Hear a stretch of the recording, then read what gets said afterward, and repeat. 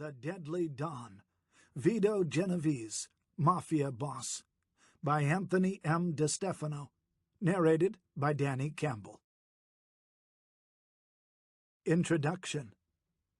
In his masterful World War II black comedy Catch-22, novelist Joseph Heller described a scene involving the naive bomber pilot Lieutenant Nately, we never know his first name in the story, and a lecherous old man in a brothel in wartime Rome, Italy. Nately, ever the image of the profoundly confident American soldier, couldn't seem to understand the old man who spent his days leering at the scantily clad buxom whores, sipping wine, and living what seemed to be an unprincipled philosophy of life. What really seemed to incense Nately was the way the old man, he was never given a name in the novel, was so unprincipled and supported whichever army or dictator was on top at the moment. Italy would actually win the way by losing it, the old man crowed. "You talk like a madman," scoffed Nately. "But I live like a sane one," the old man replied. "I was a fascist when Mussolini was on top, and I am an anti-fascist now that he was deposed. I was fanatically pro-German when the Germans were here to protect us against the Americans, and now that the Americans are here to protect us against the Germans, I am fanatically pro-American." "But you're a turncoat," exclaimed Nately, "a time server, a shameful, unscrupulous opportunist." Well, that may have been, but the old man reminded Nately that he was 107 years old. The fresh-faced young American, only 19, wouldn't in the novel live beyond his 20th birthday. The old man's philosophy for survival in the war, by gauging the way the prevailing political winds blew and backing whomever was on top at the moment, serves as a metaphor for the way Vito Anthony Genovese, Mafia Boss, even with an IQ measured below 100, used his street smarts to negotiate the treacherous path of life in La Cosa Nostra.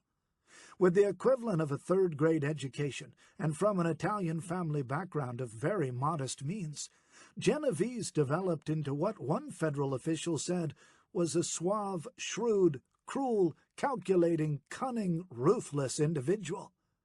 It was a mix of the right traits to rise in the world of organized crime. The steely-eyed Genovese combined these traits with brutality and bided his time in the deadly world of organized crime to become one of the most important figures in the history of the mob in America during what was its golden period. From the time he emigrated to the United States in 1913 on a steamship and decided on a life of crime, the Neapolitan-bred Genovese developed a keen sense of which of the key figures in the early days of the New York City mob it was best to align with. With killing after killing, Genovese proved his worth to those who held the power. When the mob was raking in millions of dollars with the advent of Prohibition, Genovese proved his loyalty and earned a reputation for making his own fortune. Then, when things became too dangerous for him with the cops in New York, Genovese fled to Italy in the years before World War II, ingratiating himself with Italian dictator Benito Mussolini's clique and with the Germans. When the defeat of the Axis became inevitable, Genovese craftily shifted his allegiance to the U.S. military, all the while continuing to run a lucrative criminal empire in the wartime black market. His instincts for survival were right out of the script of the old man in Catch-22. Once called the King of the Rackets by legendary prosecutor Thomas Dewey, Genovese survived the mob wars of Prohibition by aligning himself first with Joseph Masseria, considered one of the first significant Italian organized crime bosses in America, and then Charles Lucky Luciano, the man who led the coup that carried dispatched Masseria to a mausoleum in Calvary Cemetery. It was a murder that some claim involved Genovese as one of the triggermen, or at least his presence at the crime scene. The homicide wouldn't be the last to figure in Genovese's life. As his reward for helping take out Masseria, Genovese became a key member of Luciano's crime family, one of the 5 mafia clans that emerged in the realignment of the mob in New York City, orchestrated by Luciano after Masseria was blown away. By all accounts, Genovese acquitted himself well. He seemed to have become wealthy in both his legitimate and illegitimate enterprises, and was considered by Luciano to be a major part of the family. With his early loyalty to boss Luciano, Genovese showed a certain adeptness in mob politics and thrived in a world where death at the hands of your friends was an all too common occurrence. Genovese wormed his way out of numerous arrests and one assassination attempt, and was never convicted in this period of anything significant. So long as Genovese didn't screw up, he would be fine. When Luciano was sent away to prison for up to 50 years in 1936 in a prostitution case, Genovese was one of the top men in the crime family to help run things in the boss's absence. But the overall acting leader tapped by Luciano was Frank Costello, the mobster diplomat whose entrenchment with the Democratic Party, conciliatory manner, and legitimate business interests made him a first among equals in the family. Passed over by Luciano, Genovese would harbor a deep, lifelong resentment towards Costello. Genovese was no match for Costello's combination of political power and money-making ability. Costello recognized the benefits of cutting people in for a share of the rackets, although he was not above screwing his partners. So long as Costello was around, Genovese had a sense of inferiority. In the late 1930s, Genovese was really not in a position to move against Costello, who had numerous mobsters in his corner. In any case, even if Genovese wanted to make a power play, he suddenly found himself in trouble. An old murder rap in Brooklyn, stemming from a debt in a card game, compelled Genovese in early 1937 to flee to Italy. He had wisely scouted out Europe during an ostensible vacation to the continent in 1933, so he knew the lay of the land and likely explored some offshore banking havens. Taking with him a reported $750,000 in cash, Genovese settled back in Italy, leaving his wife Anna to take care of the 3 children and to fend for herself in a mansion in New Jersey. Genovese knew that staying on Mussolini's good side would definitely assure his safety, and he did so by giving money that helped the fascist party and by befriending Il Duce's son-in-law, Count Galeazzo Ciano, with whom he partied and allegedly supplied narcotics. When anti-fascist editor Carlo Tresca was gunned down on Fifth Avenue in Manhattan on January 11, 1943, some investigators believed it was Genovese who arranged for mob killers in New York to do the deed as a favor to his protectors in Rome, a theory that is open to some doubt, as will be discussed within. There were reports that Genovese curried favor with the German military, which in July 1943 had occupied Italy, and that he had served as an intelligence source for the Nazis, although that has never been substantiated. Anna would relate during court testimony that Genovese would party with the likes of Hermann Goering. In any case, Genovese had no worries with the Axis powers. When the Allied forces invaded Sicily in 1943 as part of Operation Husky, the German and Italian forces were defeated in about a month. Some say that in Sicily the U.S. Army came of age, and soon, as Patton had predicted, it pushed on to Messina and the toe of the Italian peninsula. The Allies then engineered an amphibious landing near Salerno in September 1943, and the battle was joined on the Italian mainland, although the inexperience of the American commander, General Mark Clark, almost caused the landing to be withdrawn in defeat. With continuing reversals, Genovese's ally Mussolini was soon arrested and would later be murdered by partisans. As the Germans were pushed further northward, the Allies formed the AMGOT, short for the Allied Military Government of Occupied Territories, and sensing a new opportunity for survival, Genovese offered his services to the new masters in Italy as a translator. The offer was accepted, and the crafty Genovese lived to thrive among the Allies, along with his lucrative black market operations, which he ran right under the noses of the American, British, and Canadian forces. Eventually, thanks to an inquisitive American military policeman with the strange name of Orange Dickey, Genovese's life as a criminal and his open murder warrant were discovered. It took a year of legal and military wrangling, but Genovese was brought back under military escort on the SS James Likes to stand trial for the Brooklyn homicide. But even under the thumb of prosecutors in Brooklyn, Genovese's luck or his insidious ability to corrupt the criminal justice system worked to save him. Peter Latempa, who prosecutors thought would seal the case against Genovese for the murder of Ferdinand Boccia, died in a jail cell after taking an overdose of gastric medicine. Other potential witnesses either wound up murdered, disappeared, or in the case of co-defendants, legally couldn't testify under the legal rules because they were co-conspirators in the crime.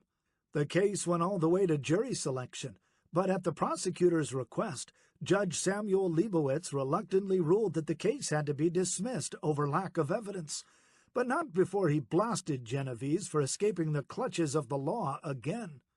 "You are always one step ahead of Sing Sing and the electric chair," said Leibowitz after he was forced to order an acquittal in the case. "I believe that even if there was a shred of corroborating evidence, you would have been condemned to the chair." If Genovese could be smug with the acquittal in the murder case, his personal life was entering a phase that would lead to bigger problems. Anna Genovese, an attractive woman born in New York of Italian immigrant parents and distantly related to her husband, had accompanied him on his earlier trip back to Italy. There is also some evidence that she accompanied him for a time when he fled to Italy during the Mussolini years. For a while anyway, Anna, who was Genovese's second wife, was the jewel in his existence, raising 3 children and working the nightclub scene in Greenwich Village where he had secret interests. But their marriage would, in the years ahead, become a disaster for Genovese. At one point he claimed she sold some of his business interests right from under him after she traveled to Italy in 1939, and he gave her power of attorney over his American businesses. Then, in a highly publicized marital action, which commenced in 1950, Anna gave damning court testimony in which she proclaimed he was raking in tens of thousands of dollars in illegal activities, from the Italian lottery to labor shakedowns, and parking the cash in banks as far away as Switzerland and Monte Carlo. Anna portrayed her husband as a physically abusive man who also spent time chasing other women, an irony in that it would later be said that she was bisexual and had other lovers, male and female. Whatever the truth of Anna's claims, which she made as the case dragged on, the sensational headlines hurt Genovese's standing in the mob. His personal life became something of a soap opera that others in the Mafia never had to endure. The bad press and notoriety came at a time when the public had already been captivated by revelations about the mob from the 1951 U.S. congressional hearings chaired by Senator Estes Kefauver. The allegations in L'Affaire Genovese only further fueled interest in salacious gossip about the Mafia. Anna later dropped her divorce action, but lived apart from her husband after winning a monthly award for financial support. While his marriage was hopelessly shattered, Genovese nevertheless stayed a step ahead of the law. In the 1951 congressional hearings, Genovese earned only a handful of mentions in the testimony. Instead, the Senate turned its attention to Costello, who agreed to testify before Kefauver's committee. Costello's appearance turned out to be a disaster. While he believed he had nothing to hide, Costello came across as shifty, evasive, and untruthful. His raspy voice made him sound like a stereotypical gangster. What's more, while the public saw only his hands on the television broadcasts of the hearings, Costello's guilty conscience about something seemed to come across as his fingers fidgeted and he rubbed his sweaty palms. Costello's Kefauver committee appearance not only hurt him with the public, but also made him vulnerable in the world of organized crime. His demeanor had been that of a wounded man, and Costello found himself not only having to do damage control in public, but also bracing for the wrath of federal investigators. Convicted of obstructing and lying to Congress, Costello was sent away for 18 months in prison in 1952, thus making Genovese the top acting boss on the street for the old Luciano family. Genovese, although himself hurt by the public accusations his wife had been making against him, still managed to fend off prosecutors. Public hearings into labor racketeering and dockland corruption burnished Genovese's image as a major crime boss in New York City, but still he seemed to elude the law, even as he met with criminal associates openly on Kenmare Street in Little Italy. Genovese also took out troublesome crime family members like Willie Moretti and Peter Franze, who was rumored to have bedded Anna while her husband was abroad during World War II. Then, in May 1957, Genovese went after Costello and set in motion the attempted assassination as Costello entered the lobby of his apartment building on Central Park West after a night out with friends. The shooting of Costello only grazed his head, and the old crime boss fully recovered. But Costello got the message, and in a truce with Genovese, he agreed to retire from the mob, leaving leadership of the family in Genovese's hands. But history would show that Genovese's reign as the boss would run into trouble almost immediately. In November, some 6 months after the attempt on the life of Costello, Genovese and scores of other mob bosses were detained after they all assembled at the Appalachian, New York home of mobster Joseph Barbara. The conclave was ostensibly an opportunity for the gangsters to show some respect for the sickly Barbara and share some good food. But Mafia turncoat Joseph Valachi later revealed that Genovese had called everyone together to anoint him as boss of the family. Other business at the summit was said to have included the murder 2 months earlier of crime boss Albert Anastasia, and what the American mob should do about the lucrative and dangerous narcotics trade. But the meeting broke up as the cops became suspicious of the gathering. Genovese and many of the other mafia bosses would then spend over 2 years fighting legal proceedings over the meeting, after federal officials claimed the barbecue was nothing more than a cover for a nefarious conspiratorial meeting of mob bosses. Ultimately, Genovese wouldn't be indicted over Appalachian, and others who were charged would see their convictions thrown out by an appeals court. But the damage had been done. If Genovese had engineered the summit as a sort of coronation for himself, as Valachi said, it had backfired badly, causing major trouble between himself and the other mafiosi. Genovese also made a major miscalculation over narcotics, something the mob ostensibly had a ban against, but which unfortunately had turned into a big moneymaker for a number of mafiosi. Federal investigators with the Federal Bureau of Narcotics, FBN, the forerunner of the Drug Enforcement Administration, were well aware of the mafia's involvement with narcotics, mainly heroin, and had targeted hundreds of its members in various investigations. The biggest catch would turn out to be Genovese, who was arrested in July 1958, along with nearly 36 others, on charges they were part of a major global heroin smuggling ring. For federal prosecutors in Manhattan, Genovese was the right man, sitting at the top of a trafficking network between Europe, the Caribbean, and the United States. Some legal experts would insist that Genovese was framed, that somebody of his stature in the mob wouldn't dirty his hands with involvement in drugs, at least not directly. The idea is plausible, but the evidence against Genovese, while circumstantial and based largely on the testimony of one witness, was enough to convict him in April 1959. The resulting sentence garnered Genovese a term of 15 years in a federal penitentiary. While incarcerated, Genovese still ran the crime family that came to bear his name. But as time went on, Genovese found it more difficult to control things, and the mafiosi back in New York planned for his succession. Then, in a major development that shook the mafia to the core, and in which Genovese appeared to be a catalyst, his old associate, Valachi, a killer from the Bronx who never really got that high up in the mob hierarchy, but could talk up a storm nonetheless, turned into a government witness. It was Valachi who in 1963 broke the fabled mafia code of silence, omerta, and held the nation entranced as he detailed in public hearings before Congress the secrets of La Cosa Nostra, as Italian organized crime was known on the inside. Valachi had been a close associate of Genovese and portrayed him as the key figure in the mob, a man who ordered multiple murders and commanded a criminal empire, in much the way Anna Genovese had said. Valachi's testimony and the secrets he revealed in confidential debriefings provided fodder for law enforcement agencies all over the country, although in the end there was only one significant prosecution that resulted, that involving Carmine Persico. Even Genovese, already spending his old age in prison, remained unscathed by Valachi's stories. But Valachi did a different kind of damage to Genovese.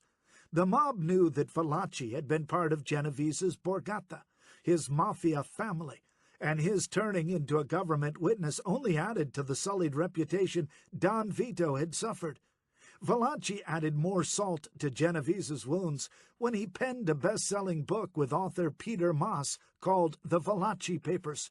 If the mob hadn't watched Valachi on television, his book gave them the whole story, never missing a chance to mention Genovese's name.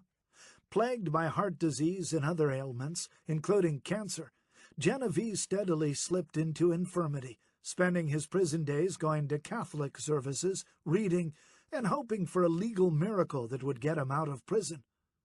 On February 14, 1969, decades of smoking and not taking care of himself caught up with Genovese.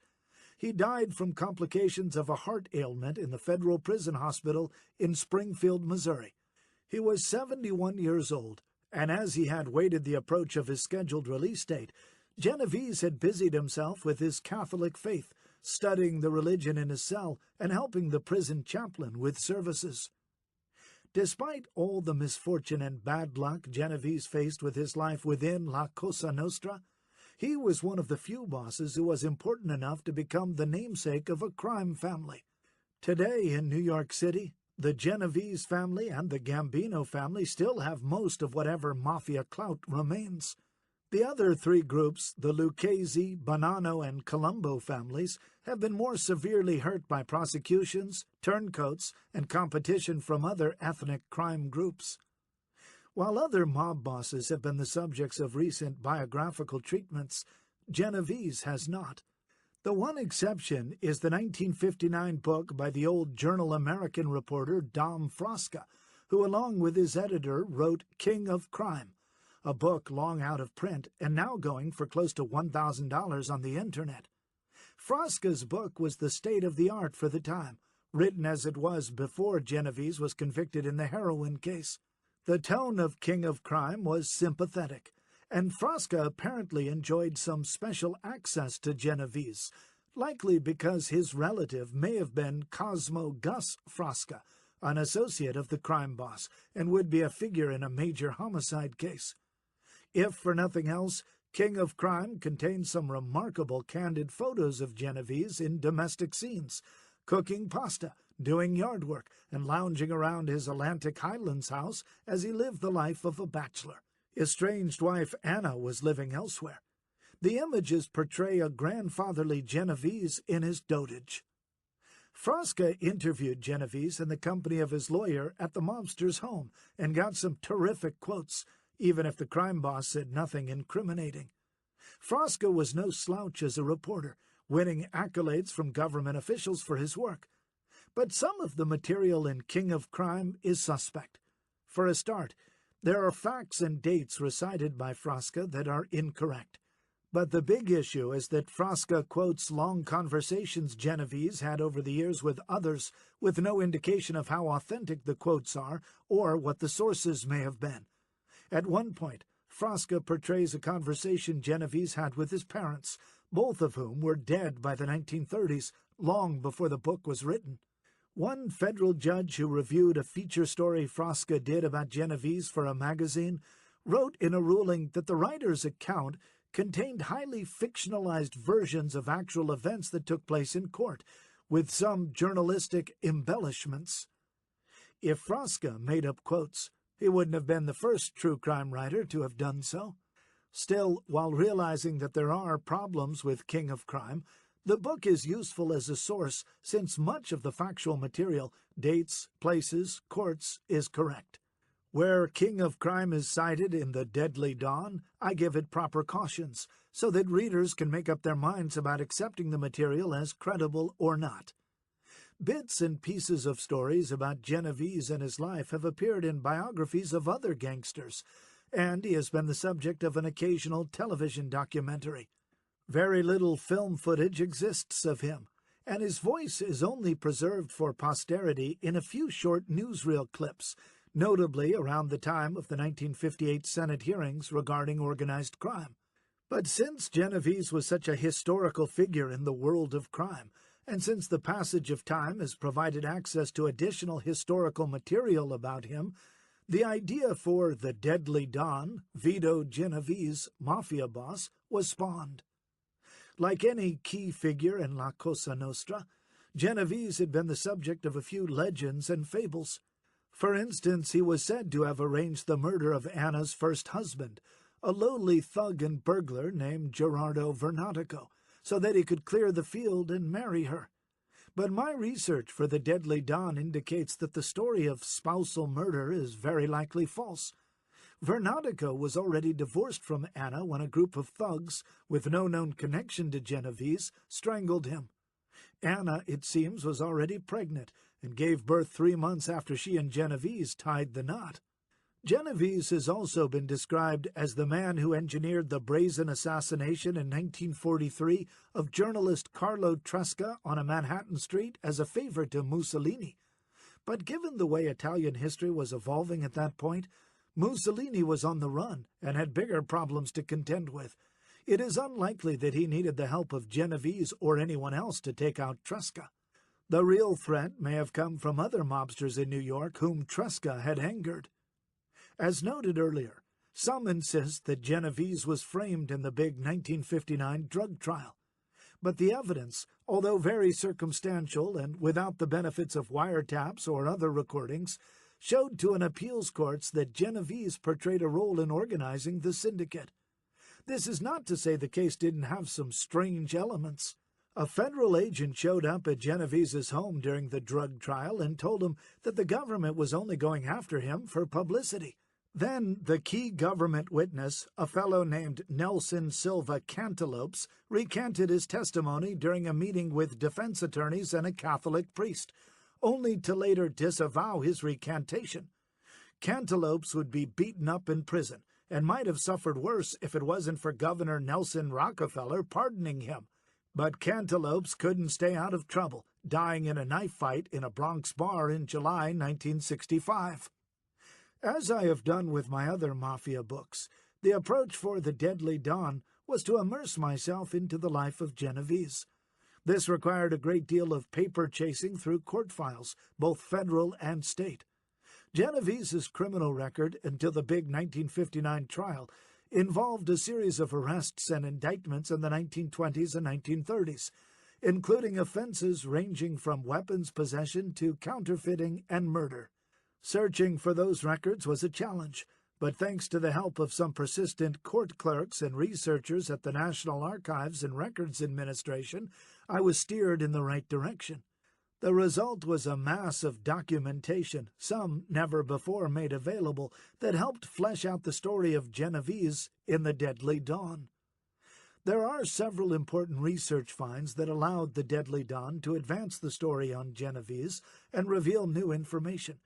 Perhaps one of the most important finds was the discovery of declassified papers on Genovese in the National Archives that revealed the story of his life and death behind bars.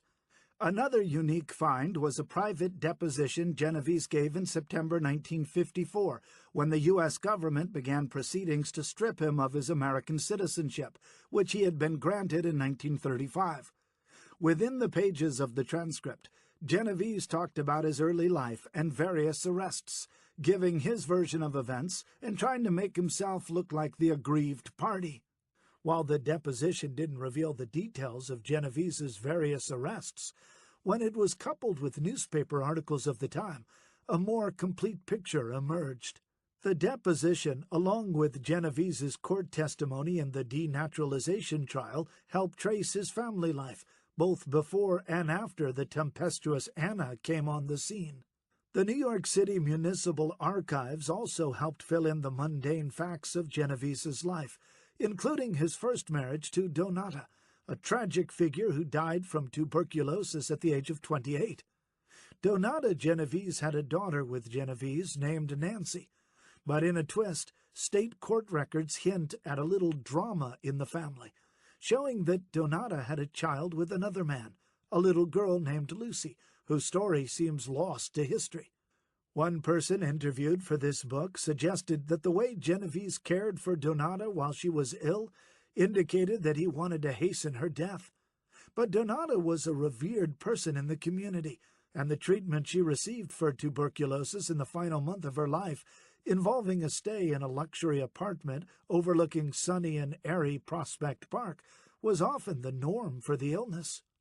Later in life, Genovese's story left more of a trail of documentation. His travails in the waning days of World War II were well documented, as was his narrow escape from the Brooklyn murder prosecution. The Apalachin meeting in 1957 filled numerous court files and police reports, all of which Genovese figured in prominently.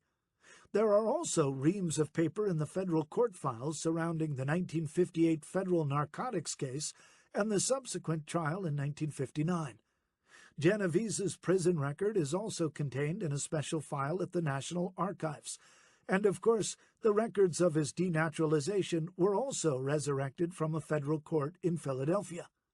Aside from the transcripts I uncovered, Genovese didn't leave a great deal of his own written or spoken words.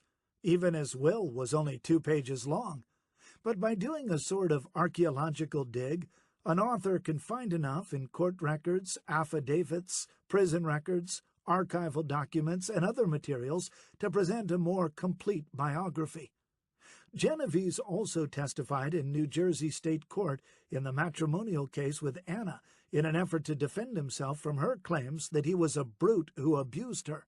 In terms of video images, Genovese appeared in some scenes captured at the 1958 congressional hearings, in which all he did was repeatedly invoke the Fifth Amendment in refusing to testify, which is just as well, since he was indicted on the drug charge within days of appearing on Capitol Hill. News crews did meet up with Genovese outside the hearings, but all that remain accessible are about 15 seconds of film in which he denies being part of the Mafia. But the public record, along with voluminous newspaper and magazine stories, does help provide a picture of Genovese and his murderous rise through La Cosa Nostra that had never been compiled before. He was not a flashy character like John Gotti would be decades later.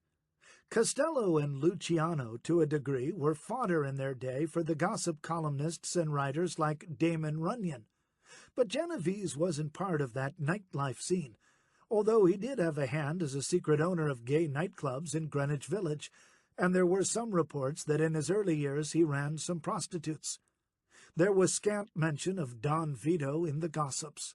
The clubs were more Anna's places and helped burnish her own reputation in the Manhattan demi-monde. 2 of Genovese's children are alive at this writing, Nancy and Philip. Efforts were made to contact them and give them an opportunity to talk about their father. There was no response from them. A few other relatives of Genovese did provide me with some personal insight into the grandfatherly figure known as Baba, and helped round out the portrayal of him in this book. Apart from Nancy and Philip and their offspring, the family tree of Genovese relatives gets a bit muddled. Some of Genovese's grandchildren trace their lineage through his second marriage to Anna and her daughter Marie, who some claim was actually Vito's secret love child with Anna before they were married. The uncertainty is created by the fact that sworn statements given over the years by Genovese stated that Marie was his adopted child, which would make her children Genovese's step-grandchildren. In any case, while Genovese was known as the king of crime, he also doted on his grandchildren, whatever their lineage, and acted as a man who loved children, said one relative. Such are the contradictions found in a man who was so feared by many. The story of Genovese as told in The Deadly Dawn is rooted in the Mafia, pure and simple. Yet it is a story broad in historical sweep, touching Prohibition, World War II, and the tumultuous 1950s, with their personal scandals that hurt him. Genovese proved to be a survivor until the FBI and the FBN caught up with him. After he was incarcerated, men whom Genovese had handpicked to lead his family carried on operations in the street. When he died in 1969, Genovese appeared to have been virtually penniless, at least as far as any personal fortune. But his name lives on in a crime family legacy that bears his name. Genovese's successors in the modern era, notably Vincent Gigante, kept things going in times of turmoil and setbacks. But the family still bears the name Genovese today. The Deadly Dawn reveals the story of the man who created the legacy. Chapter 1. Captain John Kluber had never seen anything like it in all his years with the New York City Police Department, NYPD. Certainly his neighbors in the 109th Precinct had not witnessed such a spectacular home funeral for a person as young as Donata Genovese. She was only 28 years old when death took her. Funerals like the one Kluber was watching in his duties as the precinct captain were usually reserved for government bigshots or gangsters, like what had been seen a few years earlier for Frankie Yale. But Yale was in Brooklyn. Richmond Hill, in the peaceful borough of Queens in New York City, hadn't seen such rites, especially for a woman so young. Even the New York Times took note with the story. Donata Genovese had died on September 17, 1931, after suffering for just over a month from what her doctor called a virulent form of tuberculosis. She had one child with her husband, as far as the neighbors knew, an 8-year-old girl named Nancy. It took a few days to arrange, but, as was customary, the wake for the young mother was handled by Mulberry Street undertaker Paul Guidetti inside the 2-story house on 101st Avenue. She had lived there with her husband, a man named Vito Genovese, who was described as an Italian businessman of some stature who owned some restaurants in Manhattan and imported olive oil and Italian cheeses out of his Vito Genovese Trading Company, located in Manhattan at 184 Thompson Street. Vito's father, Felice, or Philip, and brother Michael also lived in the home. Vito's mother, Nunziata, had died a few years earlier. Kluber couldn't have anticipated the pageantry he witnessed on the avenue outside the Genovese house. It was over the top, and the police captain and the rest of the cops in his detail had to make sure the cars and passers-by could navigate the spectacle. Floral tributes kept coming and coming, so many that they spilled out of the dwelling and onto the street, covering the front, back, and side yards. There were big pieces and small pieces, some as tall as 10 feet. There were so many flowers that a group of 6 young men were constantly arranging them in any space they could find. One of the men jotted down the names of those who sent displays in a little notebook, the better that Vito Genovese, clearly a man of some position in the community, knew who showed him respect. In his world, respect was something very important. One newspaper reporter estimated the displays cost $10,000. Another reported $30,000 as the price tag. Neighbors sent flowers. Donata's husband's business associates sent them. But mostly, it was remembered that the bulk of the flowers came from the poor Italians in Ozone Park she had helped. It seems that the Depression was hitting the laborers from Italy particularly hard, and everyone remembered that Donata Genovese took it upon herself to help them survive.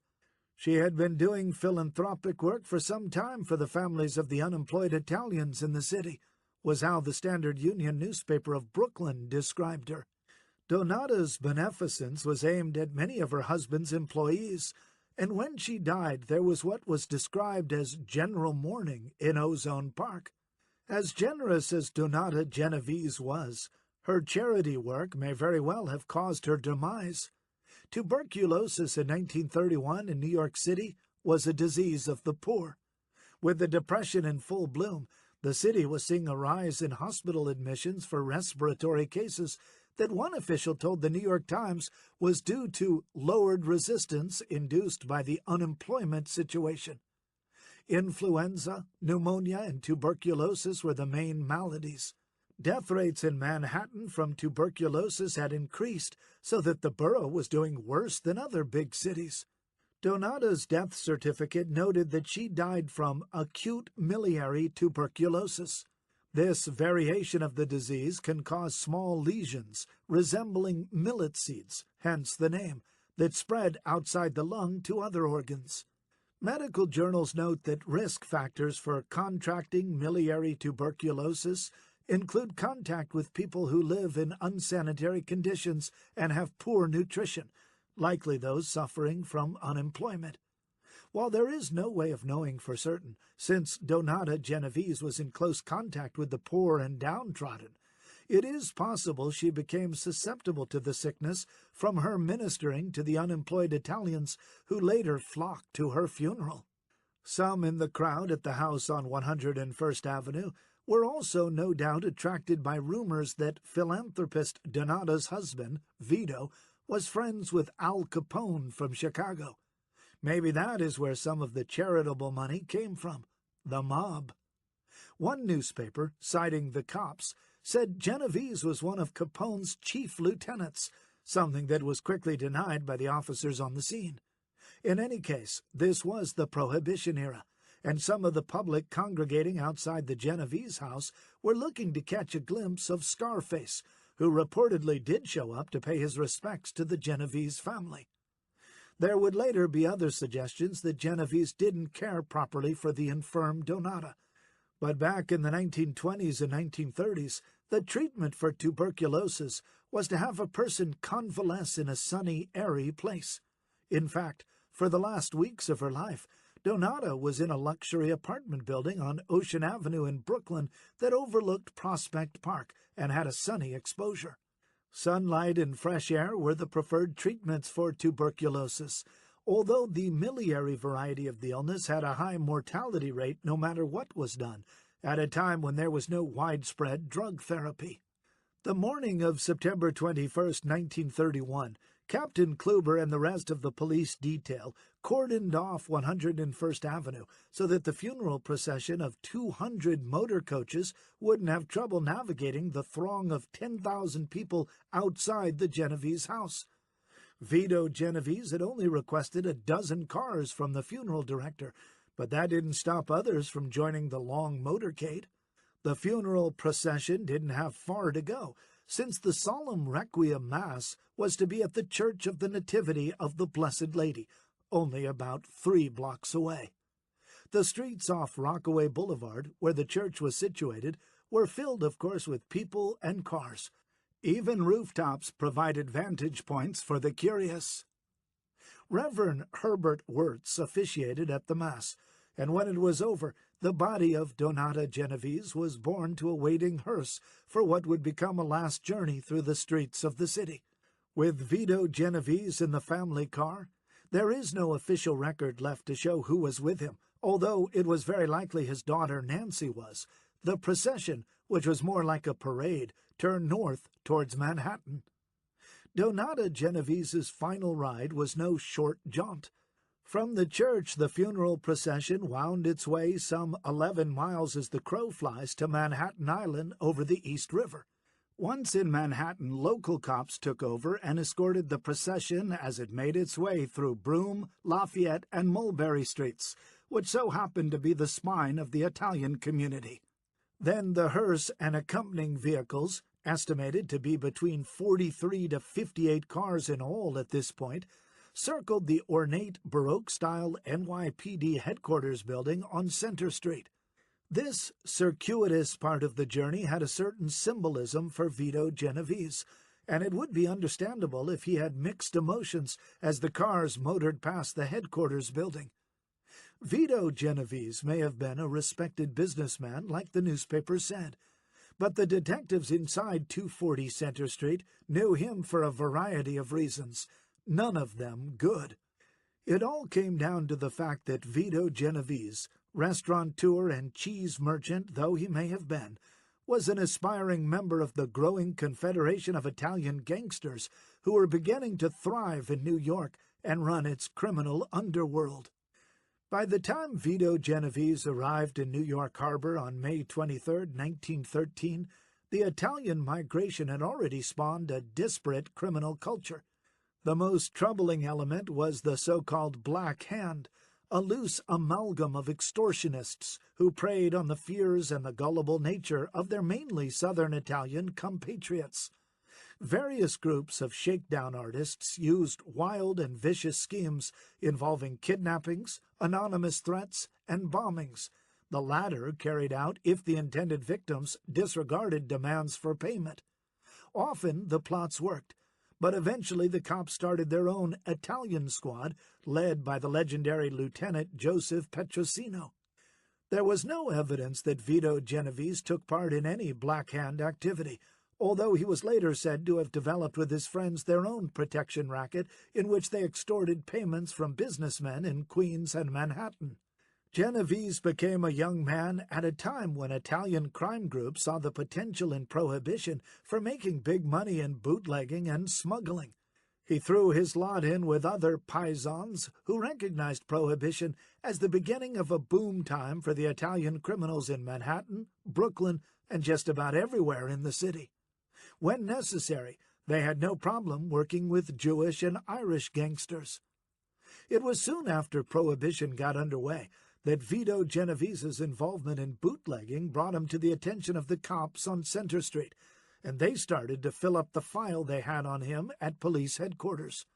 It became clear that Genovese had ties to bootlegging when he became a suspect in a vexing Brooklyn automobile homicide in Prospect Park in May 1924.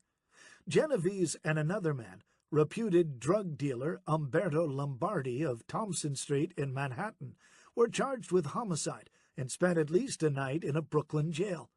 Cops said that both men had criminal records, but after spending a night in jail, both Genovese and Lombardi saw the charges dropped.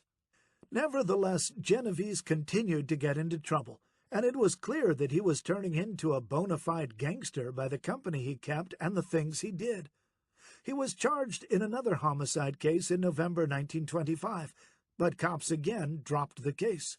Then, if there was ever any doubt about the kind of company Genovese was keeping, it became clear that he had made some enemies one night in July 1926.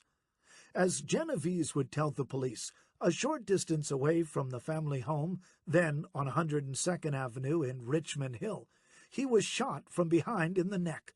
Wounded, Genovese was able to crawl back to the vestibule of his home and, according to an account with the Brooklyn Times-Union, was found by his father, prostrate on the steps in a pool of blood.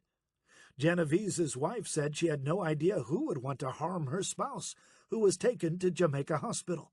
Cops believed the assailant had lain in wait to ambush Genovese, but they never reported any arrest in the shooting. Genovese, having survived a murder attempt and able to weasel his way out of 2 murder cases, took to regularly carrying guns. But the one thing Genovese never got caught at was bootlegging, even though he frequented the open-air curbside booze market in Manhattan, where gangsters and suppliers of whiskey and other alcoholic beverages made deals for shipments expected to come into town on the smuggling ships arriving off Long Island. Given all his hassles with the law, it would be understandable if Genovese smirked as his limousine drove through Little Italy. For Donata Genovese, the funeral journey to Manhattan represented a visit to some of the Italian neighborhoods that had meaning to her in her short, charitable life. It was customary for funeral processions to make these final passes through old haunts before the final leg to the cemetery. With the procession over, Donata's casket was taken to St. John Cemetery in Middle Village, Queens, an esteemed Roman Catholic burial ground where Vito Genovese had years earlier purchased a large outdoor underground family vault. This was a gravesite capped by a large stone that could be moved to allow access to place caskets in underground niches. His mother was already residing within for her eternal rest. Donata's casket placed in the ground was described in the newspapers as being silver and valued at an estimated $40,000 to $50,000, an exorbitant sum by any standard. Even Frankie L's casket was reported to have cost only $15,000. The rumors about the opulence of the funeral seemed to pile up, but the truth was that undertaker Guidetti's final bill for the funeral listed the casket as costing only $575, and that included a box within which the casket was placed. After the mourners had left the cemetery, A workman sealed the box shut. He charged $10. It took Vito Genovese close to 3 years to wind up his dead wife's affairs, such as they were. Donata had purchased the house on 101st Avenue for $13,000 in 1928, and at the time of her death, the home's market value had dropped a bit to $12,000. There was also rental income of about $900 in the year and a half before she died. With outstanding mortgages remaining on the property amounting to about $7,500, the Genovese family home would net only about $4,500 for Vito Genovese and the couple's daughter, Nancy. Along with the house, Donata Genovese left 2 bank accounts. A checking account amounted to just over $152. A second account was more curious. It was a trust account at a local bank in Ozone Park for $92 for the benefit of Lucy Napolitano. An obscure notation in the surrogate's court file in Queens indicated that Lucy was in fact the daughter of Donata and a man identified only as C. Napolitano. No age was given in the papers for Lucy. Was she born before Donata married Vito Genovese in 1924? Or was she conceived sometime after the marriage? History has provided us with no answers. But whoever Lucy was, she would have been related as a half-sister to Nancy, the daughter Donata had with Genovese. While Donata didn't leave her family much, Vito Genovese wasn't hurting for cash. After his wife's death, records show that he moved with Nancy to 29 Washington Square Park, an apartment building in Manhattan that also had an address of 43 Fifth Avenue. The neighborhood was one of those quiet enclaves that faced Washington Square Park with its landmark arch. The Manhattan base of operations for Genovese kept him in close connection with his peers in the Italian mob scene, which was in the midst of a state of some violent change. It was a life that Genovese had been destined to be a part of ever since he stepped off the slow boat from Naples. Chapter 2. Like many of his compatriots in the gangster life, Vito Genovese was born in Italy on November 21, 1897, to be precise. His birthplace was the town of Ricciliano, about 10 miles outside of the city of Naples. To the south of the city, dominating the history of the area and the psyche of its residents, was Mount Vesuvius, one of Europe's most active volcanoes, and one that had erupted numerous times over the centuries. Neapolitans had long ago come to terms with Vesuvius, its giant cone dominating history and their lives ever since the eruption in 79 A.D., one of the most powerful of all times, which wiped out the ancient city of Pompeii. Vesuvius has always been considered one of the most dangerous volcanoes in the world, particularly since it is less than 6 miles from Naples, a city today of over 3 million. In 1913, when Vito Genovese emigrated to the United States, the motivation for him and his family to leave Italy may have had something to do with concern about Vesuvius. The volcano was active that year, its cone filling with magma that occasionally spilled out. But another eruption of concern on the continent was the growing unease and conflict among nations. World War I wouldn't start until 1914, but Genovese's family couldn't help see that trouble was brewing. It was May 23, 1913, that Genovese arrived in the port of New York aboard the SS Taormina, after what was about a 2-week trip from Naples. His father, Felice, sometimes called Filippo, had arrived in New York in 1905, leaving the rest of the family back in the Naples area. This fractured migration was common among Italian families. The father would travel first, get settled in America, and then send for the rest of the family, sometimes over a period of years. By the time young Vito was getting ready to sail for New York, Felice worked as a laborer on various construction projects developing about that time in the city. The Taormina was a one-smokestack vessel that couldn't make very good travel time. Records aren't clear if the 16-year-old Genovese traveled with his mother, Nunziata, and his brothers Michael and Carmine.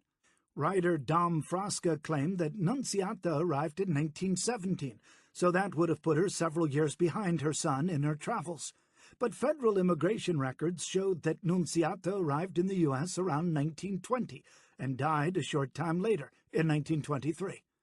Genovese would also say at one point that he had a sister, but her name has never surfaced in police records or immigration files.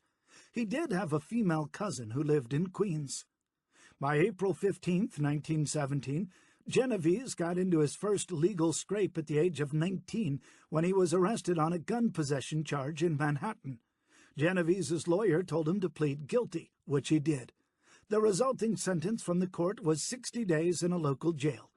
With World War I in full swing around that time, and the U.S. military heavily involved in Europe, the gun conviction didn't stop the local selective service official from trying to get Genovese into the army. They said Italy and the United States are allies. Genovese recounted years later. Do you want to go and serve in the Italian army, or do you want to serve in the United States Army? And I answered, and I chose to serve in the United States Army. That is how I was drafted. At that point in his life, Genovese had not applied for American citizenship and believed that by serving in the American military he would have a path to becoming a citizen, which turned out not to be true. In any case, Genovese reported to a military camp on Long Island, probably the old facility in Yaphank made famous by songwriter Irving Berlin when he was in the Army, for a pre-introduction physical. But as luck would have it, the armistice was signed and took effect on November 11, 1918, and Genovese did not have to serve. The brief taste of jail Genovese had in 1917 didn't deter him from getting into more trouble, even though, according to Frasca, his stint behind bars had caused a rift between the young man and his mother and father. On April 22, 1918, just about a year after his first arrest, Genovese was picked up on a charge of felonious assault in Queens, accused of shooting someone. After surrendering to police with his lawyer present, Genovese was taken to court, where the victim took one look at him and said that the young Italian man wasn't the assailant. The judge threw the case out. Frasca also reported in King of Crime that Genovese was, at this time, as a young man, to put it bluntly, a pimp, claiming he was given control of a brothel on the Lower East Side near police headquarters, then on Mulberry Street, by Charles Lucky Luciano. The clientele of this brothel allegedly included politicians and police brass. This claim that Genovese was a sex trafficker had not been publicized before Frasca's book, although Frasca claimed that the Manhattan District Attorney's Office had evidence from a woman who said she worked for Genovese. The woman, who was identified only by the name Rita in Frasca's account, was described as a 19-year-old ravishing redhead whom Genovese became smitten with in 1924, the year she started working in the sex business. Frasca said that Genovese essentially dated Rita, but that means he would have done so 2 years after setting up a married household in 1922 with Donata. No records have surfaced to show Genovese was ever investigated in this period in connection with prostitution, and Frasca cites no identifiable source for his claim. As previously noted, some parts of the prostitution tale appear suspect, namely that Genovese met Rita in 1924 and then stopped seeing her to marry Donata. But the marriage to Donata had already taken place in 1922, and not after 1924, as Frasca's narrative indicated. Even if he did dabble in prostitution, Genovese stayed out of trouble, at least as far as the NYPD was concerned, for almost 6 years, until he again was picked up on a gun charge in Manhattan. What appears interesting in that case was that it indicated that Genovese, now almost 27 years old, was in the thick of the world of bootleggers. This was the best of career paths for a young, aspiring criminal. It was the best way to make money. A small newspaper story about that April 1924 arrest mentioned Genovese and co-defendant Umberto Lombardi as his cohort in a mysterious Prospect Park auto accident a few months later, as being apparently involved in bootlegging. The location of the arrest on Kenmare and Mott Streets was adjacent to the curbside liquor exchange that had sprouted up near police headquarters. Genovese gave an address in upstate Albany, New York. Why he did that was never explained, and records show the judge threw out that case as well. Both Genovese and Lombardi were described as being well-dressed and cringing near the wall. A month after the gun arrest, any doubt that Genovese was tied in with the gangster set was put to rest on May 13, 1924, when he was involved in a bizarre and serious auto accident in Prospect Park in Brooklyn that left one man dead and Genovese seriously injured. Years later, Genovese recounted what happened. "There were 4 of us in my car. We went to Coney Island to have a little fun, to have a dinner," he said. "Coming home, I don't recall the exact time, maybe 11 or 12 o'clock. I was sitting alongside the driver, and there were 2 other fellows in the back seat. We were driving on the street, Prospect Park, and it was raining. All of a sudden the car skidded and hit a tree. I got thrown off the car about 20-30 feet. The impact with the ground gave Genovese a dislocated shoulder, 3 broken ribs, and bruises all over his body. This was in the age before seat belts. Another passenger didn't fare so well. One of the other fellows in the back hit the tree smack, and he died right there, got killed right there," Genovese explained. One of the other passengers was also thrown to the ground, while the driver appears to have fled, according to Genovese's account. But the NYPD had a different explanation for reporters about what had actually happened.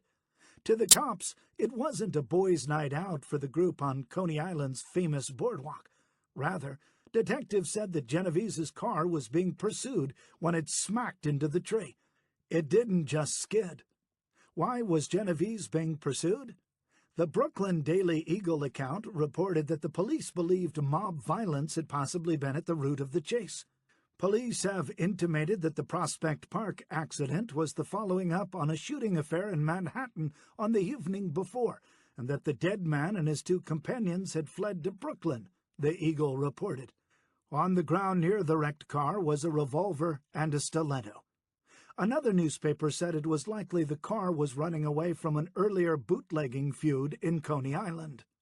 Apart from the weapons found outside the car, another mystery in the case surrounded the identity of the dead man. Initially, he was identified as Carmine Russo of Ozone Park, Queens, the neighborhood where Genovese was living. But then other members of the Russo family came forward and said that the deceased wasn't Carmine, who police said was the listed owner of the car. Genovese and the other injured man, identified in the newspapers as 23-year-old Umberto Lombardi of Thompson Street in Manhattan, a venue Genovese had become familiar with and where he would later have offices, were both charged with vehicular homicide. Cops likely filed the charges as a ploy to force either man to tell the truth about what happened.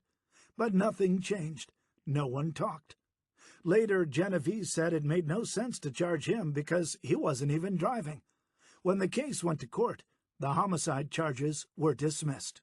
The Prospect Park car chase and crash, reports of shootings, and the gun arrest by the old bootlegging market signaled that Genovese was no choir boy and was steadily becoming enmeshed in the gangster life.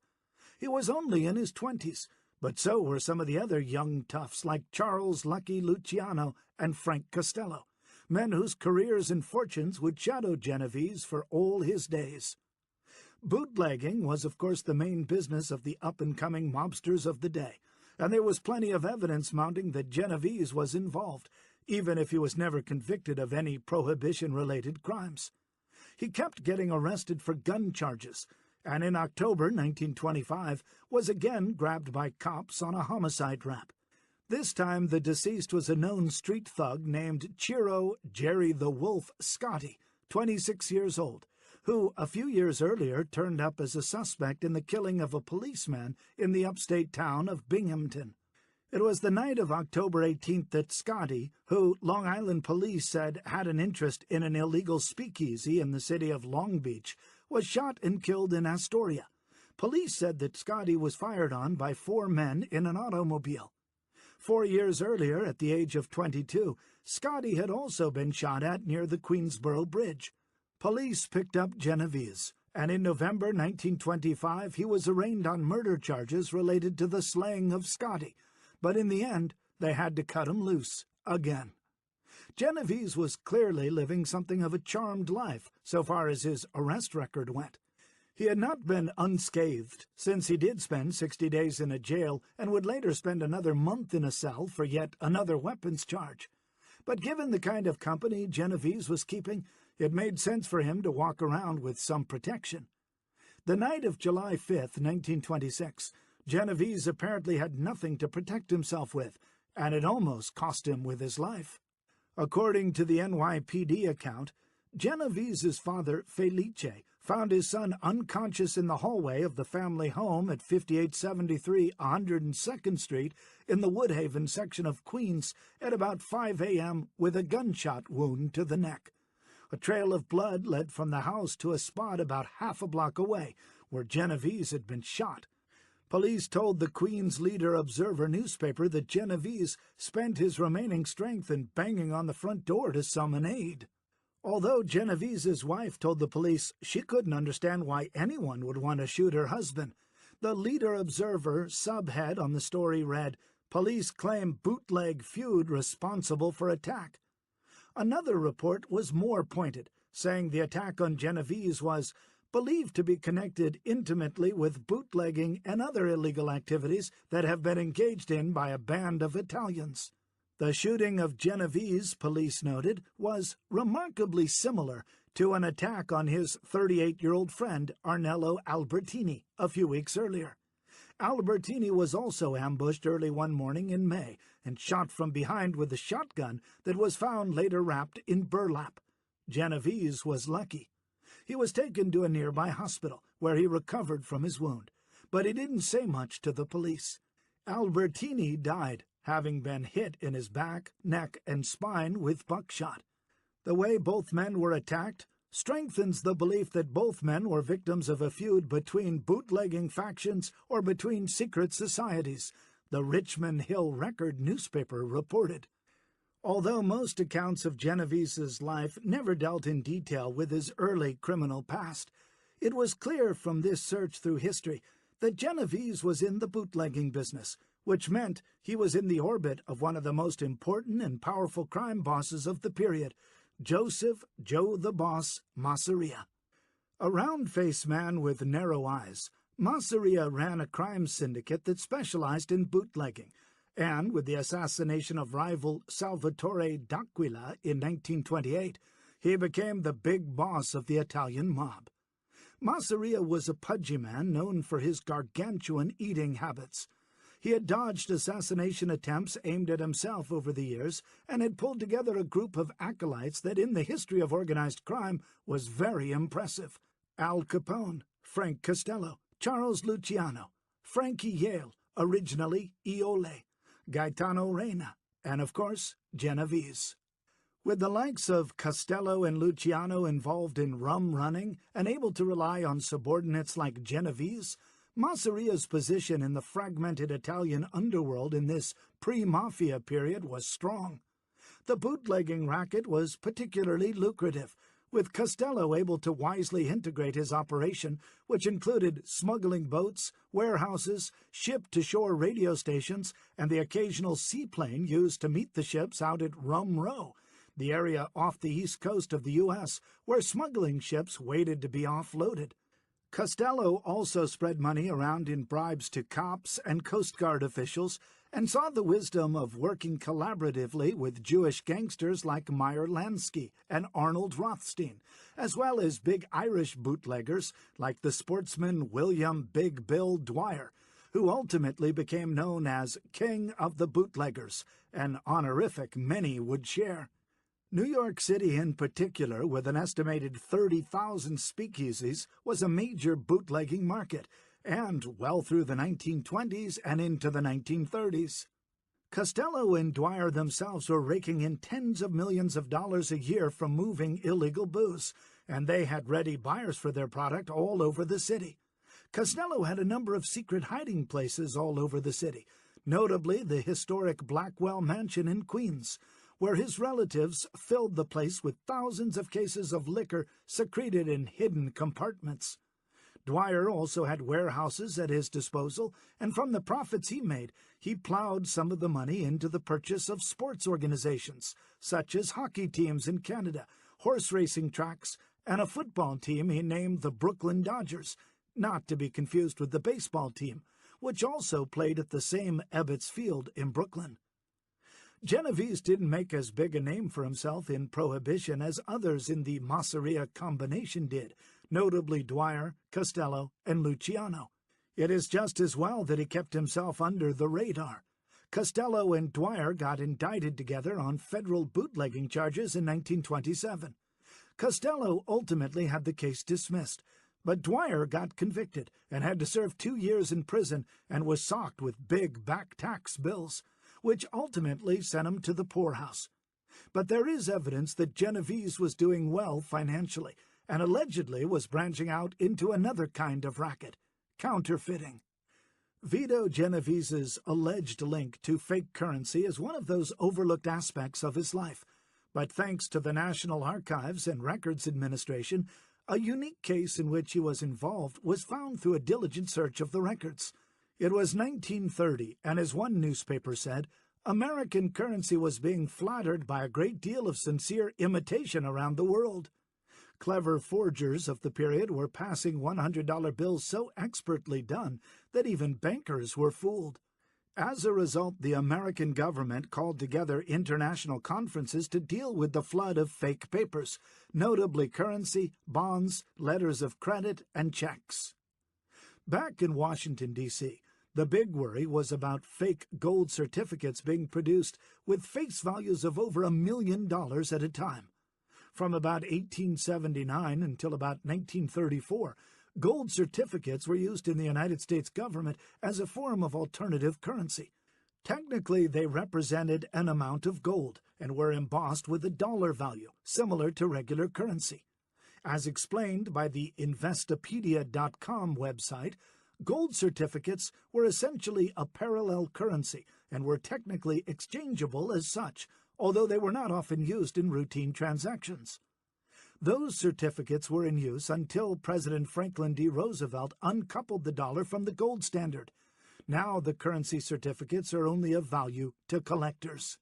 But in 1930, the currency paper was still legal tender, and Secret Service agents were alarmed by the quality of counterfeit $10, $20, and $50 gold certificates showing up out of Brooklyn and Manhattan. The certificates seemed expertly done by criminals with access to some very good printing presses and plates. Investigators apparently felt the need to act quickly. Surveillance from a nearby building traced some of the suspects to an apartment on 85th Street in Brooklyn. Shortly after midnight on May 28, 1930, 7 Secret Service agents, guns drawn, rushed the building and entered the apartment. Investigators were not disappointed. 3 men were found working a giant lithographic press, and from the looks of things they had been in the process of cranking out bogus certificates with a face value of $1 million, some of which still had the ink wet. There was enough special paper at the location to print an additional $4 million in certificates. The printing press was said by investigators to have been one of the largest ever seen in such an operation, weighing some 3,500 pounds. It would eventually have to be dismantled before it could be removed from the building. The 3 men arrested at the apartment were identified as Pericles Manarini, who was the alleged ringleader, Joseph De Negris, who supplied the money for the operation, and Matteo the Dr. Matera, who was identified as the expert engraver and lithographer, whose skills were so vital to the forgery ring. But it soon became clear that those 3 suspects weren't the only ones the Secret Service was focused on. In July 1930, a federal grand jury in Brooklyn indicted not only the initial 3 men arrested, but also 5 others, including Genovese. The newspaper reports about Genovese showed how he had risen in stature in the mob when investigators described him to the New York Times as a wealthy gang leader from the west side of Manhattan. Until then, Genovese had pretty much kept away from the big headlines as being a mobster. True, he had his close calls with murder cases, but he wasn't described as anyone terribly important among the Italian criminals who merited more ink in the tabloids. The counterfeiting case started to change that perception. It also seemed that Genovese was succeeding as a businessman, both legitimate and otherwise, in ways that were making him very affluent.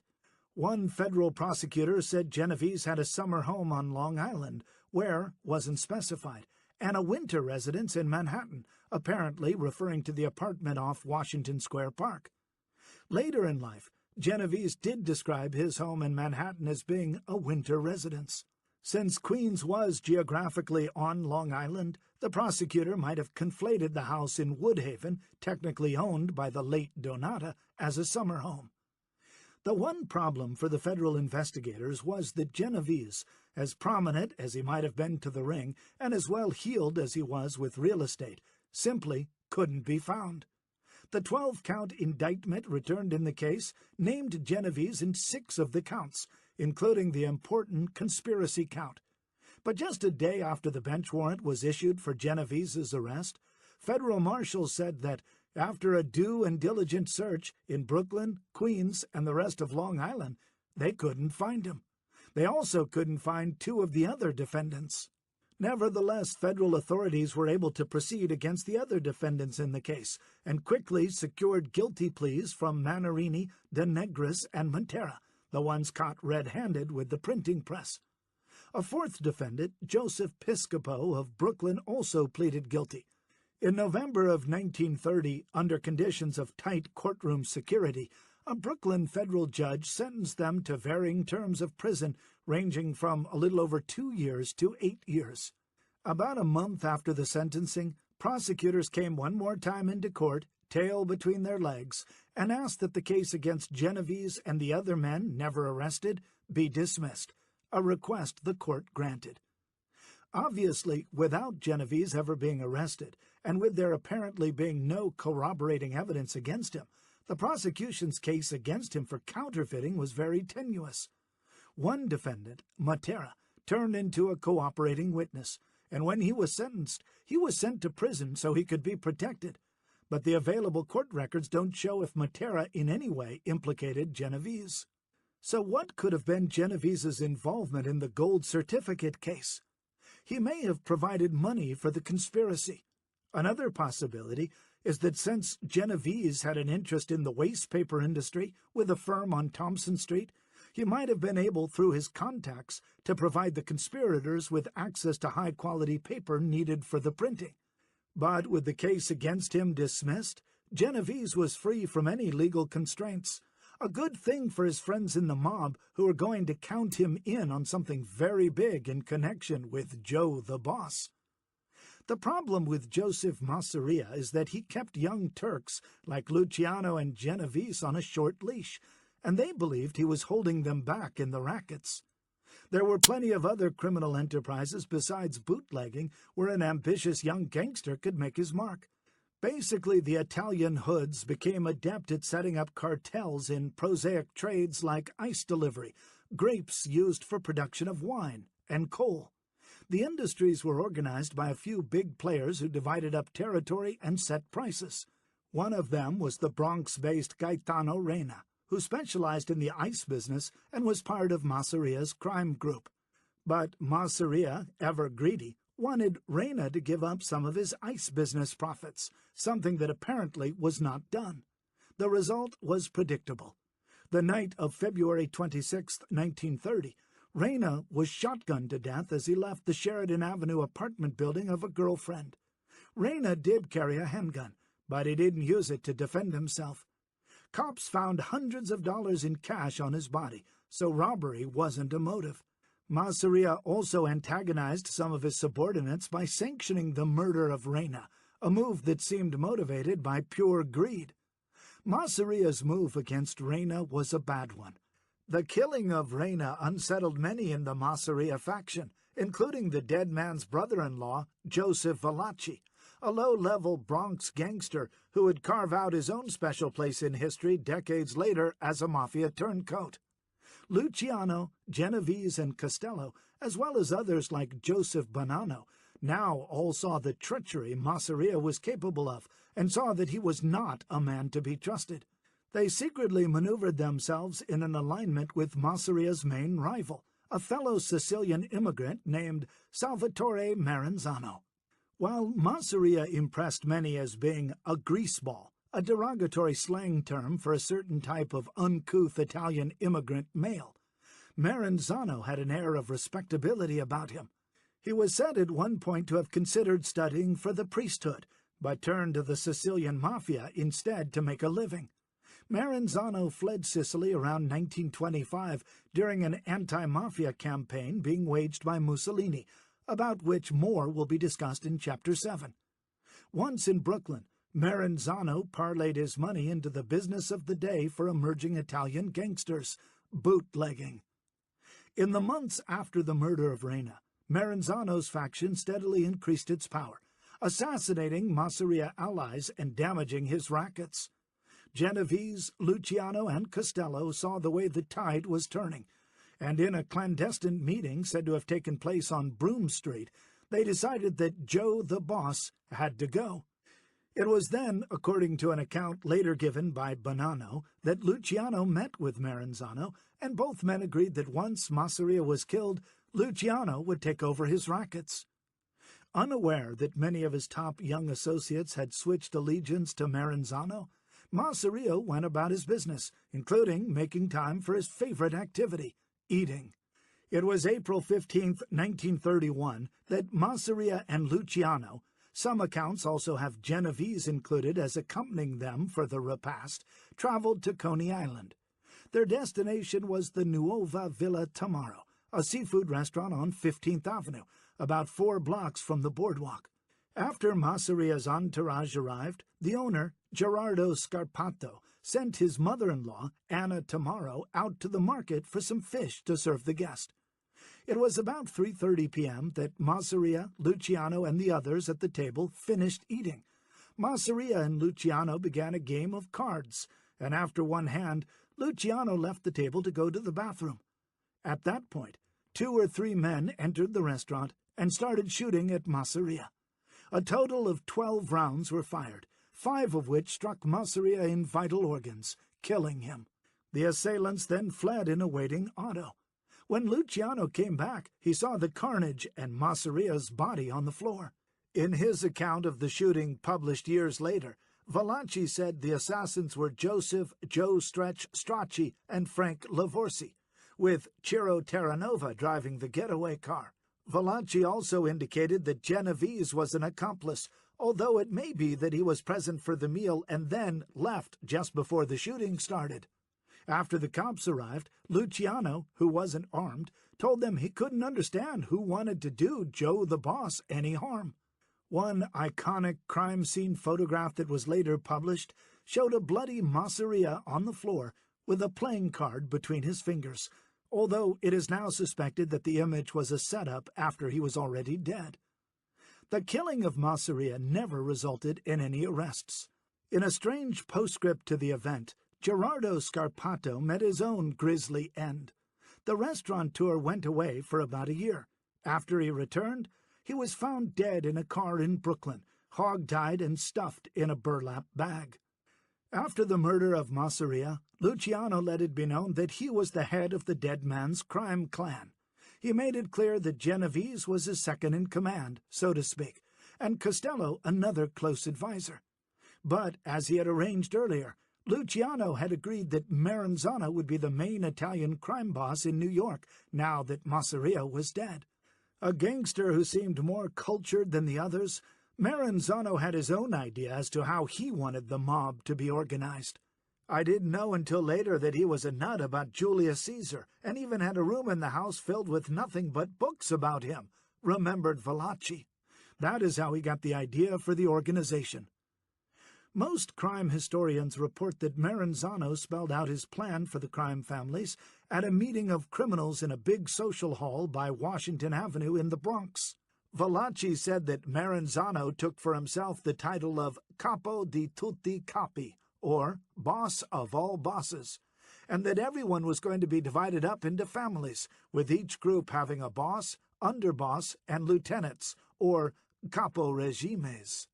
It was the basic structure of the American Mafia families that more or less has persisted to this day. Maranzano also spelled out rules and the penalties for violations, and said that the troubles of the past should be forgotten and buried. New York was split into the 5 families: Luciano was one of the bosses and had as his underboss Genovese, a position that was a testament to his political prowess in such a violent world and his reputation as a killer and operative in the organization. The other bosses at the time were Thomas Galliano, Vincent Mangano, Joseph Bonanno, and Joseph Profaci. While peace should have been the new reality for the five families, it was not to be. Maranzano's Julius Caesar complex, as well as his paranoia, was alienating him from his fellow gangsters. Valachi recalled Maranzano telling him that, "We have to go to the mattress again," an indication that he was thinking about mob warfare again after just having settled the score with Masseria. Maranzano even turned against Luciano and Genovese, the two men who helped propel him to the top of the five families. According to one account, Jewish gangsters became suspicious that Maranzano was trying to muscle in on their turf in the garment industry, and according to another version of the story, they convinced Luciano that the big boss had to be killed. According to Valachi, Thomas Three-Finger Brown Lucchese, at that time a major mobster, also suspected that Maranzano was hijacking Luciano's bootlegging trucks and flat-out said that he was planning to slay Luciano and Genovese. Things were getting very unstable in what was supposed to be a stable mob environment. The plan was to have Luciano and Genovese slaughtered after they showed up at a meeting inside Maranzano's office suite at 230 Park Avenue in Manhattan. With the word leaking out about Maranzano's plan, Luciano got the jump on things to save himself and Genovese by hiring a group of Jewish gangsters to carry out the murder. Luciano had long been close with Jews like Meyer Lansky and Dutch Schultz, so it wasn't hard for him to convince Lansky to take out a contract to kill Maranzano. The assassination of Maranzano at the hands of Lansky's men is another part of mob lore that has been told many times. It was mid-afternoon on September 10, 1931, not even 5 months after Masseria had been killed in Coney Island, that Maranzano was gunned down and stabbed inside his offices. Cops reported that the assailants were posing as police officers. The police rounded up a number of Italian men as suspects. The Jews involved weren't touched, and said they believed that Maranzano's death might have been related to immigrant smuggling activities. The case went nowhere. With Maranzano out of the way, Luciano quickly convinced the other bosses of the Mafia families to join him in a commission, or overriding ruling body that would set policy for the crime families, settle disputes, and sanction murders when needed. The heads of the five families sat on the commission as a mafia court of last resort. It was something that would last for decades. As Valachi would later relate in his biography, Genovese himself was well aware of why Maranzano had to die. He went on to explain to me how Maranzano was hijacking Charlie Lucky's alcohol trucks, and I don't know what else. Vito went on to say, if the old man had his way, he would have had us all at each other's throats. Genovese also explained how conscious he and Luciano were about who to trust. Since Valachi was essentially part of Maranzano's camp, no one felt they could talk to him. Valachi admitted that had Genovese told him about the plot against Maranzano, he would have tipped off the doomed boss. By not bringing Valachi into the loop, Genovese and Luciano essentially saved Valachi from having to make the decision to be a double-crosser. No one would have wanted a proven turncoat in the midst of things. Vito Genovese had come through what came to be known as the Castellamarese War, after Maranzano's Sicilian birthplace of Castellammare del Golfo, in very good shape. He had been on the winning side, and his friend Luciano was truly the first among equals among the Mafia bosses. True, Genovese had lost his wife and had a daughter to raise, but he was doing well on a number of fronts. His bootlegging had thrived, and he had some legitimate businesses, like a waste paper company, to show lawful income. He also had been lucky to survive the violence that was a constant in the life of a gangster. As the Mafia world settled into a more normal pattern, Genovese's personal life was on the verge of having a big change. Chapter 3. By the early 20th century, Greenwich Village was a New York City neighborhood that beat to its own drummer. The area had in the 19th century been the location of a prison, and gradually became known as a low-rent district that attracted the bohemian culture, gay life, artists, and a fair number of Italian immigrants. Unlike other parts of Manhattan, the village retained a patchwork of angled streets that gave it a special European feel. As a young man, Vito Genovese was familiar with the village because so many of his gangster friends frequented the area. It was close to the curbside bootleg liquor exchange on Kenmare Street and the docks on the Hudson River, as well as the growing Italian neighborhood of Little Italy to the east on Houston Street. The physical intimacy of the village made it a good place for the criminal class to live and thrive among the artists and progressive thinkers who gave the place its special cultural stamp. The southern section of the village, the area below Washington Square Park, became known as a focal point for the Italian immigrant life. Churches like Our Lady of Pompeii on Bleecker Street and St. Anthony of Padua on Sullivan Street sprouted up, sometimes with assistance from the more well-heeled Catholics from outside the area, and became beacons in the lives of the southern Italians who settled in the affordable tenement housing they found. Among the Italian immigrant families that gravitated to Greenwich Village was the Patillo clan, which by 1920 had taken an apartment at 115 West Houston Street between Thompson and Sullivan Streets. Anello Patillo, a pool-room proprietor, and his wife, Concetta, lived in the building with the couple's 5 children, 4 sons and a daughter, all born in the United States. The daughter was the oldest, having been born in 1905. Her name was Anna. With a fine-boned face and dark Mediterranean features, Anna Patillo was a young woman who turned the heads of men and women with her glamorous looks.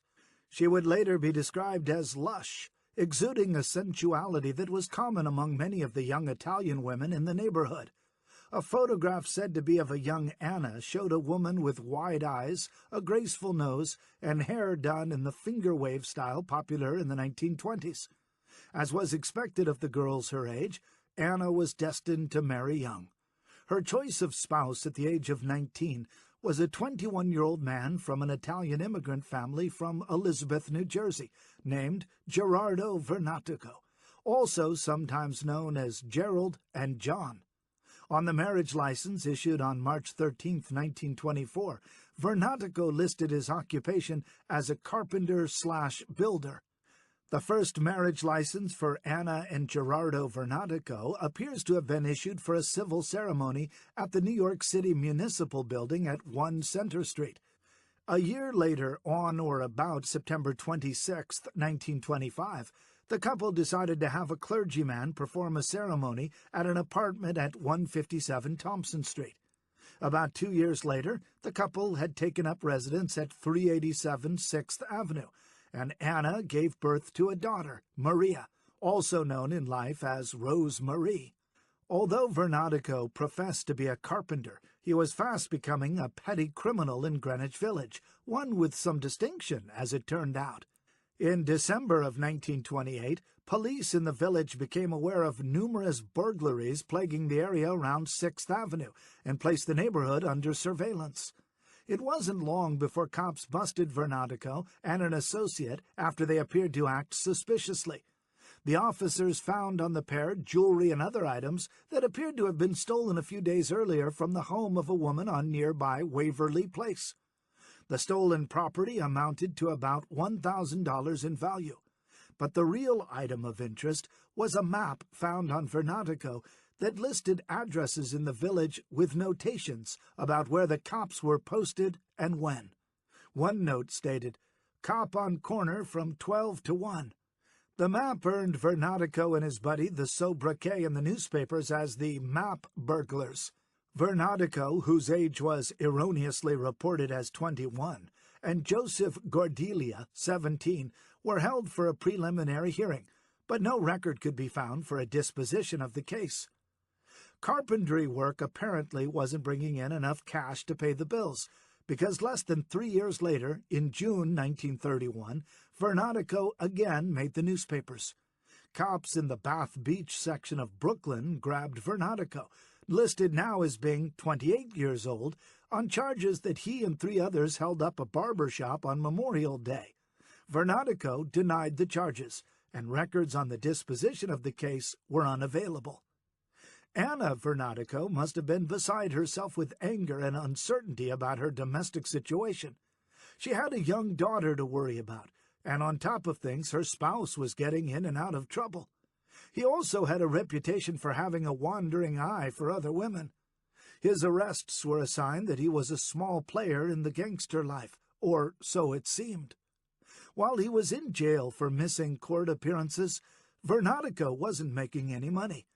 It took just over half of a year after the Brooklyn arrest for Anna to find out just how dead-end life was in her marriage. Around December 1931, Anna filed for divorce on the grounds of adultery, claiming Gerardo was living with another woman. Anna had started to look elsewhere for a relationship, and as things would have it, she found it in Vito Genovese, who, as it turned out, was a cousin on her mother's side of the family. Genovese was no stranger to Greenwich Village life. Some of his closest gang associates were based in the area. The most important was Anthony "Tony" Bender Strollo, a self-proclaimed real estate broker in Manhattan who had connections with the New Jersey waterfront and was part of the Luciano crime family. Strollo, at that point in his life in the early 1930s, had a relatively minor criminal record of a gun possession arrest. Like Genovese, Strollo hung out on Mulberry Street at the Luna restaurant. It remains uncertain if Genovese ever crossed paths with Gerardo Vernatico, although it is likely that he did.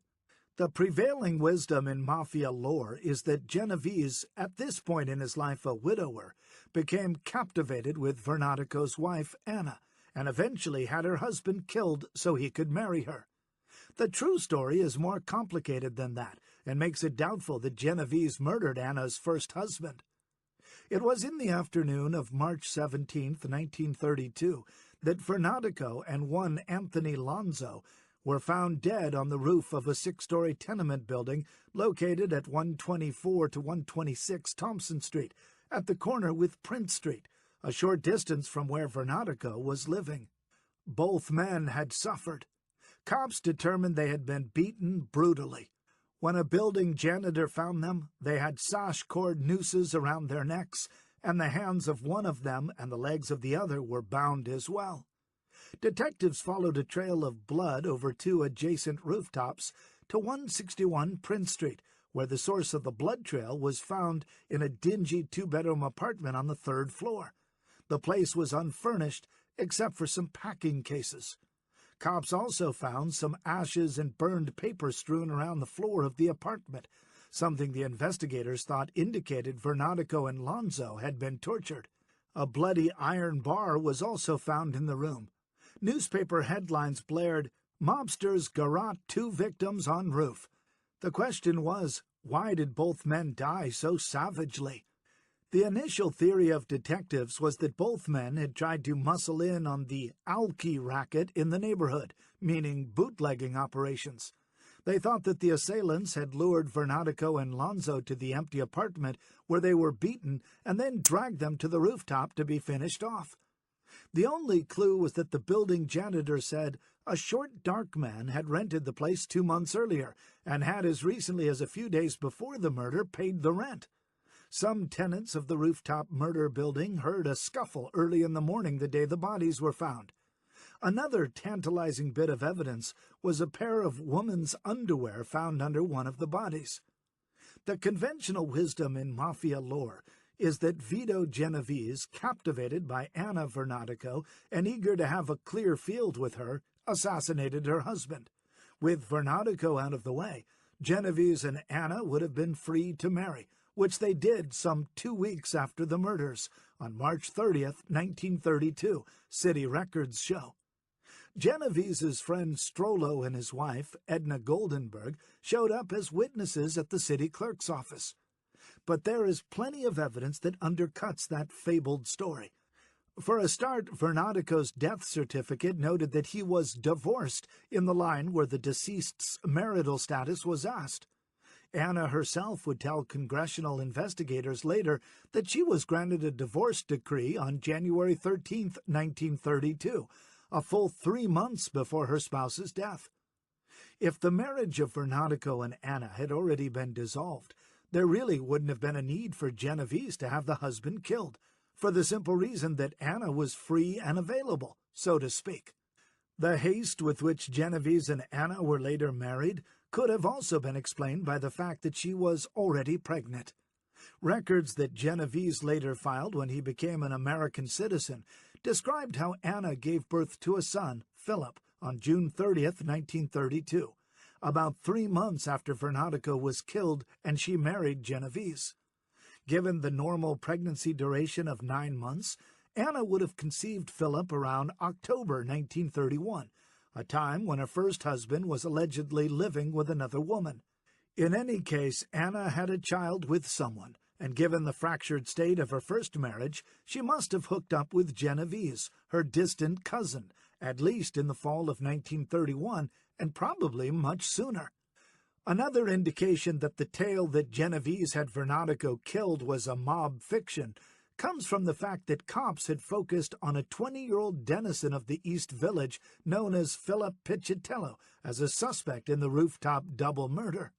He was labeled as a suspect in a daily news story from September 1932, and the newspaper also reported that Piccatello had been accused of kidnapping Vernatico's friend Patsy Pucci and placing him on a train about 2 months after the double homicide, with the warning never to come back to New York or else he would be killed.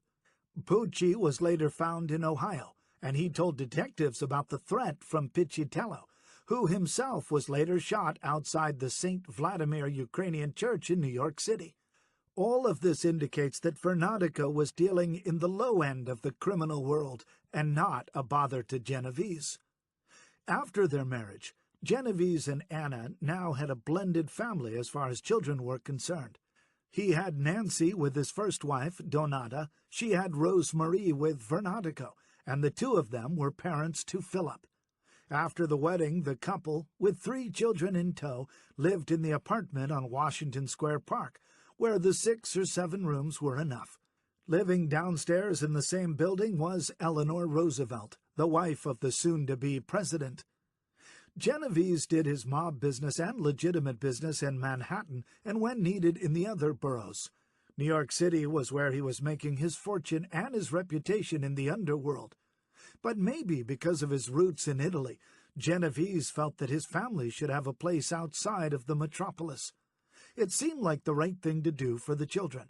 So, in 1934, Genovese purchased a large house in the area of Middletown Village in Monmouth County, New Jersey, the Garden State. The Jersey home was supposed to be a summer home, and I bought it for that purpose, Genovese later recalled. The children should be out in the country, and I maintained the apartment in New York in 1934. Genovese was off by a couple of years about when he took the apartment in Manhattan. Court records show he moved in by 1932. The 2 youngest children, Rose-Marie and Philip, stayed in New Jersey during the summer months and part of the winter. During the school months, Nancy went to Catholic elementary school in Manhattan, staying with her grandmother, Anna's mother, in an apartment in Greenwich Village on Thompson Street. New Jersey wasn't unfamiliar territory for Genovese, since his associate, Tony Bender, lived out in Palisades Park. Police records also show that in the years before he bought the New Jersey house, Genovese got arrested there twice, once in 1925 for being a disorderly person, and again in 1931 for carrying a concealed weapon. In both cases, the charges were dismissed. The house in New Jersey was a place that was unusual for a New York City gangster to acquire. First of all, it was some distance from Manhattan, at least 2 hours by car over the George Washington Bridge, perhaps a little less through the Holland Tunnel or the Lincoln Tunnel. If mob activity required someone's presence for a meeting, travel could take time. Another thing was the sheer size of the place and its location in a part of New Jersey that at that time wasn't known for being a major magnet for Italian immigrants.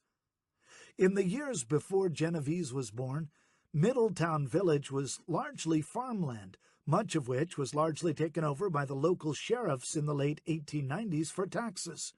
A large tract in particular went through a succession of owners until Edward and Teresa R. Dangler snapped it up and built a large colonial revival mansion on a hilltop.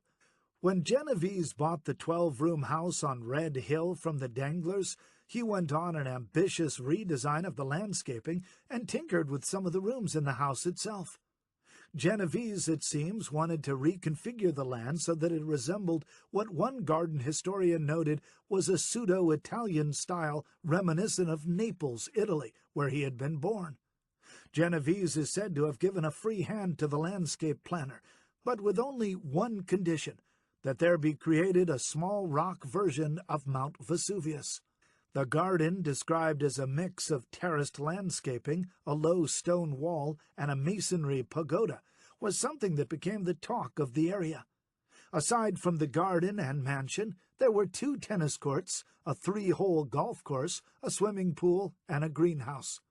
Genovese was living large, and clearly was making the money to afford it. The Red Hill Mansion, with its striking view to the east towards distant New York Harbor, was just one indication of how well Genovese was faring. 2 years earlier, he and Anna had decided to take a 3-month trip to Europe. Most historians claim that the journey was a reconnaissance of sorts to allow Genovese the chance to plan an escape back to Italy if he ever needed it, along with a visit to banks to open secret depository accounts. He said it was strictly a pleasure trip.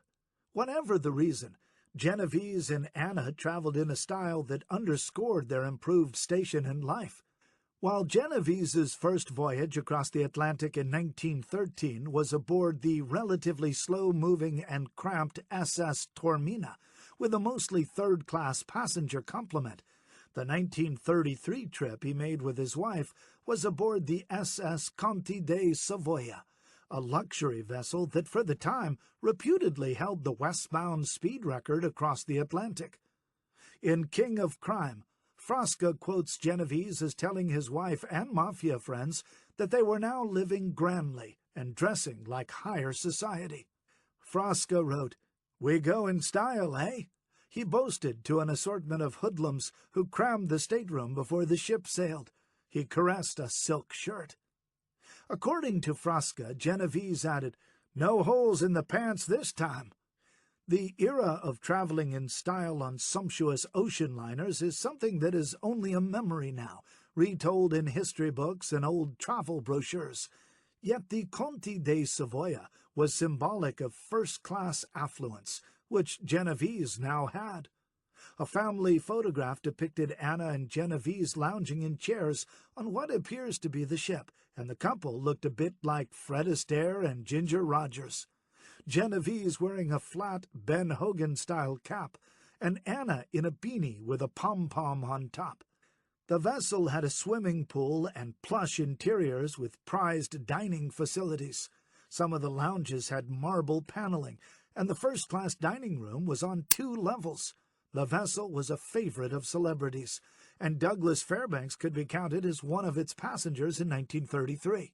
It could travel at a top speed of 28 knots, had special gyro stabilizers to help cut down on the roll on rough seas, and likely got Genovese and Anna to the Mediterranean in about 7 days before eventually reaching its destination in Italy. Upon his return to New York in 1933, Genovese was facing a changed climate in the mob. Actually, things were afoot as early as 1931, when it became clear just how far out of favor prohibition had fallen. As time went on, the nation's great attempt to legislate temperance was becoming more of a problem. Large swaths of the American public hated prohibition, and that became clear when the Wickersham Commission, established by President Herbert Hoover in 1929, finally issued a report in 1931 with some devastating conclusions. Prohibition was a disaster in terms of public acceptance, and enforcing it was next to impossible. Criminals, bootleggers, and smugglers had corrupted law enforcement officials at all levels. The commission did conclude that prohibition was worth keeping, but one member of the panel, in a separate opinion, said it should be done away with. With the election of President Franklin D. Roosevelt in 1932, Prohibition was steadily undercut. Roosevelt, who was backed by Democratic bosses in New York like Costello, first revised the law to allow the production of beer with 4% alcohol by volume, as well as certain kinds of wines. The proposed 21st Amendment, which called for the repeal of Prohibition, started to win approval of a number of states. Then, on December 5, 1933, Utah ratified the amendment, and with that, Prohibition came to an end on the federal level. The end to Prohibition forced the Mafia to diversify. Some gangsters went into legal liquor distribution, while others, like Costello, branched out into the slot machine business. Gambling was still lucrative, as was labor racketeering, particularly in the garment industry. Prohibition had created a great deal of wealth for the mob, and the money attracted desperate politicians, especially those Democrats tied to Tammany Hall, where mob cash and gangster reputations gave some mafiosi like Costello a great deal of influence. As previously noted, Genovese had developed a paper and scrap paper business headquartered on Thompson Street in Greenwich Village, and had made him quite wealthy. Eventually, over time, Genovese would use his connections from bootlegging to set up nightclubs in the area, always using someone else as the out-front owner while he stayed in the shadows. This was a pattern of doing business that suited the mob well, and allowed mafiosi to bury their illegal gains in seemingly legitimate enterprises. As time went on, Anna would play a significant role in the clubs, something that would cause her husband big problems. More about that in Chapter 15. Yet Genovese was still a gangster, and even with his air of respectability and affluence, he couldn't help but fall back into his old street ways. It was in 1934 that Genovese and his close associate Michele Miranda, also known as Mike and Michael, a one-time Coney Island pickpocket who had also been born in Italy within the shadow of Mount Vesuvius, bilked a merchant out of $160,000 in a two-stage scam involving a crooked card game and a fake machine that supposedly made currency. The merchant did make a fuss, but likely just ate his losses.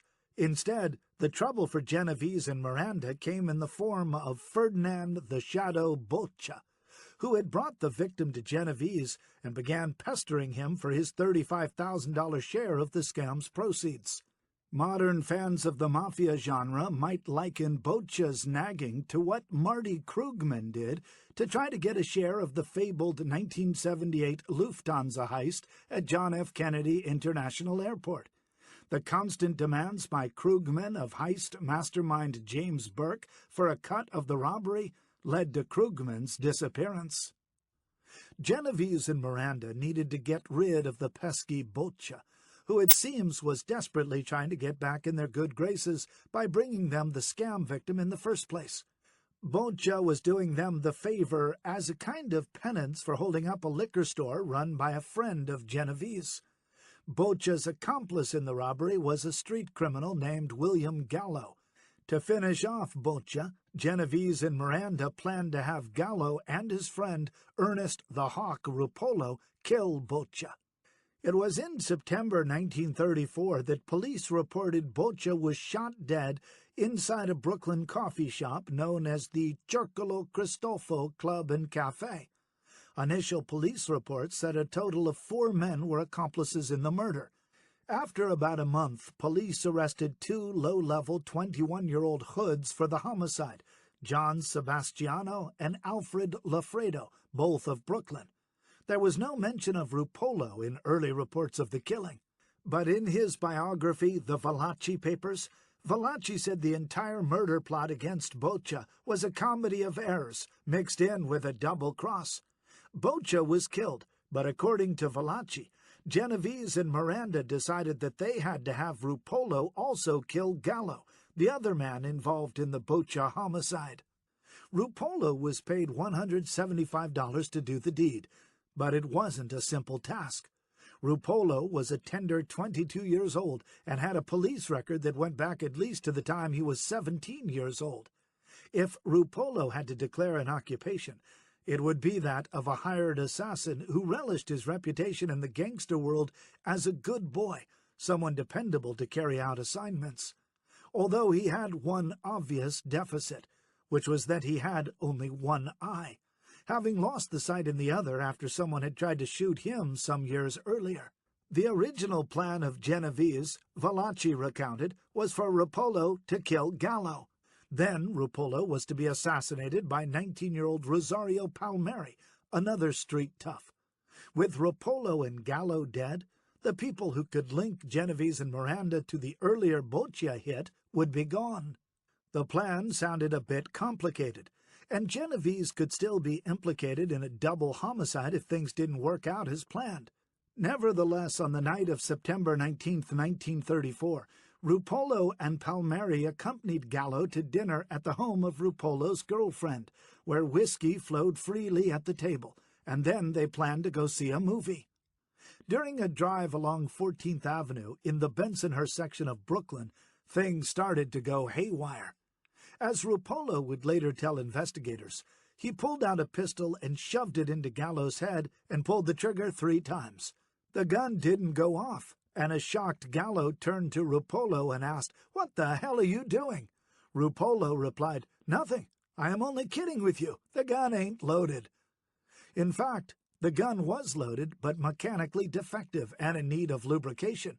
So Rupolo excused himself and said he was going to drop off the gun at the home of a friend. But that excuse was merely a ruse. Rupolo went to a friend's home and slathered the gun and its firing mechanism with oil before going outside again. Once outside, Rupolo and Palmieri continued their drive with Gallo. Then, early on the morning of September 20th, 1934, in front of 6603 13th Avenue in Bensonhurst, they turned on the unsuspecting Gallo, firing about a dozen rounds, 4 of which hit him. "Oh, ma!" Gallo exclaimed as he was shot. He had been hit in the neck, head, and back. Rupolo and Palmieri dumped the wounded man on the street and fled. The gunfire didn't kill Gallo, perhaps because Rupolo didn't have the greatest of eyesight. Rupolo also screwed up in another way. Miranda had earlier said that he wanted Gallo to be doused in gasoline after he was shot and set afire. Rupolo just didn't want to carry out that part of the plan. After sleeping things off, Rupolo went to see Miranda in Little Italy and got an earful from his boss, who berated him for screwing up the hit. "Why didn't you shoot him in the head like we did to that other bastard?" one of Miranda's associates yelled. Miranda then ordered Rupolo to take Palmieri and go on a trip to Springfield, Massachusetts, apparently to wait until things cooled down. But as Rupolo later recalled to police, Palmieri became suspicious that they were both being set up to be killed, and he fled. Rupolo stayed about 12 days in New England and then returned to New York, but the case had not cooled down. It took about 2 weeks for detectives to focus in on Rupolo and Palmieri, pulling both men in for questioning. Despite the fact that both denied knowing who shot Gallo, a grand jury charged Rupolo and Palmieri with assault.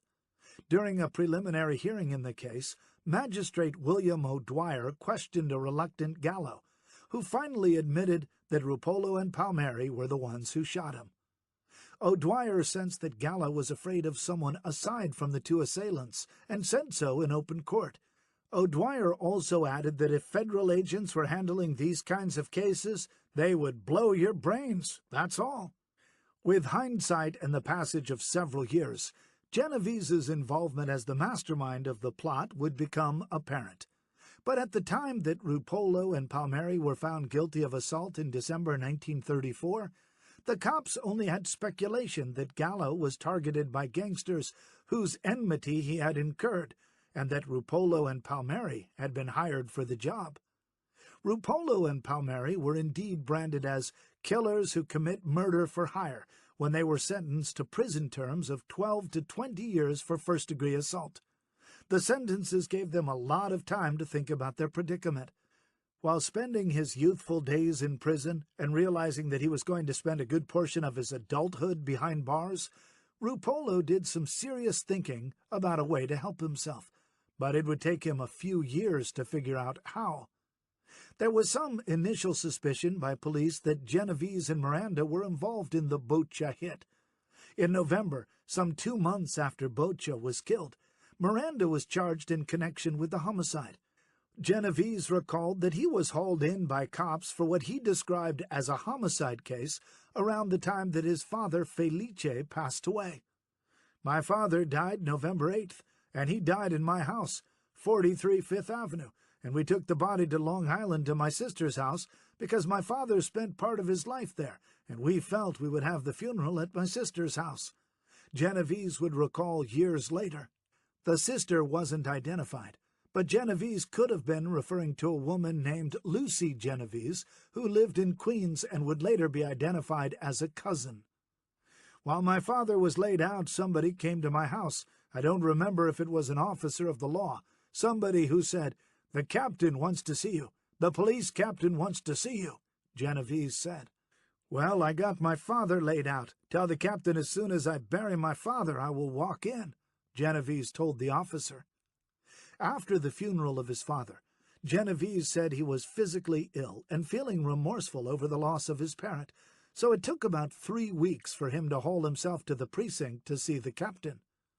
Genovese recalled that he surrendered and was booked on what he indicated was a homicide charge and kept in a holding cell overnight.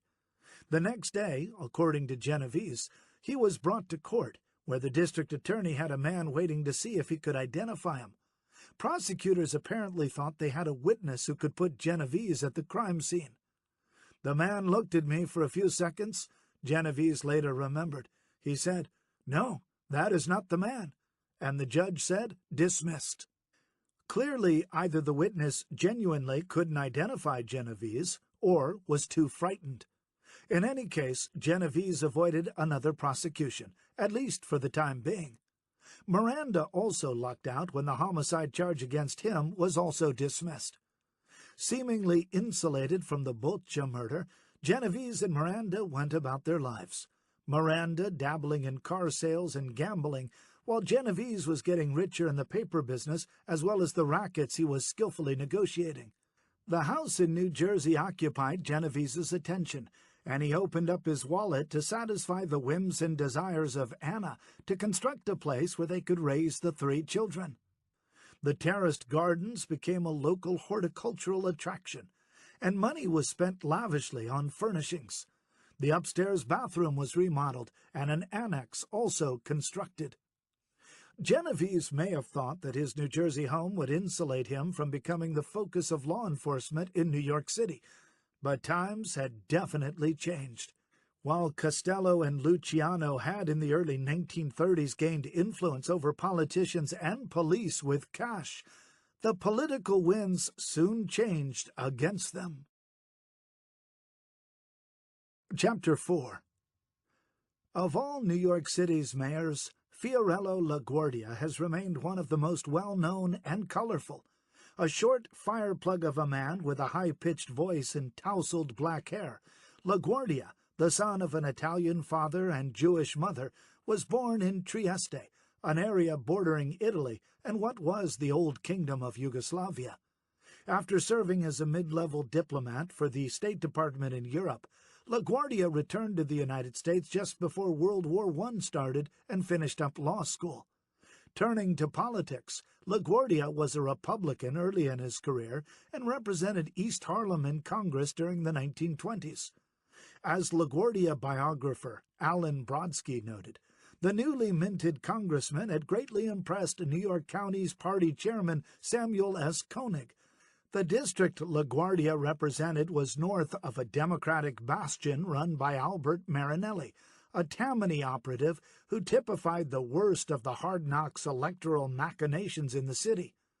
Brodsky described Marinelli as lording over a cadre of professional bullies, goons, and criminals of every stripe. The Marinelli crowd perfected their ballot box stuffing tactics well.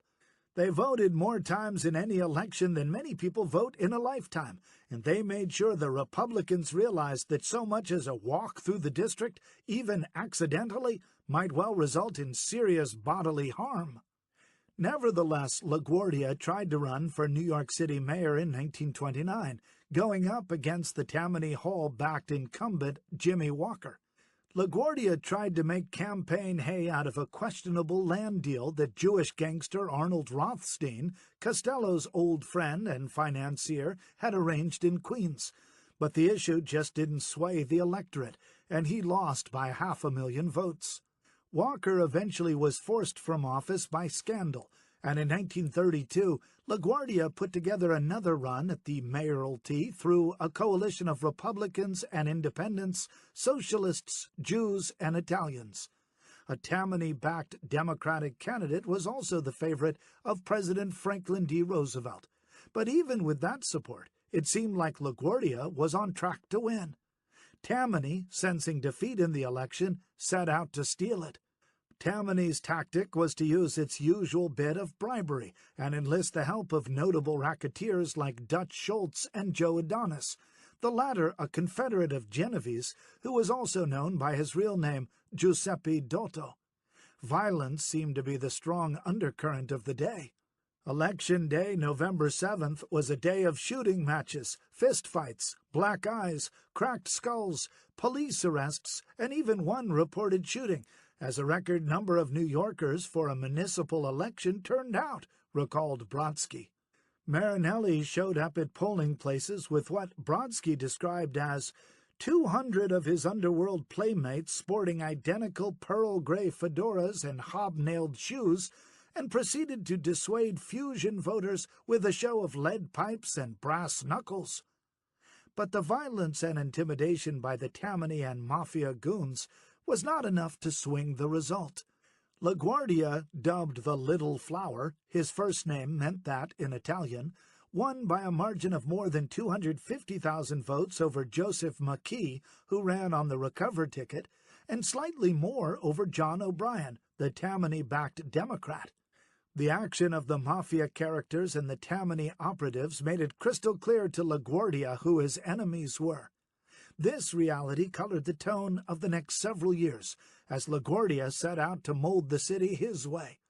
For Genovese, Luciano, Costello, and the rest of the mob in New York, that meant that they would find themselves haunted and harassed by a mayor who would enjoy great popularity and saw his election as a mandate to do whatever he wanted, even if he had to bend the law. LaGuardia was a progressive who was suspicious of government overreach, which he sometimes saw in the enforcement of prohibition, a policy he believed to be disastrous. But in terms of the racketeers in the city, he would give them no quarter, calling them two-bit punks and chiselers.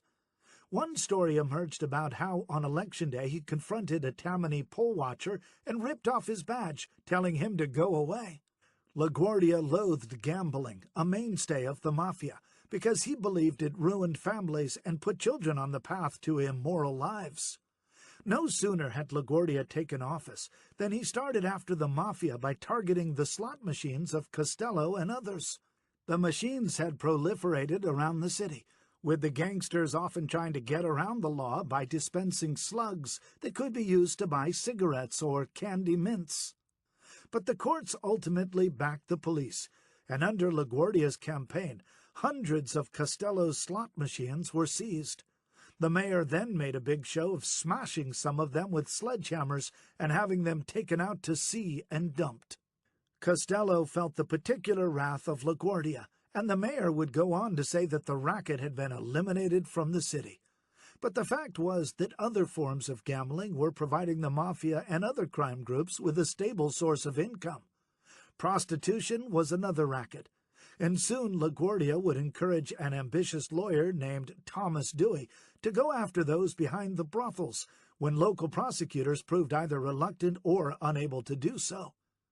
Meanwhile, Genovese, who stayed away from prostitution and other crimes that were getting law enforcement's attention, decided it was time to become an American citizen, something he had put off for way too long. Initially, Genovese believed that he gained citizenship from his father's citizenship, something known as derivative citizenship. Such a belief was apparently behind Genovese's reluctance to follow up on his earlier effort to start the citizenship process until he learned, upon returning from the pleasure voyage to Italy in 1933, that his father wasn't a citizen.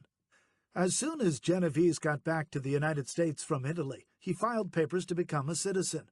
There were a couple of documents required to begin the process. One was a certificate of arrival that showed that Genovese first entered the United States on May 23, 1913, when he disembarked from the SS Taormina in New York. This particular document had affixed to it a passport-style photo of Genovese, which depicted a young man with chiseled features dominated by a high forehead and dressed in shirt, jacket, and tie. His signature was on the left side of the image. The form, issued by the Naturalization Service of the U.S. Department of Labor, bore the signature of Charles Weiser, a clerk with the U.S. District Court in Manhattan, and was dated March 14, 1933.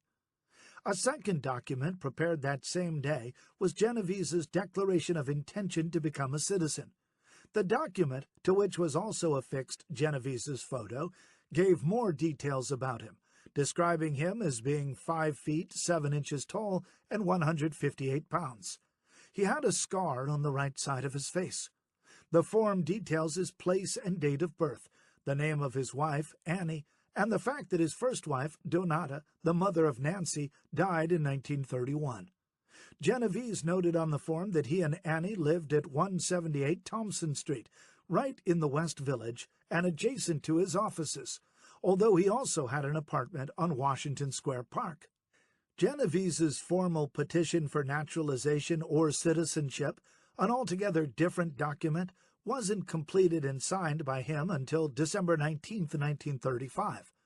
The document related most of the same information on the earlier forms, repeating the birth dates of his 2 children, Nancy on May 23, 1923, and Philip on June 30, 1932, some 3 months after his marriage to Anna.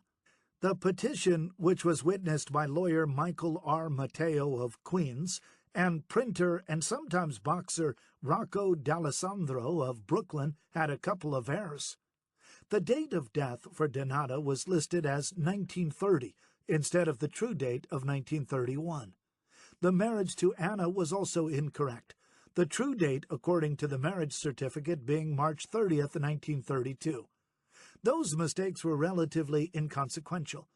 After the filing of the petition and before he could be sworn in as a citizen, Genovese had to go through an interview process in which he was questioned about whether he had any criminal record. He responded, after being told by the examiner not to worry about misdemeanor arrests, in the negative. Genovese's words would be a time bomb in his life, as events later showed. Papers filed with the National Archives show that Genovese finally became a citizen on November 25, 1936. He swore the oath of allegiance to the United States and, as was customary, renounced allegiance to his ancestral homeland and its king, Victor Emmanuel III of Italy. As Genovese was formally embracing the country, some of those in it were doing their best to make him feel very unwanted. Progressives and anti-crime zealots like LaGuardia and Dewey were in the midst of their push against the mob. It was Dewey who was taking things to another level. The young prosecutor focused on Tammany Hall, and he did it in a way in which he was able to enlist the important support of a key accomplice, Governor Herbert Lehman. Chapter 5. For decades, the Tammany Hall political machine had controlled the law enforcement establishment in New York City, approving the appointments of judges and police brass and giving the imprimatur to those running for the positions of district attorneys and city magistrates. Those candidates aspiring to those jobs were often associated with Tammany, essentially pledging allegiance to the Democratic machine, and thus being susceptible to the influence of mobsters. William C. Dodge, after serving for a few years in the New York State Senate, became an assistant district attorney in Manhattan in 1924, and then was appointed a city magistrate by Mayor Jimmy Walker in 1927. Dodge had a good political mentor in James "Jimmy" Hines, a Tammany boss who was close to mobsters like Dutch Schultz, also known by his real name Arthur Flegenheimer, and Frank Costello. When the time came, Hines, a number of political historians have said, gave approval for Dodge to run in November 1933 on the Tammany ticket as Manhattan District Attorney. After winning the election handily, Dodge began an investigation of the gambling racket in the city at about the time that LaGuardia was pushing city officials to go after all of organized crime's money-making ventures: slot machines, prostitution, labor extortion, and cartels in food markets and the artichoke industry. Dodge did get some indictments, but they seemed to be inconsequential. No big racketeers like Schultz, who was the big numbers operator in town, were charged, and the grand jury that had been convened felt stymied. The jurors even going so far as to complain in open court in May 1935 about the lack of resources they were receiving to do the investigation. It is unusual for grand jurors to take public stances, and when Dodge was confronted by that, he agreed to have a special prosecutor appointed. The first appointee was a Republican, H. Corbin, but his selection met with disapproval from the grand jurors, who at this point were considered a runaway panel, seemingly answering to no one. Corbin refused to take the job, and the grand jury was disbanded in June after having caused so much trouble. It then became Governor Lehman's job to take Dodge off the job of supervising the grand jury and to select a special prosecutor. From a list of 4 possible candidates, he picked the young Republican lawyer in Manhattan named Thomas Dewey for the job. Dewey's appointment turned out to be a watershed moment in criminal justice and for the Mafia.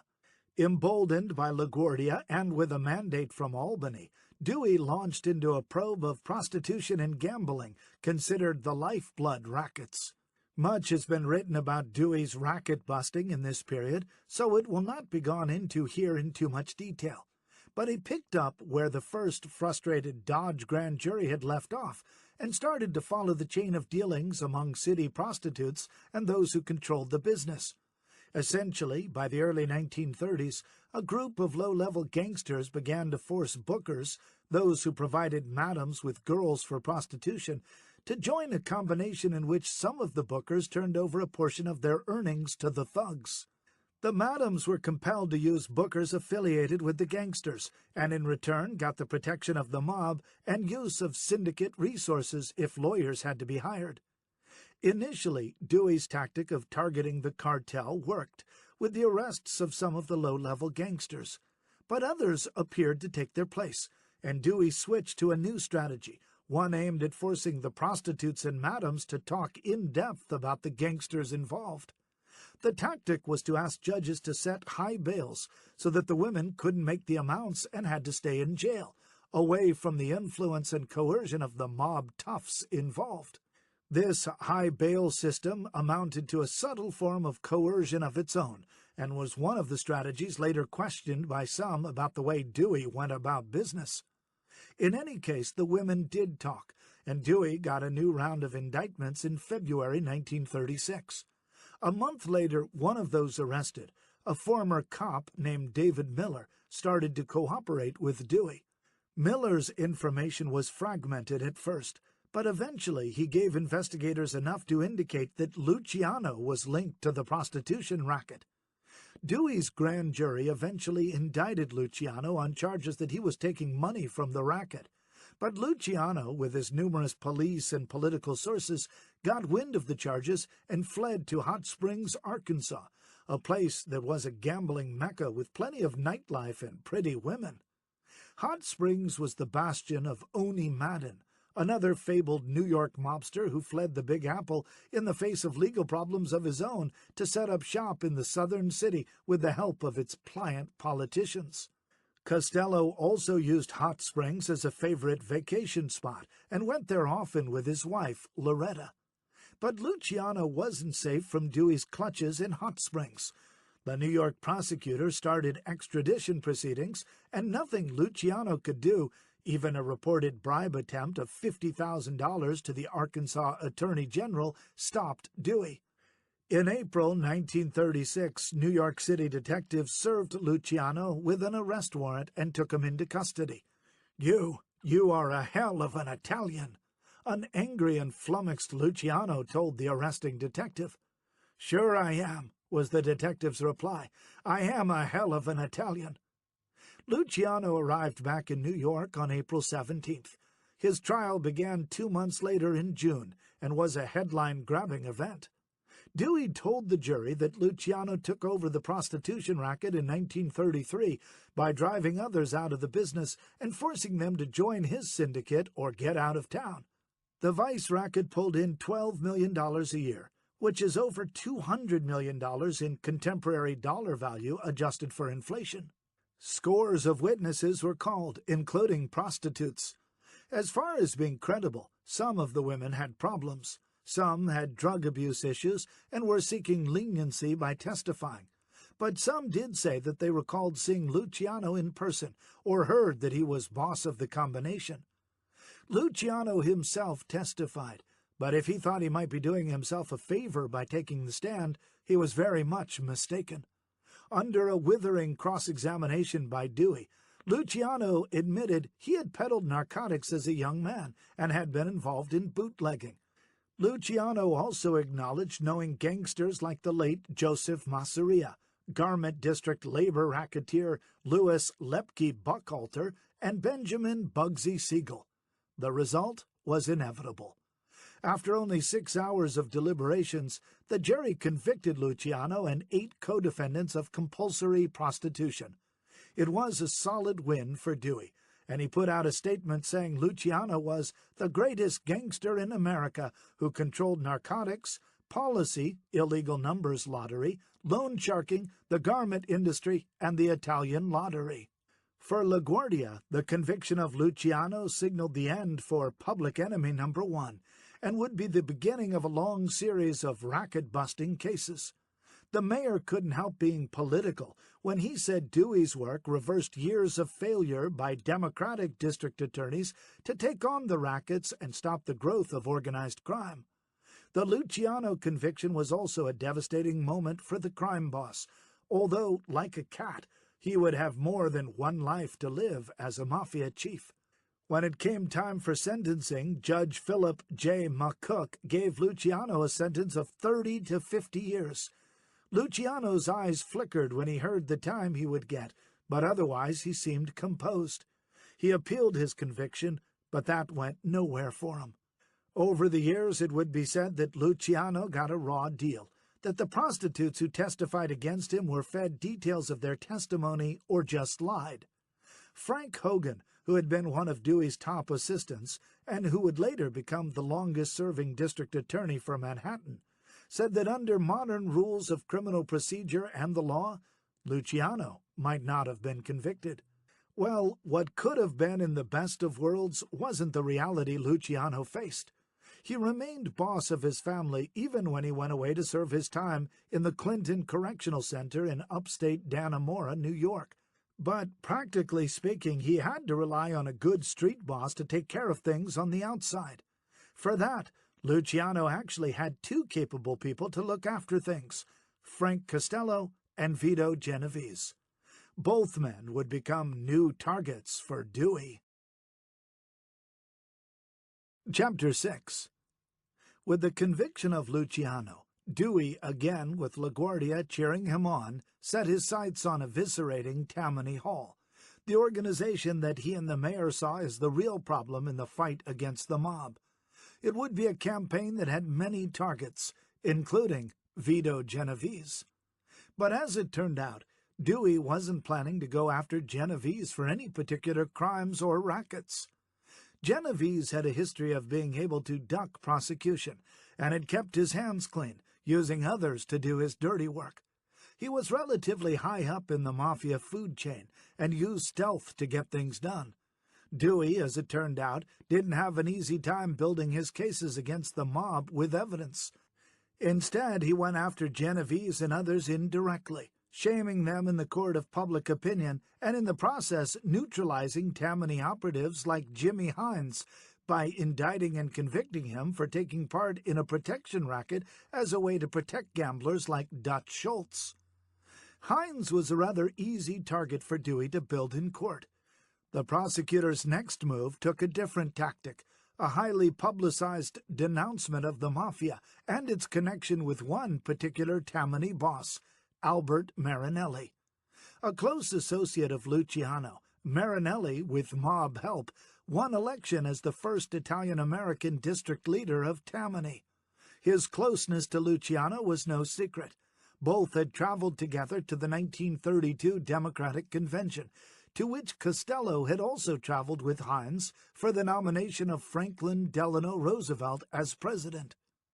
Working out of offices at 225 Lafayette Street, Marinelli was close to the Little Italy base of important mafiosi. He became a power in Tammany and was appointed the New York County Clerk, a major patronage-dispensing post in Manhattan. With such ties, Marinelli became a lush target for Dewey, who had been elected after his victory against Luciano to the job of district attorney in his own right. It was early in December 1937 that Dewey sent a long, blistering document to Governor Lehman, accusing Marinelli of close association with 44 heavy-duty gangsters, mostly mafiosi and, of course, Italians. The allegations were a repeat of claims Dewey had made earlier in October during a speech in which Lehman had asked for the prosecutor to submit formally to him. Dewey's follow-up letter was characterized as a series of sworn charges alleging that Marinelli is a political ally of thieves, pickpockets, dope peddlers, and big-shot racketeers. Dewey essentially asked that the governor remove the county clerk from office. Lehman didn't remove Marinelli, but instead sent him a letter demanding that he answer Dewey's allegations within a week. In his letter to Lehman, Dewey listed 21 mobsters and associates, among them Genovese, whom the prosecutor described as, since the conviction of his associate Luciano, has been conducting his operations from the state of New Jersey. Along with Genovese, Dewey listed in his rogues gallery Luciano associate Joe Adonis, fish market racketeer Joseph Sox Lanza, and imprisoned garment trucking boss James Plumeri. Dewey said he generously kept the names of some men out of the papers because they appeared to have gone straight, and he didn't want to set them back in life.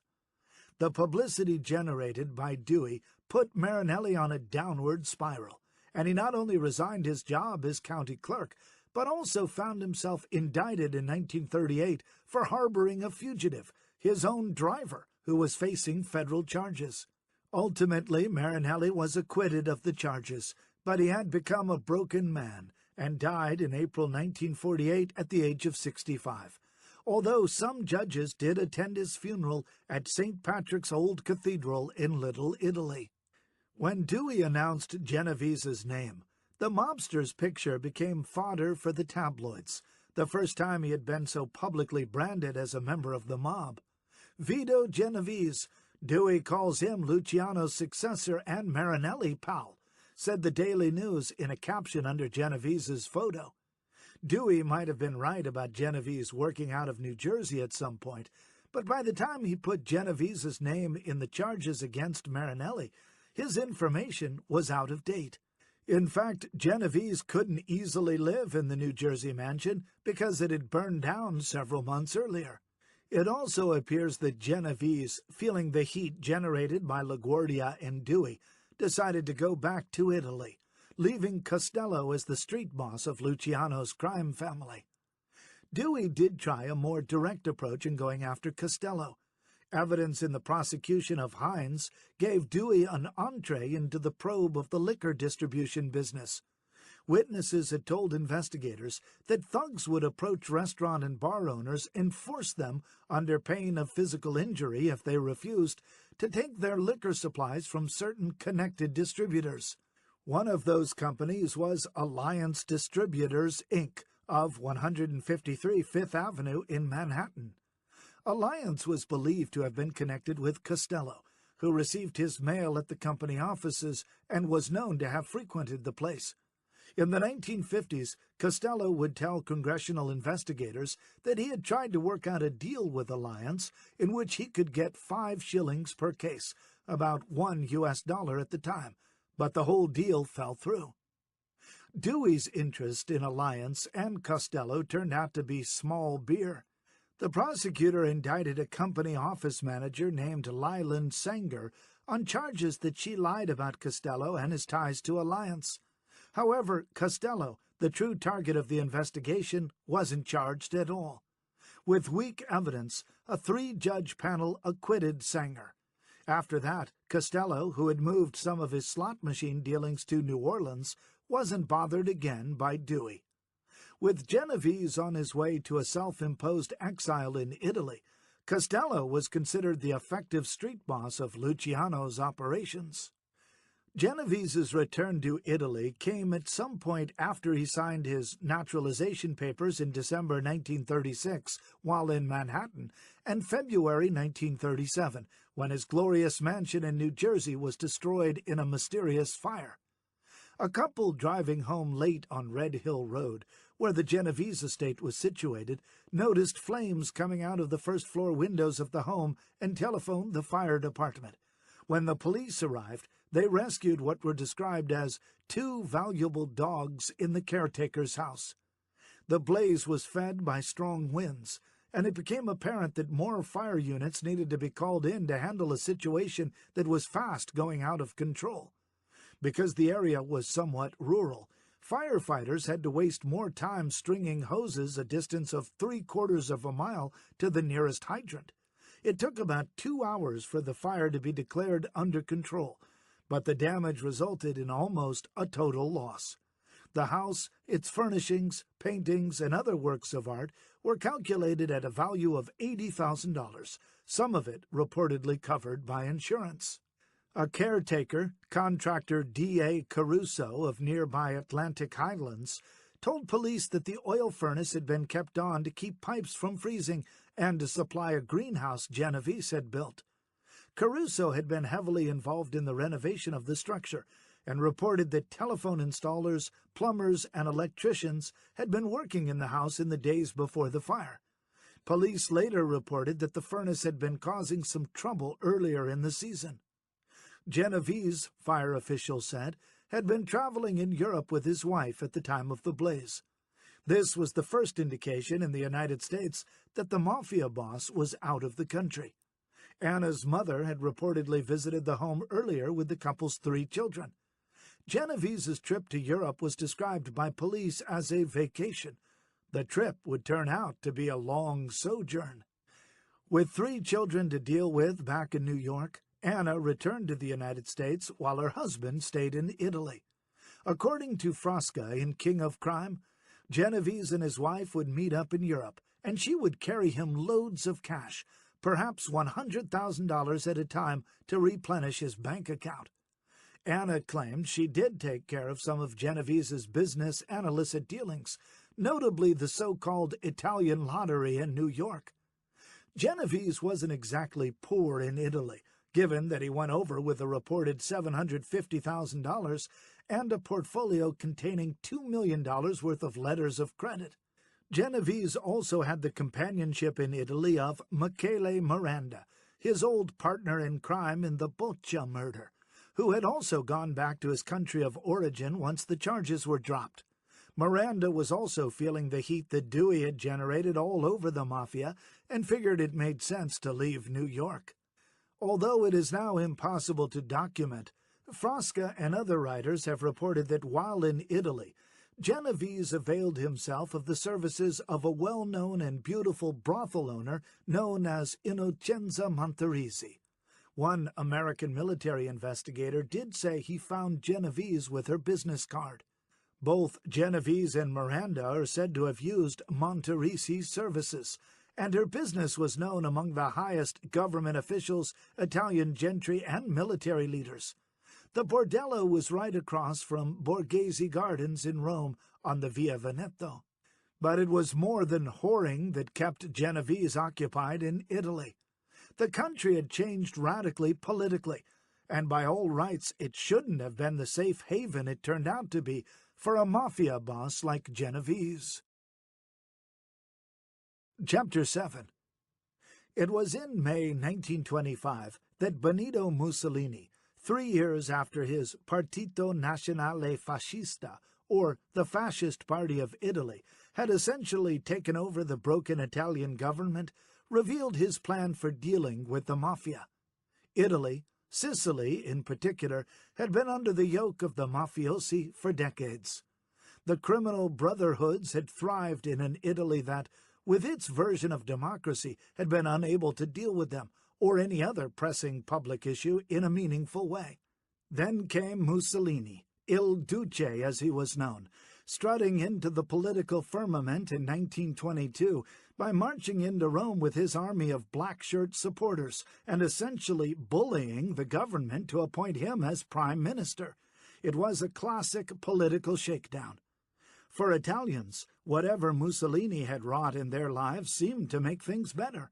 As historian John Dickey wrote in his book Blood Brotherhoods, the fascists had done what had not been done before, finally imposed order and discipline on an Italy debilitated for so long by politicking and corruption. The country now marched as one to the thumping beat of a totalitarian ideology. Everything within the state, nothing against the state, nothing outside the state.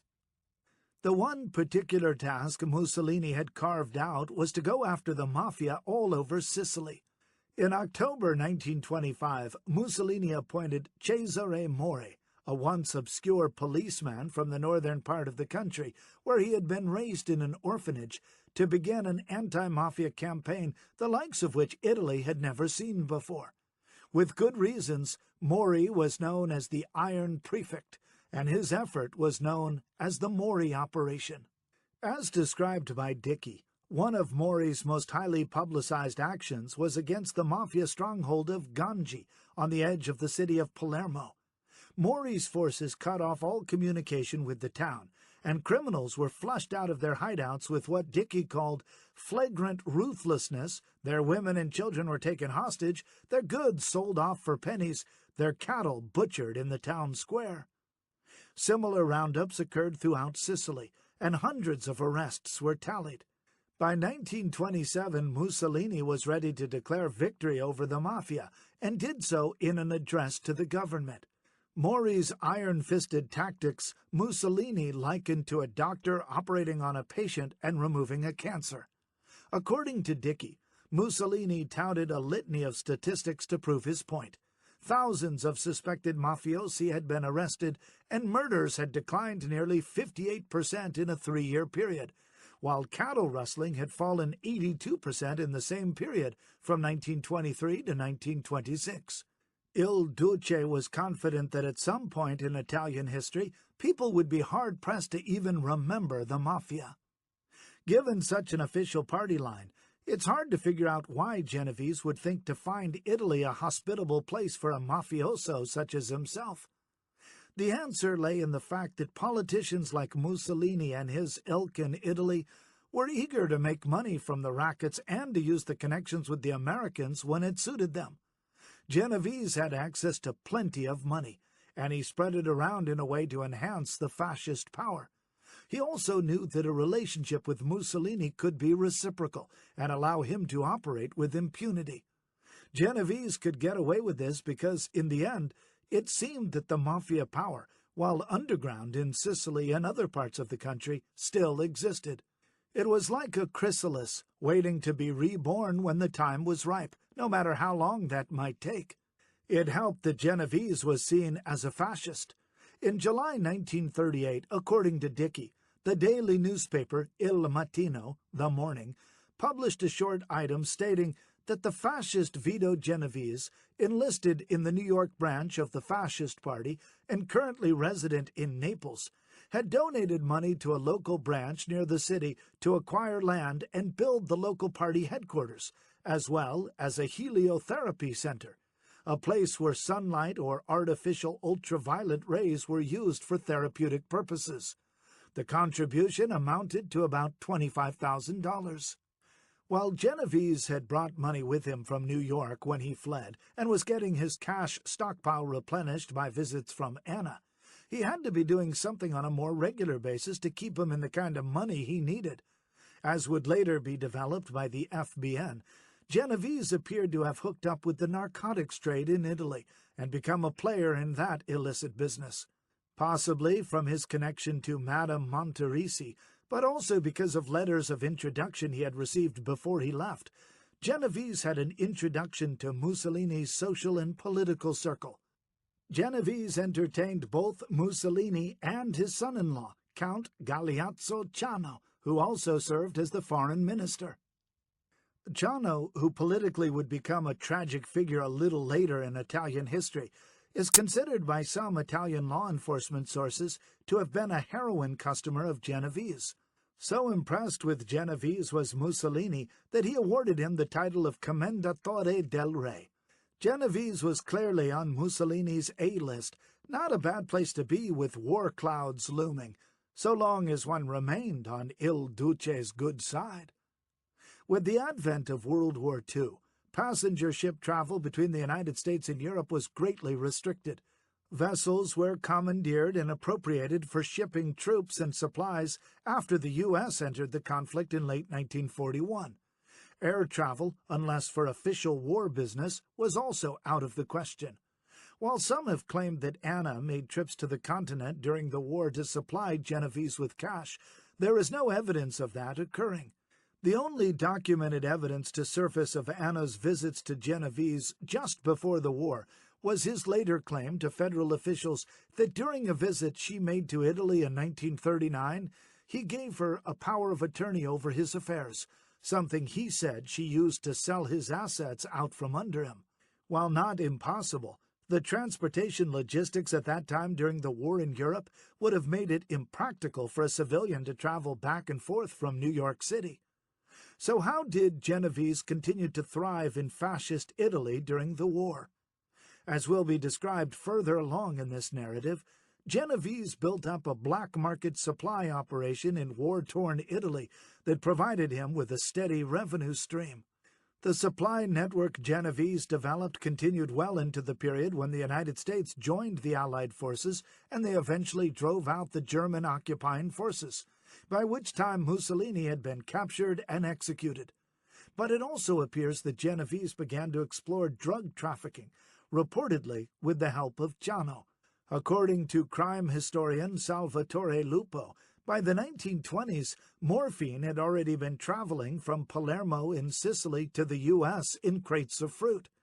Genovese tried to obtain Ciano's help to develop additional smuggling facilities to get the drugs into Italy from Turkey, the country that was at that point a main cultivation area for the opium poppy. Some crime historians also believe that Genovese provided a way for Mussolini to silence one of his most vocal critics in New York, the radical publisher and Italian émigré Carlo Tresca, publisher of the anti-fascist newspaper Il Martello, the Hammer. Even 5,000 miles away from Rome, Tresca apparently stoked Mussolini's anger. Tresca was also an anti-communist who denounced the Soviet Union, so it appears he had enemies all around the political spectrum. The U.S. government at one point in the 1920s tried to deport him, but that was quashed by President Calvin Coolidge. It was in 1943 that Tresca has his downfall. The evening of January 11, 1943, Tresca exited his office building at 2 West 15th Street in Manhattan. With a trimmed beard and cape, Tresca was distinctive and not easy to miss. Witnesses said at around 9:40 p.m., a short, squat man got out of a dark sedan and fired 3 shots at close range at Tresca. The gunman didn't miss. A wounded Tresca staggered to the nearby corner of 15th Street and 5th Avenue, where he finally collapsed and died. Over the years, a number of theories have arisen as to why the feisty firebrand was murdered. Some theorize that the Italian-American publisher Generoso Pope had Tresca killed because of virulent criticism he received from Tresca. Another is that communists had targeted him. But among many mafia experts, it is accepted more or less as gospel that Genovese, as a favor to Mussolini, had Tresca killed. The shooter is said to have been Carmine Galante, a violent New York gangster who was becoming an emerging player in the international heroin racket and would later be implicated with Genovese in the drug trade. But in his 2010 book, Carlo Tresca, Portrait of a Rebel, Arthur Nunzio Perniconi describes facts and scenarios that work against the idea that Genovese took $500,000 to have Tresca killed. For a start, by late 1942, Mussolini was politically on the ropes in Italy and had more on his mind to deal with than a pesky newspaper editor in New York, noted Perniconi. Traction for the story that Genovese was involved stemmed from a story that appeared in the Brooklyn Eagle that reported how Ernest Rupolo, one of the killers of Boccia, alleged that the mob boss had arranged the Tresca hit, again with no substantiation. Tresca did allude in one article about dirty laundry in Genovese's closet, such as narcotics, but that was in 1940, and Tresca never did write about drugs specifically, explained Perniconi. Why would Genovese risk going after Tresca in 1943 for something written in 1940? Perniconi asked rhetorically. After examining the available evidence so many decades later, Perniconi believed that mob involvement in the Tresca killing was feasible, but that it was more likely that the instigator was mobster Frank Don Ciccio Garofalo, a distinguished-looking Sicilian whom Tresca had publicly insulted at an Italian war bond dinner in 1942 at the Manhattan Club. Tresca had attended the dinner out of respect for a local businessman he knew, but blurted out insults to Garofalo and other pro-fascist Italians. Garofalo was born in the mafia city of Castellammare del Golfo and eventually was linked to the Bonanno crime family. As it turned out years later, a biographical summary of Garofalo, also known as Garofolo, said that he was believed to have ordered the murder of Carlo Tresca at NYC in 1943. Nevertheless, the story that Genovese arranged the Tresca murder still persists in modern mafia lore. As close as Genovese was to Mussolini and his family, it certainly became apparent to the American by the summer of 1943 that his protector was in deep trouble with his own people. Initially, Mussolini had thrown his lot in with the Axis of Germany and Japan, sending Italian troops to North Africa and the Russian front, two major military areas. Italy itself was not resource-rich, and its army had fared poorly in earlier campaigns in Africa.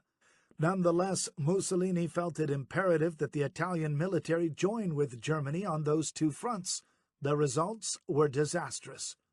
The Russian army overwhelmed the Italian army and destroyed it.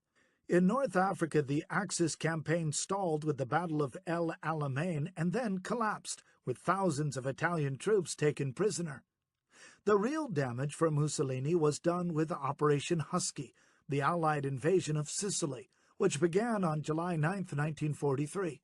It would take over a month for the combined Allied forces of the United States, Britain, and Canada to finally push the German and Italian forces out of Sicily. By the way the battle developed in the early going made it clear to the Italian people and their government that Mussolini was a failure.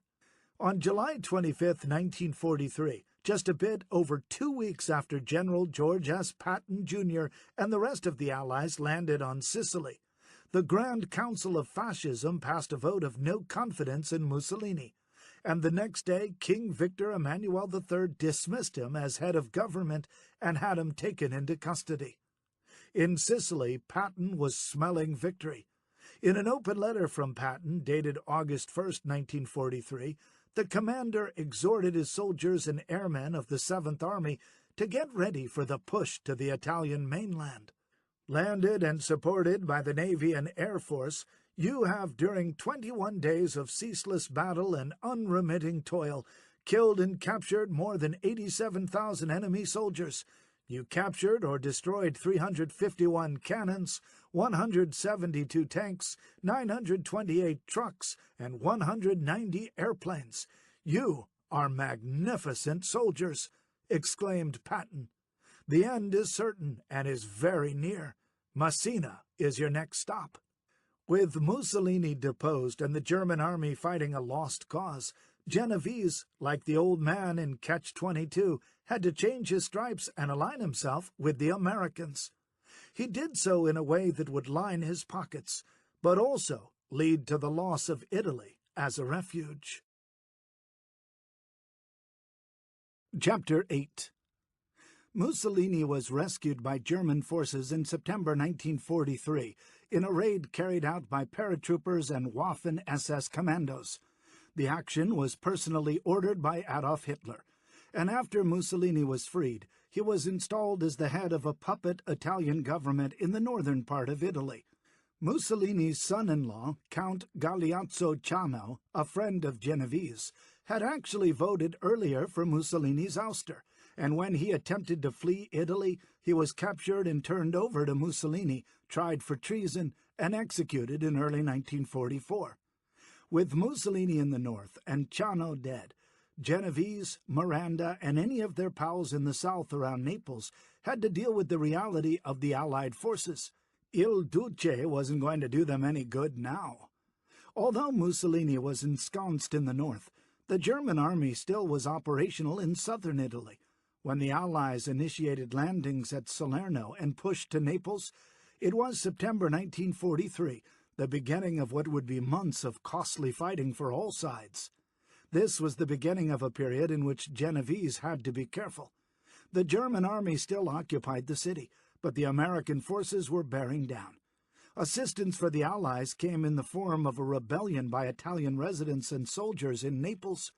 Over a 4-day period in what became known as the Quattro Giornate di Napoli, 4 days of Naples, from September 27th to September 30th, locals disrupted the Germans with attacks and ambushes, setting the stage for the Allied liberation of the city on the morning of October 1st, 1943. A relative of Genovese who spoke with me said that the expatriate American was part of the resistance movement. In the face of the Allied offensive, Genovese worked with partisans to harass the German units and commit sabotage in order to stymie the Nazi defense, said the relative.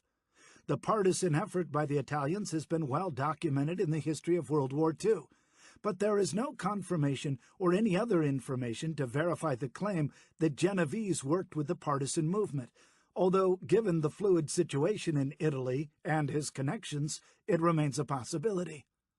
The civilian battling took hundreds of lives, and in the end the German army in retreat burned the archives of Naples and sent explosives that detonated even after they had fled. Where was Vito Genovese in all of this? While there is the claim that he worked with the partisans, American investigators learned after the fighting that Genovese had a nicely appointed apartment in the town of Nola. He then proceeded to make the most of the changing situation. By the fall of 1943, right after the liberation of Naples, Genovese walked into the offices of the Allied military government of occupied territories, known as AMGOT in Nola, and let it be known that he would serve as an interpreter, without compensation, although with his drug and black market dealings, he didn't have to worry about money or expenses. Genovese worked day and night and rendered most valuable assistance to the Allied military government, gushed one U.S. Army major in a letter of reference he provided Genovese, dated November 1943. At this point, AMGOT needed all the help it could get from somebody like Genovese, who was fluent in Italian and English and was an American citizen, because the situation in Naples was dire. As well-intentioned as AMGOT was in trying to help the Neapolitans, the military faced problems of enormous scope. While it was occupied by the Germans, Naples had been bombed by the Allies, and the citizens, after so much fighting and deprivation, were in a sorry state, Genovese accepted. A history of conditions prepared by U.S. Army's Office of Medical History said that Naples, a city of 1 million, was in a state of utter confusion. The Serena Aqueduct, which provided the water supply for the city, had been blown up in bombing raids. Drinking water was found only in about 60 shallow and deep wells scattered near the port area. None of the wells had pumps, so residents had to carry water home in bottles, jugs, and anything they could find. While people had enough water to drink, There wasn't enough for flushing toilets. Electricity was out, causing an inability for the sewage system to pump. Without power, hospitals found themselves well-nigh paralyzed. Mounds of garbage blocked the streets, and over 500 corpses decomposed in bombed-out houses, air raid shelters, and hospital morgues. Italians didn't like the idea of burying their dead without caskets or coffins, but wood was lacking. On top of that, the danger of venereal disease led to AMGOT placing all brothels off-limits to the servicemen. An epidemic of typhus erupted, followed by typhoid fever. AMGOT had its hands full in Naples, and somebody like Genovese proved to be very useful in communicating with the suffering populace. Yet, like First Lieutenant Milo Binder, the opportunistic capitalist who ran his own thriving black market operation at the fictional airfield in Catch-22, Genovese saw his opportunities in the squalor of war and took them. Food during the war throughout southern Italy, especially Naples and Sicily, was in short supply. Part of the reason was that Mussolini's government had a habit of falsifying wheat harvest figures, inflating them in a propaganda move. Also, fertilizer was scarce, causing production problems for the growing seasons. Feeding the people in places like Sicily after the Allied invasion, said one secret AMGOT report, was going to be problematic. The same report also put its finger on another problem, the black market. While Mussolini tried to minimize the black market issue in a place like Sicily after his highly publicized anti-mafia campaign, the prevalence of the illegal commerce in foodstuffs throughout Italy was something the Allies didn't anticipate. It also indicated that the mafia was back, signaling what one AMGOT official said was a revival of the mafia, which is believed to be stronger now than at any time since the fascist regime took power. Of course, with Vito Genovese in Italy and so close to Mussolini's clique, in one sense the mafia never really left. After singing the praises of the American military and AMGOT, Genovese went about business as usual in a concerted way, exploiting the scarcity in basic foodstuffs and other staples like gasoline. He may not have been the only black marketer in the Naples area, but he had a gang that knew how to deceive the military. To be clear, Genovese wasn't the only mafioso to work on infiltrating the military government after the Allies landed. In Sicily, one Nicola Gentile, a mobster born on the island in 1885, who later emigrated to Philadelphia, also decided to help the Allies. As recounted by Dickey in Blood Brotherhood, Gentile had spent much of his adult life traveling back and forth from the United States to Sicily, where he finally settled after jumping bail in a 1937 drug case in New Orleans. When AMGOT took control in Sicily, men like Gentile were able to easily convince military leaders to accept their help to deal with the intractable problems facing the new civil authority. As Dickey related, amid an explosion of prison breakouts and armed robbery, AMGOT sought authority figures untainted by Mussolini's regime to help them deal with the anarchy. As middle-class villains, men of honor are very good at creating the respectable facade that AMGOT was looking for. Around Naples, Genovese was living a good life, with his own air of respectability, being chauffeured around and operating with seeming immunity from law enforcement. Wheat, flour, olive oil, and other essential items for cooking and survival were hot commodities, particularly in the face of the shortages that developed because of the war's disruption. As investigators would later determine, Genovese was able to recruit Italians and American and Canadian soldiers, some of whom were AWOL, to drive U.S. Army trucks stolen from the Naples docks. The vehicles were then driven to supply depots, where commodities like wheat, sugar, and olive oil were collected. The trucks then went out into the countryside, where private cars then arrived and transported the foodstuffs to nearby towns and villages for further distribution to a hungry populace. To cover his tracks, Genovese is said to have had the trucks destroyed by arson. If any of the trucks were ever stopped in the course of their smuggling trips, the drivers were to say, "Genovese sent us." Genovese, according to informants, had some safe deposit boxes in Italy that he used to hoard money, generally U.S. currency other than the colored invasion currency, which was marked with a yellow strip and other distinctive markings to show that it was issued for the payment of American soldiers. Given Genovese's travels around Europe, beginning in the 1930s, he had a number of relationships with banks in financial centers like Switzerland. While Genovese was living well from the black market racket, it was just a matter of time before the American military became suspicious of him. Interest in Genovese was sparked by an informant's tip to an Army intelligence sergeant with the name of Orange Dickey, who in civilian life had been a baker in Altoona, Pennsylvania. Dickey had joined the Army in 1942 and was sent to the Mediterranean in 1943 and later sent to Italy in December of that year, just a few months after the Army had accepted Genovese's services as a translator. Once in Italy, Dickey was appointed as an agent in the Criminal Investigation Division of the Army, the unit that, as its name implies, looks into possible criminal conduct impacting the military.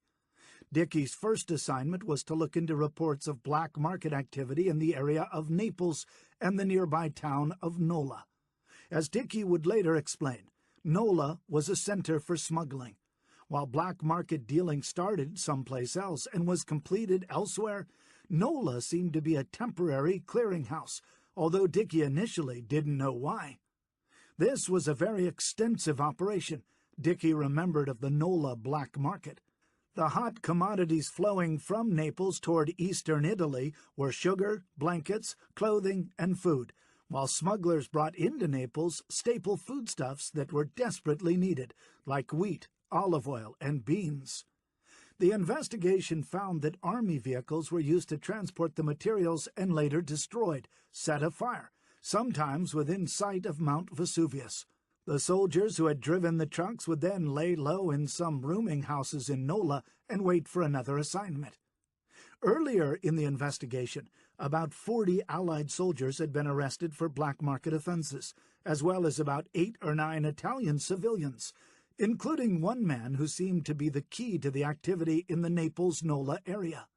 According to the Italian smuggler, a key man in the activities in the area was one Vito Genovese, who had assured him that if he ever got arrested, nothing would come of the case. As Dickey probed deeper, he learned from other informants who were former officials with the Italian government under Mussolini that Genovese also had some clout with Il Duce. They recounted the stories about his funneling money for fascist projects, including the government building in Nola, and how, for his efforts, Genovese was given the highest commendation that a person could receive, the Commendatore del Re. Among the informers Dickey talked to were some Americans who had either been deported back to Italy or returned voluntarily.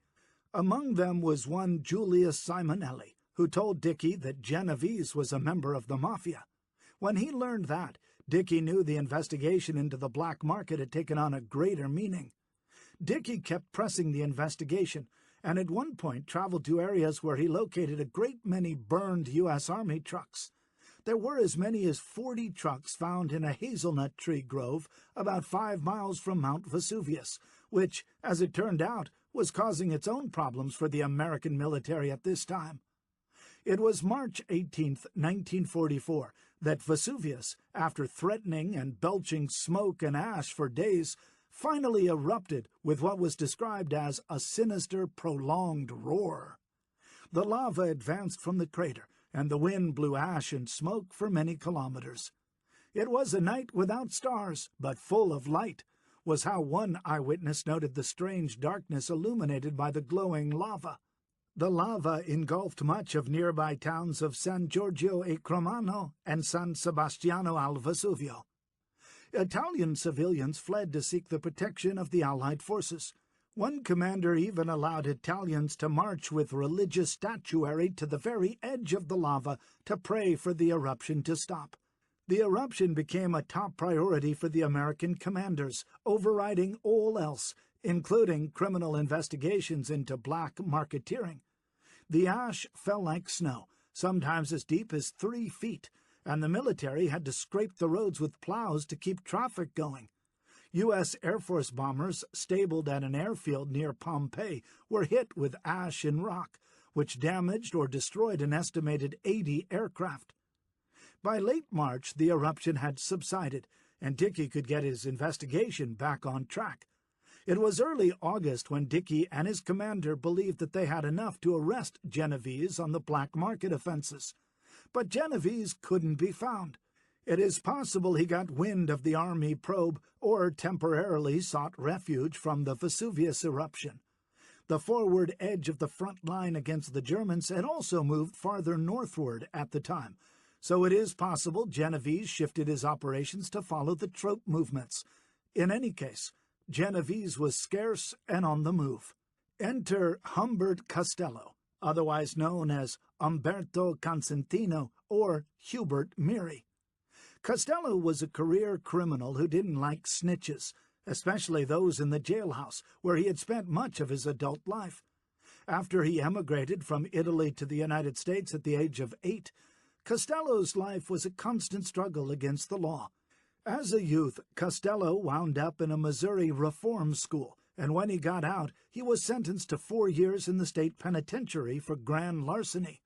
Given his criminal credentials, Costello found himself a valued member of the gang of legendary St. Louis gangster Edward Jelly Roll Hogan, Jr., who, when he wasn't bootlegging and directing his crime crew, was a political fixer of sorts in Missouri. Costello's skein of armed robberies and other larcenies, as well as his usefulness in gunfights with the rival Irish mob, earned him the reputation of being the best bet among Hogan's hired hands. But as useful as he was on the streets of St. Louis, Costello, he doesn't appear to have been related to the more prominent Frank Costello in New York, couldn't get away from a prison cell. In 1923, Costello was sentenced to 25 years for the $5,000 holdup of a jewelry store in St. Louis in 1920. After being paroled after 12 years, Costello was promptly jailed in 1935 on a federal immigration deportation case following his conviction on 2 crimes of moral turpitude. Costello fought his deportation case, and in one instance won a delay of deportation just minutes before he was to be put on a special deportation train for shipment east to catch a ship back to Italy. But finally, in 1937, Costello had exhausted all his appeals, and on the night of April 10th, he was bundled on to the special deportation train with just minutes to spare before his scheduled departure. In the company of a number of other deportees, mostly Italians, he was sent on to Chicago and then east to catch the boat to return to Italy. His only distinction, aside from his reputation as a criminal, was that Costello had spent most of his 38 years behind bars. During his days in the Missouri penal system, Costello was known as a right-o, a convict who the newspaper said was unwilling to talk about the activities of his criminal brethren or enemies. In other words, Costello was what became known in Mafia parlance as a stand-up guy. He also regarded as snitches other convicts who won promotions to easier jobs through good behavior, was how the St. Louis Globe-Democrat described him. So why then did Costello, in August 1944, some 6 years after he had returned to the Naples area following his deportation, agree to help Dickey in his attempt to find Vito Genovese? As Dickey would later recall, Costello was considered a good friend of Genovese, and as it turned out, he was living in an apartment in Nola directly beneath the one being renovated for Genovese. When asked, Costello told Dickey that Genovese would be occupying the dwelling, so the American military kept the building under surveillance. Why Costello talked with Dickey was never clear. Perhaps Costello wanted to remain on good terms with the Americans during the fluid war situation as a way of currying favor for his own possible return to the United States. In any case, based on Dickey's account, Costello did give American investigators help that would lead to Genovese's arrest. But the capture wouldn't be easy. Genovese finally moved into the Nola apartment on August 25, 1944, and talked with Costello. It was then, according to one account, that Genovese, after conversing with Costello, decided suddenly to leave Nola. This suggested that Costello might have told Genovese that the military cops were asking questions about him. It was on August 27, 1944, that Genovese stopped by the municipal building in Nola to get a travel permit that would allow him to travel outside the province of Naples. After Genovese drove away, his limousine parked in downtown Nola, and Dickey and his men pounced, taking Genovese into custody, searching the limousine, and finding a number of handguns inside. Genovese also was carrying a number of letters from American and British military officers saying that he was doing translation work for MGOT. A search of Genovese's apartment produced fresh evidence for investigators of just how well he was doing during his time in Italy. For a small-town boy like Dickey, Genovese was living high, and his tastes were exquisite. The soldier may not have seen firsthand the women Genovese had access to from Madame Monterisi, but in a time of great deprivation for most Italians, his lifestyle exuded material excess. He had expensive custom-made clothing, lavish furnishing, and shoes, lots of shoes. I don't recall ever in my life having seen a man with so many pairs of shoes, or so many suits of clothing. Dickey would recall years later, I have never seen anything like that in my life. Genovese was taken by Dickey's men to a temporary jail in Nola, and then quickly on to the MGOT jail in Naples. Genovese's arrest should have led to his prosecution for black market activity, but instead it began a strange odyssey that would take place over a period of 2 years, and in the process sully the reputations of some top American military officials and politicians, and further embellish Genovese's reputation for ducking trouble. And what of Mussolini, who had been Genovese's protector in the fascist heydays? By April 1945, his puppet government would collapse. Trying to escape to Switzerland, Mussolini and his mistress, Clara Petacci, were captured by partisans and summarily executed on April 28, 1945. In one of the war's grisly Italian tableaus, the bodies of Mussolini and Petacci were strung up at a gas station in Milan for the world to see. Less than a month later, Genovese would find himself back in New York to await his fate. Chapter 9. Ernest the Hawk Ruppolo's life as a street thug doing the mob's bidding had not served him well. His contract work in the Boccia 1934 killing got him up to 20 years in prison. While Vito Genovese, Michele Miranda, and others were running around free in Europe, war-torn though it might be, Ruppolo was paroled after serving about 11 years in 1944, but he couldn't shake the old life and was living more or less hand-to-mouth. In a way, Ruppolo was like Umberto Costello. Both were sold on the idea as young men of keeping quiet about their criminal bosses. Costello got deported, yet was able to live as a free man in Italy. But in the case of Ruppolo, he was getting nothing for his silence. The measly $175 he got for the Boccia shooting was a pittance. The $200 for a second shooting got him more trouble.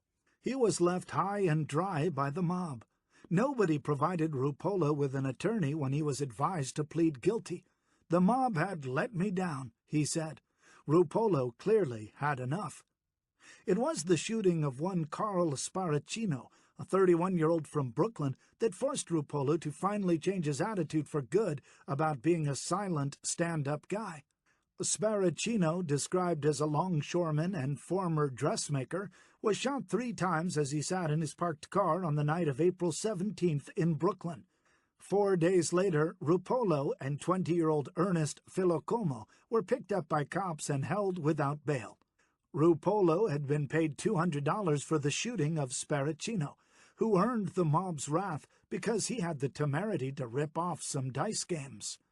Arrested for the shooting of Sparacino, who survived being shot in the face and neck, Ruppolo was facing the prospect of being a 2-time loser if convicted. Worse yet, Brooklyn Judge Samuel Leibowitz promised Ruppolo a sentence of up to 80 years in prison if he didn't cooperate and tell prosecutors why he did the job and who was behind it. Ruppolo wanted never to see the inside of a cell again and started talking, At first, not about the Sparacino hit attempt, but about what he knew about a $2,400 stick-up that took place in March 1943. That was just a warm-up.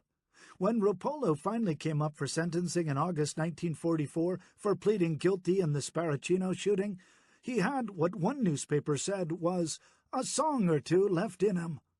Actually, Ruppolo's main aria had taken place earlier in the Brooklyn District Attorney's office, and when he came to court, Leibowitz asked the prosecutors if Ruppolo had been helpful. "He most certainly had," said Brooklyn Assistant District Attorney Edward Heffernan. "He has given us very valuable information," said Heffernan. "He has made disclosures that have wide ramifications, and I am satisfied he has been telling the truth." "Good," said the judge. Ruppolo had learned his lesson well. "You continue that way," Leibowitz told Ruppolo. "Tell the truth completely and in every detail. If you do that, you'll get full consideration from this court." Ruppolo mumbled in assent, and sentencing was put off indefinitely. He was held in jail in the meantime for his own safety. Soon the world came to know that Ruppolo had squealed on Genovese and others in the Boccia killing, leading to indictments on August 7, 1944. This was a big break for the prosecution, which had failed 10 years earlier to charge Genovese and Miranda in the case. The timing of the news was fortuitous, because Genovese was on the verge of being arrested in Italy as part of Dickey's black market investigation. The NYPD didn't know where Genovese or any of the other suspects were at this point, so on August 14, 1944, Assistant Chief Inspector John J. Ryan put out a bulletin to all commands announcing that warrants had gone out for 6 arrests: Genovese, Michael Morandi, Gus Frasca, George Smurra, Peter DeFeo, and somebody known only as Sally, probably Solly Palmieri. Physical descriptions were given for each of them, their ages and last known addresses. In the case of Genovese, he was described as being 36 years old, 5 feet 7 inches tall, and 160 pounds with black hair. His last known address was the apartment at 29 Washington Square Park in Manhattan, and he had a tendency to hang out in Little Italy. "Use caution," the bulletin said to alert the officers. As it turned out, Ruppolo's cooperation and the police bulletin came just as Genovese was cooling his heels in a Naples military jail, while American authorities were at least initially unaware of his impending problem in Brooklyn. As Dickey remembered, after Genovese's name was referred to the FBI because of his status as a U.S. citizen, a records check discovered the fresh Boccia murder charge in New York. For reasons that were never made clear, Genovese was moved from the military holding facility to a civilian jail in Avellino for a few months, and then to a civilian jail in Bari on the east coast of Italy. He obviously was faring a bit better there, but he still wasn't going to get out of custody anytime soon. Back in Brooklyn, the publicity about Ruppolo's squealing hit the newspapers, along with the startling and embarrassing claim that Genovese had been working for MGOT and its prime leader in the Naples area, Lieutenant Colonel Charles Paletti. A card-carrying Democrat and a lawyer in civilian life, Paletti had from 1939 to 1942 served as lieutenant governor of New York State under Governor Herbert Lehman. When Lehman resigned to take up a position with the U.S. Department of State, Paletti succeeded him as governor for the few months left in Lehman's term, the first Italian-American to hold that position in state history. It was during the brief period he served as governor that Paletti sparked a little bit of controversy in Albany when he decided to offer pardons to a number of criminals, including some labor racketeers and goons. Paletti didn't win election on his own, and he left state government in 1942 to take a job with the Office of the Secretary of War, and then took a military posting with the Army to the Mediterranean Theater. Eventually, Paletti was appointed military governor to the liberated Allied areas of Italy as the Mussolini government collapsed and Germans began their long northward retreat up the boot of Italy. A fluent Italian speaker, his family had immigrated to the U.S. from Italy. Paletti won his share of the accolades and brickbats that came with the job of trying to sort out the problems of the Italian civilians. In an interview with CBS correspondent Eric Severide in early 1944, Paletti said that over time the Allied government had made progress besting the typhus epidemic, getting food supplies moving, and restoring electricity, water, and sanitation services.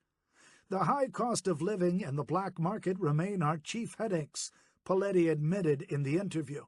Another problem, according to Paletti, was that Italians had been so fearful and distrustful of the racket government under fascism that they didn't know what to make of AMGOT.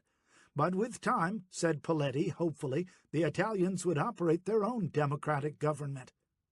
Most of the American press seemed to favor the job Paletti was doing as commander of AMGOT. He also received awards and praise from the locals, and eventually would get honored by Pope Pius XII. But Paletti was seen by some critics who were mired in their own politics as a questionable character, if not corrupt, because of the various pardons he had issued to what one newspaper called labor sluggers and goons who had been held in New York state prisons. The Knickerbocker News even went on to say in a reference to Paletti that it doubted a governor who would pardon a labor terrorist can demonstrate Americanism successfully. But any criticism of Paletti related to AMGOT was small stuff compared with the way the headlines back in Brooklyn were blaring about the Genovese case. "Paletti aide nabbed in Rome for Boro killing," blared the Brooklyn Daily Eagle in November 1944. The story said that Genovese, a Brooklyn gangster of the Prohibition era, had been working as an interpreter for Paletti. The controversy over just what Genovese's connection was to Paletti would rage on for years, almost leading to libel lawsuits as the former lieutenant governor tried to distance himself from Genovese and defend his reputation in the public arena. Back in Italy, American officials tried to interrogate Genovese for intelligence, but to no avail. There had been suspicion that Genovese had been working as an agent for the Germans, a claim made by the late DEA agent Tom Tripodi in his book Crusade, Undercover Against the Mafia and KGB. Tripodi said that Genovese had even traveled on a few occasions to Germany during the war years, and Genovese's wife would later claim that her husband was entertained by German Air Marshal Hermann Goering at his estate in San Remo, Italy. But Genovese didn't give up anything of substance in his talks while in custody. One intriguing find when American investigators raided Genovese's apartment was that of some radio apparatus capable of being hooked up to a transmitter, an item that was not found during the search. The fact that Genovese had access to this type of radio indicated he had been making clandestine transmissions. To whom was unknown. However, Genovese still had a great deal of clout outside the jailhouse walls, and people working on his behalf tried to arrange payoffs to either get him out or keep him from being moved around. At one point, Dickey said he heard that some of the guards were offered cash bribes to spring Genovese. Dickey, who was a 24-year-old soldier making about $210 a month in salary, said he personally was offered $250,000 to let Genovese out, and on another occasion was offered payment to leave him in one particular jail in the town of Mario, apparently because criminal elements had better access to the facility. The process of getting Genovese back to Brooklyn from Italy was an involved one, taking months of wrangling. Finally, on May 14, 1945, Dickey took custody of Genovese, and the two of them began an ocean voyage back to New York on the SS James Likes, a 141-foot-long freighter built for the government for war service. It was a strange trip in one sense because Dickey and Genovese shared the same stateroom, with the Army agent having given his gun over to the ship's captain for safekeeping. At first, Genovese was violently opposed to being taken back to the U.S. and demanded access to an attorney. He flat out didn't want to go back to Brooklyn. But eventually Genovese's attitude softened, and he actually thanked Dickey for getting him on the boat. "Kid, you are doing me the biggest favor anyone has ever done to me. You are taking me home. You are taking me back to the United States," said Genovese. according to Dickie's recollection. Given the circumstances, Genovese proved to be a somewhat lively conversationalist, schooling Dickie on the ways that gambling and labor rackets worked, letting the military man know that there were certain ways things worked and that he was simply too young to know them.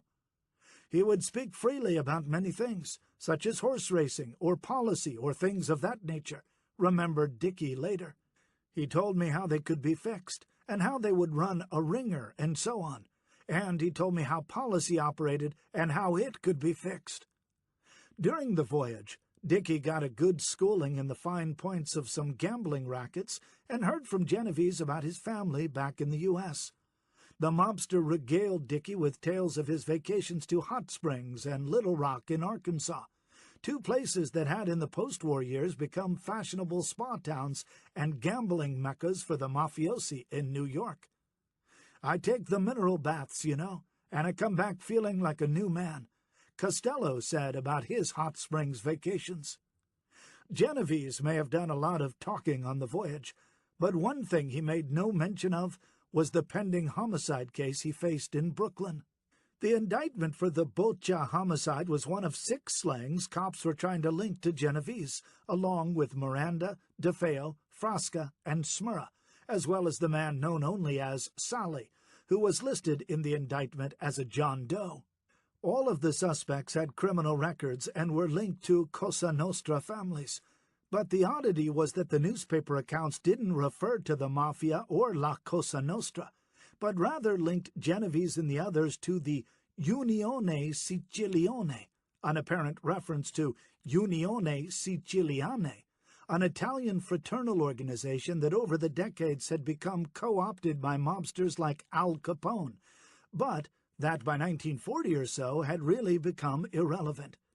Genovese and the other suspects were also claimed by police to be members of the Black Hawk Gang, a group that had terrorized the Brooklyn waterfront and was believed to have orchestrated a number of murders, the most prominent being that of John Flaherty, president of the Grain Handlers Union. The use by police of old gang names like Union Siciliane and Black Hawk was an indication of how tentative and incomplete was the knowledge of investigators into the structure of the Mafia, or what it was known as in the underworld. The term Mafia would take a few years to emerge in the U.S., although it had been a staple of common parlance in Italy. Part of the problem was that some in law enforcement, notably FBI Director J. Edgar Hoover, didn't believe in the Mafia, and instead eventually gave gangsters like Genovese and Costello the label of top hoodlum, and carried them in a specially designated program for increased attention and surveillance. Genovese and Dickie arrived back in New York Harbor finally on June 1, 1945, about 7 months after he had first been jailed in Italy. Given the gravity of the charges facing Genovese and his reputation in the underworld, Dickie and Genovese were given a surprisingly small escort at the pier. 2 military security men picked them up and drove them to the Brooklyn District Attorney's office in a military police car. Genovese was handcuffed to Dickie's wrist. It was that simple. At the prosecutor's office in downtown Brooklyn, Dickie brought Genovese to Heffernan. "And so this is Vito?" Heffernan said as he sized up Genovese, remembered Dickie.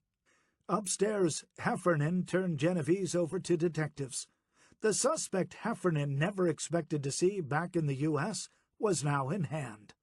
A day later, Genovese appeared for arraignment in criminal court, and through his attorney, Hyman Barshay, who had defended gangster Louis Buckhalter 4 years earlier, entered a plea of not guilty to the murder charges.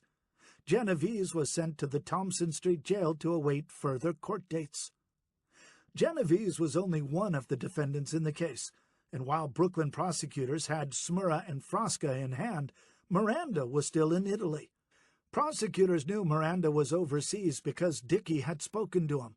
It seemed that other investigators had told Dickie that Miranda was indeed an associate of Genovese. While Dickie had spoken with Miranda, the military man wasn't aware of Miranda's status as a New York gangster or his alleged involvement in the Bocha homicide. "Just call me Mike," was how Miranda introduced himself. For the moment, Miranda could afford to be chummy. Genovese might have been wanted for the Boccia murder, and the justice system would deal with him. But the way his case was handled and the connections he had with the U.S. military while in Italy were fast becoming focal points for politicians and the news media. The one thing Charles Paletti and Vito Genovese had in common was their Italian ancestry, but that was the only real similarity between them. With little guidance from his parents, Genovese had grown up to become a mobster, feeding the stereotype many Americans had about Italian immigrants. He hardly had any formal education, but learned the lessons of the street on the Lower West Side of Manhattan. Paletti had been close to his Italian immigrant parents growing up in Vermont, and had intended to run a bakery after high school, that is, until a teacher encouraged him to go to college. Genovese earned his early fortune in bootlegging, gambling, and perhaps prostitution. Paletti waited tables and washed dishes to help get through Harvard University on a scholarship. Paletti valued learning and public service, and found himself at the pinnacle of New York state government at the same time that Genovese was busy doing black market deals and serving as a banker and money launderer for Mussolini and his fascist cabal. Given their disparate life stories, it is astonishing that in the history of organized crime, the names of Paletti and Genovese became linked. Genovese would die a gangster, true to the oath the mafioso took when they decided to stay with the life. Paletti, when he died at the age of 99, earned an obituary in the New York Times that avoided any mention of Genovese and extolled his life of public service. But while he was alive, Paletti was shattered by the way he was linked to the Mafia. The initial stories about Genovese's arrest in Brooklyn claimed he had been working for Paletti as a translator, and once that storyline started, it propagated through other media accounts and magazine articles. The reports angered Paletti, who asked lawyers to consider filing libel suits. For a start, Paletti told his lawyers that Genovese had been hired by an AMGOT officer in NOLA in October 1943, right after the town was captured by the Allied forces. The officer was a civil affairs officer and had the authority to hire and fire local people. Paletti didn't know the exact circumstances for the hiring of Genovese, but since Paletti was a fluent Italian speaker, he didn't need a translator. Paletti also wasn't in the Naples area when Genovese was hired, because in October 1943, he was the regional Allied commissioner for AMGOT based in Sicily. Paletti didn't transfer to the Naples province until February 1944. While Genovese may have worked as an interpreter in the Naples area at the same time that Paletti was stationed there, Paletti's reaction was, "So what? I didn't hire him or keep him on the payroll." What appears to have also made Paletti angry was the source of the information linking him to Genovese. His first suspicion was the NYPD, but he also wondered about LaGuardia and the people in the Brooklyn District Attorney's office. The latter office had been run by William O'Dwyer, a high-profile prosecutor who during the war had been appointed to the rank of brigadier general and was assigned to Italy to, as it turned out, ironically, work with Paletti and AMGOT and help with the administration of the country as the Allied forces advanced. Despite all of his anger over what he saw as a smear campaign, Paletti apparently didn't file any libel suit. In 1945 and beyond, the main news about Paletti revolved around the accolades he received over the transition of Italy from a military-controlled area to some form of democracy. Given the nature of war-torn Italy, getting the country on its feet again didn't all go smoothly. But when Paletti finally left the military in 1946 to return to civilian life and his career in the law and public service, he must have thought that he left the Genovese controversy behind. Such was not the case. After returning Genovese to Brooklyn, Investigator Dickey gave some testimony to the staff of Acting District Attorney George J. Beldock about events leading up to the capture of the mob boss in Italy in August 1944. What Dickey had to say about Paletti made the commander look like he was closer to Genovese than he had indicated. In his testimony, according to various accounts, Dickey said that he learned from second-hand sources that a 1938 Packard auto that Miranda had brought with him to Italy wound up being given by Genovese to Paletti as a gift. Paletti never paid Genovese a dime for the vehicle, said Dickey. In addition, Dickey claimed that when he tried to see Paletti in his office in Rome, presumably to talk with him about Genovese, he found Paletti in his office with his arms folded on the top of his desk and his head down, apparently asleep. When Dickey said he returned to try to speak with Paletti again, the commander was busy in his office talking with people with liquor bottles on his desk, said Dickey, adding that Paletti was just more or less enjoying himself. Dickey then recalled in his statement to Beldock that he ran into General O'Dwyer, the former Brooklyn district attorney and political rival of Beldock, and mentioned that Brooklyn prosecutors were interested in Genovese. Dickey said that he asked O'Dwyer what acting district attorney Thomas Hughes intended to do about Genovese now that he was biding time in an Italian jail.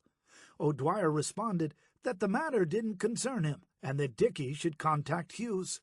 Paletti wouldn't have known at the time that Dickey gave his statement to Beldock in September 1944 what was actually said. Dickey indicated that Paletti seemed to be on the take with Genovese, using his office as a party place, and generally was too busy having fun to do any work. Meanwhile, O'Dwyer, whom Beldock opposed politically and wanted to embarrass in any way he could, was portrayed by Dickey as someone who was nonchalant about a criminal wanted back in Brooklyn. In 1952, crime writer Ed Reed was preparing his true crime book entitled Mafia, and had a section in which Dickey's statement to Beldock was republished with large sections verbatim. Reed, a well-known crime writer who published many books in the genre, portrayed Dickey as a loyal citizen who brought Genovese back to the U.S. despite many obstacles. In a bit of hyperbole, Reed said that the Dickey statement was, in his opinion, one of the most significant documents to come out of World War II. Paletti got a copy of Reed's book and went ballistic. As far as Paletti was concerned, the book portrayed him as an intimate of Genovese who sought to obstruct justice and was an incompetent officer. He contacted noted New York City attorney Morris Ernst to prepare a libel suit. To Paletti, Reed's book had numerous errors and demonstrable falsehoods, particularly about Genovese.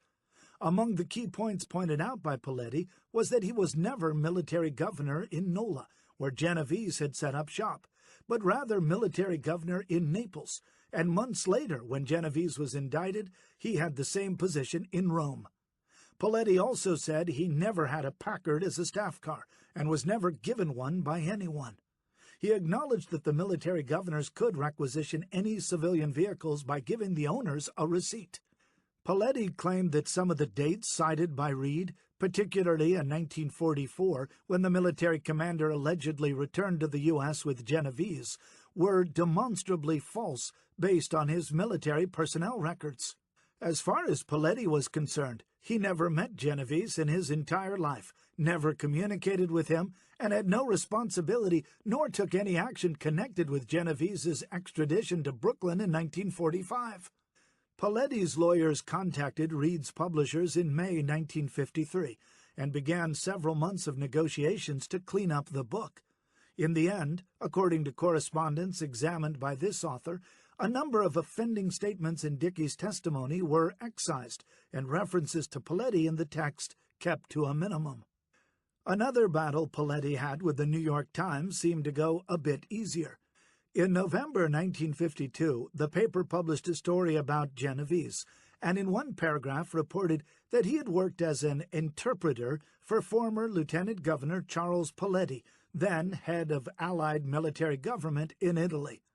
That one phrase revived the old stories and incensed Paletti. A law professor friend, Maurice Newfield, who had worked with Paletti in Italy, wrote a courteous letter to the newspaper, denying Genovese's ties and asking that the error be corrected. Paletti also wrote his own letter. Sometimes it pays to be nice. Arthur Hayes Sulzberger, the publisher of the Times, wrote back to Charlie and noted that the newspaper had printed a corrective article noting Paletti's denial of any ties to Genovese. Sulzberger admitted that he didn't know how the information got into the story, although he figured it was probably lifted from an earlier report in the newspaper Morgue Files. Sulzberger sent along a copy of the story. Case closed, at least for the time being. Chapter 10. When he first appeared in Brooklyn Criminal Court in June 1945, Vito Genovese seemed concerned about his style of dress. Reporters described him as wearing a tan plaid suit jacket, tan trench coat, no tie, and no hat. Still, Genovese had a certain presence, and one detective was overheard saying that if he had some new clothes, he would look like a movie gangster. But the clothes on Genovese's back were the same ones he had had with him for the 10 months he was jailed in Italy, and that wouldn't do for a man of his station. The defense attorney, Hyman Barchet, asked the court to allow Genovese some new threads. The judge granted the request. It would be months before anything of substance happened in the Boccia murder case. But one thing that did happen occurred before Genovese returned stateside, and that was the loss of a man considered to be a key witness, Peter Latempa. In the annals of organized crime, Latempa was headed toward a life of obscurity. He was a nervous, unremarkable bachelor from Brooklyn with a tendency to take all sorts of medicine. Joseph Valachi said it was Latempa who once tried to knife him while both were lodged in Sing Sing. But Latempa had the distinction on the night of September 19, 1933, to have witnessed the slaying of Boccia by Ernest the Hawk Rupolo and William Gallo. As noted, by 1944, Rupolo had decided to spill everything he knew about Genovese's role in the murder, and he convinced Latempa to corroborate parts of the story. On the strength of that evidence, Genovese was indicted. What made Latempa's evidence important was that some of what he said corroborated details of the incident, and because he wasn't a participant, prosecutors could use what he said without running afoul of the state rule against accomplices' evidence being used against a fellow co-conspirator. But on January 14, 1945, as Latempa resided in a cell at a Brooklyn jail on Ashland Place, the government star witness was found dead. The prosecutor, Edward Heffernan, said there was nothing suspicious about his death. But that was before an autopsy revealed that Latempa had ingested enough sleeping tablets to, as city toxicologist Alexander Gettler said, kill 8 horses. Of course, the rumor mill went into overdrive with suspicion that the long hand of Genovese, who was in a jail in Italy at the time, somehow played a role in Latempa's demise. But there was never any proof that Genovese was able to penetrate Brooklyn jail security to get Latempa to overdose. About a month earlier, Latempa had tried to hang himself in his cell, so suicide was a possibility. The death could also have very well been an accidental overdose, although if Latempa realized that Genovese would at some point return to face him at trial, then the witness might have thought it best to take his own life. We will never know. Both Vito Genovese and the man who was the boss of the crime family, Charles Lucky Luciano, found themselves behind bars in 1945. Luciano was playing out a lengthy sentence in the 1936 prostitution case, while Genovese was dealing with the shadow of the Boccia indictment and a trial that had yet to happen. Genovese's wartime experience in Italy didn't save him from legal trouble once he was extradited. But in the case of Luciano, ironically, World War II proved to be his salvation, of sorts. The story of Luciano's involvement with the American military intelligence effort during the war is a story which has been told numerous times, so it need not be spelled out in detail here. But in 1942, U.S. naval intelligence reached out to some mafia-connected men in New York, namely Joseph Sachs Lanza and Meyer Lansky, for help in securing the waterfront from possible German sabotage. Lanza was a mafia powerhouse on the docks, and a likely person for officials to approach to see about help. The issue of dock security was paramount on the minds of military officials after a suspicious fire led to the destruction of the SS Normandy, a French cruise ship requisitioned as a troop carrier, while it was being refurbished at a pier on the Hudson River in February 1942. While the idea of the government resorting to the Mafia for help might have seemed wild and even harebrained, Manhattan District Attorney Frank Hogan assigned a top aide, Murray Gurfein, to make some contacts to help push the idea along. Lanza was one of the first gangsters to be approached. Lanza had many contacts in the fish market and knew fishing boat captains and bargemen who plied the Atlantic coast. Officials suspected that fishing boats might be helping German submarines recharge their batteries and replenish supplies as they sailed close to the U.S. mainland. Lanza agreed to help, even though he wasn't promised any benefit by Hogan in any pending criminal cases.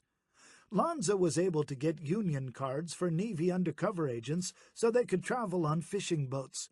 Civilian employees of the Navy also got cards so they could work with trucking companies that shipped fish from Long Island to the city fish markets.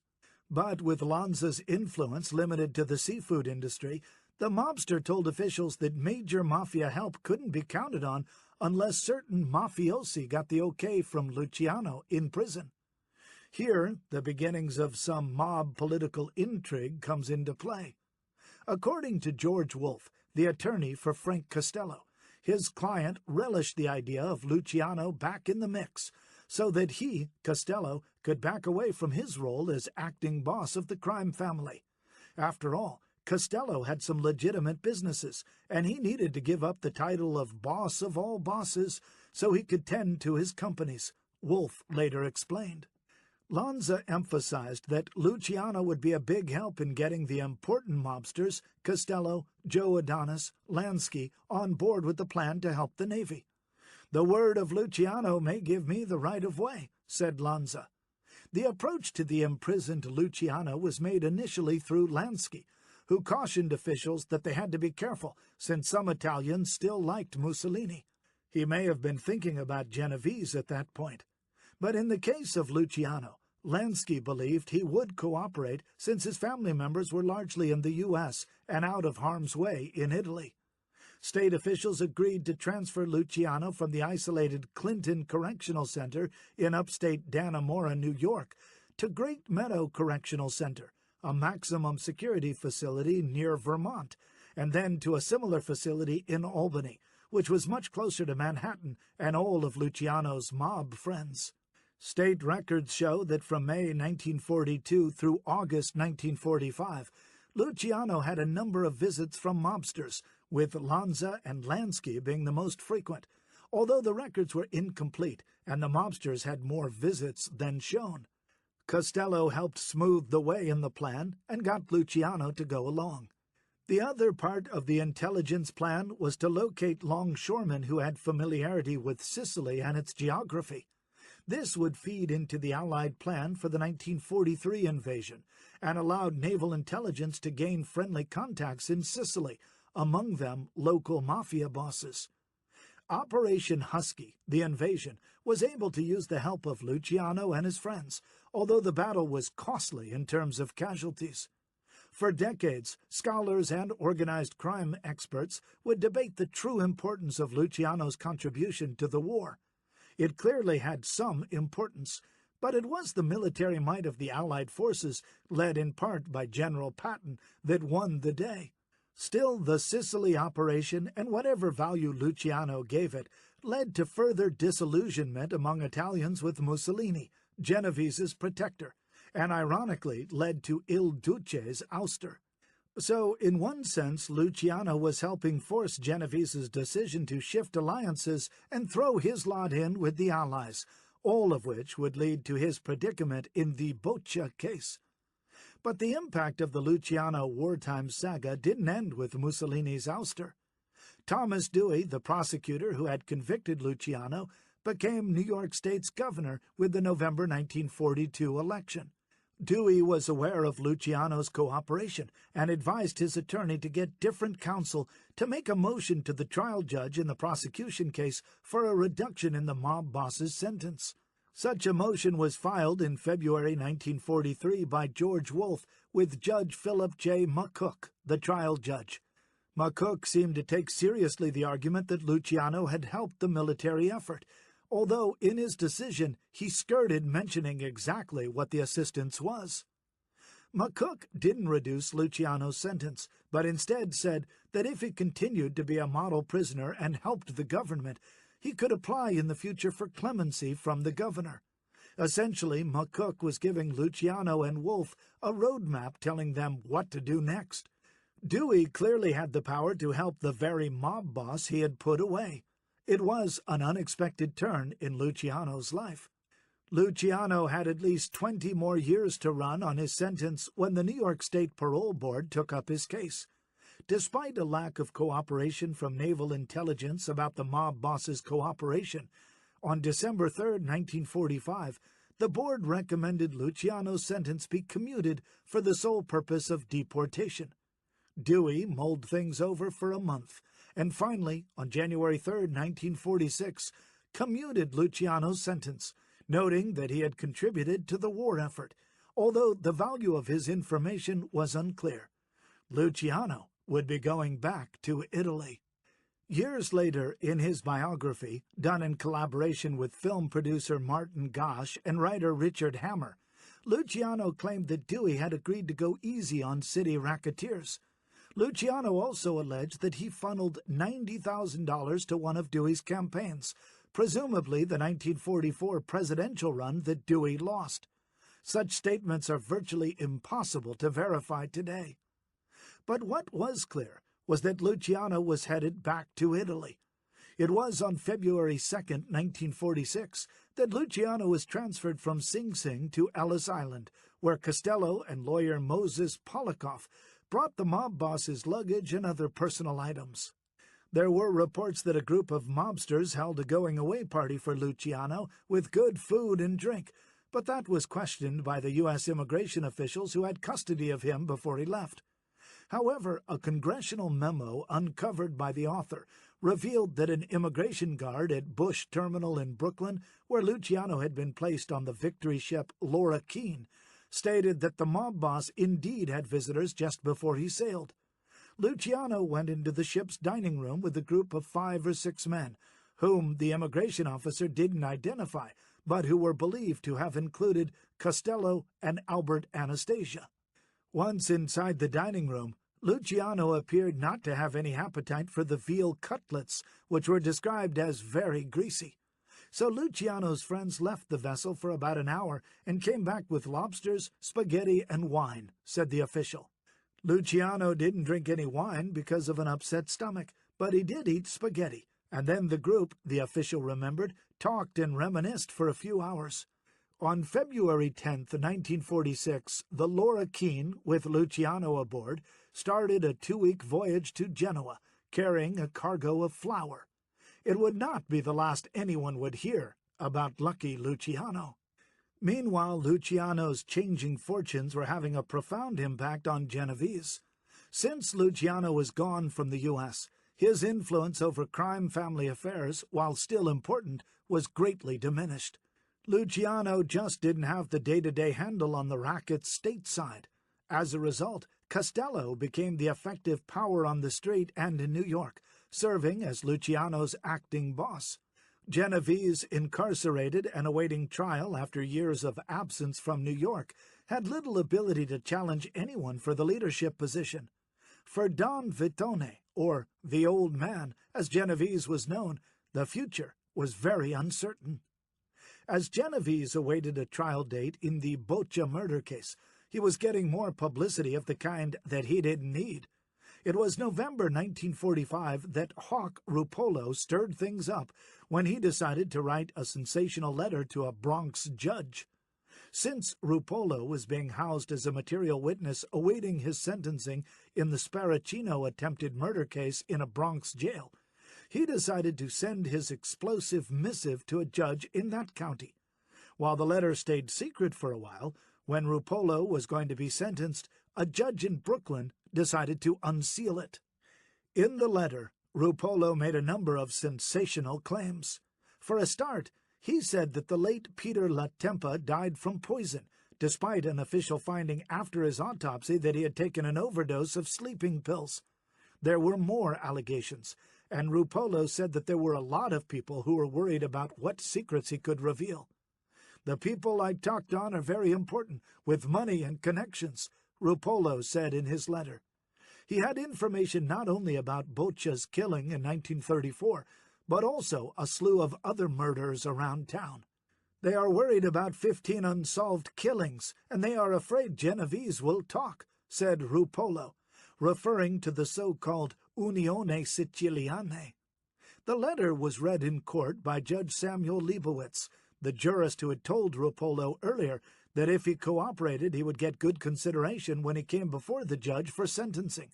What really seemed to agitate Leibowitz was the claim by Ruppolo that 4 other inmates in the Bronx jail had conspired to put strychnine in the food or on the toothbrushes of both Ruppolo and William Gallo, his cohort in the killing of Boccia. For the poisoning effort, the 4 men were to get a total of $10,000. Another witness told Leibowitz that in fact inmates were free to roam around the Bronx detention center, and thus could carry out a poisoning or other crimes at will. Leibowitz was flabbergasted. "This is a desperate situation. We cannot let gangsters, murderers, and cutthroats mingle freely in jail," said Leibowitz. "Some method must be devised to protect these important state witnesses." "This man is in my jurisdiction," Leibowitz continued. "It is up to me to sentence him. He is a self-confessed guilty defendant, and I do not want to be responsible for his being murdered in jail. I will either sentence him today, or we will have to make arrangement for his safekeeping. We could send him to a hotel. I hope he does not jump from a window." That last reference by Leibowitz was to the way gangster informant Abe Reles fell from a window in the Half Moon Hotel in Coney Island early in the morning of November 12, 1941. Reles had become a government witness for a series of prosecutions of members of Murder, Inc., an amalgam of Jewish and Italian gangsters in Brooklyn who had terrorized the city for years.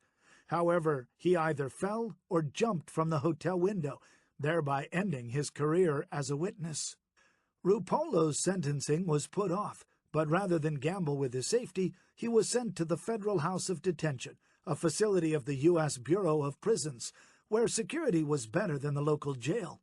But what of his claims that there was a $10,000 contract for some other inmates to poison him in jail? While the matter was referred to a Bronx grand jury, no charges were ever lodged.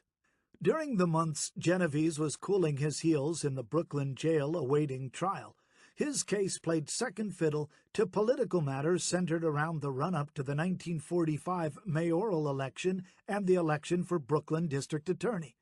It was political gamesmanship at its finest, or worst, depending on your point of view.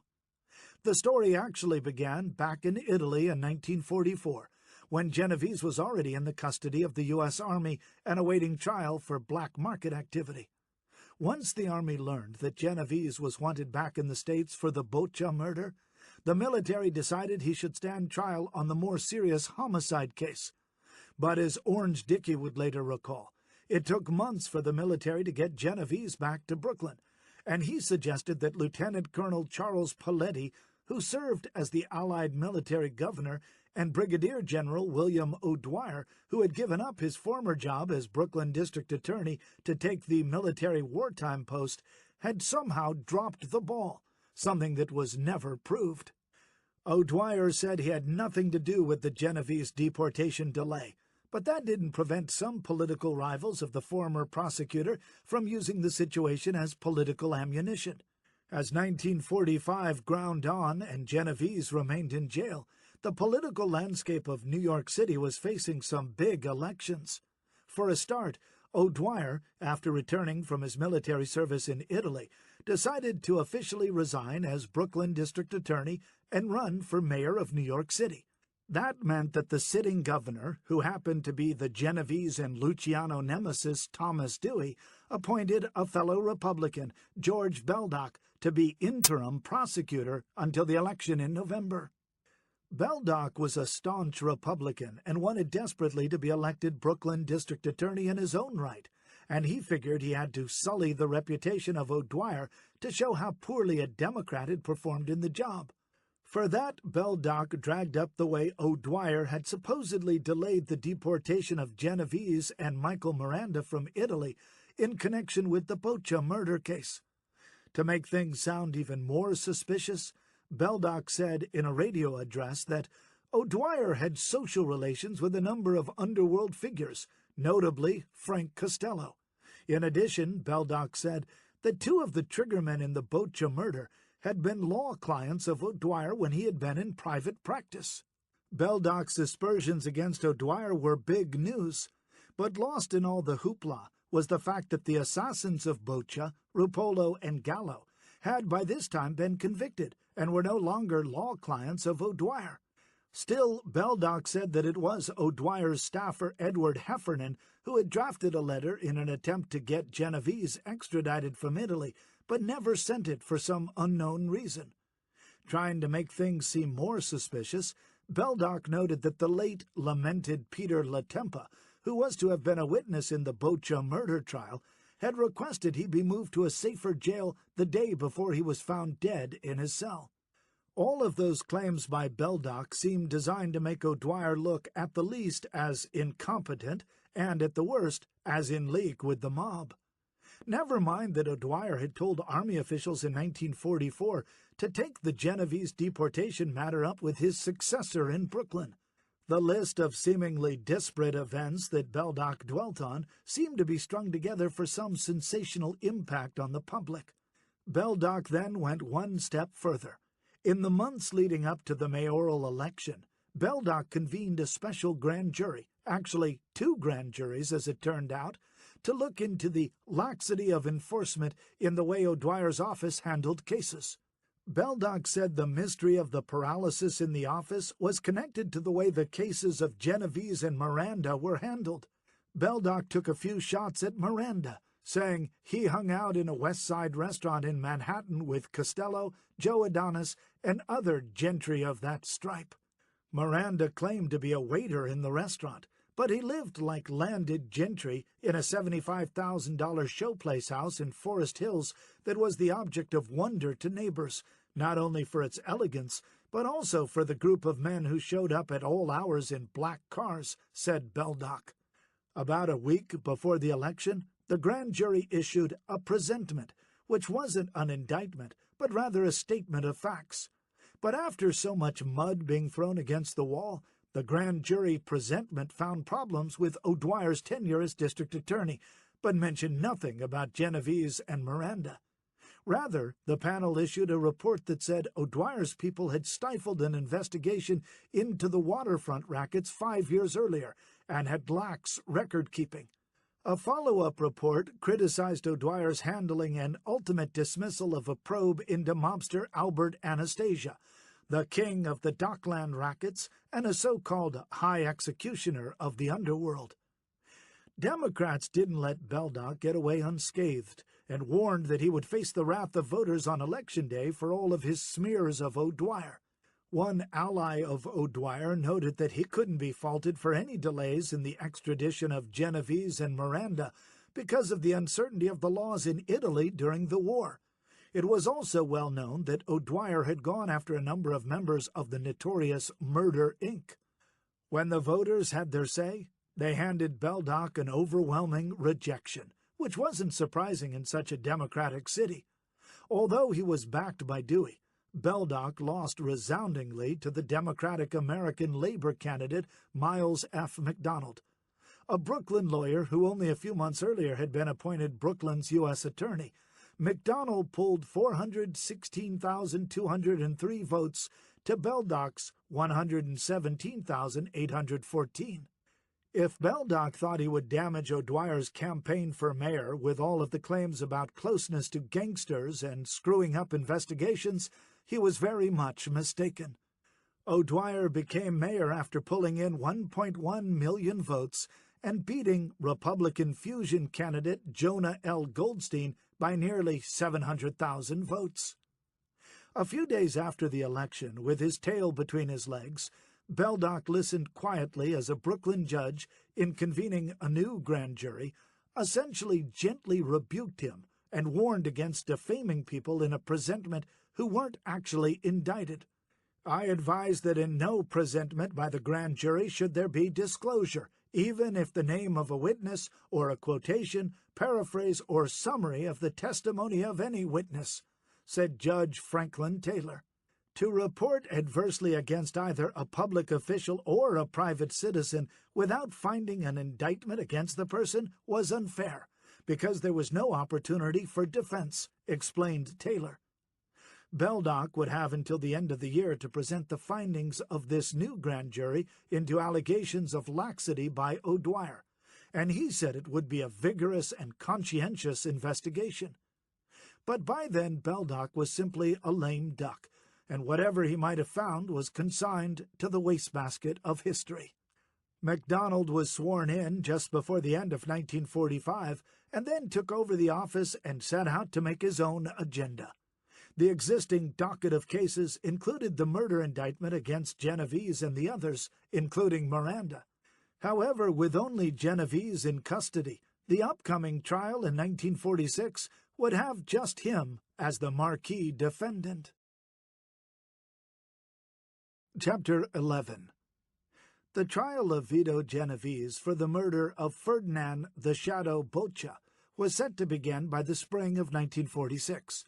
But as usually happens, the need for an adjournment was raised because the Brooklyn District Attorney's Office didn't have another key defendant, Michael Miranda, in custody, and had no idea about when he might finally be brought to justice.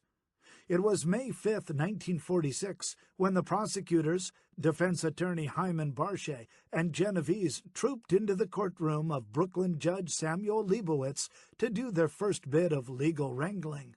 Assistant District Attorney Julius Helfand asked Leibowitz for an additional 60-day adjournment in the trial so that the government could get Miranda extradited from Italy. At the same time, Helfand couldn't resist undercutting the claim made by former prosecutor George J. Beldock that his fellow prosecutor William O'Dwyer had dropped the ball. In fact, Helfand told Leibowitz the law of extradition with Italy during the war was a diplomatic muddle, making it impossible to bring the suspect back to Brooklyn. Although considerable criticism had been leveled at a prior administration, O'Dwyer, for failing to extradite Miranda, we found that his extradition was legally impossible at that time under existing treaties between the United States and the Kingdom of Italy, and that those treaties could not be modified while a state of war existed, said Helfand. With his client in jail, Barshey asked to have the trial start immediately, raising the possibility that Miranda in Italy might not be the same suspect named in the indictment. After a hushed conference at the bench with the attorneys, Leibowitz split the difference and adjourned the case for 30 days, with a trial date of June 6th. Leibowitz was not wasting any time in getting the trial started. When jury selection began on June 6th, over 100 potential jurors were brought in for questioning. After some initial weeding out of prospects, it took Leibowitz only 80 minutes to pick the jury, something the judge described as record time. Leibowitz showed how committed he was to starting things when he brushed aside another request by Helfand to delay things until the FBI reported back on efforts to extradite Miranda. Leibowitz didn't buy the reason, calling it too nebulous. Every defendant, whether he is good or bad, has rights under the Constitution that cannot be frittered away. This defendant has been in jail for almost a year. The trial must proceed, Leibowitz ordered. In any murder trial, there would always be evidence about the cause of death and the results of the autopsy. The examination would show that Boccia suffered fatal wounds the night of the attack and died as a result. There would be no surprise there. But to make the case against Genovese, Helfand had one star witness, Ernest Ruppolo. It would be Ruppolo's testimony that would be crucial, and he would not disappoint. But lurking in the background, like some 300-pound mob goon, was a thorny legal issue that prosecutors hated to confront: the New York State accomplice testimony rule. A staple of the law in New York for decades, the rule required that a defendant couldn't be convicted solely on the testimonial evidence alone of an accomplice to the crime. If the witness were a material witness and not an accomplice, well, that was different, and the testimony could be used. Helfand had to hurdle that obstacle posed by the rule, and he believed he could by showing that Rupolo was a witness to the murder of Boccia and not an accomplice. Rupolo's appearance on the witness stand was one of those singular moments in a criminal case, particularly a highly publicized trial with a high-value defendant like Genovese. The public was well aware of Rupolo's astonishing claims about poison plots that killed off another witness, Peter Latempa, and his allegations against Genovese. He had an unforgettable physical appearance, with his right eye patched, a full head of dark hair, a slightly slanted mouth, and a dour look. It was on June 7th that Rupolo finally appeared in court to confront Genovese, a man he once feared and whose fate he now held in his hands. The Daily News called Hawk Rupolo a thug as predatory as the bird he was named after. Judge Leibowitz needed to hear it all and conducted his own voir dire questioning of Rupolo, who didn't mince words about who he was. "What did Rupolo do for a living?" Leibowitz asked. "Stabbing, killing, burglary, or any other crime I got paid for," replied Rupolo, who seemed to freely perspire on the stand. "Murder for money?" "Yes, sir." Rupolo gave his address as the Bronx County Jail, where he was being held for his protection and to await sentencing. "Why the eye patch?" Rupolo was asked. Rupolo explained that he had lost the eye in a gunfight with a thug whom he pumped 5 bullets into. The real meat of the testimony came when Rupolo related how he got the assignment to kill Boccia, who he said had demanded a $35,000 cut from Genovese, his share of what the mob boss got after duping a businessman in a rigged card game. The initial connection came from Gus Frasca, a Brooklyn gangster who introduced him to Mike Miranda. "Frasca tells me you're a good boy, that you could do a good job," Miranda said, according to Rupolo. "He also said to me the Shadow, Boccia, and William Gallo are no good," remembered Rupolo.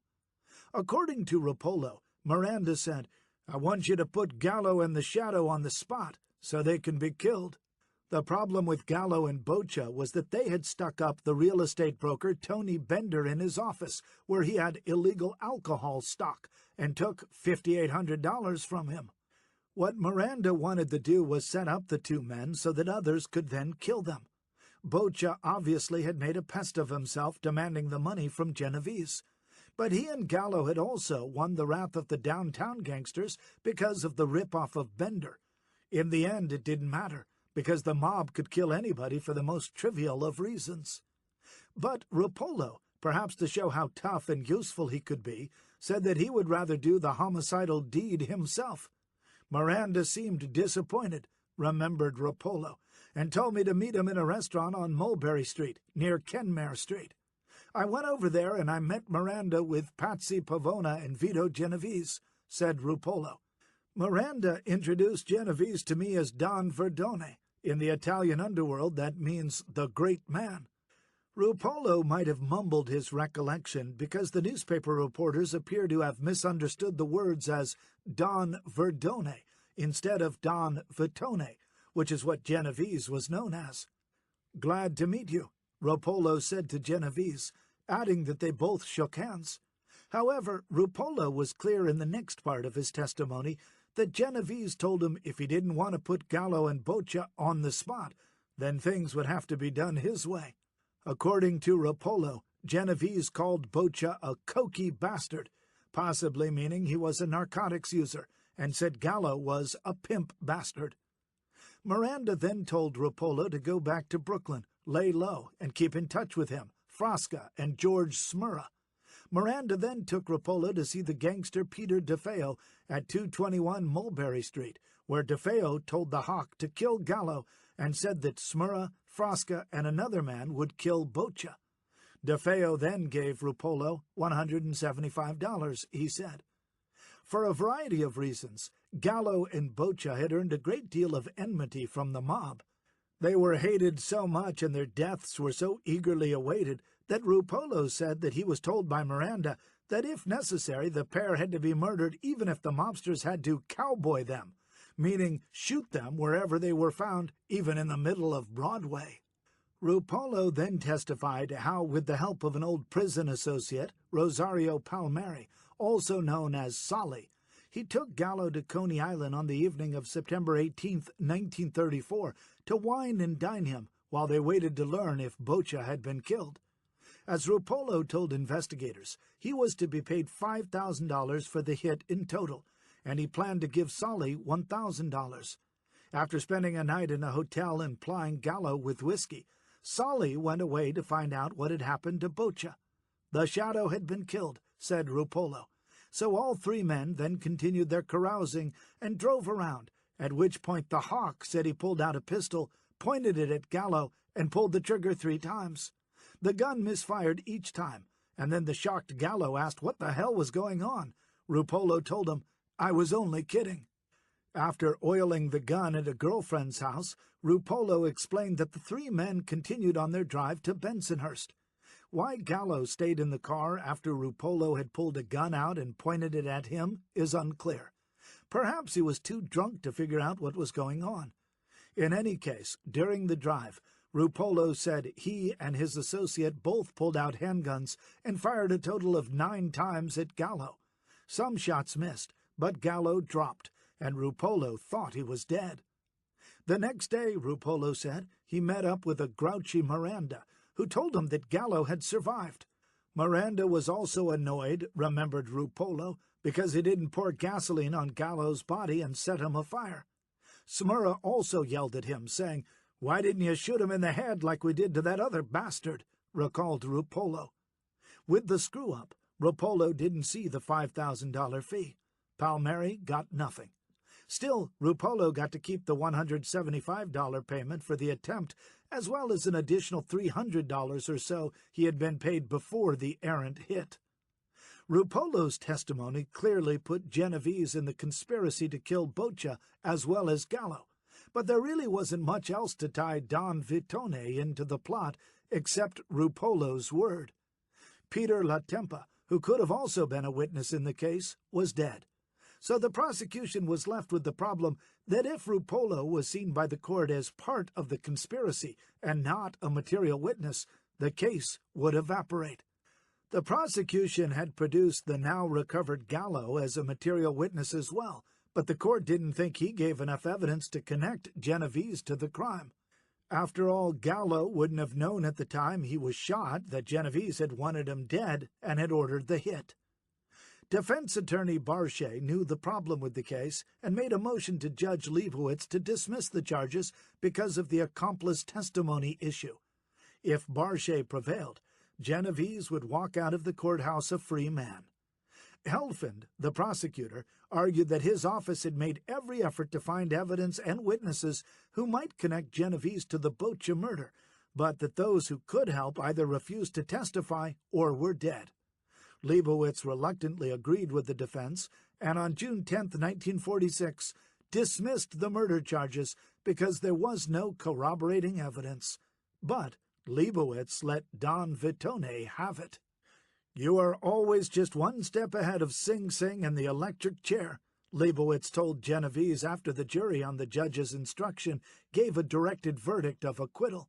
"You and your criminal henchmen have thwarted justice time and again by devious means, among which were the terrorizing of witnesses, kidnapping them, yes, even murdering those who could give evidence against you. I cannot speak for the jury, but I believe that even if there was a shred of corroborating evidence, you would have been condemned to the chair." The Daily News said Leibowitz's excoriation of Genovese was as savage a castigation of an acquitted witness as ever been heard in a New York court. Reporters in the courtroom said that Genovese seemed bored and impatient with the proceedings. He was dressed, as the New York Times reported, in a double-breasted blue suit, white shirt, and maroon tie, and smiled slightly as the judge blasted him. There were witnesses who refused to talk and tell what they knew of a crime because of their fear of Genovese and the other bosses of the underworld, knowing full well that to talk would mean their death, Helfand told Leibowitz. As Helfand talked, Genovese seemed to stifle a yawn. As if to underscore the darkness that shadowed the case, on the day Genovese walked out of the courthouse a free man, police in Bergen County, New Jersey, found the bullet-ridden body of Jerry Esposito, a 35-year-old Brooklyn man dumped in the town of Norwood in some brush by a road. Cops believed that Esposito, an ex-con who had been convicted in New York on weapons and assault and robbery charges, had been shot in a speeding car and then dumped from the vehicle. A preliminary check of ballistics led cops to believe he was shot by a revolver of foreign manufacture. Speculation immediately arose that Esposito had been wanted as a material witness in the Boccia murder case. But the next day, Helfand denied that the dead man was to have been a witness against Genovese. Meanwhile, Ruppolo, who had done his bit for the justice system by testifying against Genovese, got his reward. On July 15th, just over a month after Genovese was freed, Ruppolo appeared before Leibowitz for sentencing in the Sparacino assault case. Helfand asked the judge to give the defendant a break because there was hope he would be rehabilitated and become a useful member of society. "What assurance have I that you will go straight?" Leibowitz asked Ruppolo. With his good eye looking at the judge, Ruppolo replied, "I'll go straight. I don't want any part of any underworld. They are all scum and double-crossers." Leibowitz followed the request of Helfand for leniency and gave Ruppolo a suspended sentence of 5 to 10 years in the Sparacino assault case. The sentence meant that if Ruppolo stayed out of trouble, he wouldn't go to prison for the crime. The judge also said he would discuss with the parole board Ruppolo's pending charge of parole violation for the Sparacino assault. For a while, anyway, it seemed like Ruppolo had gotten the break he needed from the criminal justice system. If he kept quiet in jail, he could look forward to getting out in a year. But even in prison, trouble seemed to find Ruppolo. A fellow inmate tried to stab him in his good eye with a pencil, but missed. For his own protection, Ruppolo was sent back to solitary. Then, as luck would have it, the state parole board changed its policy, which meant that Ruppolo would have to spend as many as 11 years behind bars on the Sparacino case. Since Governor Dewey wouldn't commute the sentence, the only way out was for Ruppolo's indictment to be dismissed. Leibowitz had promised Ruppolo that he wouldn't have to serve the 11 years, and the jurist meant to keep his word. To do otherwise would hurt future chances of gangsters becoming cooperating witnesses. So, in September 1949, Ruppolo was hauled back before Leibowitz to be resentenced, and the judge was going to do the right thing with some prompting by prosecutor Helfand. "I had promised Ruppolo that he would only have to serve a portion of the 11 years he still owed the state," noted Helfand. "We can't break promises to mobsters if we expect their cooperation. I asked dismissal of the indictment against this man." Leibowitz did have some reluctance in springing Ruppolo free, because he knew that once the gang thug was away from the protection of the state, his lifespan was definitely limited. Ruppolo would be murdered by persons unknown in 1964. "The underworld neither forgives nor forgets. If I let you go, you will be murdered as sure as you are standing here," said Leibowitz. "As an underworld squealer, it even was necessary to keep you in solitary these last 3 years." "What do you want me to do?" Leibowitz asked Ruppolo. "Let me go, Judge," Ruppolo replied. Leibowitz wanted to know if there was anywhere in the world that Ruppolo could go to escape the mob and its wrath. "I am willing to take my chances," said Ruppolo. "Very well," Leibowitz finally said. "You've been a murderer, a hold-up man, and a guerrilla, but we must keep our word to you. Discharged." In Italy, Michael Miranda was watching events with great interest. He was aware that the case had fallen apart against Genovese in 1946 because of the witness corroboration rule. The way things stood, Miranda was in the same position as Genovese had been. Aside from the accomplice testimony of Ruppolo, there was no other evidence against him for Boccia's murder. He decided to take his chances. In early September 1946, about 3 months after Genovese was freed, Miranda returned to the U.S. and walked into a Brooklyn police station to surrender. After some questioning by prosecutor Helfand, Miranda was taken to a Brooklyn courtroom, where he entered a plea of not guilty to the first-degree murder charge. But after Miranda showed up, no other corroborating evidence against him appeared. As a result, in January 1947, Helfin went to court and asked Judge Leibowitz to dismiss the murder charge for lack of corroboration. Leibowitz agreed, and Miranda briskly walked out of court a free man after 5 months in jail.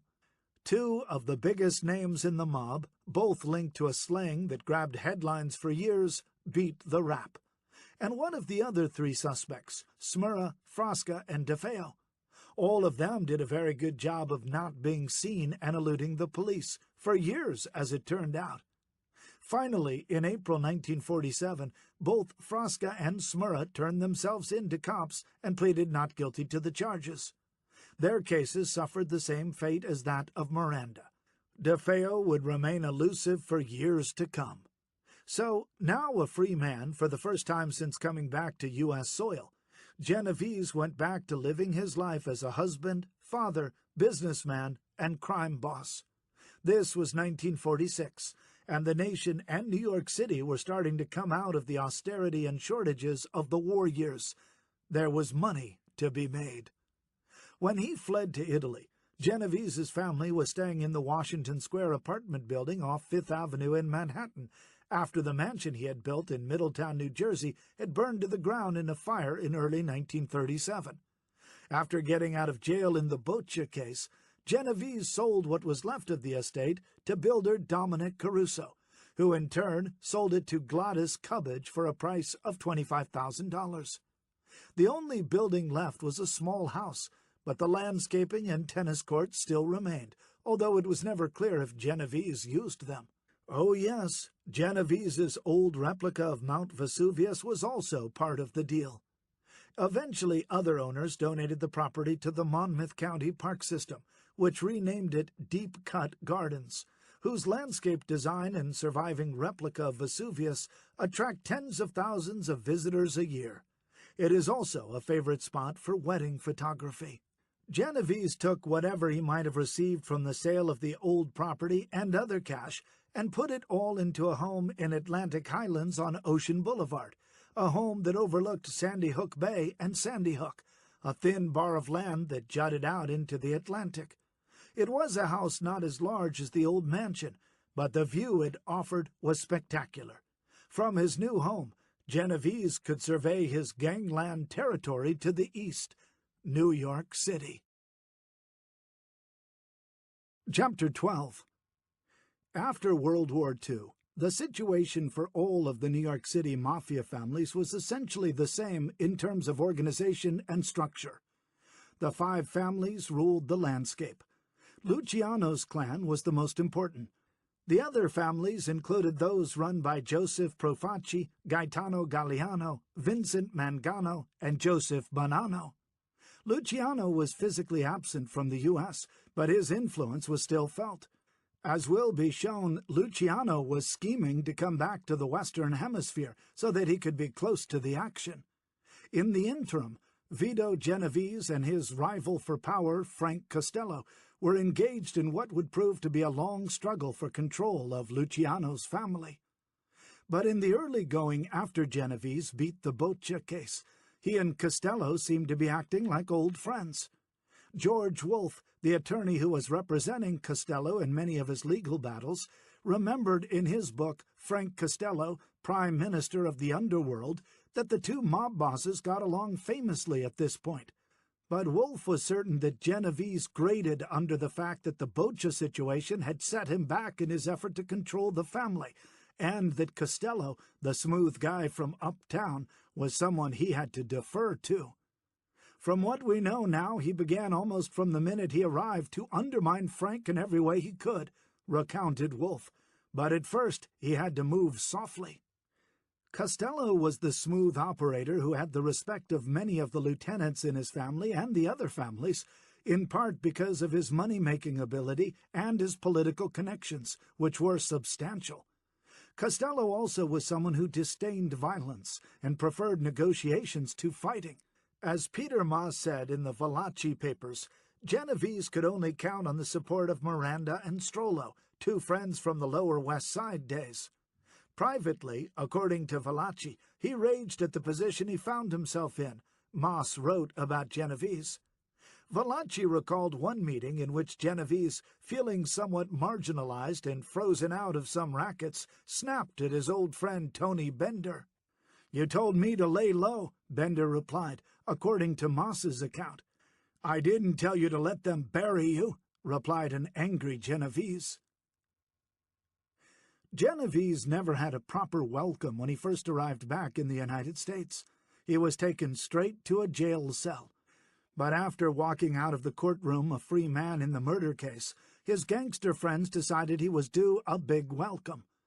It was in late June, barely 2 weeks after the dismissal of the criminal case, that Genovese's mob cronies held a welcome-back dinner of sorts at the Hotel Diplomat in Manhattan on 43rd Street. Joseph Profaci and Albert Anastasia attended, as did Santo Volpe, a mob boss from Pennsylvania, a center of garment manufacturing, an industry for which Genovese had some control. "Welcome back, Vito," was the theme. Based on an informant's report, Genovese struck a theme of caution and stressed the need to keep a hand in legitimate businesses. Anastasia and Genovese were rivals of a sort for the reputation of being the top gangster in New York, apart from Costello.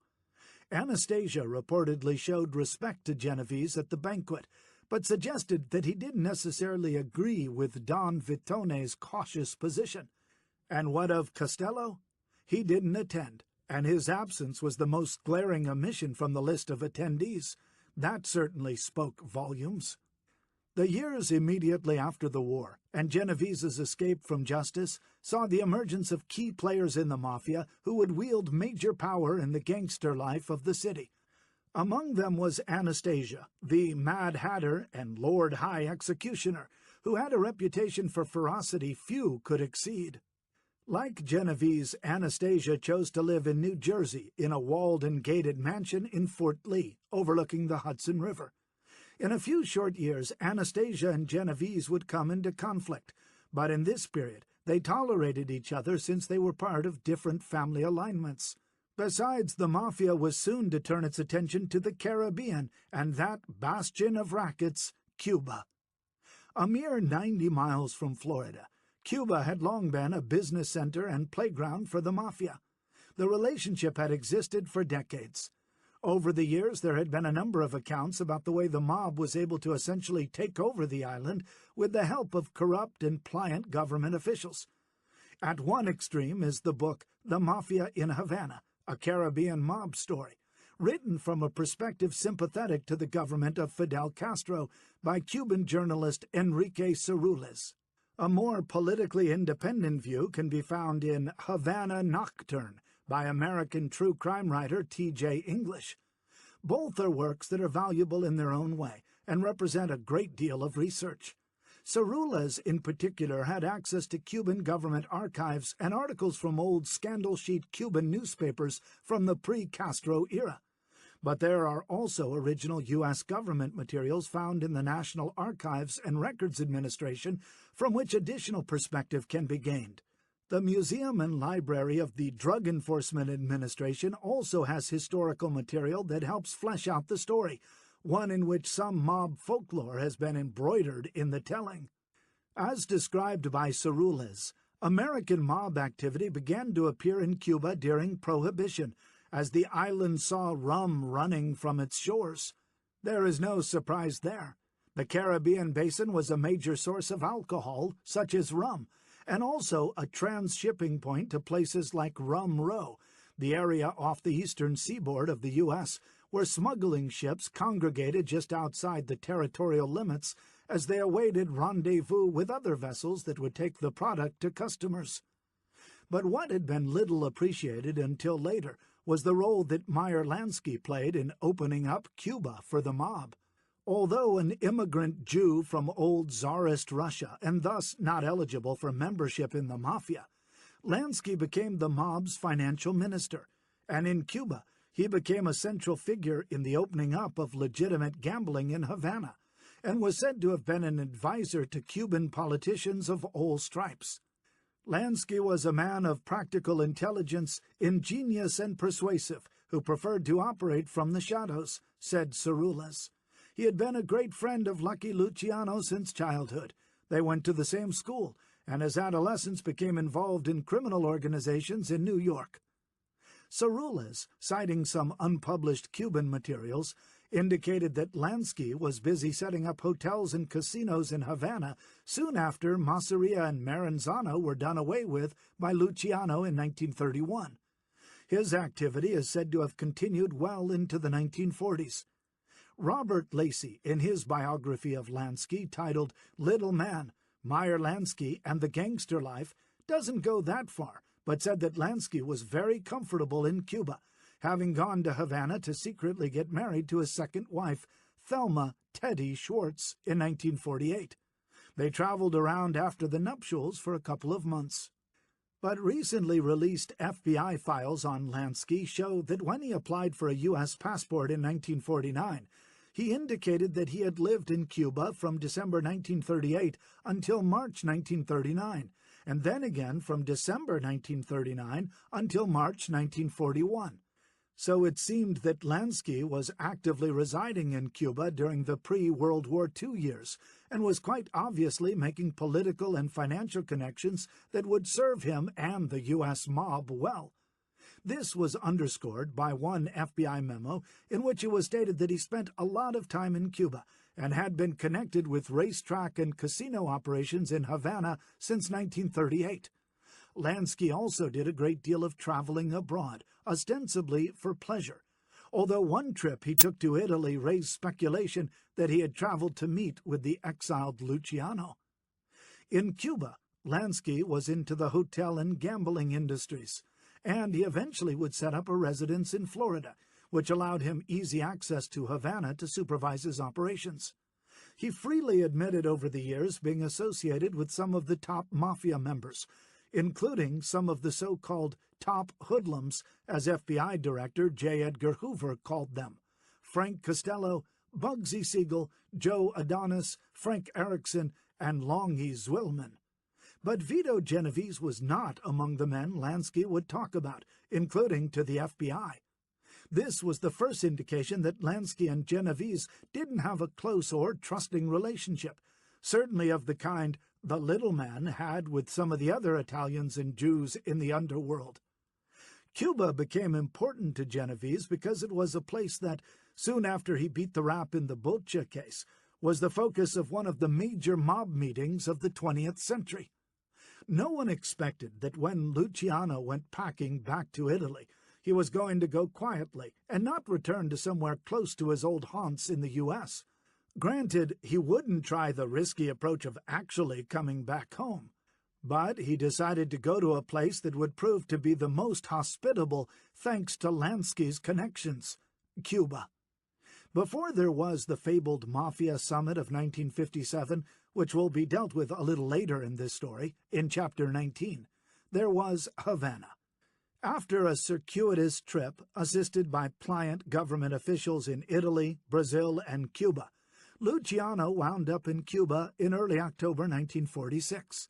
Cerulles said it was Lansky, the king of Havana, who told Luciano in a cryptid message delivered in Italy that a meeting was to happen, December, Hotel Nacional. Lansky had an interest in the Nacional, so he knew it would be the perfect place for Luciano to stay and meet his old friends from the mafia world in the U.S. Luciano arrived by plane from Brazil at the airport in Camagüey, in the eastern part of Cuba. Limousines were awaiting him and whisked him to Havana, where lunch and a suite at the Nacional were set up. When I got to the room, the bellhop opened up the curtains on the big windows and I looked out. I could see almost the whole city. I think it was the palm trees that got me. Every place you looked, there were palm trees, and it made me feel like I was back in Miami. Luciano would remember in his biography. I realized something else. The water was just as pretty as the Bay of Naples, but it was only 90 miles from the United States. That meant I was practically back in America. Of course, Luciano was not going to America. Rather, some of America was coming to him in December.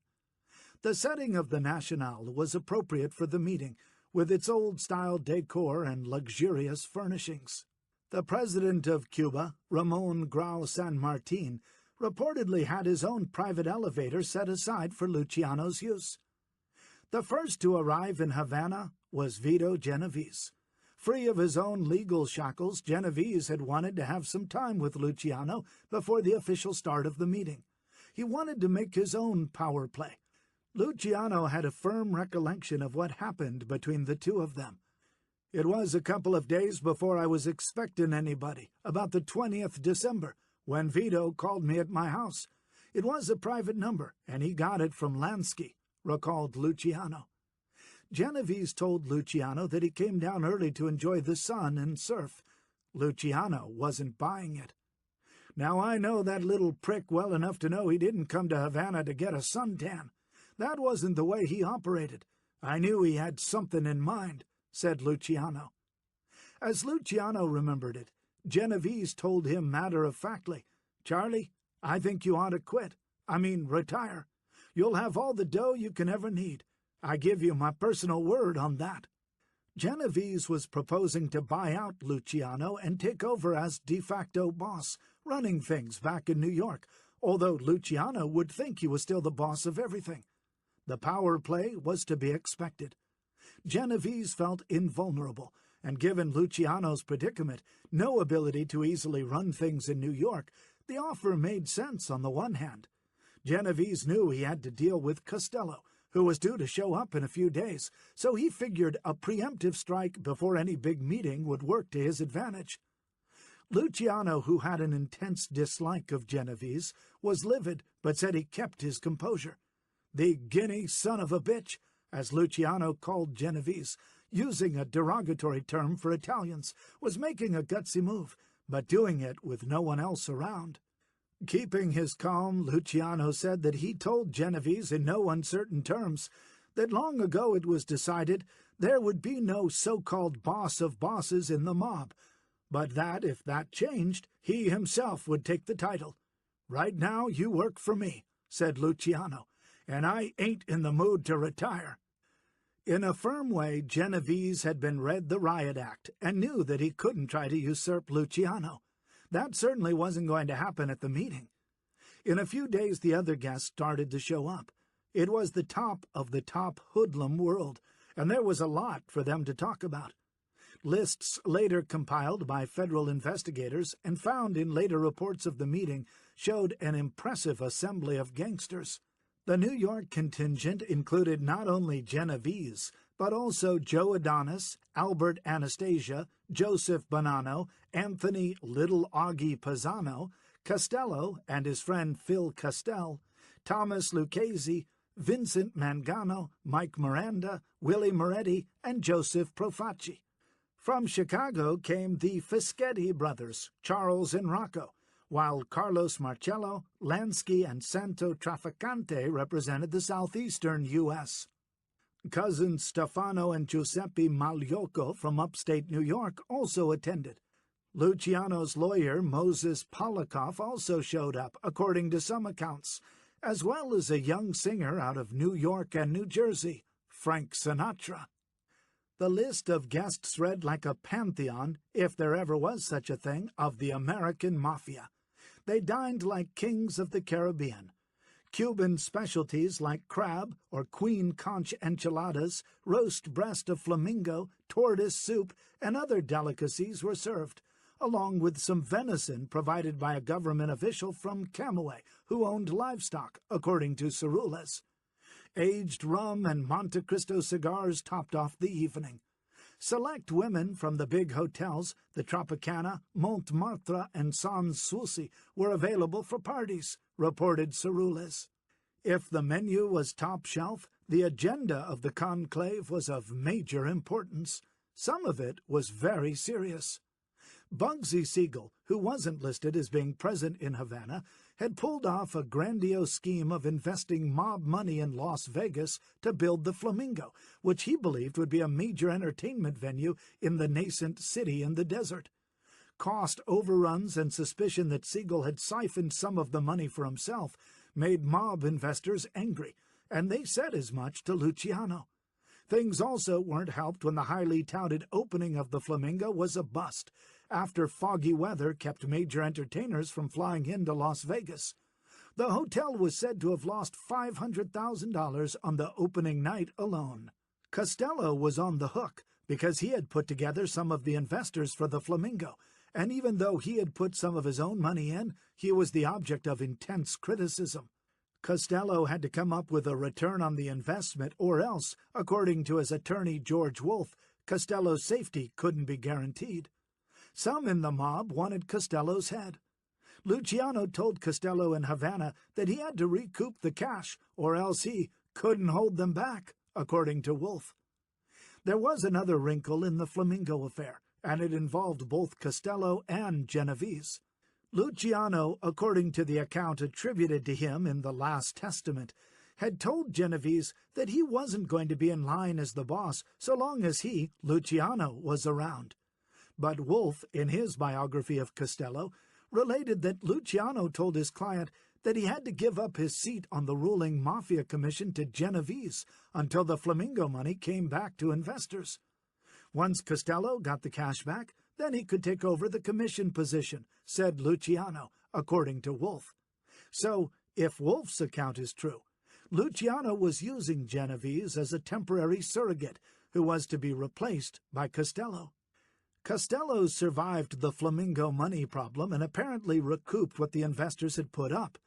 Genovese also remained as the second fiddle in the crime family and would for a few more years. But Siegel ran out of time. The night of June 20th, 1947, 6 months after the Havana meeting, Siegel was shot dead in the Beverly Hills home of his girlfriend, Virginia Hill. An assassin fired a carbine through the living room window as Siegel sat on a couch reading the Los Angeles Times. The next day, newspapers showed a prostrate Siegel on the bloody couch, his left eye pierced by a bullet and the other eye blown out of its socket by another round, which was found over a dozen feet away. No one was ever arrested for the slaying. After dining on exotic things like breast of flamingo and fillet of manatee, and deciding that Siegel would have to die, the boys in Havana had to sort out some other major items on the meeting agenda. The Federal Bureau of Narcotics agents could only surveil the comings and goings of the delegates, and didn't have the capability at the time to penetrate the secret talks. But over time, it came out that one of the major issues to be hashed out was indeed that of narcotics. Cuba had been a major drug transshipping point for the mob for years, and the U.S. gangsters well knew from experience that there was a great deal of money to be made from narcotics. At the meeting, according to Luciano's spin, he laid out that there was so much money to be made from all sorts of rackets that it was foolhardy to risk it all for a major drug investigation. I tried to make them understand that everything was different now that the war was over. We was businessmen running businesses and giving people what they wanted in a way that didn't hurt nobody, said Luciano. Sure, here and there we would squeeze some guys, but on the other hand, look at all the money we was putting in circulation just from other good businessmen buying our protection. Luciano was clearly trying to embellish history with such statements. As will be shown later on in this chapter, Luciano would remain a major focus of international drug-dealing investigations for nearly 2 decades. His base in Italy was a major point for narcotics trafficking from the Mideast, and many major cases of the FBN had ties to Luciano. Luciano's claims that he advised caution on Genovese and the other mobsters supposedly were ignored. Even Genovese and Costello sensed the way things were going and told Luciano as much. Luciano relented. "For Christ's sake, keep me out of it," he told the conclave, reportedly jesting, by his account, by saying, "Or I'm going to have to take out an ad in the New York Mirror and declare myself." Again, Luciano's account was self-serving. Narcotics trafficking would be a foundation for his operation in Italy. There was no evidence in this period that Genovese started to dabble in drug trafficking, but later on that would all change in a major way. Costello, despite claims by some that he did deal in drugs, would vehemently deny that allegation. The Havana meeting broke up right after Christmas 1946. Everybody went back to their hometowns. Genovese had the new home in Atlantic Highlands to enjoy, and Costello had the luxury of an apartment in Manhattan and a lovely country manse in Sands Point, Long Island. But Luciano stayed on. Life was good for him in Cuba. He left the Nacional and moved to a house in the exclusive Miramar section, not far from the home of Cuban President Grau. Wealthy Americans would invite Luciano for dinner, and he had the run of the country, talking with the Cuban president and enjoying freedom without the constraint of Italian or American police and their ubiquitous surveillance. During those days, Luciano was almost completely happy, reported Cerulles. Havana was becoming the ideal place for him. But not for long, as it turned out. Newspapermen from the U.S. spotted Luciano in Havana. Stories started to appear back in the States. By February 1947, Luciano's presence in Cuba was simply too much for American officials to ignore. At first, Cuban officials tried to underplay Luciano's presence. However, Harry J. Anslinger, the head of the FBN, suspected that with Luciano in Cuba, his mob friends were making trips to and from the island to move narcotics and drugs that the U.S. had exported there. To pressure the Cubans, the U.S. restricted the export of legitimate narcotics to the country. This was something the Cubans couldn't ignore. Hospitals and doctors began to run out of needed drug supplies. Under such pressure, the Cuban government finally arrested Luciano and his 2 bodyguards, whom he had been living with at the Miramar Villa. It was all done very politely, yet Luciano's lawyers in Cuba said that he was the subject of a political persecution. Despite such protests, Luciano had to go, and President Grau ordered Luciano deported as an undesirable alien. On March 18, 1947, Luciano boarded a Turkish ship, the Bakir, bound for Italy. He paid his own first-class passage of $300 and spent his travel time playing cards with some of the tourist-class passengers. When the Bakir docked in Italy, Luciano was promptly jailed, although that didn't last very long. While Luciano had lost his potential base in Cuba, he would eventually regroup in Italy and become what American officials had always feared he would be, a major international narcotics trafficker. The drug pressure on the Cubans has been the accepted story of how Luciano was frustrated from using Havana as his convenient home away from home, the U.S. mainland. One alternative explanation offered by Cerulles is his bare-bones theory that Genovese and other mob bosses, including Lansky, couldn't tolerate Luciano so close to New York, and through some unspecified alliances with some American intelligence officials, made Luciano's position in Cuba untenable. While the theory is a novel one, there is no proof or documentation presented that Genovese or the others wielded such influence against Luciano. Frankly, Genovese had more than Charlie Lucky to worry about. Costello was his chief rival for the acting control of the family during Luciano's exile, an exile that would never end in his lifetime. Chapter 13. Back in New York after the Havana Conference, things seemed to have quieted down for Genovese. A check of the newspaper headlines after the Boccia case ended in 1946 revealed virtually no mention of Genovese through the end of the decade. Now and again, the Boccia case would garner a mention, but always in a historical context, and with the perfunctory mention of Genovese's name as the big fish who beat the case. The absence of Genovese from the newspapers didn't mean that he wasn't busy. It was just that there was nothing for law enforcement to hang its hat on for an arrest. True to his word when he talked about having legitimate businesses, Genovese tended to his Lower West Side Colonial Trading Company on Hudson Street, which dealt with waste paper and rags. There was a second such company on the same street. Then there was Herb Strapping on Thompson Street, a business that he would take an interest in during the next decade. Genovese also maintained a foothold close to home in New Jersey. He had an interest in a poultry farm in Middletown, New Jersey, from which he sold chickens. Genovese sold the farm in 1948 for about $38,000. Records also show that in July 1948, he and some partners established the Atlantic Highlands Wharf Company. The company handled freight and passenger transportation at the yacht harbor in the coastal town, which happened to be where Genovese had a home. It wasn't a lucky venture. Genovese would later remember that the steamship company had to be liquidated after 2 years because of a lack of business, particularly after he and his 2 partners couldn't get approval to have gambling on the vessel. The businesses, while they lasted, enabled Genovese to show legitimate income. But he didn't become the man Judge Leibowitz once called the overlord of crime in New York by recycling scrap paper and rags. Cops were aware that Genovese and others in the New York mob had their hands in gambling operations, notably the Italian lottery, which was a staple for years in the immigrant community. In essence, the lottery worked as a numbers operation in which customers bet on which combination of numbers, usually 3 digits, would come up randomly.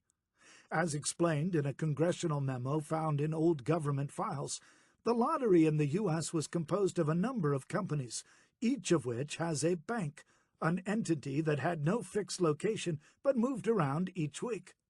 For years, the New York lottery was keyed to a legal lottery in Italy, where each Saturday in each of the Italian provinces 5 numbers were drawn randomly.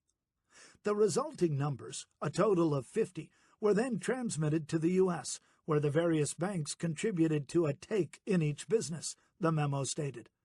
Genovese's role in all of this was to settle territorial disputes among the various banks as they vied for customers. But with the advent of World War II, the numbers from the lottery based in Italy weren't obtainable. So a different system was devised in New York City, in which the numbers picked as winning the lottery were selected from the handle, or the last 3 digits of the amount of bets placed at a racetrack on a particular day. Bets were placed by customers all over the city, usually in bars, barber shops, and social clubs, and the cash was taken by runners to the central bank for the operation. The system, according to investigators, was run on the level.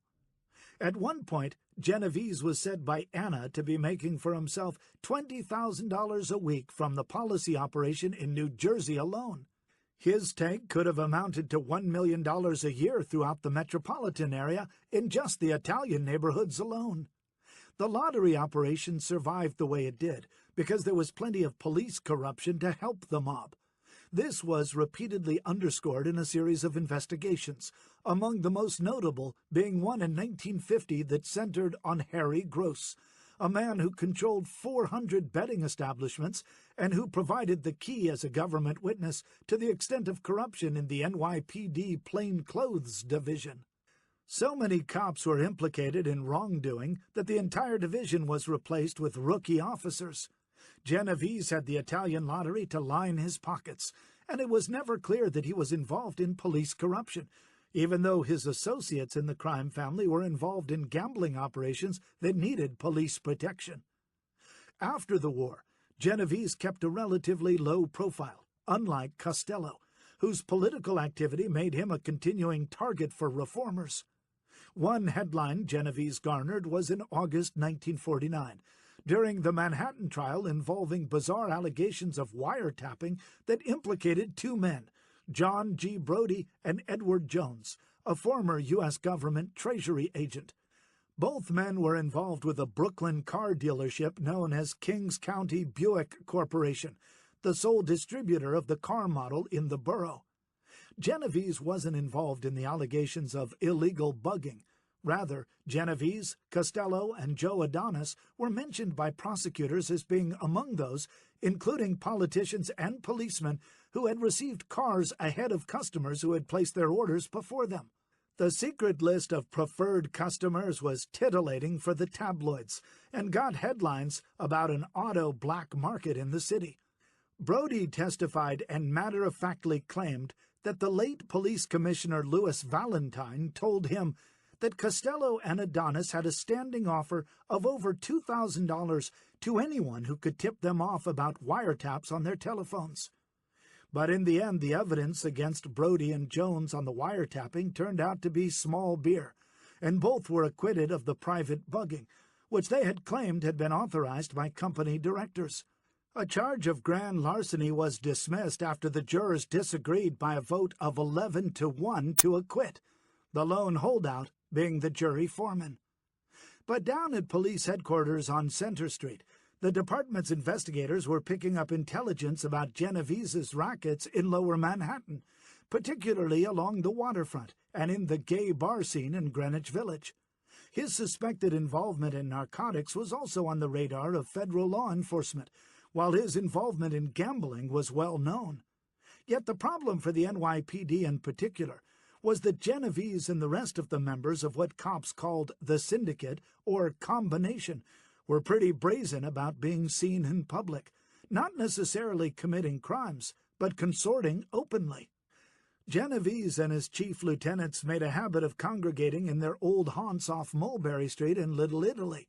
There were a couple of choice locations, one being a club known as the Alto Nights, which years earlier had been Café Royale.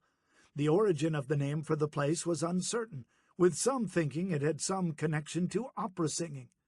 During Prohibition, it had been a location for bootlegging deals, and then it was the place that out-of-town gangsters would visit first on a trip to New York.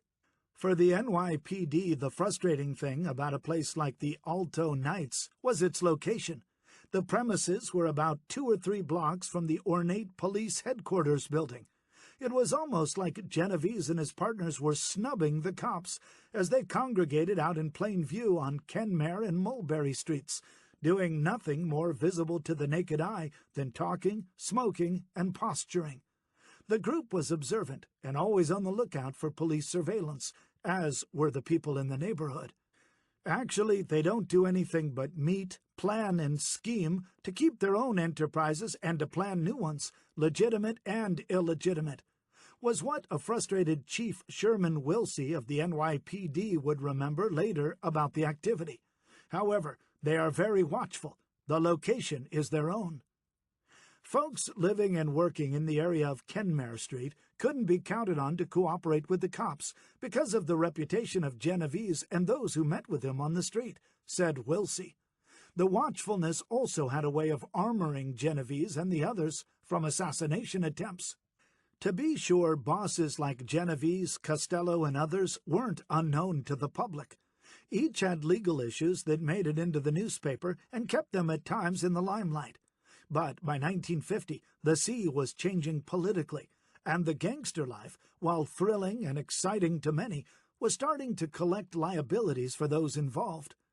Costello, in particular, was a known power in the New York City Democratic bastion of Tammany Hall. His influence came mainly through the hold he had over district leaders, not to mention the money he had access to and the value of his bad reputation. Genovese had his own set of connections, mainly through the Lower West Side of Manhattan. While there was a time when it was valuable for politicians to count them both as allies, the atmosphere in New York and Washington was going through some profound changes, an indication of how some public sentiment was drifting away from seeing gangsters as okay people. Mayor William O'Dwyer may have very well sensed in 1950 that the political matrix was shifting when he decided in May to resign, ostensibly because of concerns about the health of his wife. O'Dwyer's decision stunned the political establishment, particularly because a year earlier he had won re-election.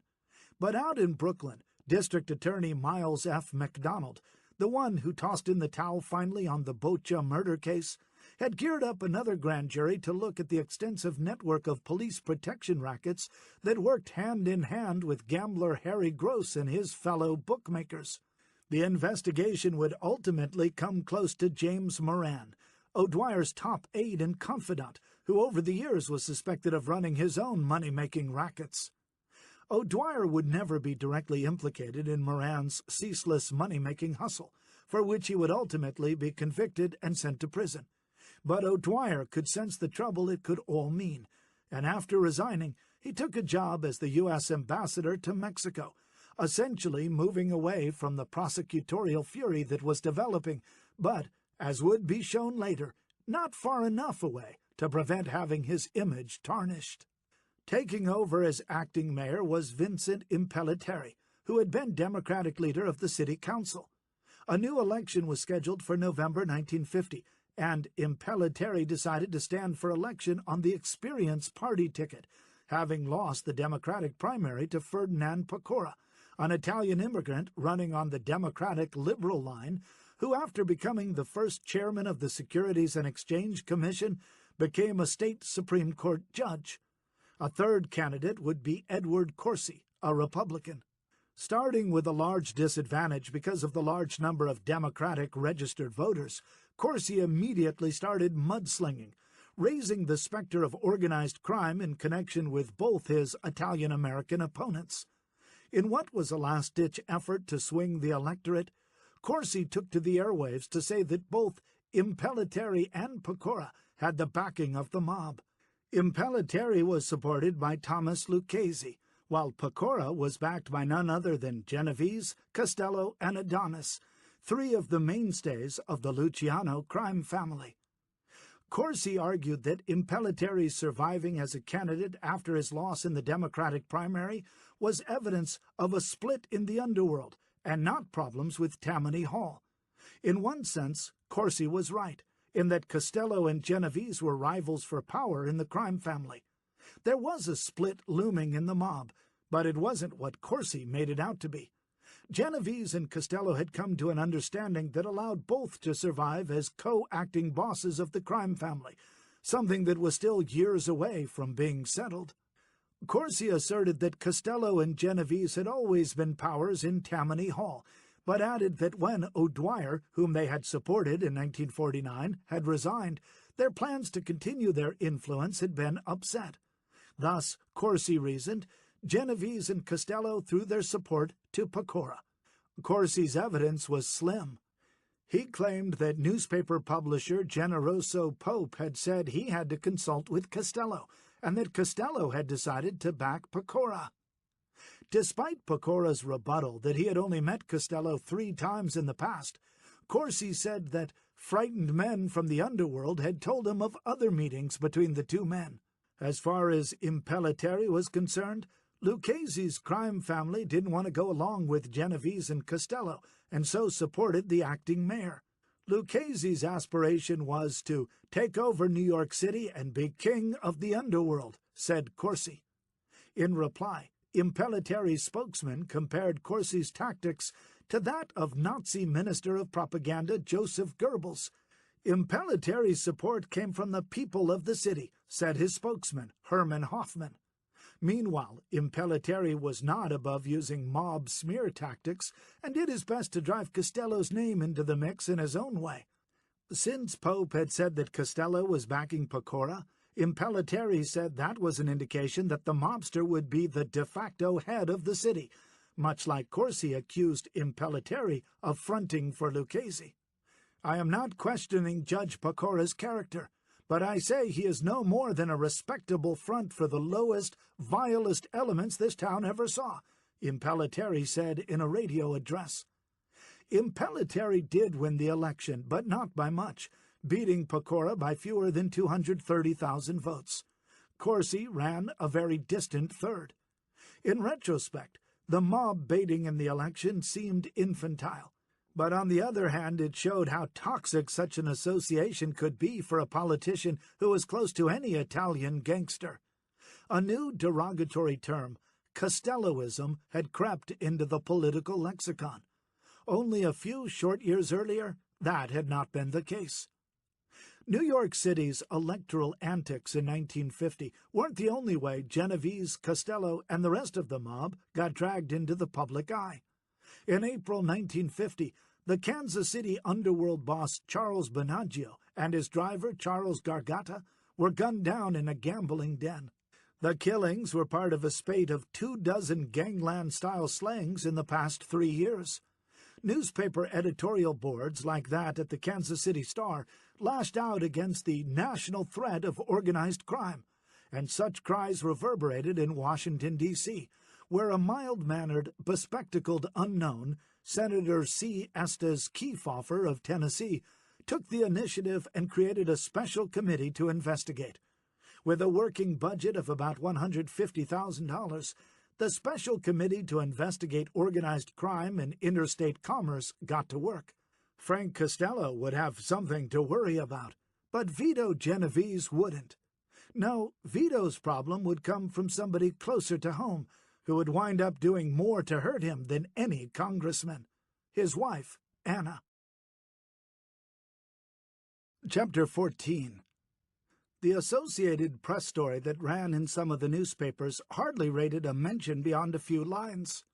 Dated from Freehold, New Jersey, the October 17, 1950 Dispatch reported that Anna Genovese, wife of underworld figure Vito Genovese, had filed for divorce. She claimed, the story reported in the last sentence, that the mobster had deserted her in 1948. The story got little play in the press, relegated to a brief mention in the New York Daily News. But in the world of the Mafia, the news was a big deal. Any civil court case involving a major mobster like Genovese had the potential to air secrets he would rather keep confidential. A divorce action could also expose his financial dealings. If there were any personal scandals in the relationship, well, they would also be fair game for the media if the case ever went to trial or legal documents were filed. Somebody like Vito Genovese had a great deal he would want to keep under wraps. But in New Jersey, the laws of disclosure were fairly liberal for the time, and there would be a point where it could all come out, with little Genovese could do to shield himself from prying eyes. There would also be another looming problem for Genovese in a divorce case. The Mafia was not a world where old-timers looked kindly on men who mistreated their wives. If there was any scandal of abuse in the marriage, Genovese would lose face not only with the public, but also among other mafiosi. Then, of course, there was the possibility that crime family secrets would somehow be exposed by a vindictive spouse. That could also be very damaging. If Don Vitone couldn't control his wife, how would that look to the others in his world? He had been thrown a dangerous curveball by Anna, and it was not something he could ignore in the courts. Those who remember Anna Genovese said she was a woman of fine-boned features, coiffed hair that was often in a beehive style, and a light complexion. She also wasn't the warmest of people, sometimes aloof and distant. The latter may have come from the fact that the men in her life had been problematic. Her first husband, Gerardo Vernatico, was a bit of a ne'er-do-well, getting in and out of trouble as a street criminal before he was garroted by a person or persons unknown. He reportedly cheated on Anna, something that was at the root of their divorce. Genovese, the man who wed Anna next, had his own notoriety, and when he fled to Italy, it was Anna who was left holding the bag. She not only had to take care of his business dealings, but also the 3 children who were part of the household. The 4-page complaint for divorce filed by Anna in Monmouth County Superior Court alleged that Genovese had abandoned his wife on January 5, 1948. The significance of that date wasn't made clear, but according to Anna, for the next 2 years she was on her own. Anna claims she was destitute of means of support, except through her own exertions, by which she is unable to earn sufficient money for her support. Meanwhile, Genovese, said Anna in her complaint, was possessed of property of substantial value and is in receipt of an income amply sufficient from which to maintain and support her in a manner suitable to her station in life. Anna did acknowledge to the court that Genovese had contributed $120 a week for her support, but indicated that clearly wasn't enough.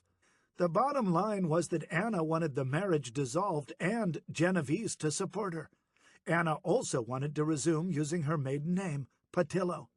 Records show that Genovese was served with a copy of the complaint at his large home at 130 Ocean Boulevard in Atlantic Highlands, where he was living with his daughter Nancy and Anna's son Philip. Actually, the papers were served on Genovese's son-in-law, Patsy Simonetti, who was married to the gangster's daughter. It was in late October 1950 that Anna, noticing that Genovese had not responded to her complaint for divorce, asked the court to grant her a default judgment, essentially giving her everything she had asked for.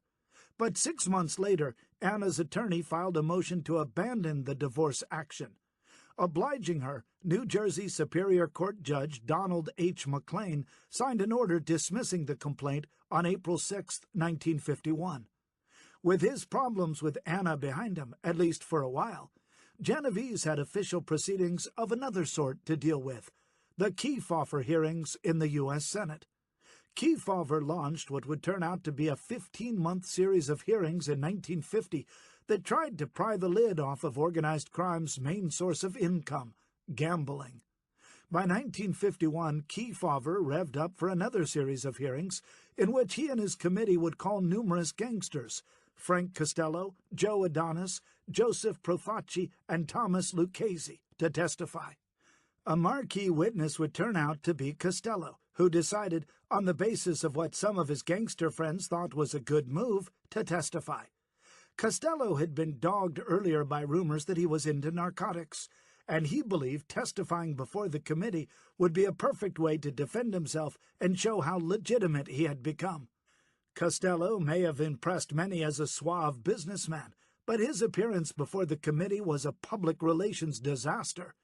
Since his attorney, George Wolfe, didn't want Costello's face to be televised, the cameras just focused on his hands. The image was telling. As Costello spoke, often evasively, his hands betrayed his turmoil. He fidgeted, alternately clasping his fingers or a handkerchief, toying with a glass of water, or drumming on the table. It was a performance one newspaper columnist called the Ballet of the Hands. Costello was combative with the committee and at one point walked out of the room.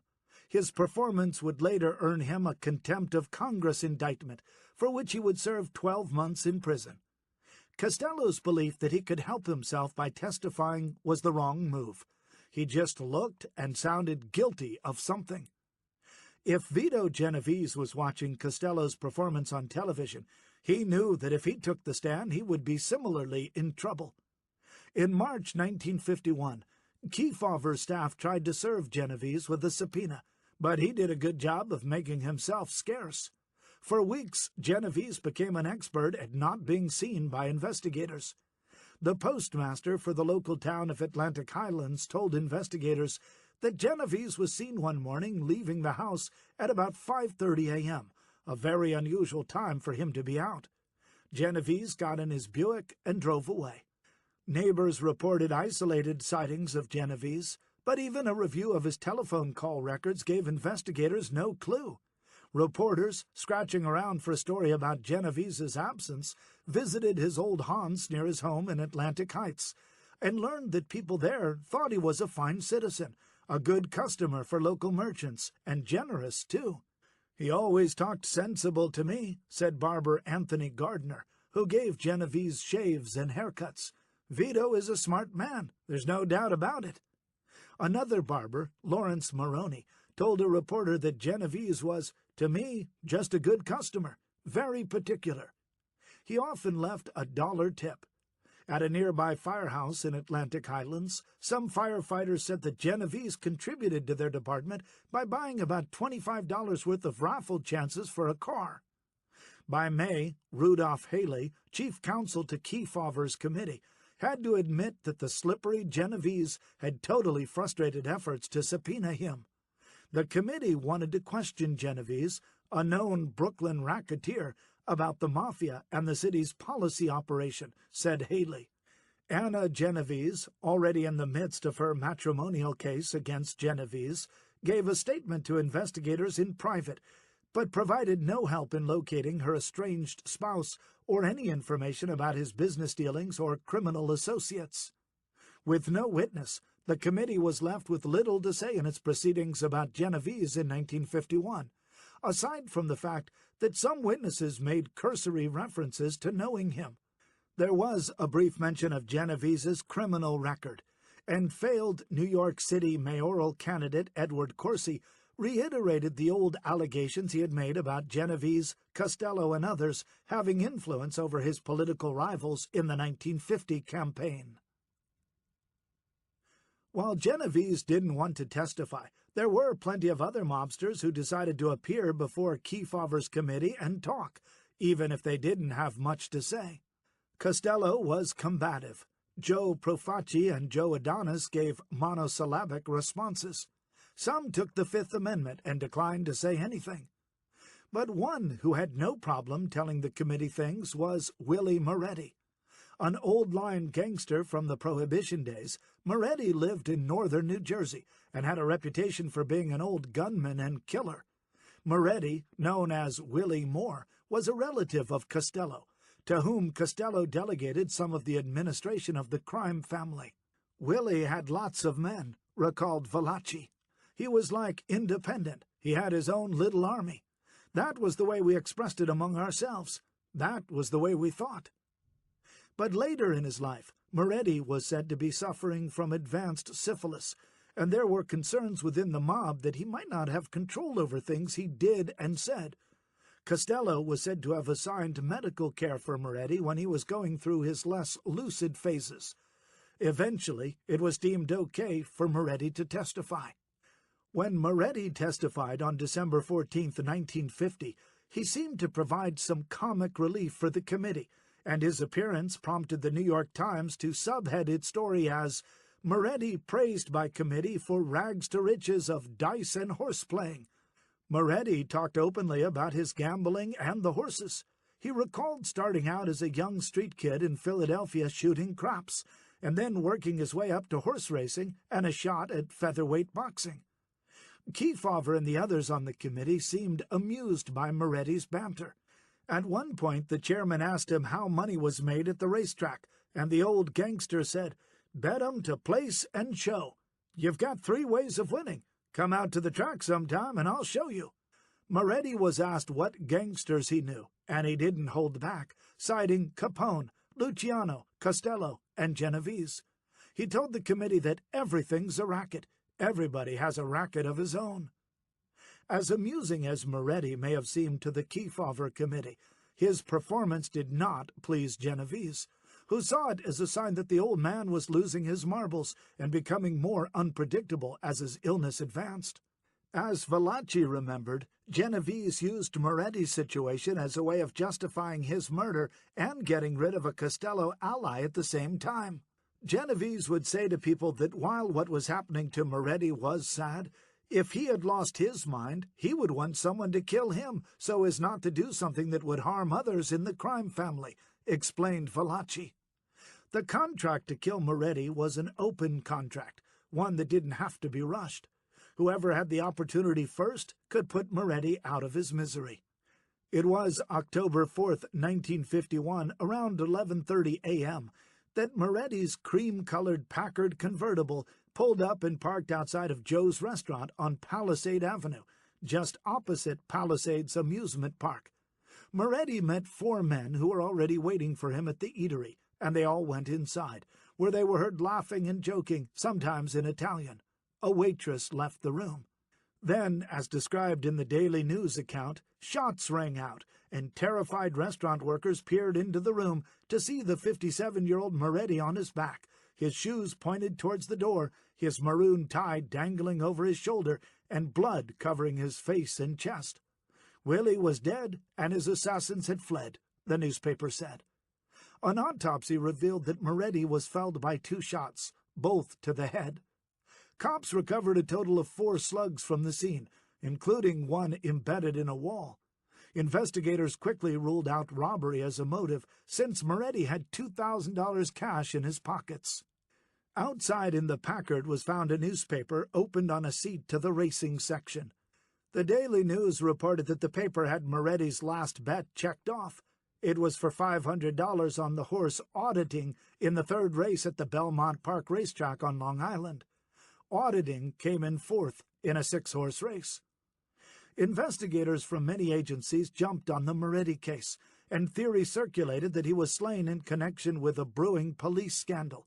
But Valachi would later claim to have the exact insight. He told Peter Moss that a key man in the restaurant when Moretti arrived was one John Robolato, a sometime loan shark who was part of Albert Anastasia's operation. Robolato would be indicted in 1952 for the murder, but the case would ultimately be dismissed for lack of evidence. Moretti's funeral was one of those mafia spectaculars, drawing 10,000 onlookers to the Corpus Christi Church in Hasbrook Heights, New Jersey. Moretti's old friends, Costello, Genovese, Adonis, and Anastasia, all sent floral displays to the funeral home. At least, that is what some of the cards indicated. However, none of them were reported as having shown up. Although Genovese had laid low during the Kefauver hearings and had stayed away from spectacles like Morelli's funeral, he remained very much on federal law enforcement radar. He was considered one of the leaders of the American Mafia and had a reputation that put him in direct line of fire from Washington, D.C.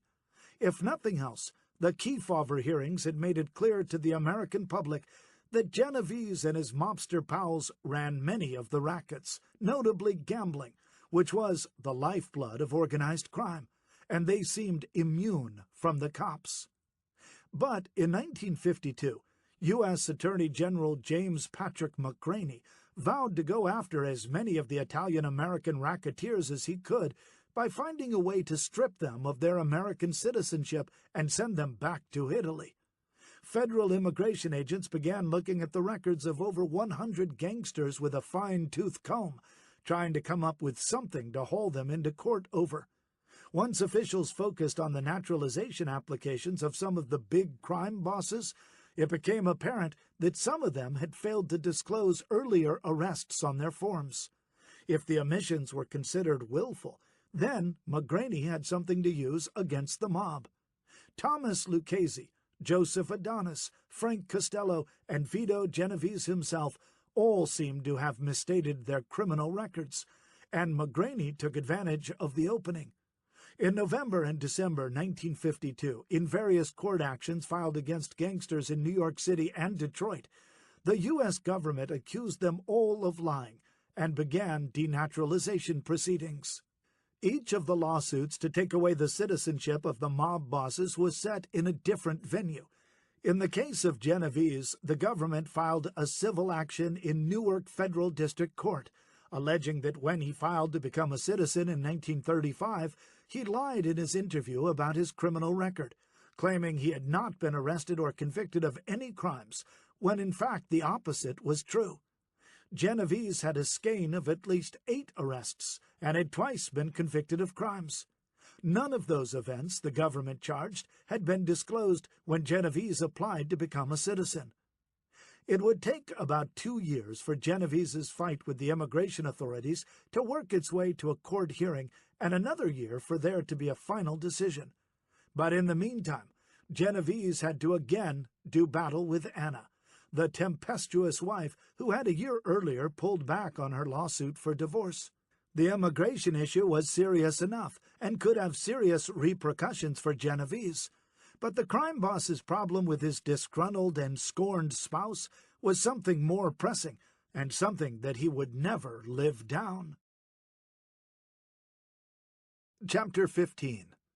For reasons known only to herself, Anna Genovese, despite all of the problems she claimed her spouse dumped on her, decided in early 1951 to give a more conciliatory approach a try. After dropping her divorce action in April 1951, she settled for a weekly sum of $200 in maintenance payments from a man considered one of New York's most powerful mobsters.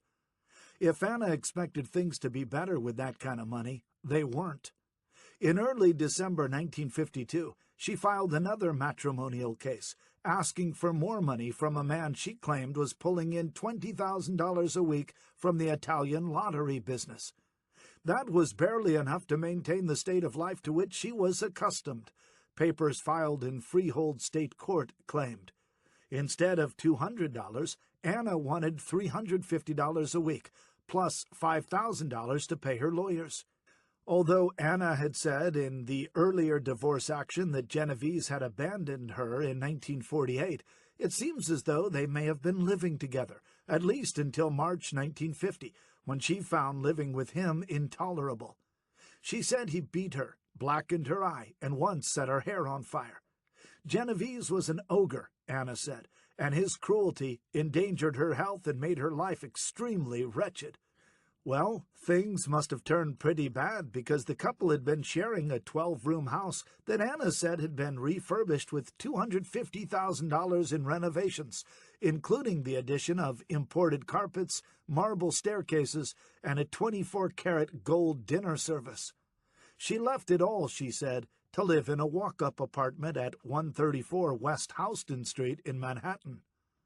Aside from the lottery cash, Anna said that her spouse owned nightclubs, horse tracks, and dog tracks, and that during a trip to Europe just after the war, she carried $100,000 cash for both of them.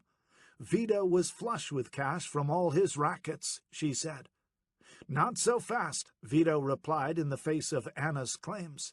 He had nothing to do with the lottery, nightclubs, racetracks, or dog tracks. He was just the general manager at Colonial Trading Company in Manhattan, a waste paper company, where he gave and took orders. For that, said Genovese, he took home $107 a week, and that was after taxes. Now that Anna was taking more shots at him in court, Genovese countersued for divorce. The case didn't get into meaningful court sessions until March 1953, when both Anna and Vito Genovese made appearances.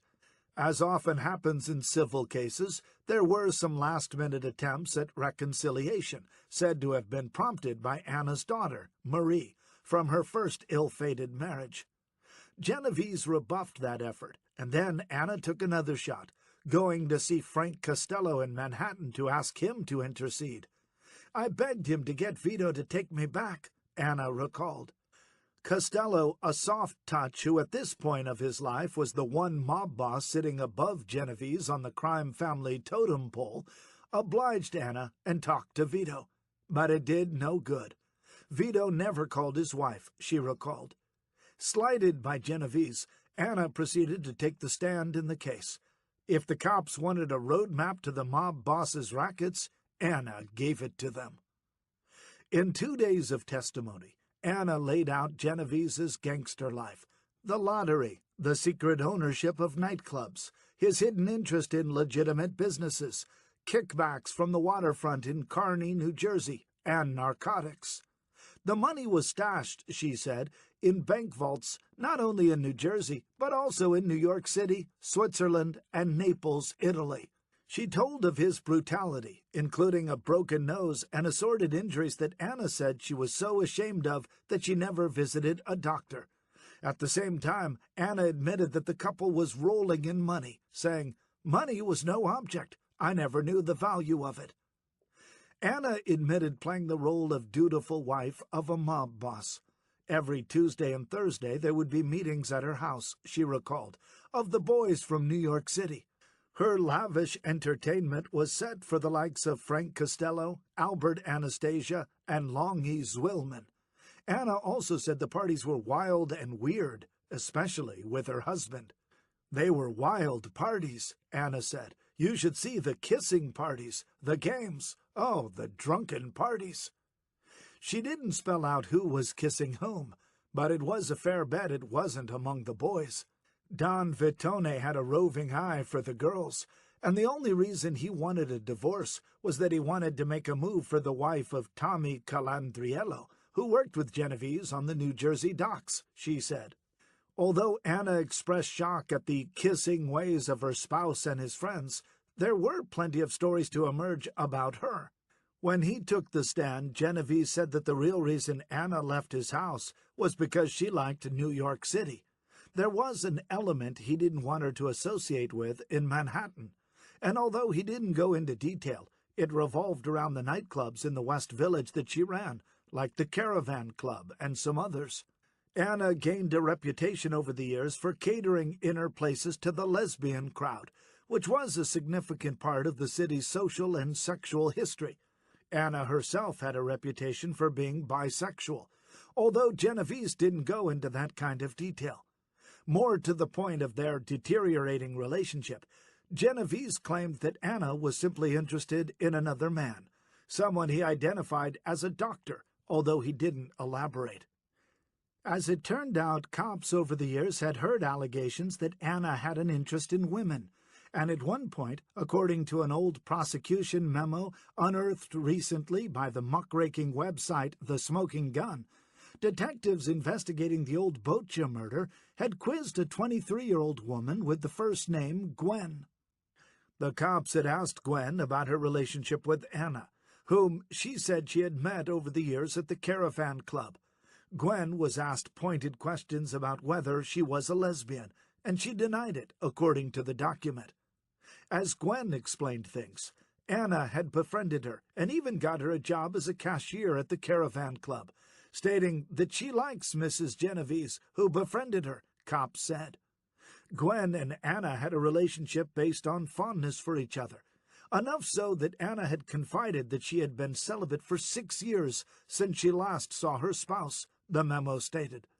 The document appears to be from September 1954, which would put Anna's period of sexual inactivity with Vito beginning at about 1948, around the time of their separation.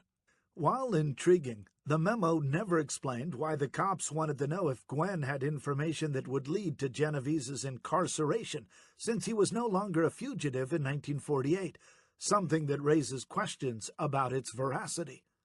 The police also believed Gwen had lived for a time with Anna in Manhattan.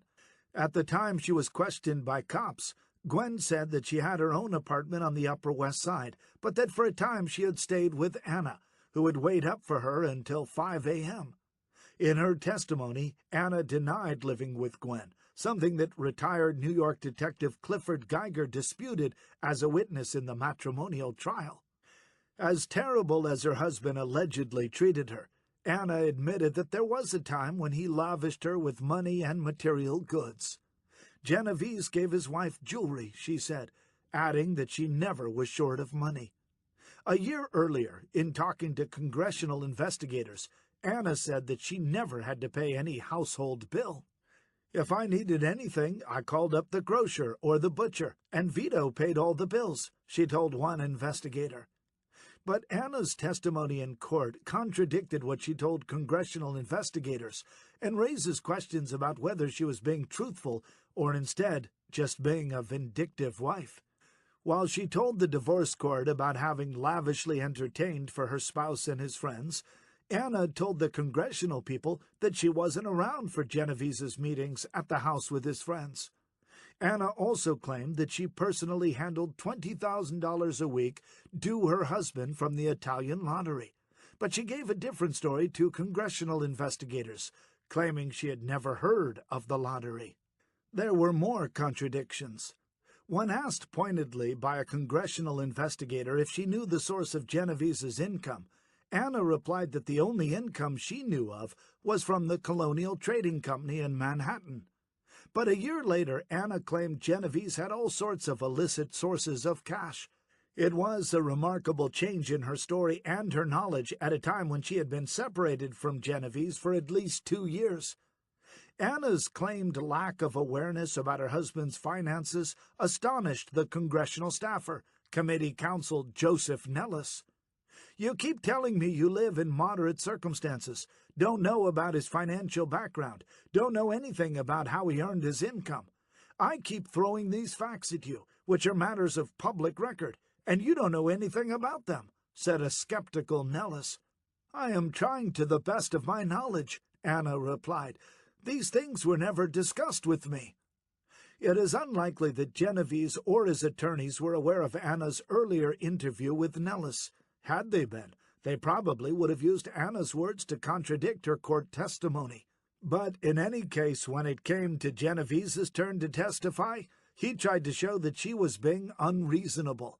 He admitted that Anna and he had many squabbles over the years, and that she would leave for short periods and then return. When he tried to talk with her about the problems, Anna would reply, "Don't bother me, I am nervous." The way Genovese recounted things, after the couple separated in March 1950, he approached his mother-in-law, Concetta Patillo, and bemoaned what was happening. English was his second language, and at times his heavily accented diction showed it. "Why she do this to me for?" Genovese asked Patillo. "Why she want to step on my heart for? I am a good husband, a good provider. Mom, why don't she come back?" Reporters in the courtroom seemed a bit incredulous with Genovese's sob story about his beseeching his mother-in-law. This was one of New York's most ruthless gangsters, a man believed to have been behind a number of murders as he clawed his way up the rackets. As the Daily News noted, the performance didn't bring out a single handkerchief. Genovese's lawyer, Joseph Matisse, called over 20 witnesses to refute Anna's testimony. One of them was Elizabeth Boccia, a New Jersey woman who served as a cook for the Genovese household for a salary of $50 a month plus board. Boccia denied that Genovese ever beat Anna, cursed her, or threw lavish parties for gangsters. Anna even complained that life in the house was like living in a morgue, Boccia recalled, adding that the couple fought a lot, usually over money. She never saw Genovese engaged in brutality. He was always a perfect gentleman, according to Boccia. Another witness was builder Dominic Caruso, who strongly denied Anna's claim that he took cash payments from Genovese for the Atlantic Highlands home. Caruso said he recorded the money he made on the books, and he detailed that the Genovese home had been originally purchased for $38,000 in 1946, well below the value of $250,000 Anna had placed on the property with furnishing and renovations. Caruso put a value on the property of about $53,000, but that valuation seemed a bit low, considering the renovation that had gone on. A visitor said that the inside was very elaborate, with a marble staircase and ironwork that led to a large living room and dining area with an immense fireplace. Both the living room and the dining room faced Raritan Bay, with a beautiful view. Outside was an outdoor barbecue with a food preparation area, all of which also faced the bay. One mural depicted an angel and a horn of plenty hovering in the air over an image of the house on the bay, symbolic of Genovese's life in America. During her testimony, Anna made the titillating claim that Genovese had at one time had an affair with Mary Radis, the wife of her husband's friend Frank Radis from Thompson Street in Manhattan. Mary Radis was labeled by Anna as Genovese's ex-mistress and procurer, even claiming that Radis had offered her own 15-year-old daughter to Genovese for sex. "You should know why I'm angry at Mrs. Genovese. My own daughter was mentioned in this," Mary Radis testified. Radis would later go on to sue Anna Genovese for defamation. Other witnesses were brought in to chip away at Anna's credibility. One even saying she was known as Flo Dingbat, slang for a scatterbrained person. Queens bartender Edward Tellerico said that the owners of the Caravan Club were Anna's brothers Ferdinand and Nick, and not the syndicate as she claimed. Tellerico said the broken nose Anna blamed on Genovese was actually given to her when she got in a brawl with some sailors at the club one night in 1944.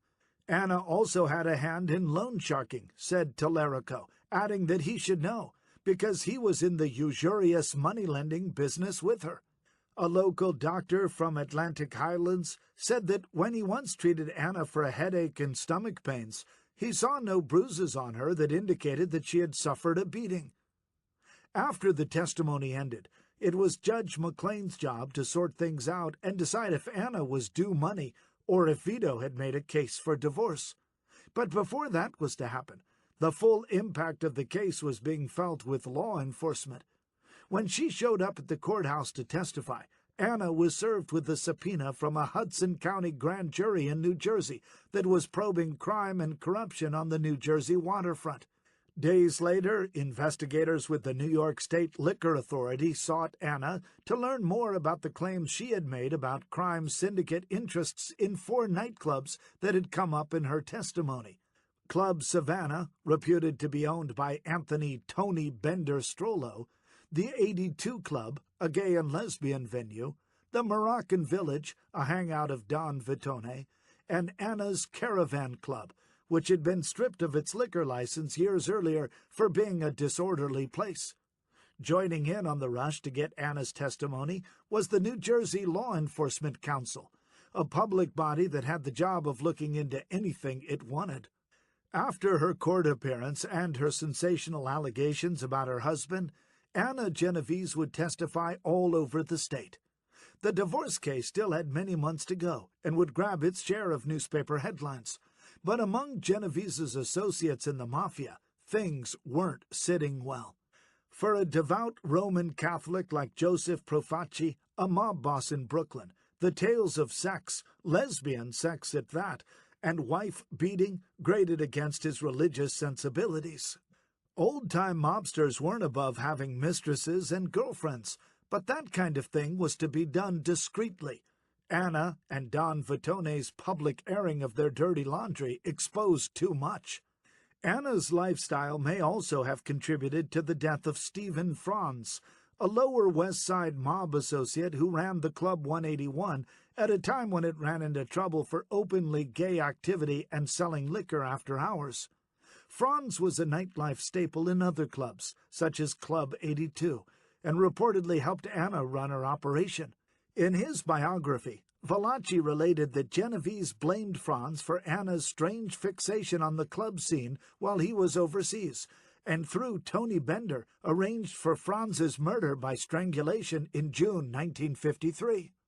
The larger problem was that Anna's allegations came on top of the Kefauver Committee disclosures, and seemed in part to confirm the evidence that the mob was able to infiltrate businesses and run criminal combinations in a whole host of areas. How did Genovese allow Anna to get away with it? As Peter Moss would later say, the mob was Google-eyed that Genovese didn't stop her. Valachi later said that the underworld was abuzz with speculation that Genovese should have Anna killed for what she did. But he faced a dilemma. If she was harmed in any way, suspicion would immediately fall on Genovese. The other fact was that Genovese seemed to have a genuine love and affection for Anna, announcing that he would take her back into his fold if she wanted to drop the whole matter. But the matter wasn't settled, and it would fall to Judge McLean to figure out what to do with the very messy case of Genovese versus Genovese. Genovese had fallen $8,000 behind in the support payments he had agreed to, and the court threatened him with jail. Genovese's lawyers got a reprieve from an appeals court and came up with the idea of selling the Atlantic Highlands home, since Genovese said he was broke, having to sell his 1949 Buick to pay for the appeal. The case dragged on through the summer of 1953, and finally the court allowed the Genovese home to be sold in part to pay a $32,000 lien of Caruso's construction company. Earlier, Genovese began what must have been a very humbling and degrading experience of selling off the furnishings and artwork in the house to pay legal obligations. An auction at O'Reilly's Plaza Art Galleries in Manhattan drew a standing-room-only crowd of several hundred. Items did sell, but not for anything near what Genovese had paid. A bed with a mirror, glass, and satin headboard sold for $160 to two women. Genovese reportedly had spent $5,000 on it. A Mosler safe that Anna once said held tens of thousands of dollars in cash was sold for $45. The combination was included. Any contents had been long ago removed. A pink and white alabaster lamp, carved into the shape of a dancing girl, fetched $75. The sale was expected to fetch about $10,000. It was finally in September that Judge McLean decided to dismiss Anna's lawsuit for maintenance. He stated that Anna should go back to live with Genovese, but he needed more time to figure out how much back alimony and lawyers' fees were owed. McLean ruled that Anna had not proved the allegations against Genovese, and likewise that her spouse had not proved the claims in his suit for divorce. The results were a standoff. All that courtroom drama and all those allegations didn't prove anything as far as McLean was concerned. In early 1954, an appeals court sustained both dismissals, and the tawdry saga was over, for a while anyway. Anna went on living in Manhattan, and Genovese downsized to a smaller rented ranch house in Atlantic Highlands.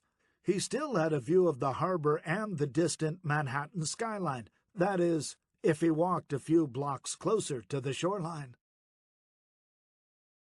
Chapter 16. The very public fight with Anna had ultimately cost Genovese his nice, spacious New Jersey home. The next battle Genovese endured would threaten his status as an American citizen. The federal government had chosen Genovese as one of a number of top hoodlums to go after in an effort to revoke their citizenship, the first step to deporting them. It wasn't a fast process. Papers had been filed by the U.S. government against Genovese in the fall of 1952. It was after the matrimonial case was over in mid-1954 that Genovese and his lawyers found themselves trooping into court again, this time into federal court in Newark, where the denaturalization case was to be decided. As a prelude to the actual trial, Genovese was asked to appear in November 1954 for a special deposition before a government attorney and give detailed answers about what had happened when he applied for citizenship in 1935. At that time, Genovese had not only filled out a citizenship application, but also was questioned by a federal examiner who took down his answers. The crux of the government's complaint against Genovese was that he concealed his criminal record in making the application, claiming he had not been arrested when in fact he had been at least 8 times. Genovese's deposition, a copy of which surfaced during research for this book, took place in the Newark Federal Building on September 8, 1954. The government was represented by Assistant U.S. Attorney Albert G. Besser and a lawyer from the old Immigration and Naturalization Service. Handling the case for Genovese was New Jersey attorney Asensio R. Albarelli and an attorney out of Washington, D.C. From the beginning, Genovese related the story noted in Chapter 2 about how he thought that going into the U.S. Army at the age of 19 during World War I somehow carved out a path to citizenship. He was relatively young at the time, but based on what he said in the deposition, Genovese seemed to have had a lackadaisical attitude about the documents he signed in 1917. "I thought I was a citizen," said Genovese. He learned in the 1930s, after returning from a pleasure trip to Italy with Anna, that in fact he wasn't a citizen, and he then filed what he called first papers in order to become a citizen. The real crux of the government's case was that Genovese had lied about his criminal record when filing for citizenship, and when asked in the deposition if prior to 1935 he had been convicted of a crime, Genovese got evasive. "I don't know what you call a crime. I never committed a crime in my life outside of carrying a concealed weapon to protect myself," answered Genovese. "That is all. I never shot anybody, nor stolen, never harmed anybody." Genovese admitted getting arrested and convicted twice for carrying a gun, once in 1917 and then in 1927. So Genovese essentially admitted that the application for citizenship contained falsehoods. He had done some of the government's work towards proving its case. But Genovese's defense was that he was never asked about the convictions, and that the immigration examiner didn't seem to want to know about some of his misdemeanor crimes. "Did they ever ask you whether you were convicted of a crime?" Genovese was asked by the government lawyer. "They asked me if I was convicted of a felony," replied Genovese. "You felt these were not felonies, is that correct?" "That is the way I felt, and I told them." As Genovese explained it, the Immigration Service examiner said they were not interested in misdemeanors.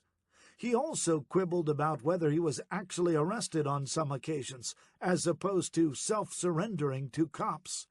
Genovese also had trouble remembering things, and got angry when he was asked if he ever killed anyone with a car, a reference to the Prospect Park incident of 1924.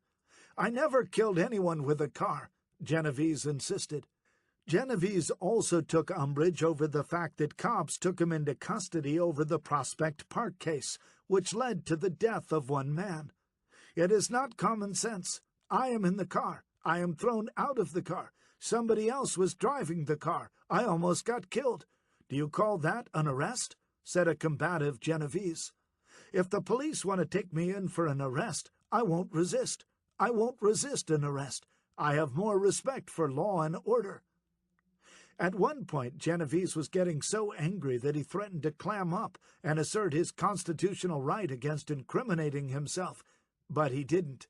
He continued to testify, and the government attorneys brought out more arrest records, fingerprint files, and photographs.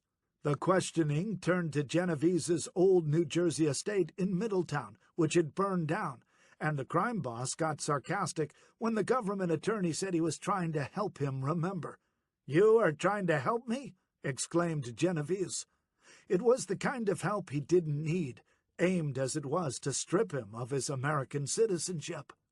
Ultimately, Genovese said the immigration examiner put his responses on the citizenship questionnaire without reading it back to him and without giving him a chance to examine it. The rest of the deposition dealt with Genovese's family and his children. In the end, he tried to create the impression that he gave the immigration officials what they wanted on the questionnaire, and that any errors were from the misunderstanding on their part. Genovese's denaturalization case finally went to a court hearing in November 1954 before federal judge Philip Foreman. The central issue in the case had not changed. Had Genovese willfully lied in failing to disclose his numerous arrests in the years before he filed his citizenship application? To prove its point, the government brought in the same documents it had introduced 2 months earlier in the deposition that showed Genovese's arrests from 1917 through 1930. Also testifying was a New York City precinct officer who verified some of the documents as showing when Genovese was arrested and what he was arrested for. On the witness stand, Genovese acknowledged most of the arrests and the circumstances, particularly the Prospect Park auto accident homicide charge. One case, a contempt of court charge filed against him in Hoboken, New Jersey in 1925, he didn't have a recollection about. Under questioning by the government, Genovese talked about his 3 children and in particular noted that Marie, also known as Rosemarie, was Anna's child from her first marriage and that he had adopted her. As was not unusual of parents back in that time, Genovese said he never disclosed to Marie that she was adopted, and also didn't tell anyone, so as to assure the child never found out. "I didn't want the neighborhood to know she was my adopted child. I wanted her to think I was her father," said Genovese, explaining that he kept the secret from Marie until she got married in 1947. The crux of Genovese's testimony came when the government lawyer asked him about the questions he was asked about his arrest record by the immigration examiner, whose name was never mentioned in the testimony. "Now, Mr. Genovese, when you told this unidentified person about your arrests and convictions for misdemeanors, what did he say? What did he tell you?"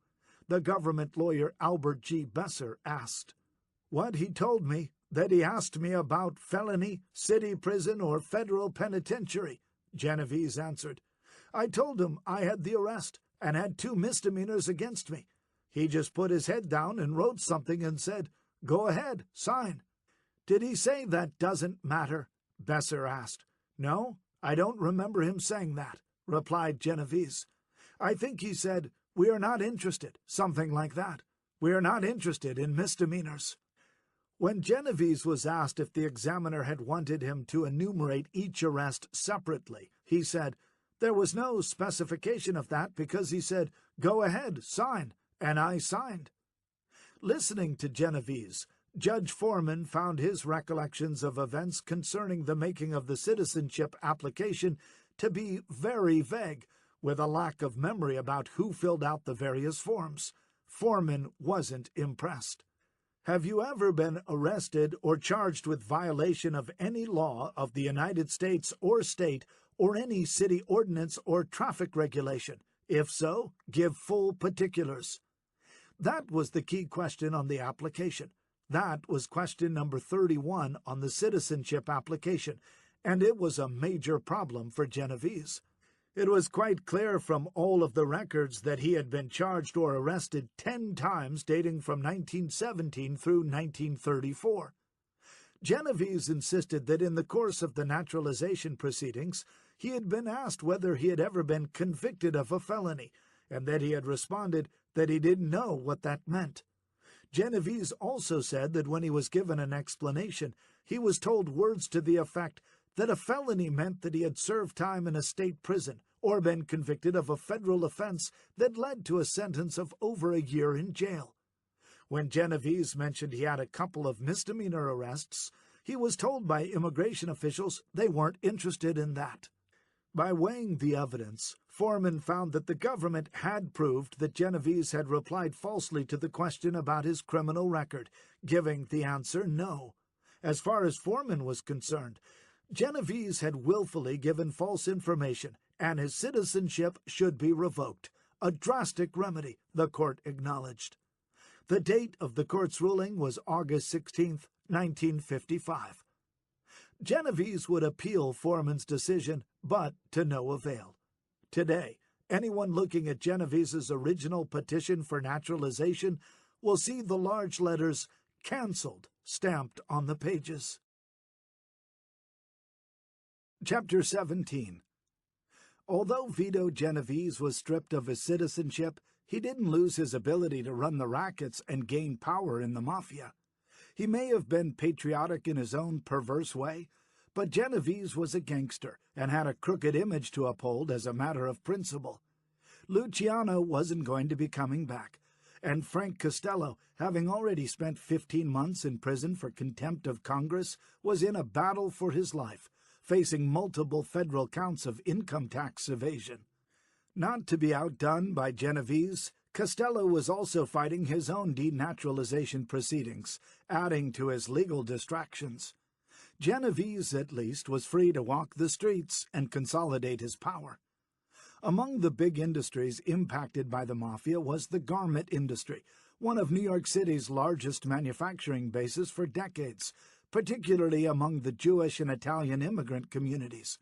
Garment firms eventually consolidated their manufacturing operations in an area just below Times Square on 7th and 8th Avenues, in an area stretching from about 31st Street to 39th Street, if you count the Fur District. Allied businesses such as fabric companies, notions, and trucking firms also shared the business district. It was all such a consolidated, narrow profit margin industry in the years just before and just after World War II that it was easy for organized crime to focus its efforts at control. Trucking was a critical choke point for the manufacturers because they had to ship their product in several stages of the manufacturing process. For that reason, truckers had the manufacturers over the barrel and could set up cartels to fix prices and divide up territories. Garment firms had little leverage against the truckers, since speed of delivery in the business was paramount. If a manufacturer missed store deadlines, he or she might as well send the stuff straight to a liquidator.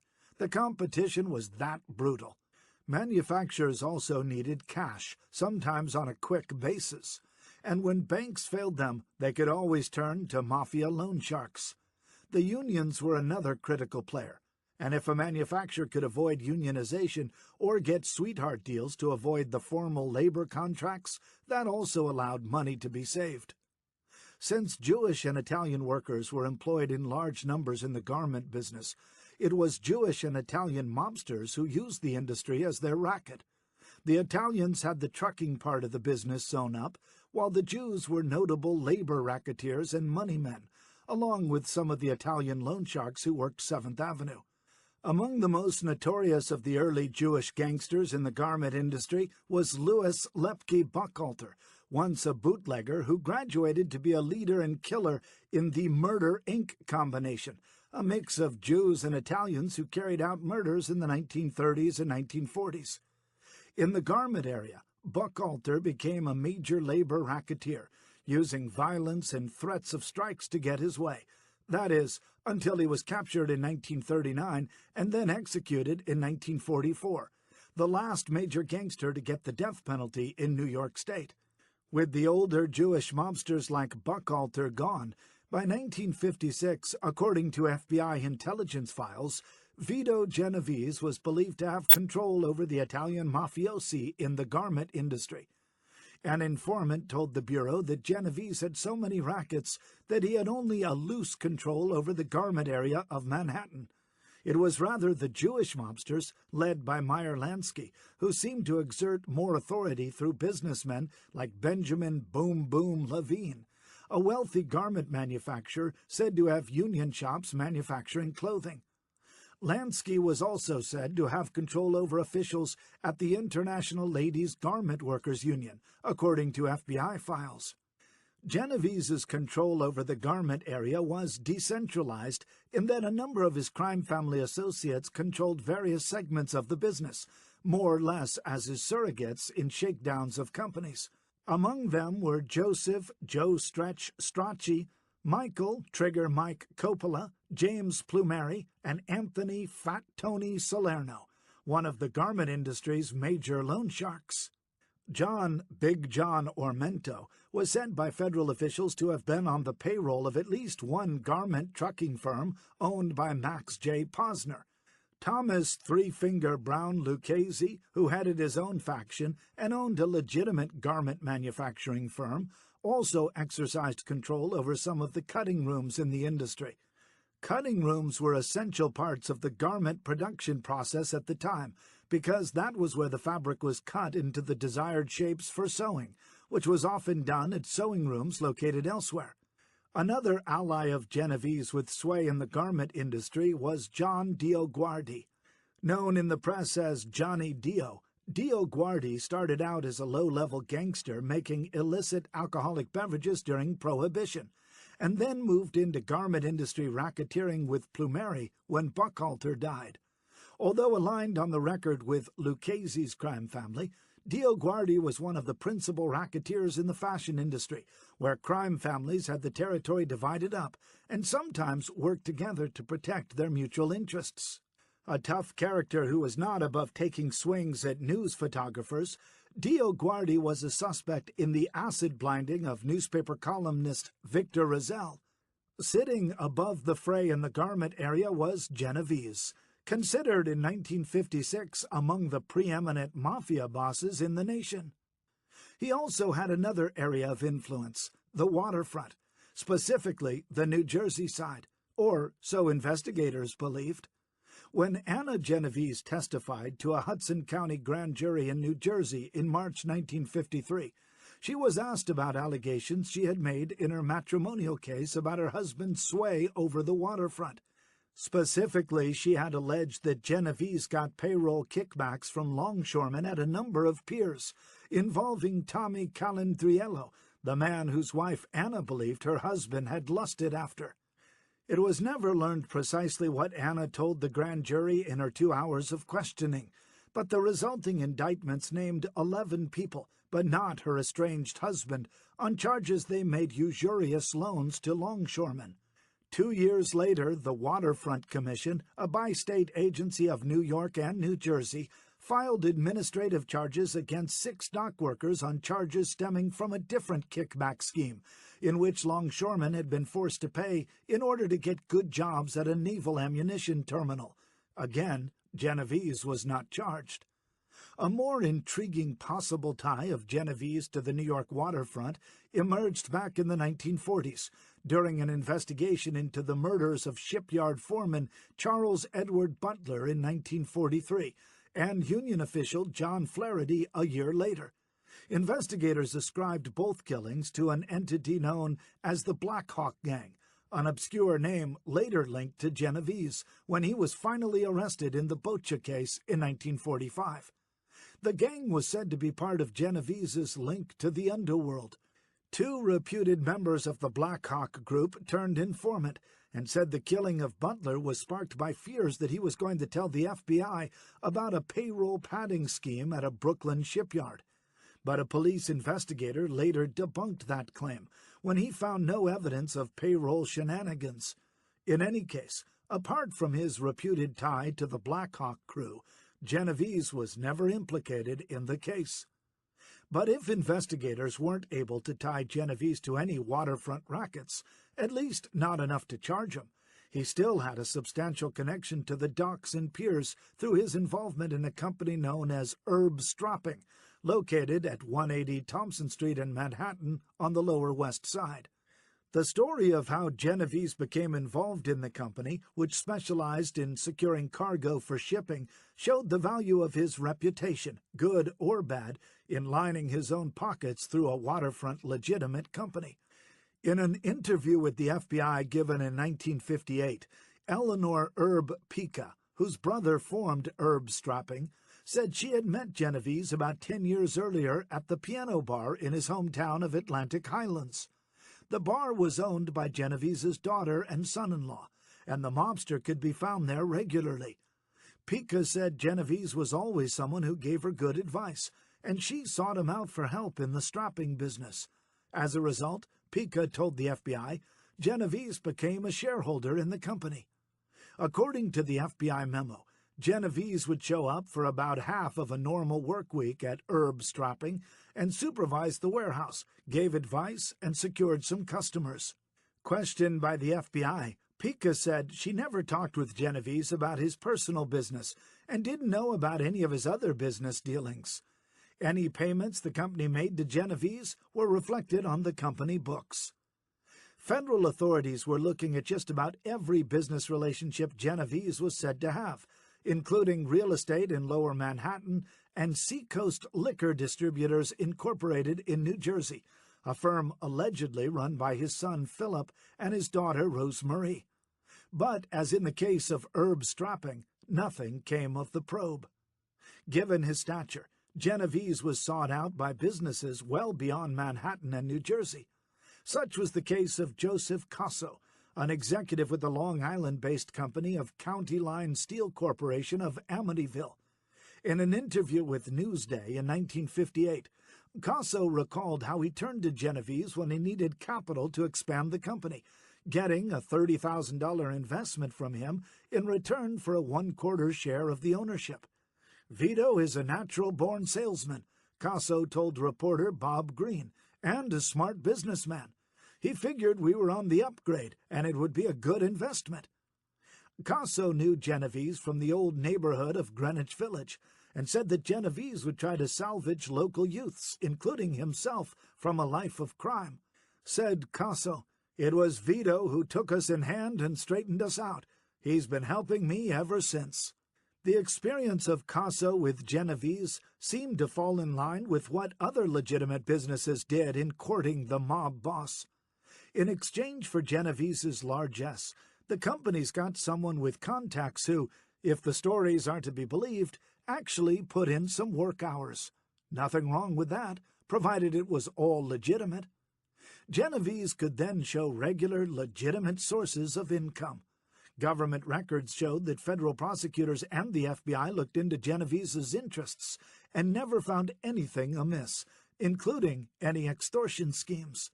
It also seemed that Genovese paid his taxes, although at one point earlier in his life, Genovese settled a $160,000 back tax bill with Uncle Sam. Rival mobster Costello famously claimed he paid his taxes, but in reality failed to do so fully. Chapter 18. Vito Genovese never thought he was as smart as Frank Costello, at least in some ways. But as things turned out, Genovese knew enough to keep his finances straight, and while Costello did have a hand in a number of big business ventures, Genovese wasn't doing badly either. Despite the sensational disclosures and allegations that Anna had made in the matrimonial trial, Genovese didn't get touched by prosecutors because of the things she said.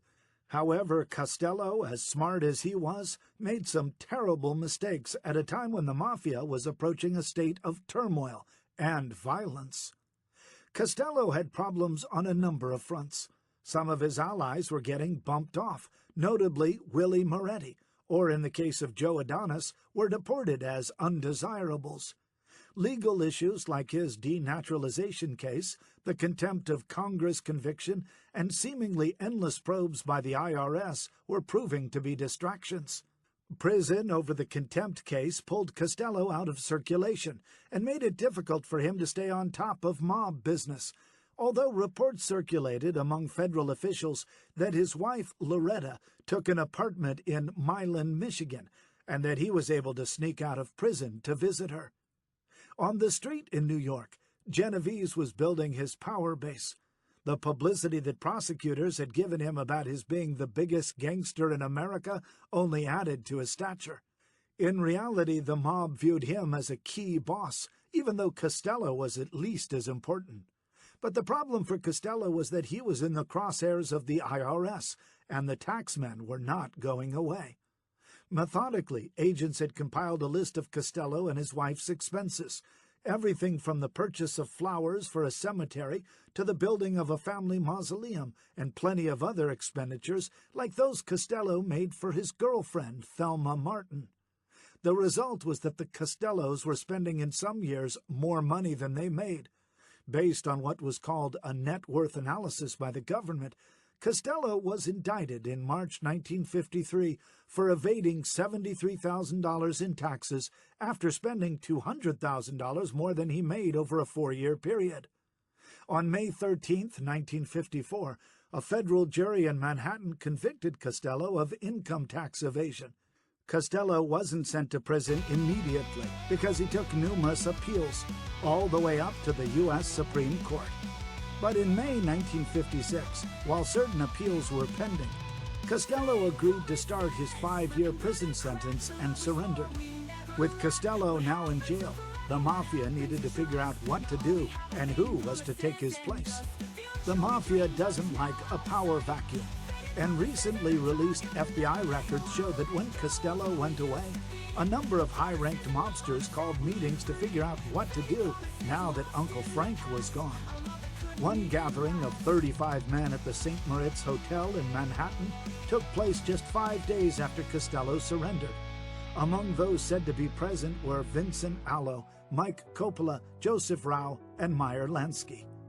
An informant stated that those present at the St. Moritz meeting decided that Costello's usefulness to the Eastern Syndicate was at an end, and his replacement should be picked.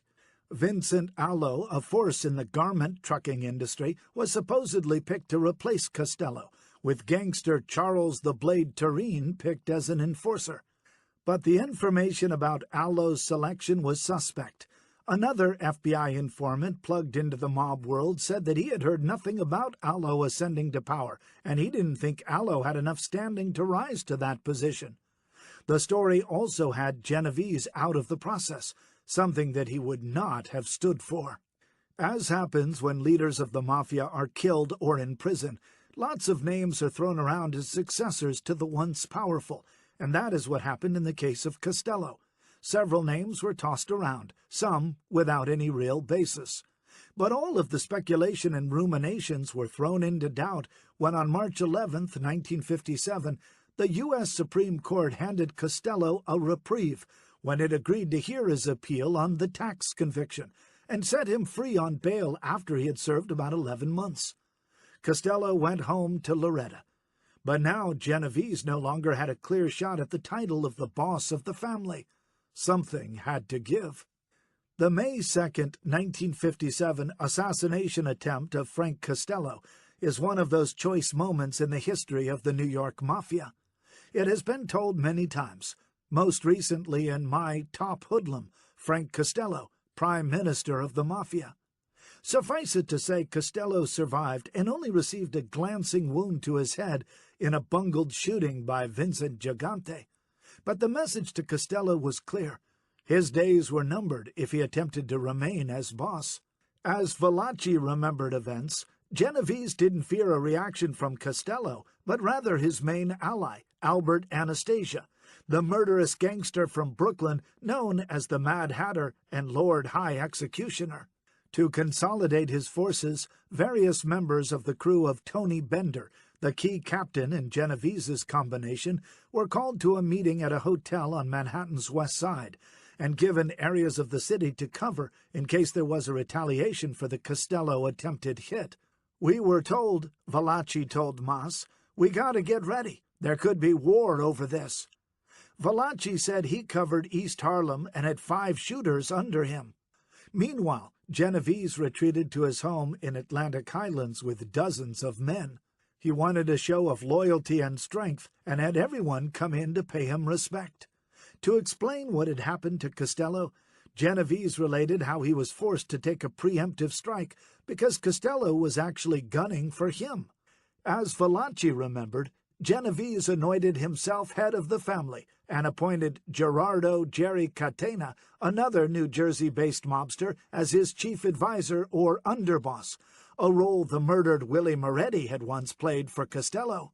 About 2 weeks after the shooting of Costello, Gigante was arrested and later brought to trial for attempted murder. Ever the stand-up guy, Costello took the witness stand and said he couldn't identify who had shot at him.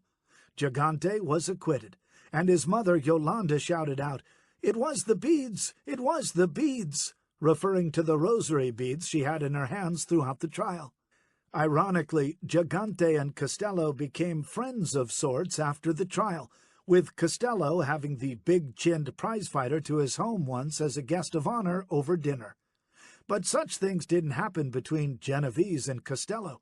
They were now enemies to the core. Costello would go quietly, relinquishing power and spending his days between his homes on Central Park West and Sands Point, Long Island, where he grew orchids. He also bore with him the message Anastasia once gave him: "Be wary of Vito Genovese and any attempt he might make to smooth over problems." Anastasia was one of those mafiosi who people either admired, hated, or feared. Sometimes it was a combination of all three sentiments. Decades earlier, Anastasia had learned the ropes as a killer doing contract murders for Murder, Inc., and he eventually became a power in the Brooklyn waterfront rackets. Over the years, he gained a reputation as an erratic, volatile man whom many in the mob were wary of. He had become underboss to Vincent Mangano, leader of one of the mafia families in the city, but had other ambitions. Costello considered Anastasia an ally, and for that reason Genovese viewed Don Umberto, as Anastasia was called, with suspicion, and as a potential stumbling block in his path to take control of the old Luciano family. "Everybody knew that Albert is a Mad Hatter," said Valachi. "With him, it was always kill, kill, kill. If somebody came and told Albert something bad about somebody else, he would say, 'Hit him, hit him.' At the table, there was no telling how he would be." One thing was clear. Anastasia wanted Mangano out of his way, and in 1951 the boss of the family disappeared. His body was never found. An emboldened Anastasia told the ruling commission that Mangano had to be killed because the old boss had been plotting to kill him, and he needed to act in self-defense. The commission bought the argument and allowed him to be the boss of the old Mangano family. Anastasia's newfound status as boss did make him careful about his security. He had bodyguards and lived in a palatial home in Fort Lee, New Jersey, surrounded by a wall as well as menacing guard dogs. He knew he had to be careful in what was now a very unstable mafia world, with Genovese on the prowl for preeminence. It would take 6 years after the disappearance of Mangano before Anastasia got his own just desserts. As recalled by Valachi, Genovese contacted an Anastasia underling named Carlo Gambino and convinced him to go along with a plot to depose Anastasia. Without Vito backing him, Carlo never would have went for it.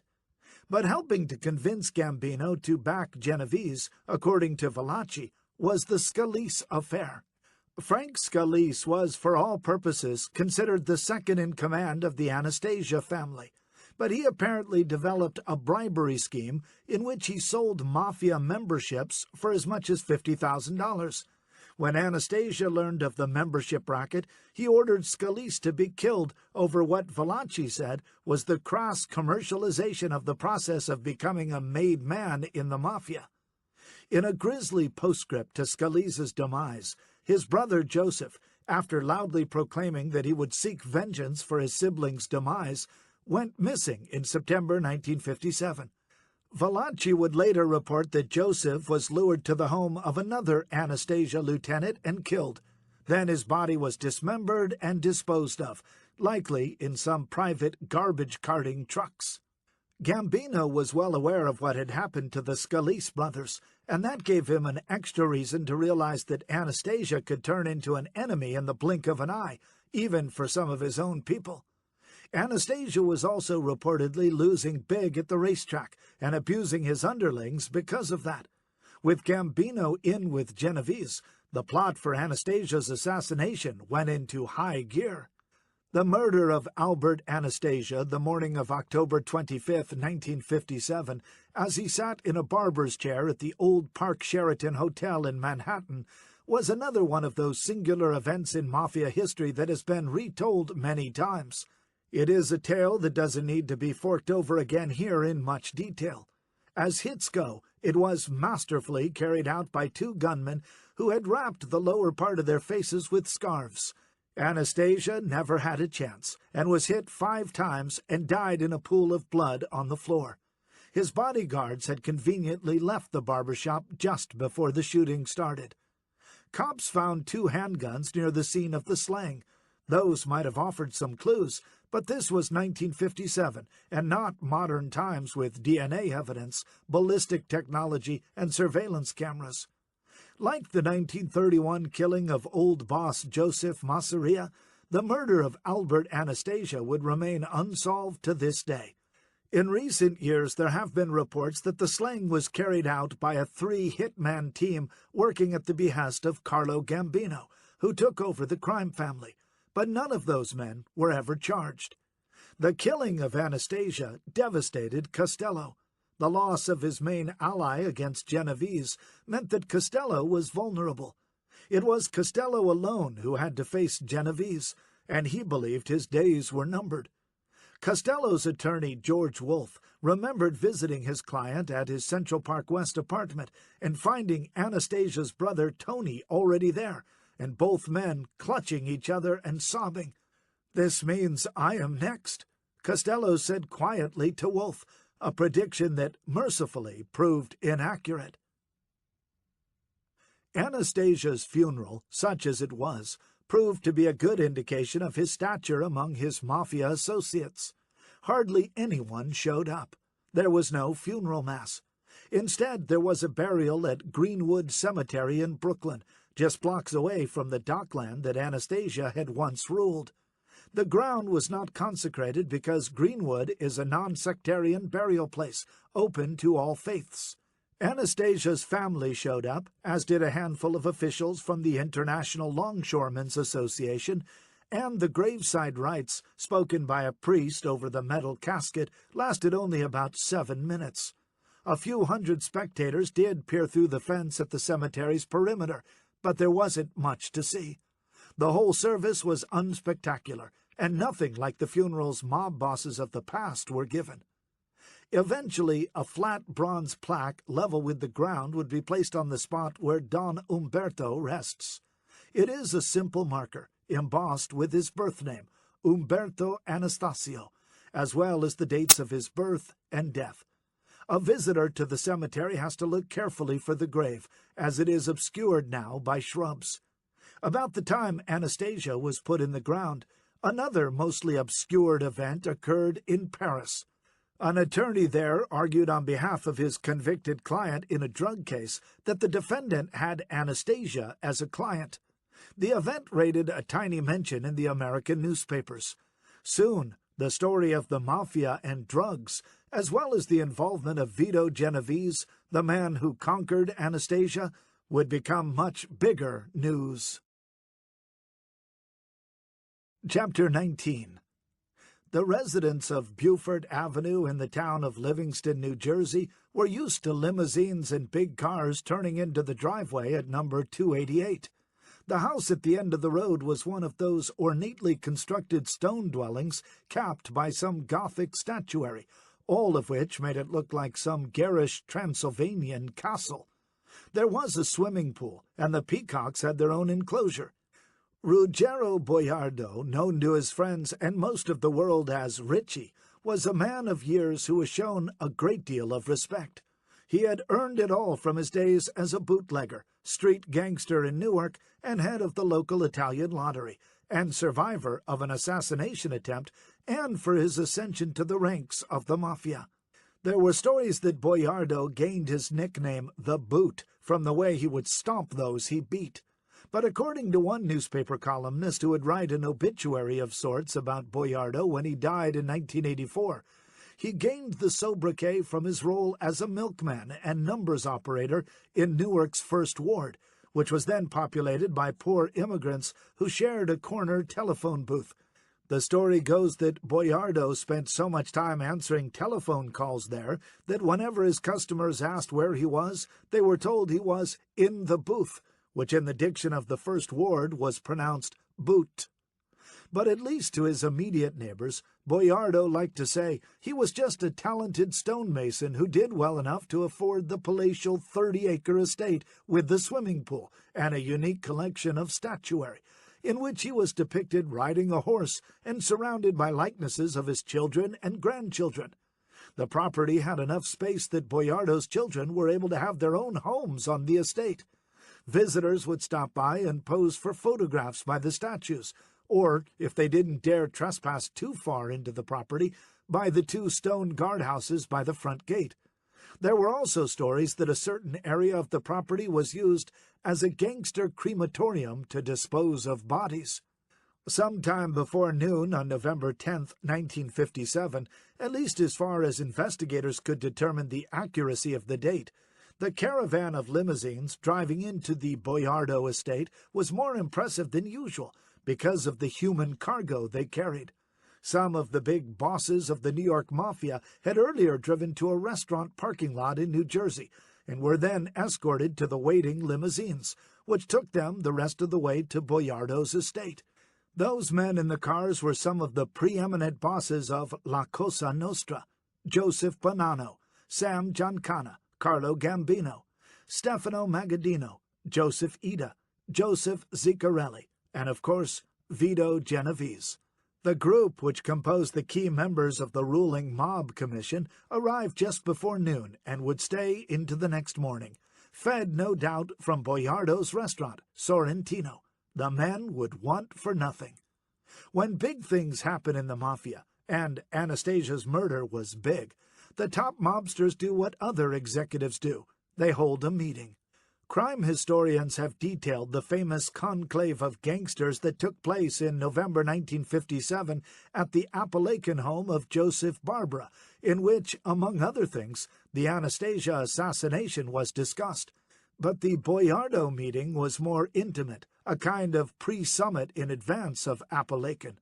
There was one main item on the agenda: the Anastasia hit.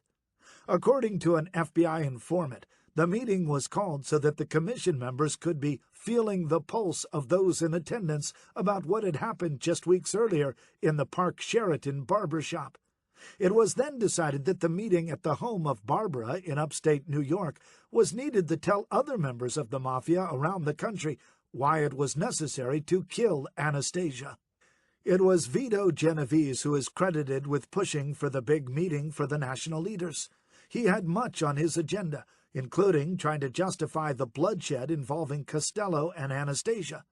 The big question centered on where it should be held. Sam Momo Giancana of Chicago figured his home turf would be good. Nationally, the Mafia was spread out across the country in about a dozen areas. But the main focus had always been New York City and its environs, like Philadelphia, Pittsburgh, and Buffalo. Some of the main leaders of the commission were New York-based, so it made sense that a big meeting should take place in the Northeast, close to New York City and major airports, so that the out-of-town members could have relatively easy access. The venue finally selected was the estate of old-time mobster Joseph Barbara, on a hilltop road at a dead end southeast of the town of Appalachian near Vestal, New York. The big event was set for November 14th, just a few days after the earlier meeting at the New Jersey home of Boiardi. Travel arrangements for the dozens of men who were to attend involved some secrecy. Barbara made some local motel reservations and told some of the visitors that they didn't have to sign the registration form, that Joe would take care of things the next morning. Some of the men who flew in from out of town over a 2-day period did so with reservations made under false names. Room bills were to be paid for by Barbara's company, the Canada Dry Bottling Company of nearby Endicott. It was planned for them to all eat well. Barbara had ordered nearly 250 pounds of meat, steaks included. The story of how law enforcement, almost by chance, learned of the Appalachian meeting is one that has been part of mob lore ever since it became part of American consciousness. It happened to be that on November 13th, a day before the men were to enjoy steaks and other parts of a large repast at Barbara's home, 2 New York State police officers, Sergeant Edgar D. Crosswell and Trooper Vincent Vasick, received information about a bad check someone had used at the Parkway Motel on Route 17 in Vestal. In conversation with Mrs. Helen Schroeder, wife of the motel proprietor, the two state cops learned that Barbara's son had reserved 3 double rooms to be paid on the account of his father's bottling company. The younger Barbara told the motel proprietor that his father didn't yet have the names of the guests who would be attending, but that the event was a convention of some Canada Dry men. It turned out that the Parkway Motel was only one place used by the Appalachian mobsters for overnight accommodations. Some used the Arlington Hotel in Binghamton. They came from as far away as California and as nearby as Scranton, Pennsylvania, and upstate Utica. A great many arrived from New York City. Some flew in to a nearby airfield, but many more drove. In one car came Vito Genovese, his cousin Michael from Pittsburgh, and Gabriel Manarino, a reputed gangster and bookmaker from Pennsylvania who served as the driver. Carlo Gambino, the newly minted boss of the late Anastasia's family, took a train to Binghamton with his cousin Paul Castellano, at which point both rode in a borrowed car with Genovese's old friend Mike Miranda. New York City dock boss Carmine Lombardozzi of Brooklyn drove up to Appalachian with garment trucker Natale Ivola, as did Joseph Riccobono from Staten Island. Those flying in were California attorney Frank D. Simone, considered a boss of the Los Angeles wing of the Mafia, who then made the final leg of the trip by car with Pennsylvania mobster Russell Buffalino. All totaled, there were at least 62 men, some key members of the Mafia, some associates. By about noon on November 14th, Croswell and Vasek returned to the Parkway Motel with an agent of the Federal Alcohol, Tobacco, and Tax Unit of the Treasury Department. There they observed the auto of James Lochduca and saw that 6 guests who had occupied some of the rooms earlier reserved by Barbara had left the motel. After checking out the Canada Dry bottling plant and noticing no activity, the 3 law enforcement people drove to Barbara's home on the hilly cul-de-sac. It was at the Barbara house that the 3 law enforcement officials noticed that there were up to 8 cars parked in the driveway, and they began to record the license plate numbers. It was then that up to a dozen men came out from the rear of the garage, followed by others. At that point, Croswell and his 2 colleagues sensed there was something going on and called to a nearby state police headquarters for more uniformed officers. A roadblock was set up at the only exit leading from the Barbara estate. As the extra cops arrived and the mobsters learned of the roadblock, they started to panic and attempted to leave Barbara's home in haste, grabbing whatever rides they could or tramping through the fields. They were largely but not entirely unsuccessful and were rounded up. Vito Genovese got into a car with Buffalino, and both were among those stopped at the roadblock. Michael Genovese was found in the same car as 3 other Pennsylvania mobsters, James Ostico, Gabriel Manarino, and Angelo Chandra. Garment trucker Ivola was another traveler who was stopped at the roadblock as he tried to drive away in a Cadillac sedan with Frank Cucchiara of Boston. One of those trying to leave Barbara's home on foot was Mafia boss Joseph Bonanno, who was found in a cornfield near the house. When questioned by the cops, Bonanno admitted being at the meeting. Another one trying to escape through the woods was Santo Chafacante, late of Havana and Florida, who was corralled by a state trooper. All the vehicles were searched, but nothing incriminating was found, not even weapons. A number of the men present, including Carlo Gambino and Joseph Montana, had valid pistol permits. None of the men were wanted in New York State or their home states. Many of the guests, when asked by the cops, said the purpose of the meeting was to visit Barbara, who was ill. Wisely, Genovese only told the cops who he was, and then said he didn't have to answer any more questions. Not everyone stopped and questioned at the Barbara estate was a big-name mafia boss. A number of them were relatively obscure men from upstate New York. But geographically, the participants came from all over the country. Officials determined that about half of the men were native-born Americans, while 33 were born in Italy, mostly in Sicily. While none of the participants had active arrest warrants or were wanted, 10 had gambling records, and 4 had narcotics arrests in their past. Genovese, Bonanno, Miranda, and Vincent Rao were viewed by investigators as major narcotics violators, although they didn't have any drug arrests at the time of the conclave. Croswell and his colleagues, while suspicious of the gathering, agreed that there was insufficient evidence to charge anybody with anything. It turned out to be a number of Italian-American men, all with gangland connections, coming together in one place for what was ostensibly a social gathering, a barbecue. But at a time when the Mafia was well a subject of public discussion, debate, and folklore, the meeting of the large group of men at the Barbara home triggered months and years of investigations and tons of newspaper headlines. While the state cops couldn't find anything legally wrong with the gathering, other officials tried hard to pin something on the crowd.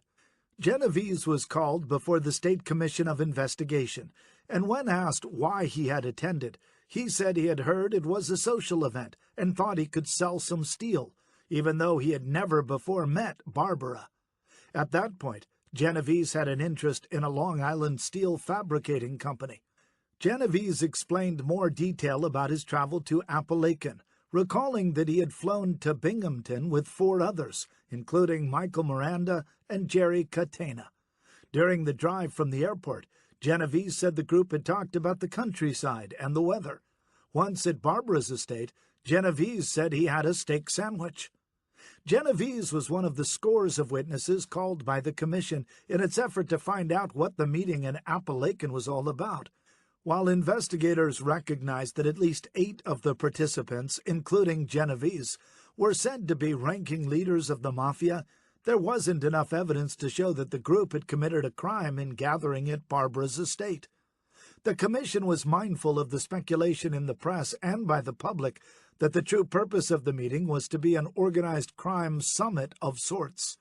But the investigative body, appointed to the job by Governor Averell Harriman, admitted it didn't want to throw its weight behind any theory or speculation, and essentially said it didn't know what the Barbara conclave was all about. But if the state commission couldn't figure out what Appalachian was all about, federal prosecutors in New York thought they could.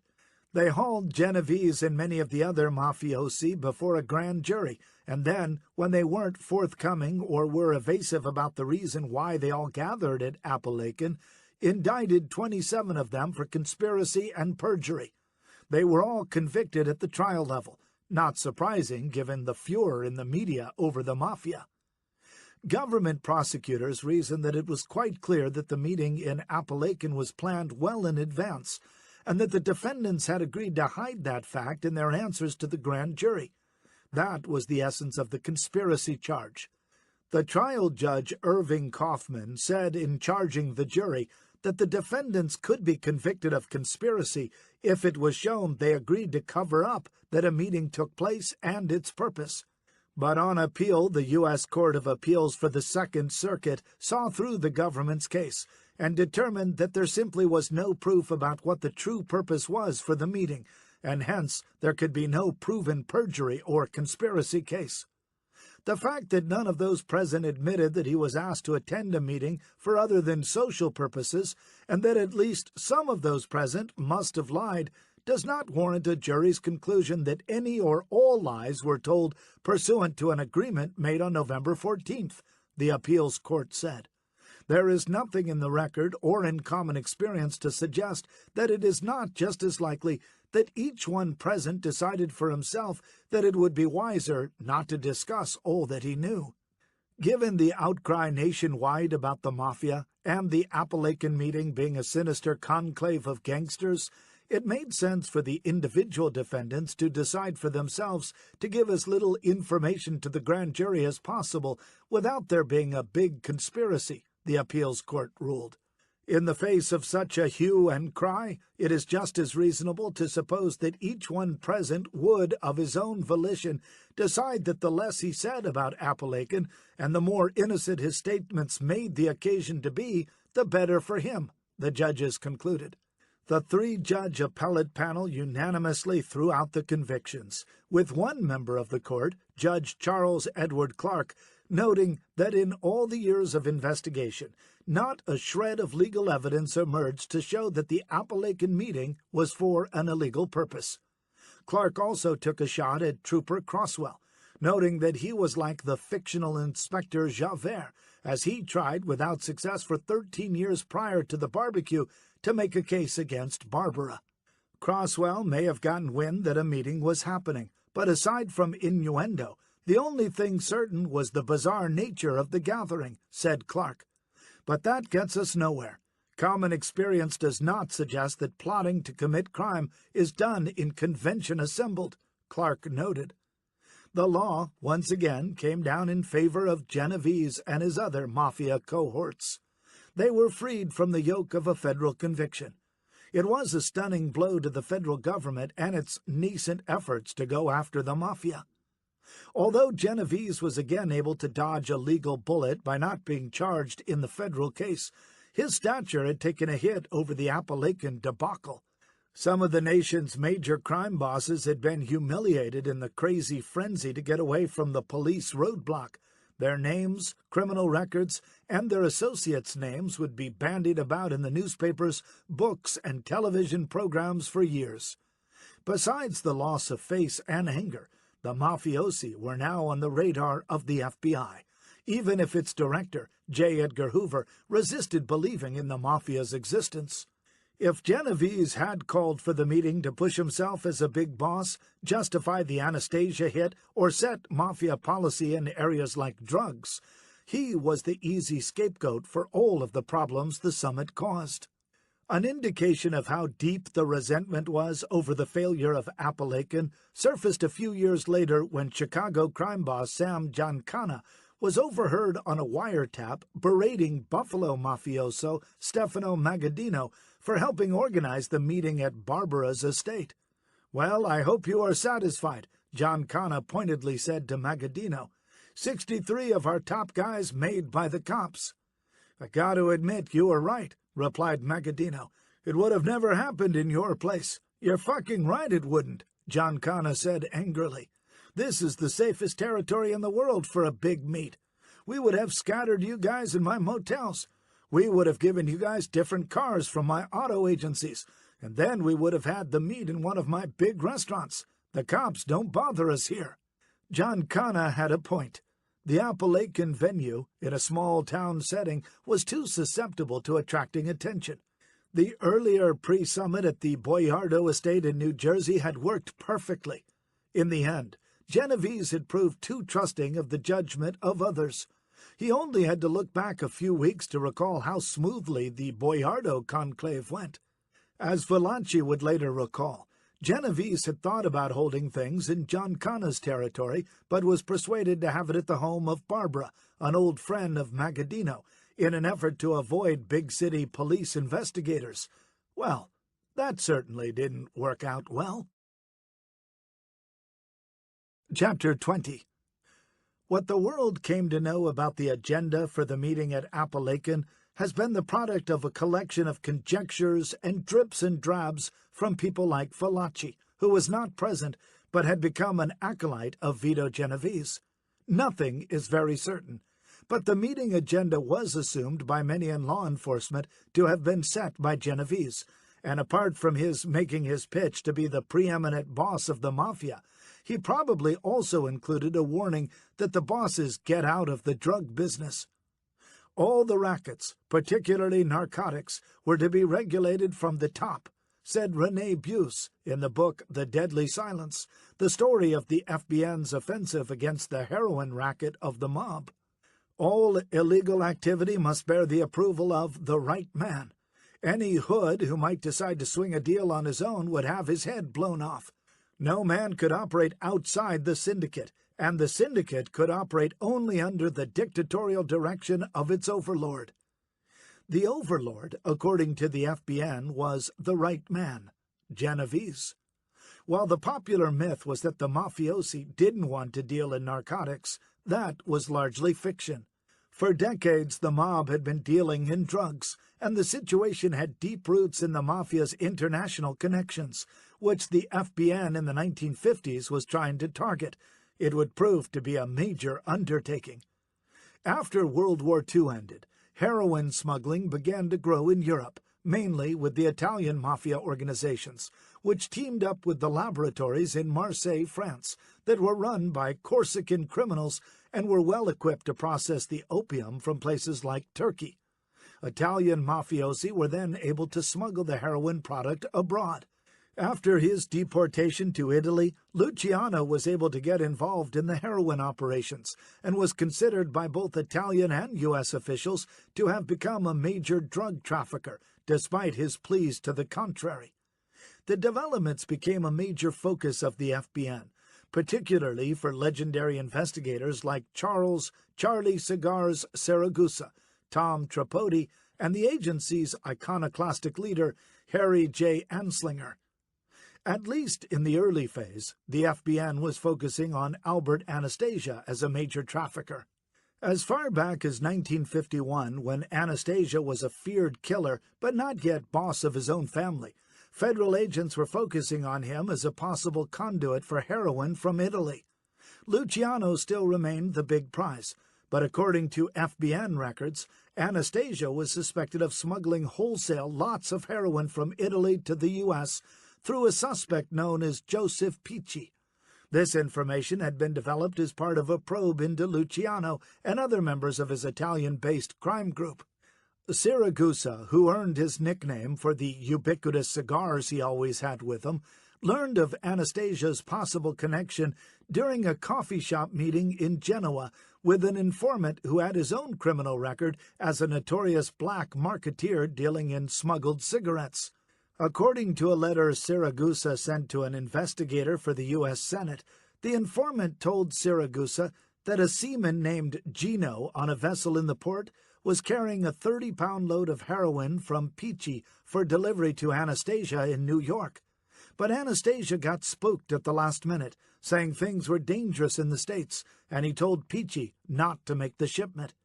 It is probable that Anastasia probably was referring to the recent commotion caused by the Senator Kefauver Senate Crime Investigation Committee, that Gino, the Italian seaman, has been a narcotics smuggling courier for Joseph Picci during the past year. Saragusa stated. A short time later, Saragusa returned from his overseas posting in Italy, and the drug investigation into Anastasia didn't develop enough information to indict him, although when he was killed in 1957, there was a news report out of Paris that implicated him in a drug deal there. While Anastasia did raise suspicions about heroin trafficking, federal and Italian investigators had other targets that proved to be just as high value and important. Top of the list was Luciano, who was well positioned to exploit the trafficking situation in Italy, where for years heroin was not considered an illegal substance. According to a report by a committee of the Italian Parliament, the years between 1953 and 1958 saw a great expansion in drug smuggling activity to a point of a dangerous mania. One French Corsican group had at least 22 boats plying the coast from Savona to Palermo in order to connect with major Sicilian mafia groups. The period proved to be a dangerous one, with numerous killings and shootings marking the activity. Luciano avoided being involved in this fractious period of smuggling, but kept ties to the native Italian group and built financial ties with them, according to the parliamentary report. But by October 1957, just days before the assassination of Anastasia and a few weeks before the Apalachin summit, a group of American and Italian mafiosi met in Palermo in what would turn out to be another critical meeting, this one to decide the future of the heroin trade. The Hotel della Palma, also known as the Hotel de Palma, has remained one of Palermo's more opulent destinations. With its private conference rooms and splendor, the hotel was the appropriate setting for what investigators said turned out to be a 5-day mafia parley. Among those spotted by police at the hotel were Luciano, Joseph Bonanno, his uncle Joseph Bonventre, Carmine Galante, Frank Garofalo, and John Di Bella. Rounding out the list were Giuseppe Genco Russo and Gaspare Magaddino, two top Sicilian mafiosi, as well as Vito Vitale, said by investigators to be a liaison between the Americans and the combination of Corsican and Sicilian drug traffickers. Vito Genovese, fresh from engineering the Anastasia murder and preparing for his own summit in Appalachian, was not in attendance.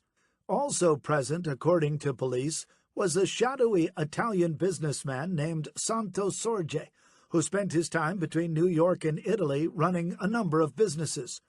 Sorge, while not necessarily a mafioso, was deemed important enough that the conference didn't get underway until he arrived in Palermo on October 12, 1957, an Italian court would later find.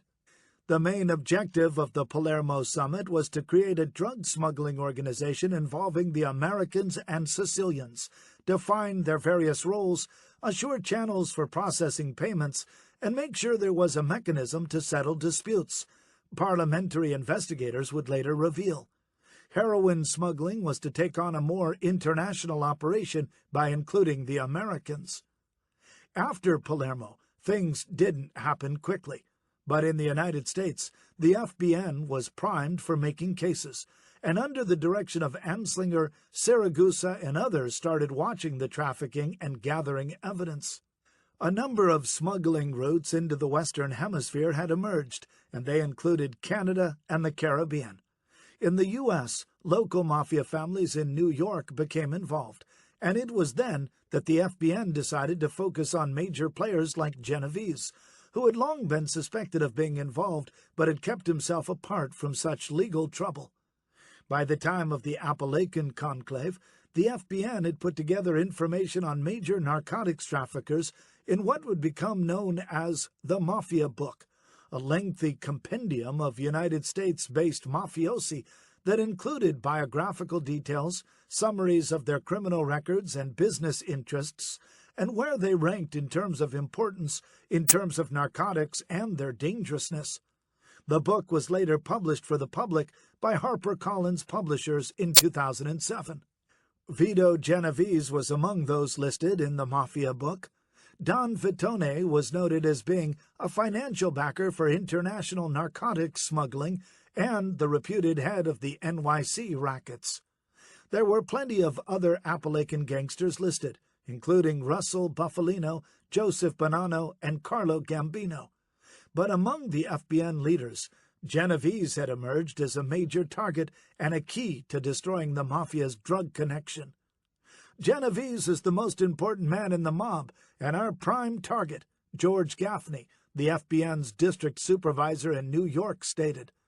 Every government agency's been after him, but for 40 years he's been thumbing his nose at all of us. Our intelligence on him is very extensive and goes back for years, but to build a case against him is a different matter. Part of the problem was the fact that Genovese had never been concretely tied to any narcotics trafficking.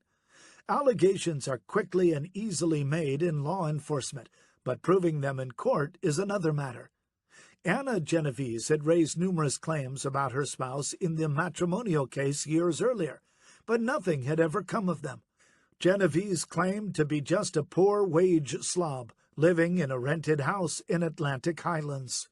The mafia myth of no involvement in narcotics was about to be exposed for the sham it was, as Gaffney's unit began to focus not only on Genovese, but also on a number of his top mafioso cohorts. There was garment trucker Natale Ivola, who, along with the others, was finally cleared of federal conspiracy charges stemming from Appalachian when a federal appeals court threw out the convictions. Other big names were John Ormento, the portly Long Island gangster, and the very unstable and vicious Carmine Galante. Another garment industry name being watched was Benjamin Levine, who had become extremely wealthy from the clothing business, as did Lucchese crime family member Andimo Papadio. From the depths of Little Italy was Joseph Joe Beck di Palermo, one of the 3 Di Palermo brothers who seemed not to have legitimate jobs, but were constantly being tied to the narcotics business. The list of characters was extensive, and for that reason the work to build a case against them, even some of them, would be daunting. Chapter 21. The life that lay ahead for Nelson Silva Cantaloupes seemed from the outset to be one destined for ordinary obscurity. Born in San Juan, Puerto Rico in June 1924, Cantaloupes, whose name has been likened to that of a muskmelon, started school at the age of 6, later entered a vocational school where he learned a bit about carpentry and farming, and finally was placed in high school, which gave him a grounding in business skills. A year of college followed, and then Cantaloupes went into the U.S. Army from 1945 to 1946, and by the time he was discharged, he went back to business school for a while. In short, Cantaloupes seemed destined for nothing special as a young man, and it showed. At least nothing special in Puerto Rico, aside from managing the old colony canteen, which he did for about 9 months, and then tried running a gambling concession before he decided to travel to the United States with a few $1,000s in his pocket. After a short stay in Chicago, where he quit a restaurant job after a few days, Cantaloupes traveled to New York City, the Bronx specifically, where he took up with a woman named Elena, one of several relationships he would cultivate over the years, including a marriage, in which he would father 7 children and adopt one. Cantaloupes was one of those rolling stones who would travel from place to place and woman to woman. His existence didn't amount to much. Criminal cases were certain to follow, and they did. In New Jersey in the early 1950s, Cantaloupes was convicted in a swindle in which immigrant job seekers were defrauded of money paid for what they believed would be job referrals. After he came out of prison for that scam, Cantaloupes got hit in New York City with a 1 to 3 year sentence for attempted forgery, although he only served about 6 months. He also got hit with an 8-month sentence for marijuana possession. All in all, Cantaloupes didn't get released from a cell until about January 1955. Once freed, Cantaloupes scratched around, making a living by selling stolen clothing and merchandise and working in a numbers operation in Manhattan. It was then that Cantaloupes' life took an auspicious turn, one that would eventually lead to the unraveling of some of the Mafia's largest heroin operations in the city, and would in the process ensnare Vito Genovese in the case that would destroy his dream to be the top boss of the mob. But Genovese wouldn't enter the picture for a while. Instead, the meeting of Cantaloupes and the drug dealer known as Guayamina occurred on a winter morning at the corner of 53rd Street and 9th Avenue, the location from which they distributed heroin to various pushers. In turn, the pushers would get the product out to customers. It was an arrangement that started to make Cantaloupes some money and whetted his appetite for more. Working the street business, Cantaloupes was really at a very low rung in the heroin trade. Guayamina wasn't much higher. They likely didn't have a sense at this point that they were at the tail end of a heroin trail that began in Turkey, moved to Marseille, then Sicily, and thence to Cuba, where porous borders and pliant customs agents let the product move on easily to Florida and other places for distribution in the United States. But it was around this time that things became unstable in Cuba with the advent of a revolutionary movement led by Fidel Castro. Although Castro wouldn't succeed in taking over Cuba for a good 3 years, the rebel activities were causing smugglers problems because of the need for the Havana government to be vigilant about all kinds of smuggling. For that reason, Mexico and Puerto Rico became choice transshipping places for mafia heroin when Cuba became too problematic. The mob didn't completely abandon Cuba, but needed to resort to the other venues to assure continuity. The mob also constantly needed people willing to play a role in smuggling the dope, and the timing couldn't have been better for Cantaloupes, a low-level player looking to become bigger. By the summer of 1956, Cantaloupes had met the mafia-connected players who would help him play a bigger role in the heroin distribution racket. Joseph Di Palermo, John Ormento, and the brothers Carmine and Ralph Polizzano. Ormento, an alumnus of Appalachian, and the Polizzano brothers were all big players in the heroin racket and had the connections to make things work. There would be others, but those men proved to be pivotal in getting Cantaloupes to join the racket as a courier. Cantaloupes knew full well the kind of people he was getting involved with, and what would happen if he ever talked to the police or screwed up. "You just disappear," he later said. Cantaloupes also had heard of a fellow named Genovese, who was bigger than everyone else and whose job was to enforce the rule, the law. But Cantaloupes never did disappear or do anything to earn the wrath of his smuggling overseers, at least not in the early goings. By March 1955, Cantaloupes began making trips as a drug courier, with his first being to Las Vegas, where he met another courier at the famed Golden Nugget Casino, picked up a shipment of heroin, and then traveled to Los Angeles for the trip back to New York. The trip netted Cantaloupes $1,000, pretty good money for those days. Another trip he made with a fellow known only as the Mexican showed how the network had been set up to exploit the Caribbean connection. The trip, for which Cantaloupes would earn $1,500, was initially to Miami. He traveled with the Mexican, who, about a day after they arrived, traveled to Havana on an overnight trip. After the Mexican returned, both he and Cantaloupes drove to Pompano Beach, where at a motel they picked up 2 pieces of cheap luggage and then drove back to Miami. Once back in Miami, Cantaloupes took the luggage and boarded a bus for New York with at least 20 pounds of heroin in tow. After arriving back in Manhattan, Cantaloupes took the luggage to a room he had rented in East Harlem. Then others in the drug operation showed up to take care of the product. Cantaloupes made a number of trips to Miami, and each time was told it was always possible that he might have to go to Cuba to pick up the heroin. In most of the cases, Cantaloupes drove from Miami with Carmine Polizzano to Key West, where the drug connections were made, after which Cantaloupes went back to New York. By the fall of 1956, because of the fomenting Cuban Revolution, it became difficult to supply the drugs from Cuba using Key West as a transit point. Joseph Di Palermo and a woman named Jean Capeche even went to Cuba during the period, but they apparently were unable to work things out and raised suspicion upon their return to the United States when Capeche was found by customs agents to be attempting to bring in $9,000 in consecutively numbered $100 bills in her bra. The network began to then consider Mexico as a route. But Cantaloupes was fearful of using Mexico as a smuggling route because he thought the authorities there would arrest him, and he came up with the idea of using the island of Vieques, or Isla de Vieques, some 13 miles off Puerto Rico's east coast, as an alternative route. In November 1956, when Cuba was becoming more untenable for importing heroin, Ormento and Carmine Galante, a member of Joseph Bonanno's crime family, took Cantaloupes up on his suggestion of Vieques. The resulting plan involved a series of clandestine meetings and sailboat trips around the Caribbean that were worthy of a cheap spy novel plot. After arriving in San Juan, Cantaloupes met in the city of Rio Piedras with an intermediary who gave him some money for the drugs. After being paid, Cantaloupes went to a town on Puerto Rico's coast, hired a small launch, and crossed the channel to Vieques.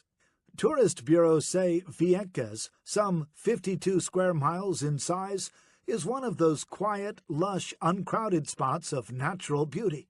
Even as of this writing, the island, which was once a U.S. Navy ammunition depot and training area, is touted as being filled with undeveloped beaches, where one can experience tropical bliss, so much so that visitors risked being spoiled for life. But Cantaloupes didn't have time to play tourist or enjoy the scenery. He spent the night after his arrival in a boarding house on the island, and the next morning went to the harbor on the eastern end of Vieques and looked for a particular boat and its skipper. A problem developed when the description of Cantaloupes the boat pilot had didn't match the person he was looking at. Actually, it was only the height that was off, but the mariner, who went by the name Perez, still demurred and remained suspicious. "You have to come with me to San Juan and see the boss, because I didn't come here just for nothing," said an exasperated Cantaloupes. Somehow the fact that Cantaloupes was willing to take the mariner back to San Juan impressed him enough that he relented.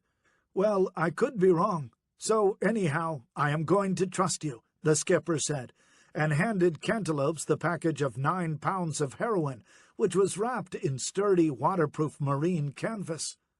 Catching the next launch back to San Juan, Cantaloupes rented 3 rooms, the better to avoid being noticed by staying too long in one place. Next, Cantaloupes went to a hardware store and bought some waterproof wrapping paper and gift wrapping paper and Scotch tape. Back at his room, Cantaloupes opened the canvas luggage he had received from the boat captain on Vieques and repackaged the heroin into 3 packages, which he mailed over the course of 2 days back to the General Post Office in Manhattan on 34th Street. Sending drugs through the mail can be suicidal for a smuggler, but in the case of the Vieques load, everything went according to plan. Back in New York, Carmine Polizzano told Cantaloupes that the mailed shipments had arrived, and he took him to see Ormento, who paid him several $100s. For a tip after a smuggling trip, Cantaloupes would also be given an ounce of heroin, which if he wanted, he could sell on the street. Through 1956 and even into 1957, Cantaloupes was also involved in various other shipments that he picked up in Chicago, Philadelphia, and elsewhere. In one trip to Cleveland, Vincent Gigante, Genovese's driver, and the man he would later hire to do the abortive hit on Costello, drove Cantaloupes, and along the way he dropped an interesting tidbit on the lowly courier.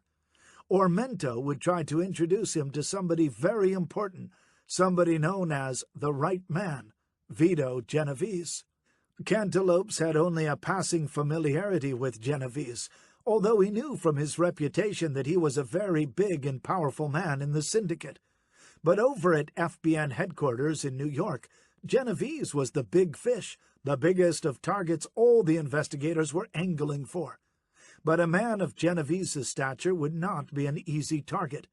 Undercover agents were able to penetrate a drug operation only so far, and often police needed to get someone to cooperate, a snitch, a rat. It was FBN agent Anthony Consoli who got the break. According to the account in the book The Deadly Silence by Rene Buse, Consoli picked up an addict one day who admitted that he got his heroin from Cantaloupes, someone Consoli wasn't familiar with, but whose name became a crucial lead. But in the early going, the addict couldn't identify Cantaloupes from any mugshots and didn't know anything about his family or his address. The deals the addict had with Cantaloupes were always furtive purchases where drugs were quickly passed in exchange for money. Consoli's plan was to try and find this man named Cantaloupes and perhaps convince him to cooperate regarding others who were higher up the chain of command in the drug network. It was classic tradecraft for a narcotics agent, and sometimes it worked. Other times it failed. But within a couple of weeks of Consoli finding the addict, the druggie reported that Cantaloupes had indeed been arrested by the NYPD on a narcotics possession charge. This would have been sometime after September 1956. Consoli visited Cantaloupes in the city jail known as the Tombs, down on Center Street. But the meetings, at least in these early goings, were fruitless. Consoli remembered that Cantaloupes kind of rambled, but when asked a direct question clammed up and stayed silent, according to Buse. The lowly Puerto Rican drug dealer thought he had good reason to stay silent. Ormento, Di Palermo, and others in the drug network had promised him that if he ever got arrested, things would be taken care of. Lawyers secured, money for bail raised, and his family's needs seen to. But as time went on, none of those promises were kept. "You know as well as I do, Nelson," said Consoli, "that the mob's letting you go down the drain. No lawyers, no bail. Nobody cares what happens to you. You can go to jail for the rest of your life, and they won't raise a finger to help you." To underscore the trouble he was in, when Cantaloupes went to trial on the state case, no defense attorneys showed up.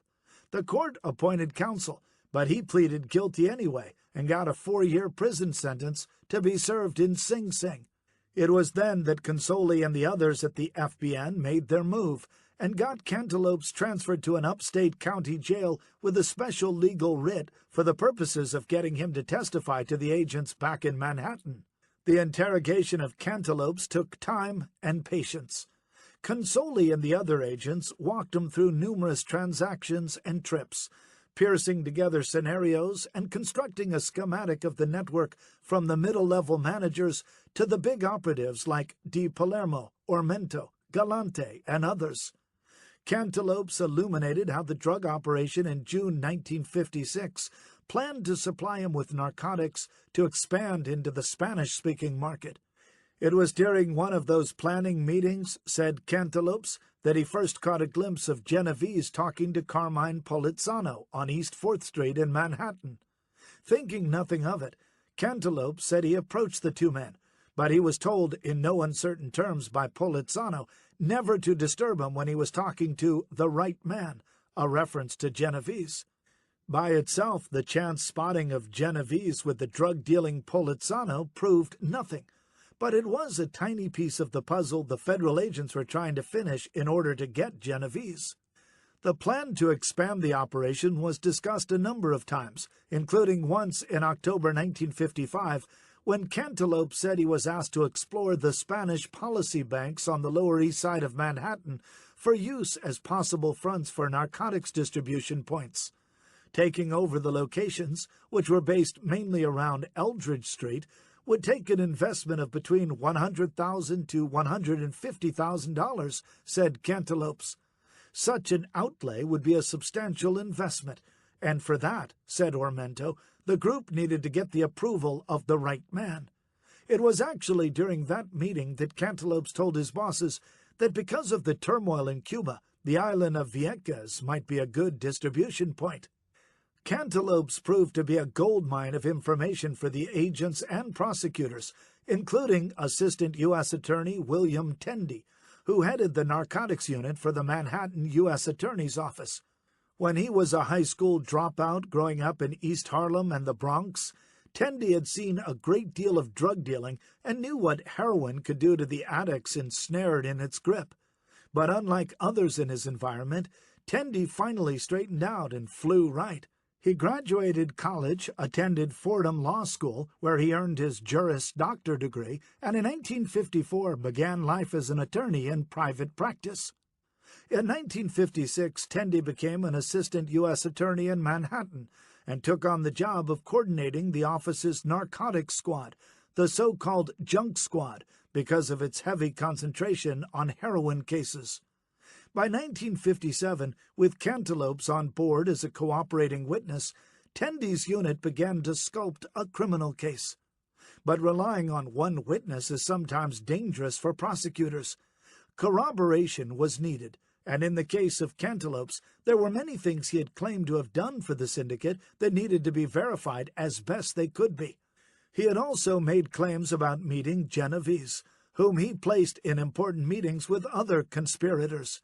So, at the very basic level, it was important to show that Genovese knew Cantalopes, otherwise the case would be difficult to prosecute. It fell to FBN agents James Hunt and Francis E. Waters to surveil Cantalopes when he was brought before Genovese by another gangster in an East Side German restaurant. During his time in Europe, Genovese had developed a fondness for German food, which he acquired, according to his wife, from visits to Germany in the period around World War II. Cantalopes was able to attend the meeting because he had not yet been arrested in 1957 for drugs. Hunt and Waters, while seated at the bar, overheard Genovese say that Cantalopes was all right. It was a single remark, and years later critics of the government would say it was a very slim reed on which to build a criminal case. But according to Hunt's son, also named James, who went on in later years to lead the Drug Enforcement Administration office in New York, his father recounted the story to him and also would later testify about it in court. While some criticized the FBN and federal prosecutors for using Cantalopes as the only substantial witness, a number of federal judges would agree that there were a number of other men, all involved with someone in the drug ring, who directly or circumstantially corroborated what Cantalopes himself had told investigators. The time was right for the federal government to bring the case against Vito Genovese, the right man, and the others to an indictment. Throughout 1958, Genovese became aware that the FBN was closing in and had a major case brewing against him and some of the big names in the Mafia for heroin trafficking. Genovese had a big bullseye on his back, and he knew it, particularly since he had already been called before a federal grand jury. So, in early July 1958, he clammed up when he was called before the U.S. Senate to testify before a select committee probing illegal and improper activities in labor relations and certain industries, notably the garment industry, where Genovese had a presence and power. The hearings were chaired by Senator John L. McClellan, a Democrat from Arkansas, and had among its members Senator John F. Kennedy of Massachusetts and, as its counsel, Kennedy's brother, Robert F. Kennedy. In announcing the hearings, McClellan said that Genovese was probably the most important witness to be called, and portrayed him as the king of crime, reciting his history of arrests, his time in Italy working with the U.S. Army, and his various associates such as Costello, Luciano, and the late Anastasia. Other mafioso witnesses subpoenaed included Mike Miranda, James Plumeri, and Thomas Lucchese, as well as garment trucking boss Abe Chait. To make the hearings more of a draw for the news media, McClellan noted that some of those subpoenaed had attended the Appalachian get-together a year earlier. Genovese appeared in the Washington, D.C. hearing room on July 2, 1958, along with attorney Wilfred Davis, and if McClellan expected him to give them details of any sort, aside from his name, he was very much mistaken. In answer to over 150 questions put to him, Genovese invoked the Fifth Amendment privilege against self-incrimination, even when asked to confirm his birth date or whether he was a citizen, which at that point he was not, because he had been denaturalized a few years earlier by a federal judge. When asked about the Bocha murder, his business interests, whether he owned safe deposit boxes, and various claims made by his wife Anna about his wealth, Genovese gave the same monotonous answer. I respectfully decline to answer on the ground the answer may tend to incriminate me. The committee had also called Natale Lorendi, an NYPD detective who was assigned to the Manhattan District Attorney's Office, who testified that the office believed Genovese was worth about $30 million. Lorendi also raised the 1943 murder of Carlo Tresca, noting that investigators had received information from a source close to Genovese that the anti-fascist editor had been critical of Genovese, but he stopped short of saying the mobster had ordered the murder. Getting nothing from either Genovese's or Miranda's testimony, a frustrated McClellan said that both men were despicable and that their refusal to cooperate had dishonored those who had sacrificed their lives for the freedom of American society. But that was grandstanding by McClellan.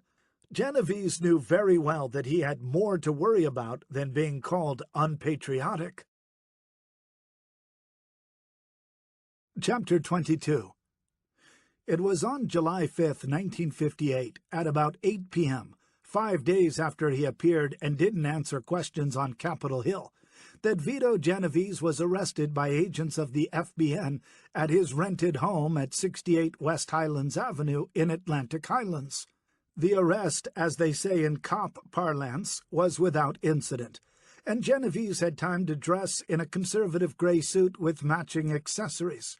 He was taken into Manhattan by agents and awaited arraignment. By the time he got to court on July 8th, Genovese learned the full extent of the case and how many others were charged with him after Judge William B. Herlins unsealed the indictment. It was a large narcotics case, with a total of 39 defendants named, including the Di Palermo and Polizzano brothers, and the Garment District business powers Natale Ivola, Benjamin Levine, and Andimo Papadio, as well as mobsters John Ormento and Carmine Galante. A host of lesser names were also in the indictment, but one more important additional defendant turned out to be Vincent Gigante, the loyal driver of Genovese and suspected shooter of Frank Costello. In court, Manhattan U.S. Attorney Paul W. Williams said that Genovese was the controlling force behind the drug conspiracy, and that his associates called him the right man, as an indication of his stature and importance to the group. Gigante, who unlike Genovese appeared in court in rumpled clothing that fit poorly on his bulky figure, was described by Williams as being Genovese's protege, a rising star in the underworld and the #1 boy of this man Genovese. Genovese and Gigante made different impressions to court spectators.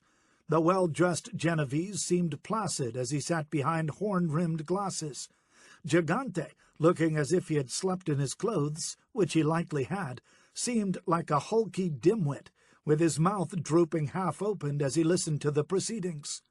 This being the 1950s, bail conditions had to be set, and Williams asked for high amounts for the time, some $50,000 for Genovese and $35,000 for Gigante. Genovese's attorney Wilfred Davis said that Williams's portrayal of Genovese was grossly inaccurate, and that his 60-year-old client was a family man and a small businessman who paid his taxes and lived a quiet family life in New Jersey. Genovese's business was with Herb Strapping, the Dockland consolidator and repacking operation, said Davis.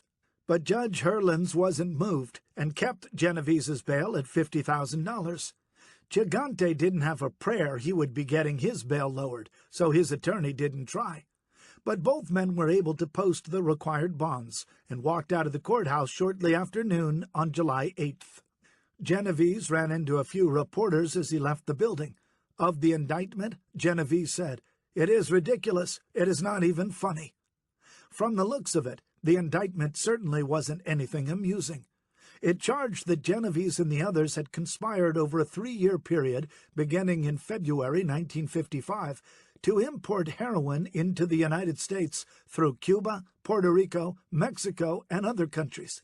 A federal official later estimated the amount of drugs moved by the syndicate to be around 100 kilos, or 220 pounds. The plot, according to the indictment, ran right up until the date of the indictment and involved numerous actions by various defendants. But while Genovese was named as a conspirator, and the main one according to prosecutors, he wasn't listed in any of the so-called overt acts involved in the conspiracy. Genovese had been smart enough to keep himself away from handling drugs. But if Cantaloupes was to be believed, Genovese was the person who had given approval, not only for his involvement, but also for the overall plans to expand the operation into the Spanish-speaking neighborhoods. The indictment not only signaled the legal trouble for Genovese, but also created problems for him in the mob. He now had to focus on the criminal case, and in the world of organized crime, when a boss has to spend time thinking about pressing legal matters, his attention to and control over the crime family becomes challenged. In the back of Genovese's mind and those of his street captains, soldiers, and associates was the thought about what would happen to his status as a boss should the worst happen and he be convicted. But at that point, such things were in the future, and because Genovese was out on bail, he had the ability to meet with his lawyers and plan his legal strategy. However, it soon became apparent that things were unstable in the mob right after the indictments hit. This became clear on the evening of July 18, 1958, a little over a week after the Genovese indictment, when Cristoforo Rubino, a 38-year-old heroin trafficker who was well connected in the international smuggling business, met his untimely end as he talked with an associate outside a Democratic Party political club in the Bushwick section of Brooklyn. A car stopped outside the club, and while the driver stayed in the vehicle, a second man got out and fired 5 shots. Rubino fell into the gutter with a bullet in his head and one in his shoulder. Rubino's associate suffered a graze wound on his chin. As it turned out, Rubino had been on the radar of law enforcement for a long time and was considered a major link to Luciano in Italy. But after a 2-year exile in Europe, where he had fled after being indicted in the United States, Rubino had decided to return, and after getting bail, he was preparing to talk about all his contacts in the U.S., including Genovese. Rubino was Luciano's courier and high up in the dope racket. Assistant U.S. Attorney Joseph F. Severio Jr. announced after the killing, "We expected him to give us all the necessary information on the New York narcotics activity." Severio went on to explain that Rubino was scheduled to testify to a federal grand jury the week he died. His testimony was expected to help build the government's case against the newly indicted Genovese, the prosecutor added. It remained unclear just what information Rubino had to tell the government. Luciano had long been considered a major smuggler of heroin from Europe to the U.S., and it would have fit into the prosecution's theory about the international ties charged in the Genovese indictment. After all, the European heroin had been funneled for years from Europe to Cuba in the days of the Batista regime, and Rubino might have been able to provide information about any such links to the New York conspiracy. But Rubino took anything he knew to the grave. The killing of Rubino played into the reputation Genovese had of seeing witnesses against him disappear or die, such as happened in the Boccia murder prosecution. But while it was never shown that Genovese had any connection to the Rubino hit, it really didn't matter, because Cantaloupes, the key witness in the Genovese case, was under the government's protection. As the conspiracy trial got closer, some of Genovese's co-defendants were fugitives. The most important was Ormento, who fled the scene about a month before the big roundup when a smaller drug case against him was announced. Ormento didn't go very far, leaving his Lido beach home on Long Island for an apartment in the Bronx with his pal Nick Tolentino, another drug suspect. Another gangster who fled was Galante, who traveled clandestinely to a ranch house on Pelican Island off the coast of New Jersey near Toms River. Genovese, out on a hefty bail package he didn't want to forfeit, stayed at his home in Atlantic Highlands, playing the role of the quiet neighbor and father. It was at the house on the evening of Saturday, December 6, 1958, at about 8 p.m., that Genovese answered a telephone call that would prove to be one of the most bizarre events in the case, and one that only added fuel to the notion that Genovese was being set up by the government to be the fall guy on a weak case. The caller, Genovese would remember, identified himself as Beggendorf, a man who said he had once worked for the FBN and had met the mobster at his office on Thompson Street about 2 years earlier. The caller, whose full name would turn out to be Benjamin Robert Beggendorf, told Genovese that he wanted to meet him at his Atlantic Highlands home to discuss certain matters. Facing a large criminal case and being a major crime boss, Genovese was not about to agree to meet a stranger in his house. But Beggendorf was insistent about seeing Genovese and told him he was stopping by in an hour. Fearful now and unable to reach his attorney on such short notice, Genovese called his daughter Nancy, who lived next door, and asked her to come over. He also called a woman neighbor as an extra witness for whatever happened. Beggendorf rang Genovese's doorbell at about 9 p.m., and when the door opened, Genovese recognized the caller as a man who had visited the Thompson Street office earlier. Seeing Nancy and the neighbor, Beggendorf said he wanted to talk with Genovese alone, something the mobster insisted he wouldn't do. "There is nothing that you can talk to me about that you can't say in the presence of my daughter and my neighbor," said Genovese. Beggendorf, while reluctant to speak in front of witnesses, finally asked Genovese a question. "How are you doing with your case?" said Beggendorf. "I don't know," answered Genovese. "Well, there is nothing to do. You will never hear anyone mention your name in that trial," Beggendorf explained. "Well, what do you mean?" asked Genovese. "Well, you know what I mean," said Beggendorf. "There is a lot of publicity attached to your name. You have had a lot of publicity, and the U.S. Attorney wanted to get some publicity. He wanted to get the nomination and become governor." Beggendorf was referring to the fact that Williams had resigned from his post as a Manhattan U.S. Attorney the day after he announced Genovese's indictment to run for the governorship of New York State. An old associate of famed prosecutor Thomas Dewey, the 55-year-old Williams had garnered some support from Republican Party members but didn't get enough, and by August had released his delegates so they could support the candidacy of Nelson Rockefeller. In the November election, Rockefeller defeated the incumbent Averell Harriman. Genovese said he didn't know what Beggendorf was talking about. Beggendorf inquired of Genovese if he was going to waive a jury trial and asked about his bail package, finally pressing him to see if he could call again next week to talk privately. Genovese, who recalled the details of the strange meeting in an affidavit later filed with the court, seemed puzzled and troubled by what Beggendorf was doing by showing up at his home. Genovese was also angry that Beggendorf had gotten his private telephone number and said he was going to file a complaint with the telephone company. With that, Beggendorf said that he currently worked for the U.S. Customs Service and that he had found Genovese's number through his office. The next morning, Genovese and his attorney, Wilfred Davis, went to the federal courthouse. There, Davis met with the trial judge, Alexander Bix, and the new U.S. attorney, Arthur Christie, to brief the judge. Christie agreed to investigate what had happened and to find out who Beggendorf was. The following day, Christie told the court and Genovese that Beggendorf did in fact work for the Customs Service and that he had been interrogated about his visit to Genovese's home. Beggendorf did admit to making the visit, but denied that he had initiated any conversation as Genovese had alleged. After the matter came to the attention of Judge Bix, Beggendorf submitted his own affidavit and indeed admitted that he had telephoned Genovese and visited him at his home. The visit and call, said Beggendorf, was something he did on his own initiative and not as part of any government investigation. But he denied telling Genovese his case was a frame-up, a word not actually used in Genovese's account of the strange meeting. I did not say that he was framed, nor that the indictment against him was obtained for purposes of publicity, or discussed with him the waiver of a jury trial, said Beggendorf in his affidavit. There are also further inaccuracies in the affidavit of Vito Genovese concerning our conversation. Beggendorf never did specify why he had decided to make the visit to Genovese and what his purpose was.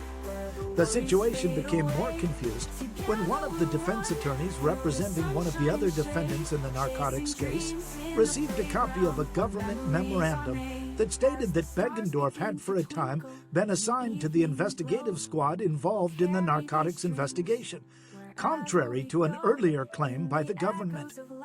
Genovese had always claimed that he had been framed. After the strange visit by Beggendorf and the information that he had worked in the narcotics unit, Genovese's defense team believed that there should at least be a hearing with the taking of testimony to sort out where the truth lay. They apparently never did get the full-blown hearing, but evidence later surfaced in the form of a Civil Service Commission proceeding that stated that Beggendorf did say during the visit to Genovese's home the things the mob boss alleged were said. This led to Beggendorf being fired. The Civil Service Commission found that Beggendorf's dismissal was justified because, in part, he discussed with Genovese the progress of his narcotics trial, criticizing the methods of the officers who arrested Genovese, and stated that the prosecution had nothing on Genovese, and that his arrest was for publicity and political effect only. Essentially, the commission believed that Beggendorf did make damaging statements to Genovese, and did so after he had been told by his superiors to refrain from any participation in the case against Genovese. All of that was later summarized in a federal court of claims decision upholding Beggendorf's termination, but that was all some years in the future. Beggendorf's actions were at the very least unprecedented in law enforcement and raised questions about the way the case evolved against Genovese, fueling for some the idea that he was set up. However, it did nothing to derail the imminent trial of Genovese and over a dozen of his co-defendants. Chapter 23. The trial of Vito Genovese and 14 others of his co-defendants in the giant drug conspiracy case began with jury selection in early January 1959. With the trial coming so soon after the Appalachian meeting and all of the firestorm of publicity about the Mafia, defense attorneys tried to get the initial jury pool of over 200 potential jurors tossed and to begin the selection anew. But Judge Bix shot that request down. By January 9th, a panel of 7 women and 5 men was picked, along with 4 alternates, to hear the evidence in a case that was expected to go into the spring. It was on January 12th that U.S. Attorney Arthur Christie gave the government's opening statement to the jury, the overall summary of the case, and what the prosecution hoped to prove. Opening statements are not evidence, but they do give both sides a chance to sketch out the evidence and indicate how the opponent's proof might fail. The big drawing card to the case was Genovese, and that is where Christie started, at the top of the conspiracy pyramid. Among the executives in the conspiracy, and by that we mean those who had a hand in the policy and strategy, were men like Vito Genovese and Benjamin Levine, said Christie, the latter being one of the defendants whose case was severed from the trial, but who was alleged to be a major financier of the operation. These men moved out of the shadows at those moments when their presence was necessary for some decision or other, and, as in any organization or business, the men at the higher echelons, of course, seldom have much direct contact with the people who performed the actual work, explained Christie. The next level of conspirators included those who participated in the planning and ordered deliveries of narcotics to be made, and Christie named them: Natale Evola, Rocco Mazzier, Joseph di Palermo, and Carmine Polizzano. Two other names were mentioned, John Ormento and Carmine Galante, but they weren't on trial because they had fled around the time the indictment was unsealed.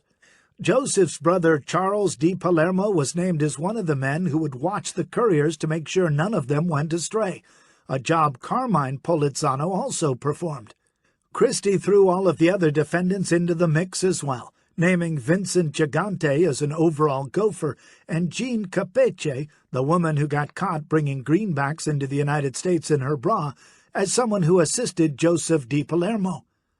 The jury got a taste of the scope of the drug operation when Christie described how they made their pickups of heroin in Florida, Las Vegas, Cleveland, and Puerto Rico. The prosecutor alluded to only one specific allegation against Genovese, that he was present during a key strategy meeting of the group in the Bronx back in September 1956.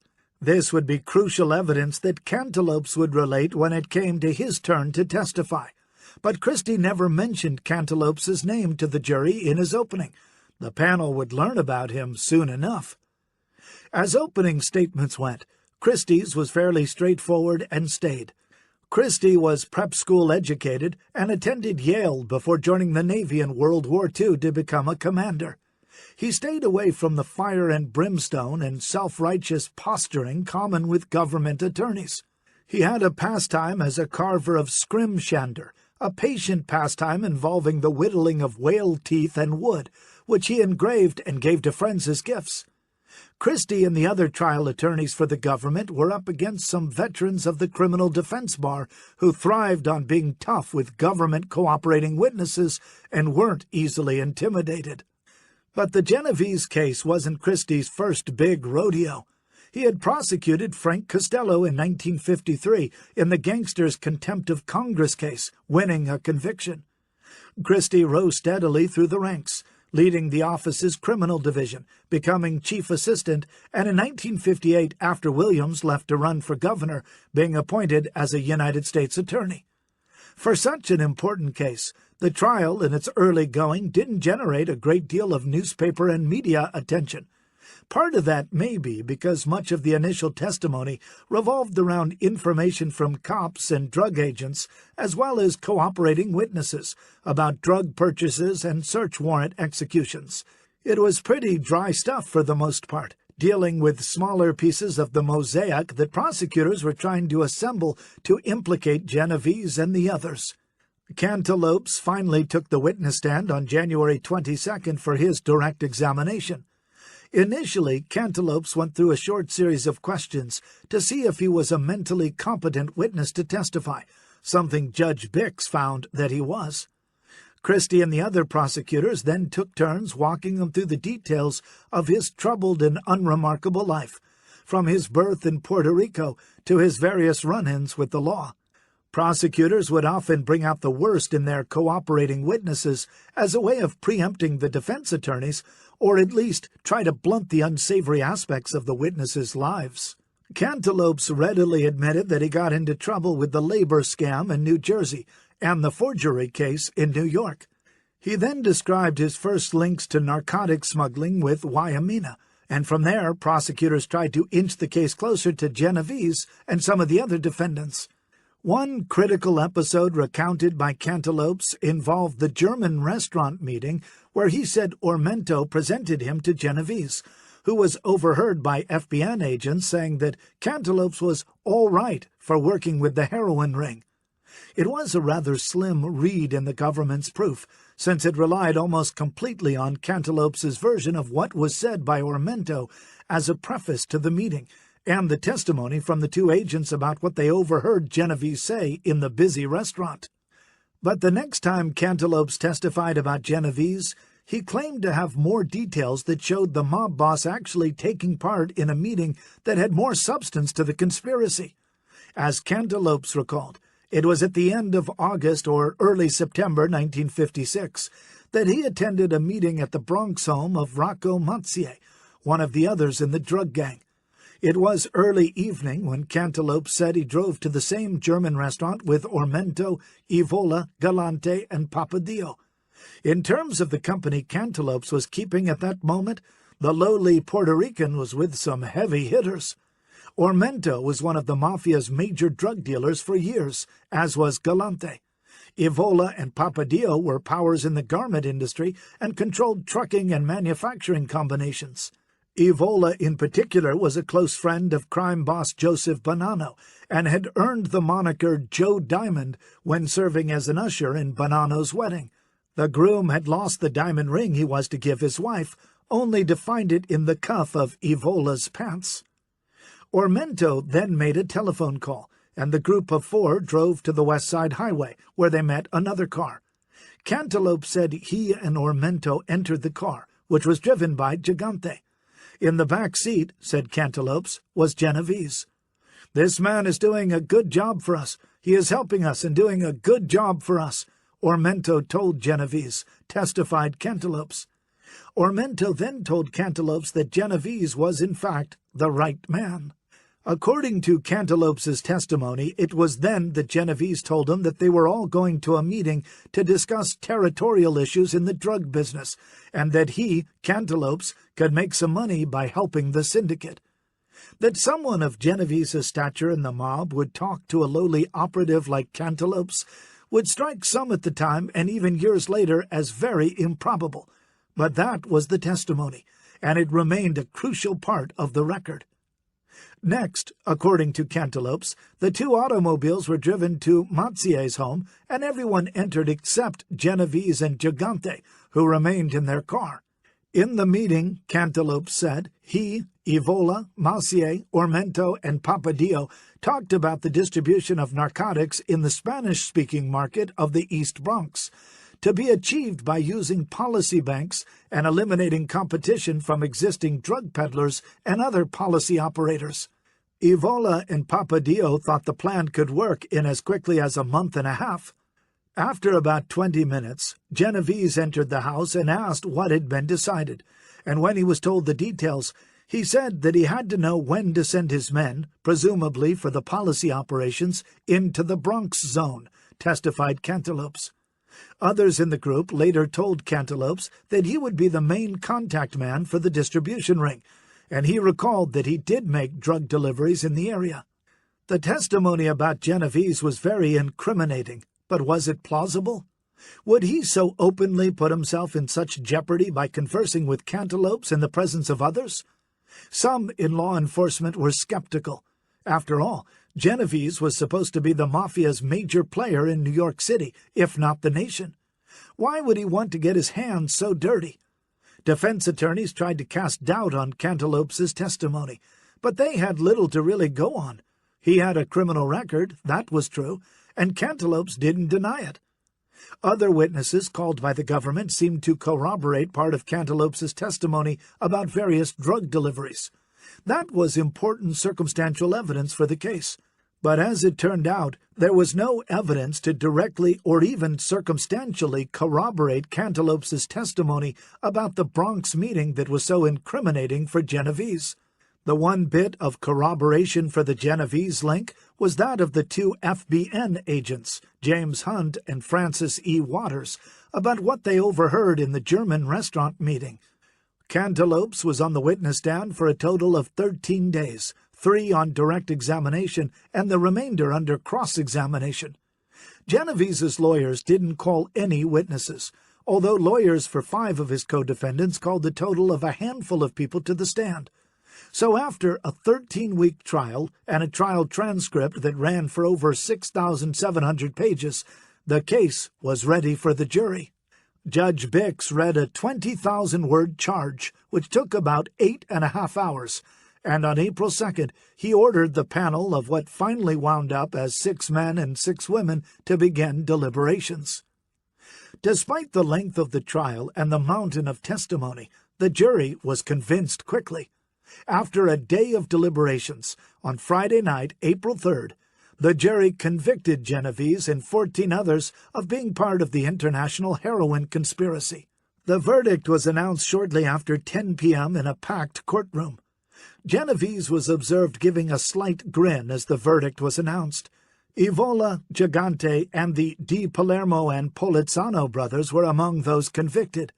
The only defendant acquitted was Louis Fiano, a 48-year-old man already serving a 20-year sentence for an earlier drug conviction in California.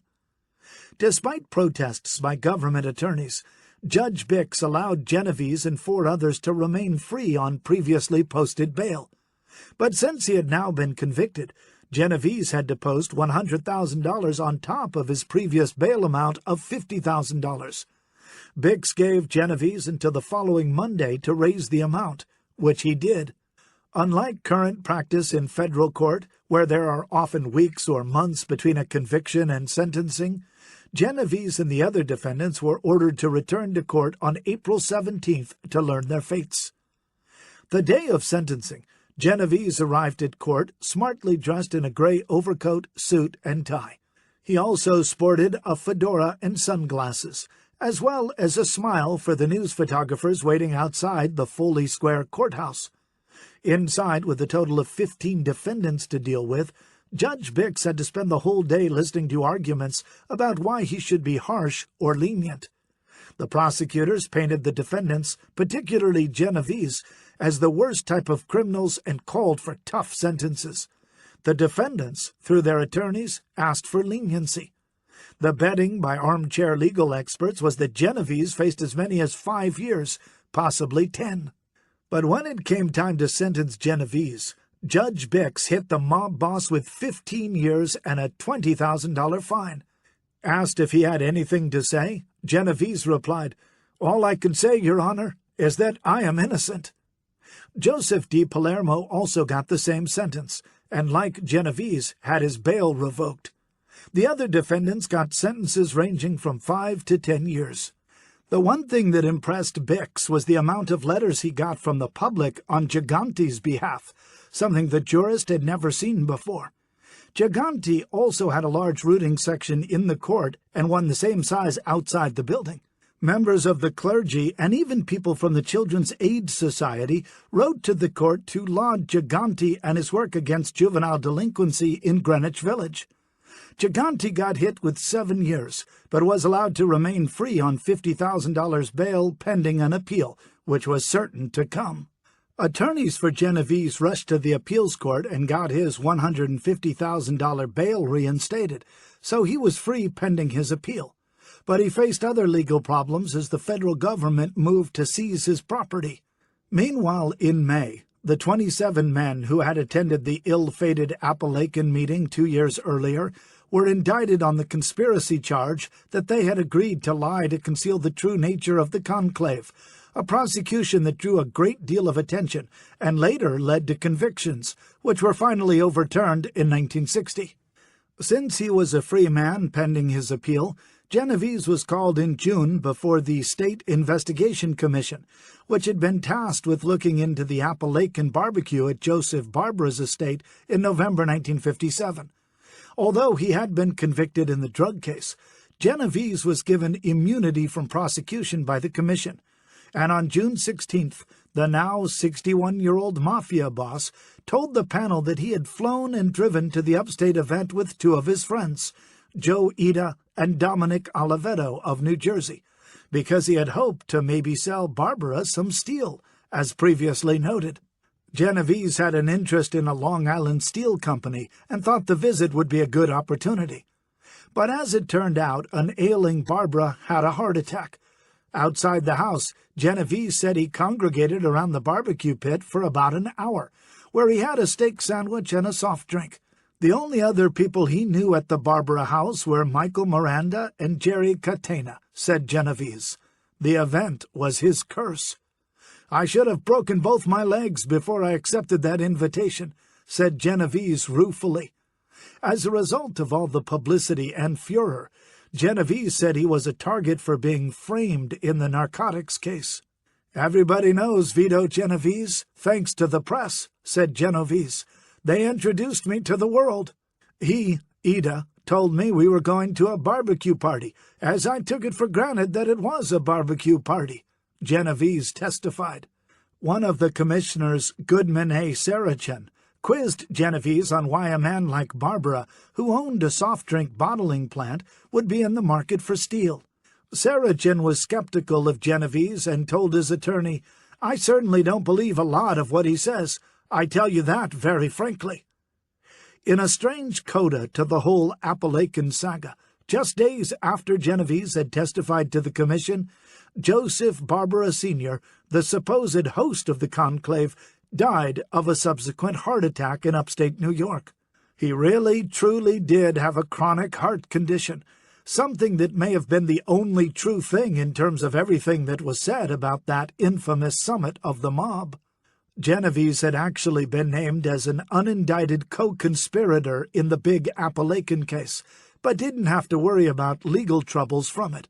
But two of his old cronies in the drug case, John Ormento and Carmine Galante, thought they could duck their legal troubles altogether by going into hiding. They needed to run because the evidence in the Genovese case had implicated them heavily in the conspiracy. That tactic worked for a while, in that their case was severed from that of Genovese for the trial, but the federal investigators just never quit. Both Ormento and Galante were hiding in plain sight. But where? That was the question. Ormento, after leaving his Lido Beach home, settled into an apartment in the Bronx, while Galante stayed away from his Manhattan and Brooklyn haunts to hide out in the South Shore area of New Jersey.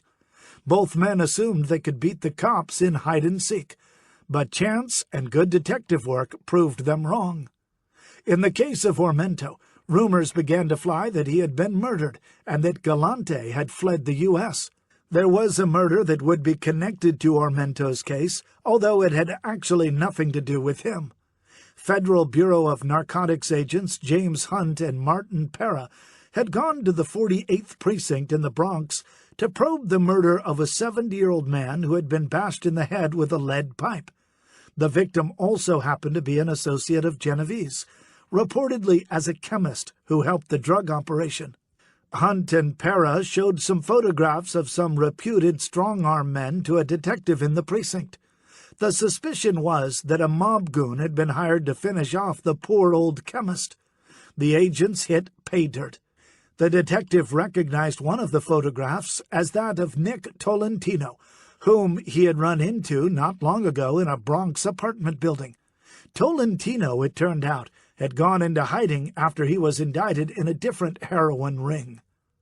On March 30th, 1959, just as the Genovese trial was in its last days, the two agents went into the building at 1466 Gun Hill Road in the Bronx just before 10 p.m. The agents had the good fortune to run into Ormento as he happened to be coming down the stairs. It turned out Ormento had been living in a $110 a month apartment upstairs and was heading down to see Tolentino, whose rent on the lower floor was $125 a month. Both were busted. Ormento admitted that he had occupied the third-floor apartment in the building and that it was Tolentino who had cooked all their meals. The apartment had been a prison of sorts, because Ormento and Tolentino had not left the walk-up in 9 months. Sometimes at night they would go up on the roof to get some fresh air and walk for an hour as exercise. "What were you two hiding from?" Hunt asked. "Who's hiding?" was the reply. While Ormento and Tolentino were hiding out in cramped apartments in the Bronx, Galante had sheltered himself in the relative luxury of a private home on Pelican Island, just off a spit of land accessible by causeways from the New Jersey shoreline. Federal agents had racked their brains trying to figure out where Galante was. There were reports he was in Canada and Latin America.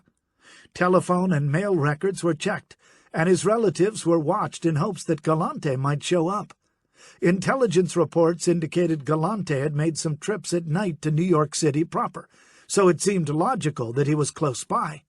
It was the evening of June 2, 1959, and two FBN agents, after tracing a telephone call to a house on Pelican Island, were in the middle of a surveillance operation when, at about 10 p.m., they saw three men enter a white Chevrolet convertible at the house being watched. One of the men looked like Galante, so the agents followed the car in the middle of a downpour. The convertible eventually headed north on the Garden State Parkway. While the agents were able to get closer to the car, they couldn't tell for sure if it was Galante they saw in the front passenger seat. The agents called the New Jersey State Police, which sent a unit to intercept the Chevrolet at the next toll stop. As related in The Deadly Silence by Rene Buse, the federal agents then rolled up, took one look at Galante, and knew they had their man. The 49-year-old Galante, one of the nastiest and most dangerous of the mafiosi in the drug business, was held on $100,000 bail and pleaded not guilty to the narcotics indictment. The two men driving in the car with him were charged with harboring a fugitive.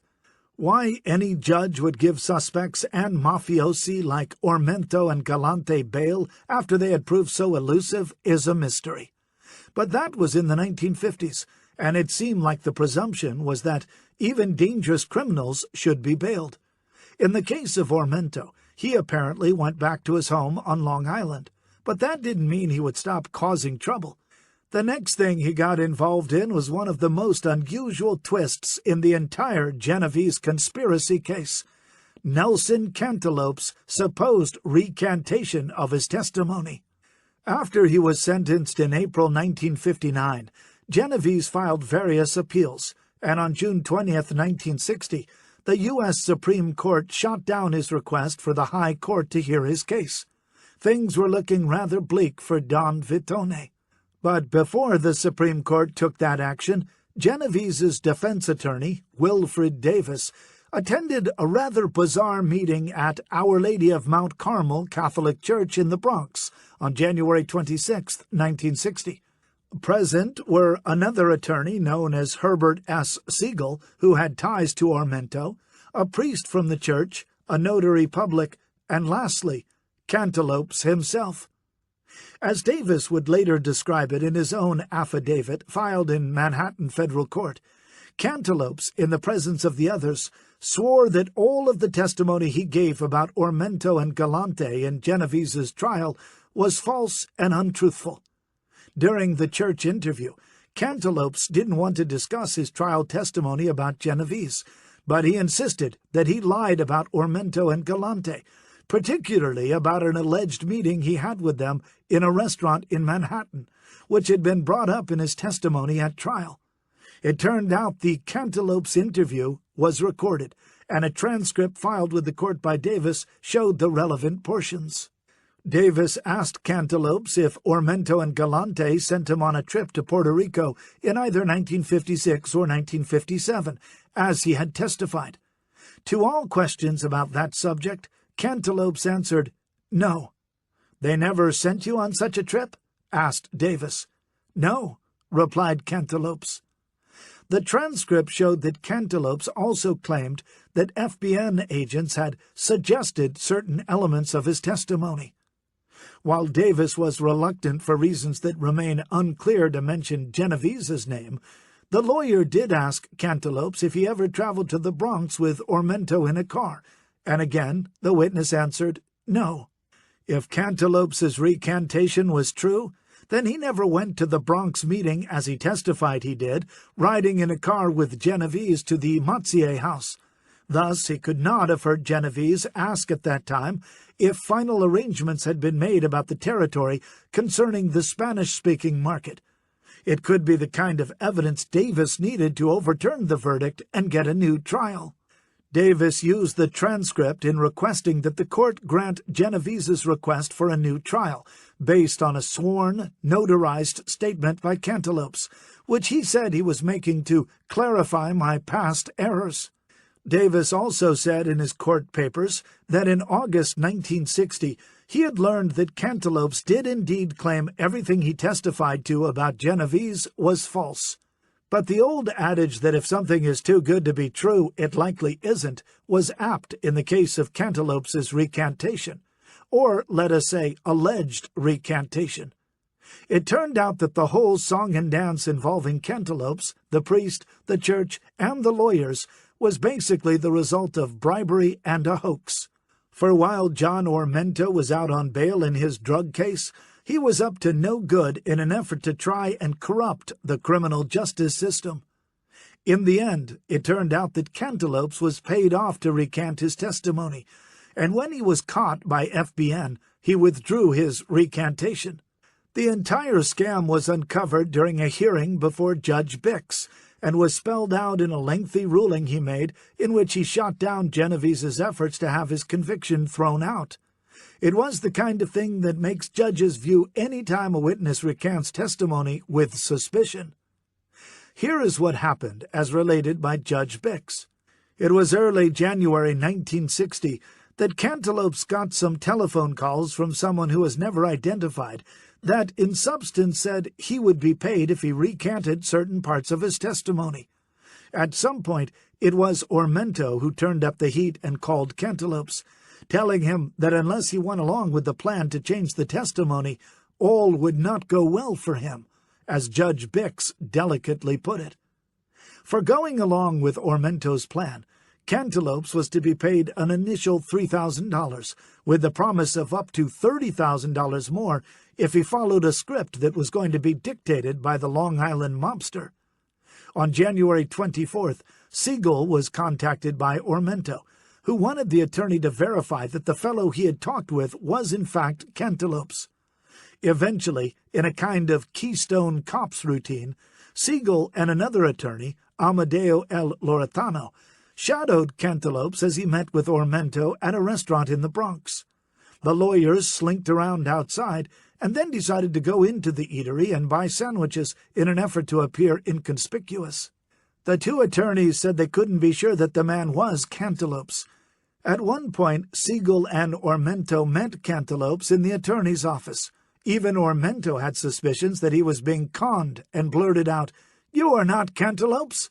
Finally, Cantaloupes related some incidents from the Genovese trial, and Ormento was satisfied that he was in fact the witness who needed to be corrupted.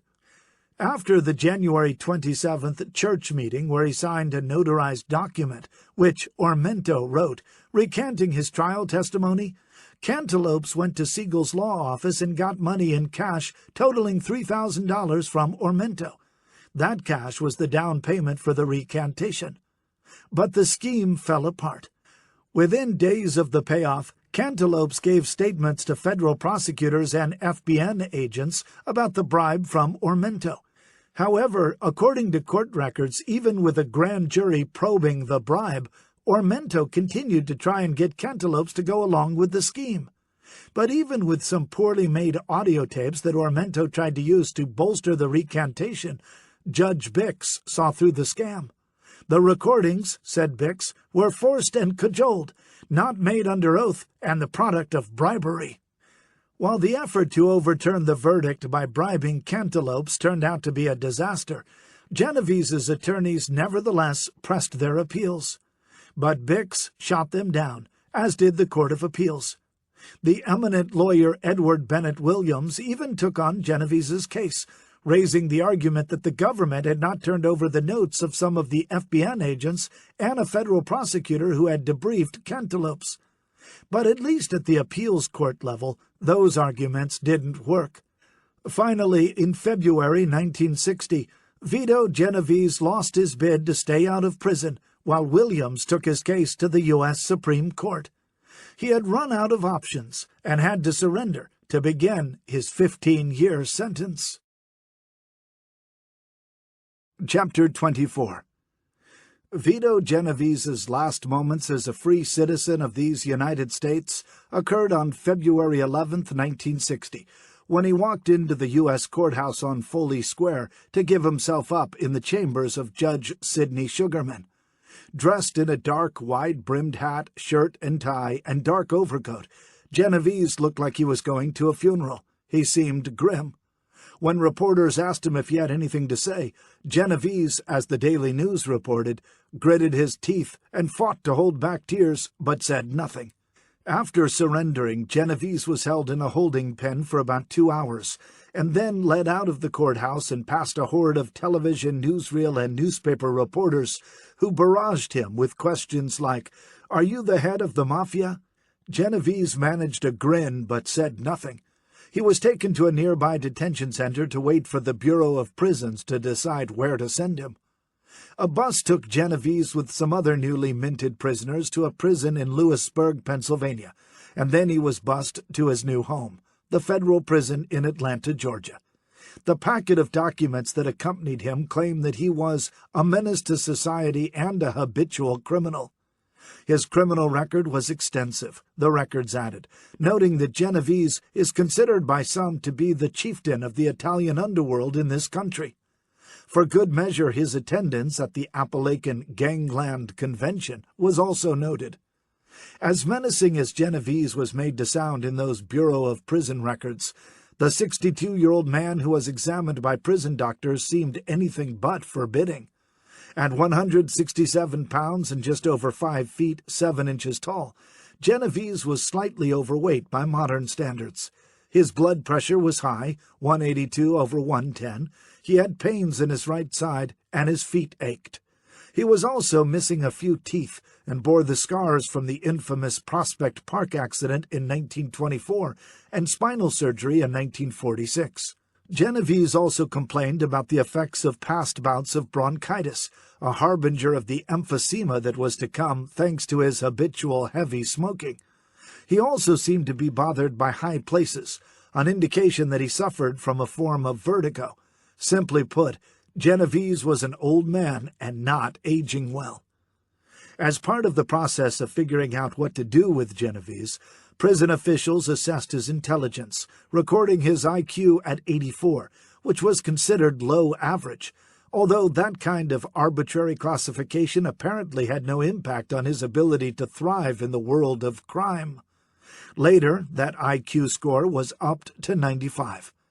Genovese himself said he only finished the 3rd grade in school in Italy, but he had worked for years as a businessman, something prison officials noted in recommending that he be given work in the prison greenhouse or a job as an orderly. Given his age, officials didn't recommend that Genovese take any schooling, although it wouldn't be precluded if he wanted it.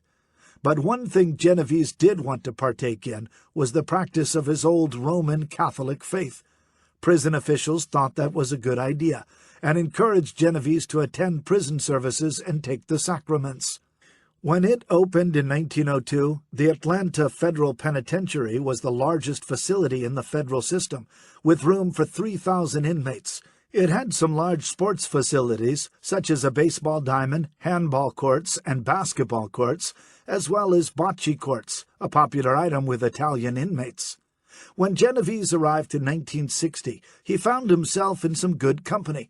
Numerous mob figures had been sent to Atlanta, among them Joseph D. Palermo, the infamous Joe Beck, who was convicted along with Genovese in the heroin case. There were some lesser luminaries, but one who stood out was Joseph Valachi, one of Genovese's old acolytes from the Bronx. As it turned out, Genovese shared a cell with 8 inmates in Atlanta, and for a time one of them was Valachi. As Valachi remembered, Genovese might have been considered an ailing old man who wanted to appear to be a practicing Catholic, but he ruled his domain among the prisoners. As related by Moss in the Valachi papers, Genovese held sessions with inmates 2 nights a week to arbitrate disputes and dispense favors. During a visit Moss made to Atlanta in researching the book, he was told that one prison guard said that Genovese was such a poor bocce player that the other prisoners who went up against him in the game had to eat crow and lose on purpose. Valachi initially said that Genovese was cool to him in Atlanta. The main problem was that Genovese believed Valachi had remained allied with Tony Bender, something the mob boss viewed with suspicion. But over time, Valachi convinced Genovese that he also had problems with Bender, whom he accused of foolishly leading him to believe that if he surrendered in a narcotics case, he would only get a 5-year sentence. In that case, Valachi got a 15-year sentence and wound up in Atlanta. During his initial stay in Atlanta, Valachi was charged in another heroin case back in New York and brought there for trial in a case he believed was a frame-up. Valachi said he had no doubt about the guilt of some of his co-defendants, including Vincent Morrow, Frank Caruso, and Albert and Vito Genovese, but insisted he had nothing to do with their heroin dealings.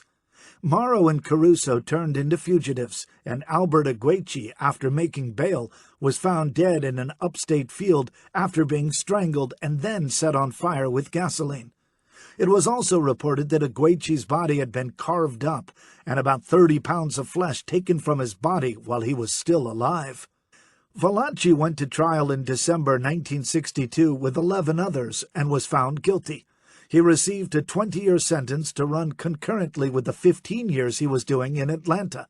But federal agents believed that Valachi had information that could be useful and had him go through some questioning before he was returned to Atlanta.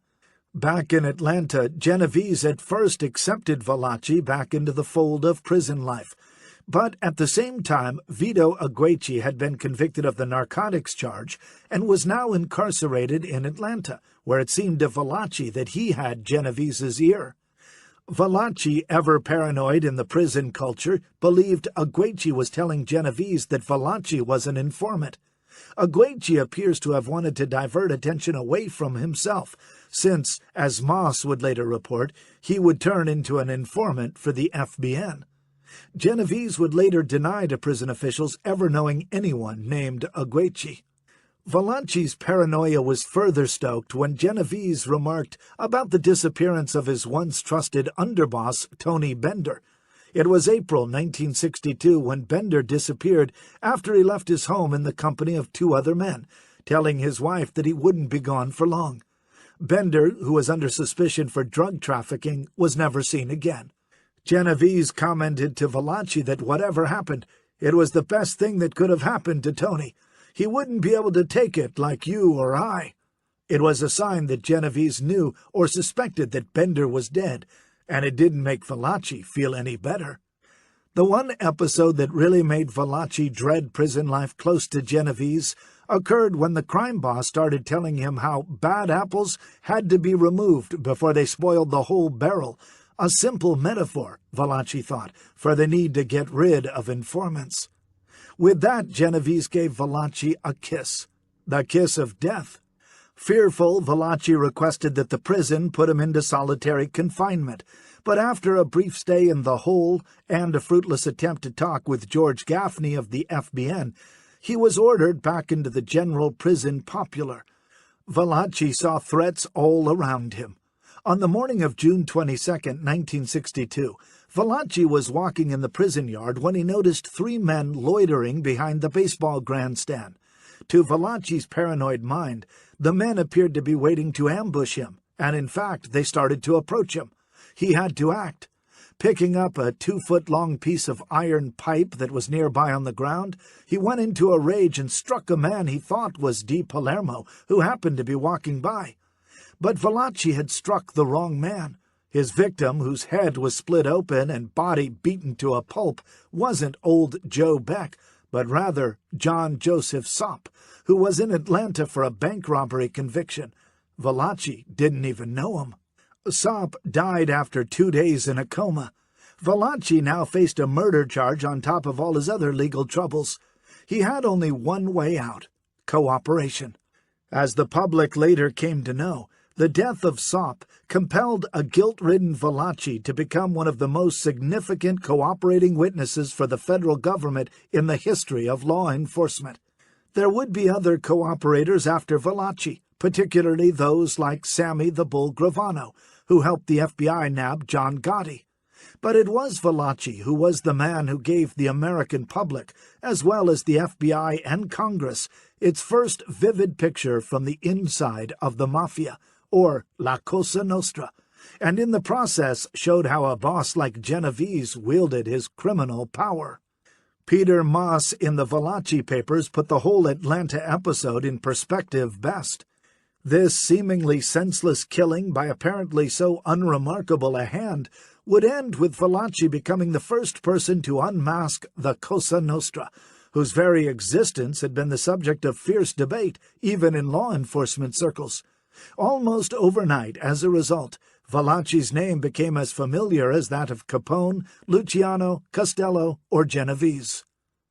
Of course, at that time, with Capone dead, Luciano in exile, and Costello retired, it would only be Don Vito Genovese who really had anything to fear from what Valachi would reveal. If Genovese hated the publicity he got after Apalachin, he had yet to see the worst of it. Chapter 25. By the time Joseph Valachi was testifying before the U.S. Congress, Vito Genovese had been transferred from the Atlanta Penitentiary to the U.S. Penitentiary in Leavenworth, Kansas. Genovese had been supposedly ruling the roost in Atlanta among the inmates in terms of his reputation and power. He was also believed to have been the recipient of food stolen from the Atlanta commissary, so he was sent farther away from the old inmates he had been familiar with in the Mafia.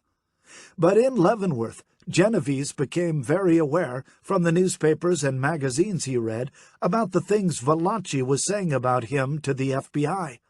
While he may have secretly enjoyed what the turncoat was saying about him, Genovese told officials in Leavenworth that Valachi was either crazy or telling involved stories in a bid to win his freedom.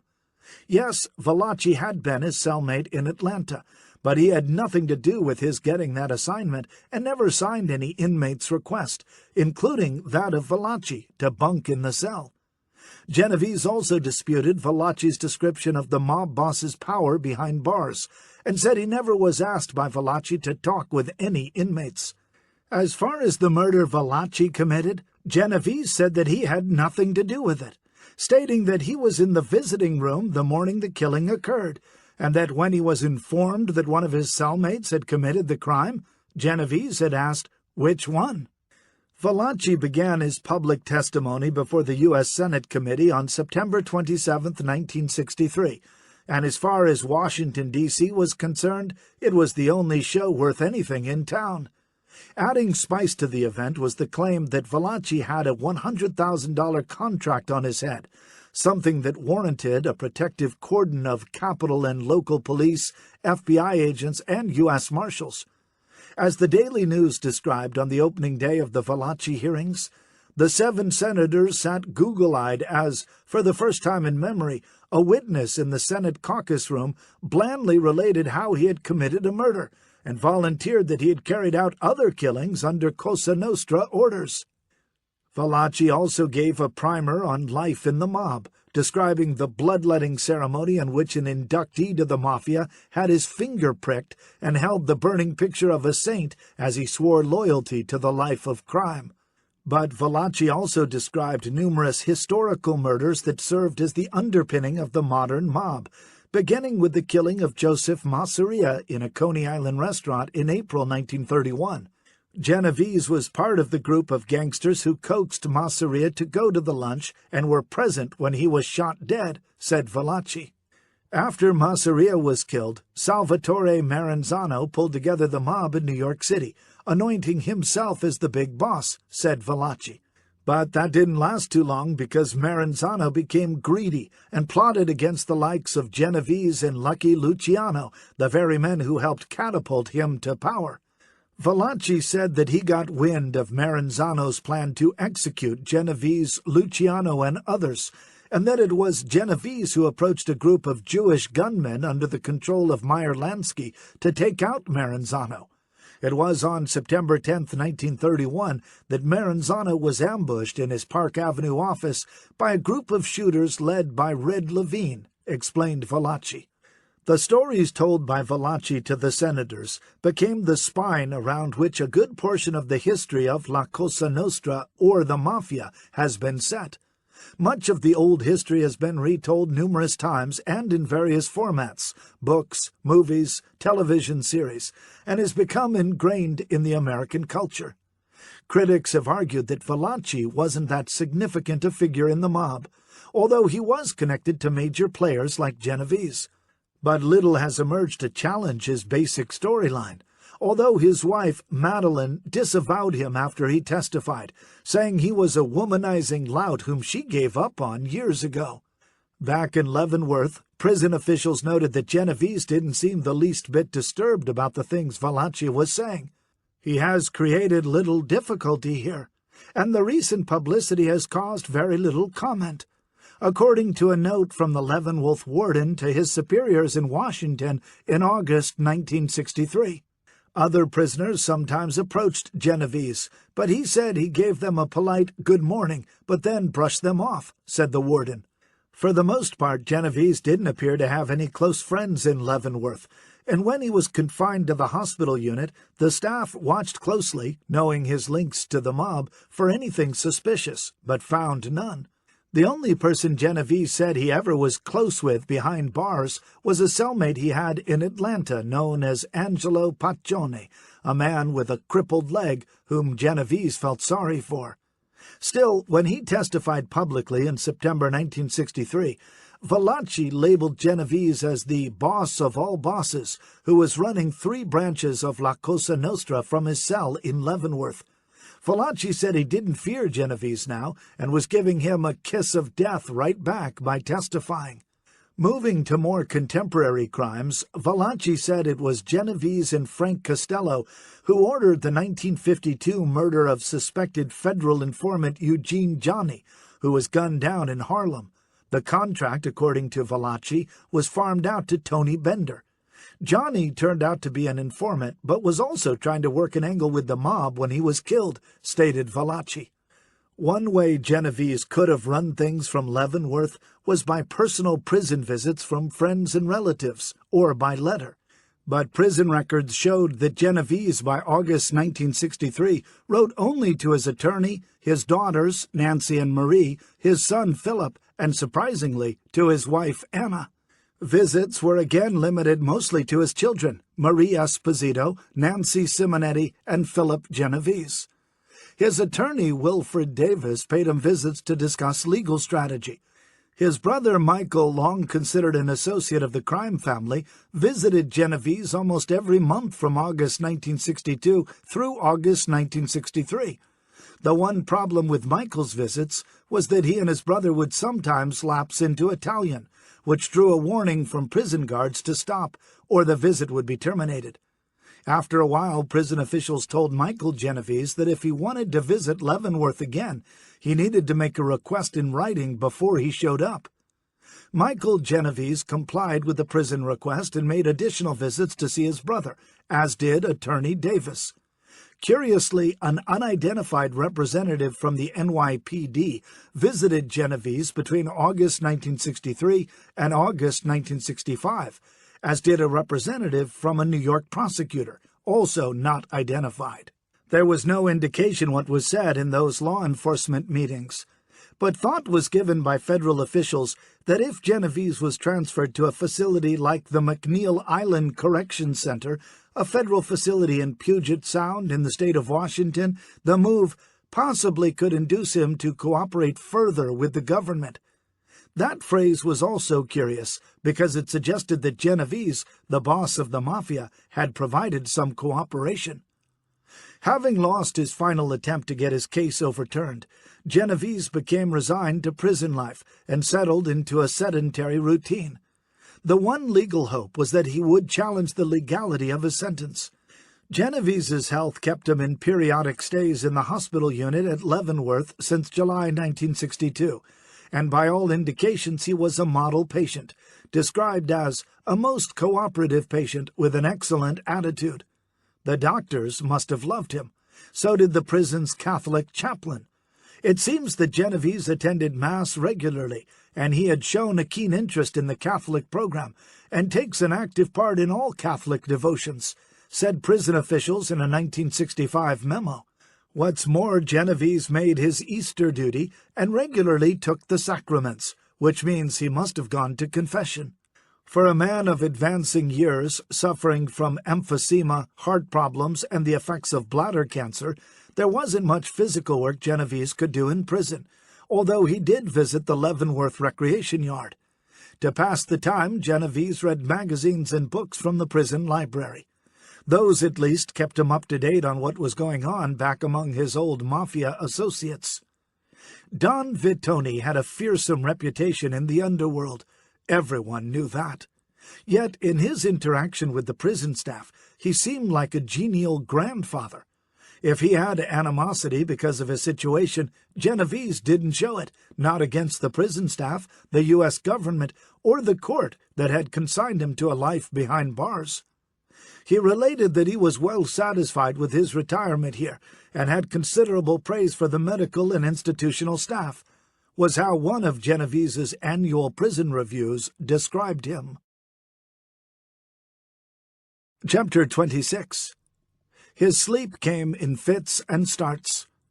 Vito Genovese may have praised the way his jailers treated him and his infirmities, but at night his anxiety about dying behind bars and never seeing his family again took its toll.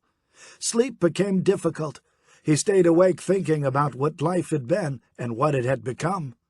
Genovese had a hard time falling asleep, and when he did, there were nightmares. What exactly terrorized him during sleep was unclear. Maybe he was dreaming about those he had killed or brutalized. He had done and seen enough in life to stoke all kinds of terror. The inability to rest put Genovese into a vicious cycle of erratic heartbeats known as premature ventricular contractions, which weren't necessarily dangerous, but for an old man could only add to his problems, notably high blood pressure. Genovese was a walking time bomb in that his blood pressure got dangerously high, so much so that he had to be put on tranquilizers at night to get the sleep he needed. After his transfer to Leavenworth in July 1962, Genovese was assigned to the Prison Food Services Department for about a month before he was placed permanently in the hospital wing because of his health problems. The irony of this entire period of incarceration is that to all the wardens and prison staff, Genovese, the reputed boss of all crime in New York City and the country, was nothing but a deferential man who appreciated everything being done for him. He wasn't cranky, cantankerous, or abusive. As the model prisoner he was, Genovese could receive visits and mail from his family. Surprisingly, despite the rancor that had torn apart their lives, his wife Anna made visits, as did his ever-loyal daughter Nancy and his adopted daughter Marie. But in 1966, as it became clear that Genovese wasn't going to get his conviction overturned, those visits were sometimes emotionally tough on everybody. Genovese preferred the women just stay away. He states that his wife and daughters do not come to see him because they would just break down and cry, and it is better that they don't come, prison officials said in Genovese's annual review in 1966. He states the daughters have families of their own, which makes it difficult for them to visit. By 1967, Genovese was only getting visits from his brother Michael, his attorney Wilfred Davis, and a number of Immigration and Naturalization Service officials, the latter showing up for reasons that are not clear from prison records. Letters, of course, still came from his daughters, his son Philip, and Anna. One New York City woman wrote the prison chaplain to ask if she could send Genovese some religious material. The chaplain responded by thanking her and said Genovese was doing religious studies in his cell. Genovese was a good inmate, but in terms of his health, that was another matter.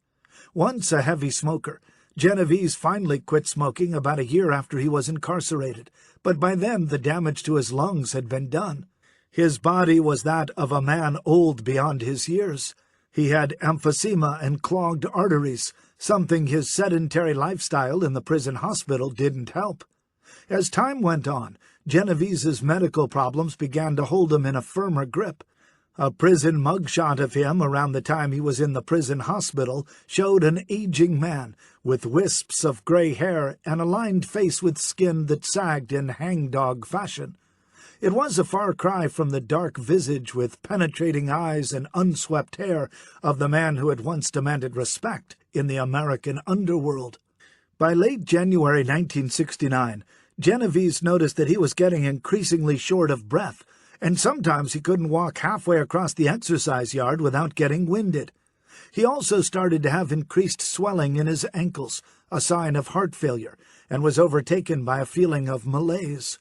A regimen of the drug digitalis did very little to help Genovese, and prison officials at Leavenworth saw enough deterioration in Genovese's condition that they sent him to the Medical Center for Federal Prisoners in Springfield, Missouri. It was a place familiar to Genovese since he had earlier been admitted for other heart episodes, as well as surgery for a cancerous bladder tumor, which had been successfully removed. As the days progressed, Genovese started to have more trouble breathing. He became cyanotic, which meant that he took on a bluish pallor because of a lack of blood oxygenation. While his heart rate seemed normal at 70 beats a minute, a cardiac gallop set in, meaning he had extra sounds that doctors detected when they listened with a stethoscope. On February 12th, Genovese's blood oxygenation dropped to 70%, a sign he was in some kind of respiratory failure. Genovese got a sudden case of diarrhea, complained of severe abdominal pain, and then collapsed. His skin was clammy and sweaty. On top of everything, Genovese was unresponsive. His condition was now critical, and hospital officials notified Genovese's daughter, Nancy, back in New Jersey by telegram of the sudden downturn in her father's condition. The next day, February 13th, a cardiac specialist was brought in who, after an examination, believed that Genovese had likely suffered from a pulmonary embolism, something that indicated he had an obstruction in a blood vessel blocking a coronary artery. Doctors intubated Genovese and gave him digitalis, but as the medical record stated, he would not pull through. At 1:25 a.m. on February 14, 1969, Genovese flatlined. He was dead. The official death certificate for the biggest mafia figure of the era said that 71-year-old Vito Genovese died of respiratory failure, preceded by a pulmonary embolism. 5 years of arteriosclerotic heart disease also contributed to his demise, as did so many years of smoking inside and outside of the Alto Nights Club and other haunts in Manhattan's Little Italy. His old bladder cancer was also noted, but didn't seem to have any impact on his dying. There was no mention of pancreatic cancer, as some news reports had stated. Anna Genovese was listed as his wife, although it had been years since she had visited him while he had been in custody. Prison officials asked Nancy if she would permit an autopsy. She declined. As she instructed, Genovese's body was prepared and shipped to the Anderson Funeral Home in Red Bank, New Jersey. Mafia funerals had a reputation for being grandiose affairs, with enough flower cars to stock a botanical garden and processions that could best any a dead politician could have for the final ride to eternity.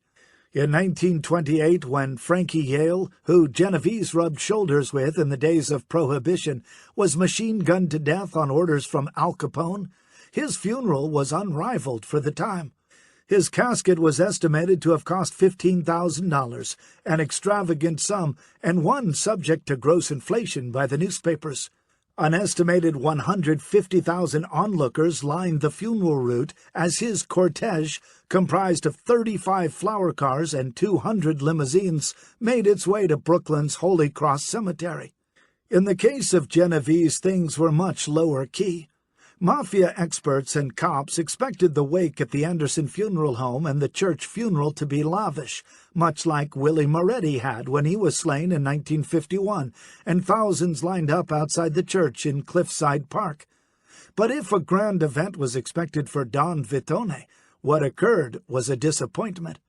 The one-day wake drew just over 100 visitors, including some local politicians who paid respects to Genovese's son, Philip, who had been a local councilman. His sister, Nancy, Genovese's firstborn, also greeted those who visited. At the church, only about 125 people, many of them women, who were on hand for the service on February 17, 1969, inside St. Agnes Catholic Church in Genovese's old hometown of Atlantic Highlands. About 100 of the curious lined up outside in the cold weather. None of the old New York and New Jersey mafiosi showed up. The big boys might have been staying away to avoid FBI and press cameras. Some of them also probably had no love lost for Genovese. The biggest contingent was about 30 pupils from the 4th grade class of the St. Agnes School, where Nancy taught, who sat dressed in maroon and white uniforms with white lace mantillas. The Mass didn't have any eulogies. After an hour-long service, the procession of the hearse, 4 limousines, 4 private cars, and a station wagon filled with flowers left for St. John Cemetery in Middle Village, Queens. The small group arrived at the cemetery in time for a 1 p.m. graveside ceremony around the open outdoor Genovese family crypt, where the concrete slab had been moved back to allow access. Genovese's casket was placed in a copper outer container. A floral blanket of pink and white chrysanthemums, orchids, and lilies of the valley with a ribbon bearing the words "Our Dad" adorned the casket. The graveside service took about 5 minutes as a priest recited a prayer. The mourners and family left the snow-covered grounds. It was then that cemetery gravediggers lowered the casket into its niche. Genovese's long odyssey had come to an end as he rested with his parents, his first wife, Donata, and a few other relatives in the family plot. He also resided near some of his old mob confederates. Joseph Profaci's grand mausoleum was just about 40 yards up the road, and the grave of Salvatore Maranzano, whom Genovese had played a role in killing, was also very nearby. In another mausoleum by a different cemetery road was Charles Lucky Luciano, who was buried with his mother and father and other relatives in a structure bearing the original family name, Lucania. Over the years, other mafiosi would choose to be interred at St. John Cemetery: Carlo Gambino, John Gotti, Agnello della Croce, and Carmine Galante. There were enough of them, old-time and modern gangsters, that they could almost hold a spectral meeting of the commission. Journalists and FBI agents with telephoto lenses can always see what goes on at mafia funerals, but the bigger challenge for them is to try and figure out when a mafia boss dies, who will take his place. The ground had not even thawed around Genovese's grave when FBI agents started getting intelligence reports from informants that there was some gossip that one Carl James Savella, a mafioso from Kansas City, might replace Genovese as head of his family. These reports were fanned by intelligence that a number of mobsters, including Savella, had met in Miami in early March 1969 to pick Genovese's successor. But the suggestion that Savella, a gangster outside of New York, would take over for Genovese seemed implausible. FBI files showed that one informant said it was not clear if Savella had his own crime family or had been part of Genovese's family. One other aspect of the Miami meeting, according to the FBI report, was that Thomas Iboli, a longtime member of the Genovese clan, wasn't favored to take over the job or Genovese's old position on the ruling commission. Closer to New York, one name that did surface as Genovese's successor was his old friend and underboss, Gerardo Jerry Catena. According to one news report, Catena was tapped as the new boss during some kind of mob cruise from Florida to Haiti, possibly the meeting mentioned in early March. But Catena, who was 67 years old and ran his legitimate business from East Orange, New Jersey, was reported to have been reluctant to take the position, something that would have been understandable given the way the FBI kept hounding mafia bosses. Over the months and years, other names would emerge as Don Vittone's successor, and some gained more credence than others. One such name was Michael Miranda, an old mainstay of the crime family who had weathered good and bad times with Genovese, including an arrest in the old Boccia murder case. There was also Michael Trigger Mike Coppola, an old associate of the likes of Frank Costello and Joe Strachey, the old garment center schemer who was active in gambling activities in Miami. If Eboli did make it to the top job in the Genovese crime family, as some in the FBI and NYPD suspected, his reign was short-lived.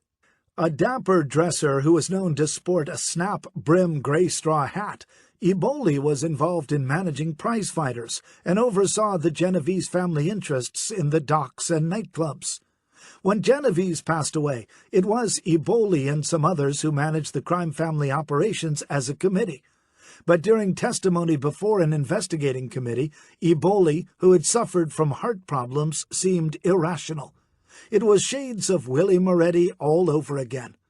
The night of July 16, 1972, after he left the home of a girlfriend in Brooklyn, Eboli was shot dead. 5 bullets punctured his skull on the left side as he sat with his chauffeur in a Cadillac. Police and some crime historians believe that 2 other crime family members profited from Eboli's killing. Vincent Gigante took over his gambling operations, and Frank Funzi Thierry found himself as boss. The future leadership of Genovese's family was starting to emerge. Epilogue. In his lifetime, Vito Genovese used his cunning, guile, and canny sense of mafia politics to cement his rise to the top. In the days after World War II and the Korean War, if there ever was a boss of all bosses, Genovese was seen as the man to fit the bill. Until his conviction on the heroin case in 1959, he was lucky enough to escape the long arm of the law, particularly as the other bosses found themselves beleaguered by the federal government's efforts to tie them into the big Appalachian conspiracy, a classic case of overreach by prosecutors that ended in a stinging reversal of the convictions. But as the deadly Don detailed, Genovese made some costly strategic decisions about planning to hold the meeting in Appalachian that led to a disaster of bad publicity and seemingly never-ending investigations. Some have theorized and even outright stated that Genovese's mistakes angered others in the Mafia, who then set him up to fail with Appalachian and in the drug cases. The case for the latter is advanced by Chuck Giancana, the half-brother of legendary Chicago mob boss Sam Giancana, and Chuck's nephew Sam in their 1993 book Double Cross, the explosive inside story of the mobster who controlled America. The Giancana book made numerous claims that the elder Giancana had ties to the CIA and had a hand in ordering the deaths of President John F. Kennedy and Marilyn Monroe, as well as a host of other crimes. But deep in the book, the authors related a conversation between 2 Chicago gangsters in which they discussed how Nelson Cantaloupes was being used to set up Genovese in the big heroin case. Cantaloupes, according to a man identified only as Willie, was used by Giancana to set up Genovese. Cantaloupes was supposedly a soldier of Willie's and was used by Giancana as a sap to screw Genovese, with the help of some other mob big shots. Giancana's motive was to get Genovese out of the picture, because he was seen as the only mafia boss who would stand up to the grasping power of the Chicago Mafia, or so it seemed. Since Giancana supplied the plan and the manpower, Lansky, Gambino, Costello, and Luciano supplied the dollars to finance the narcotics caper that would ultimately frame Genovese. The plan worked perfectly. Genovese was arrested, thanks to Cantalopes' testimony, and sentenced to 15 years in prison. The Giancanas alleged in their book. There is a kernel of known truth to that Giancana story, at least in terms of Cantalopes' travels. Cantalopes did spend some time in Chicago when he came to the States, but it was for a very short period, for a few days, he said, working in a restaurant before he left for New York. If that is the case, it is improbable that he did enough in his life as an itinerant petty criminal that he could be considered a soldier in any Chicago crime group. More to the point, Costello had an aversion to drug dealing, wanted respectability, and was already being watched closely by the federal government. Besides, Costello had already retired from mob life after the assassination attempt on him, all of which meant that Costello likely wouldn't have been involved in financing heroin deals. Lansky was too smart an operator, with too many dealings in Cuba and Florida, to do risky drug financing, although the FBN deemed him to be someone involved in the past with financing narcotics transactions. Gambino was also viewed by the FBN as a mafioso who had done drug financing, and Luciano was also seen in the same light, operating from his base in Italy. But the authors of Double Cross cite nothing but their own claims about conversations with people who died long ago as proof for the Genovese setup. In addition, when it came time to prosecute the Genovese case, prosecutors charged garment businessman Benjamin Levine as the chief financer of the various heroin buys done by the conspirators. Genovese went to his grave saying he was framed in the case, and, given the thin, circumstantial nature of the evidence against him, one can understand why he believed that. The one piece of substantiation that Genovese knew cantaloupes came from the fleeting conversation that FBN agents overheard in a restaurant. Genovese's remark that "he is all right," or words to that effect, when referring to cantaloupes, could have meant anything. But it was from that slender proof that the rest of what Cantaloupes had to say seemed to be bolstered. Cantaloupes himself met a bloody end. He was killed in July 1965, reportedly knifed to death in a Bronx bar fight. He lies in a nondescript grave at Rose Hill Cemetery in New Jersey. In his lifetime as the nation's big mafia boss, Genovese was believed to have amassed a fortune estimated at about $33 million. He and Anna did live large for a time. They had enough to buy the big Red Hill estate in the 1930s and then a nicely furnished waterfront house in Atlantic Highlands. It was not that the Internal Revenue Service didn't look at Genovese. He did settle a case of back taxes for just over $160,000. But it seemed that Genovese hid whatever wealth he had very well. In the end, Genovese's material life was encapsulated in a 2-page last will and testament he signed on September 5, 1950. He was already in the throes of problems with Anna then. In the will, Genovese gave the bulk of his estate to his daughter Nancy, who was his executrix, and his son Philip. There were no dollar amounts listed, but one attorney would later say Don Vitone left a fortune valued at about $2,000 to be split between his two natural children.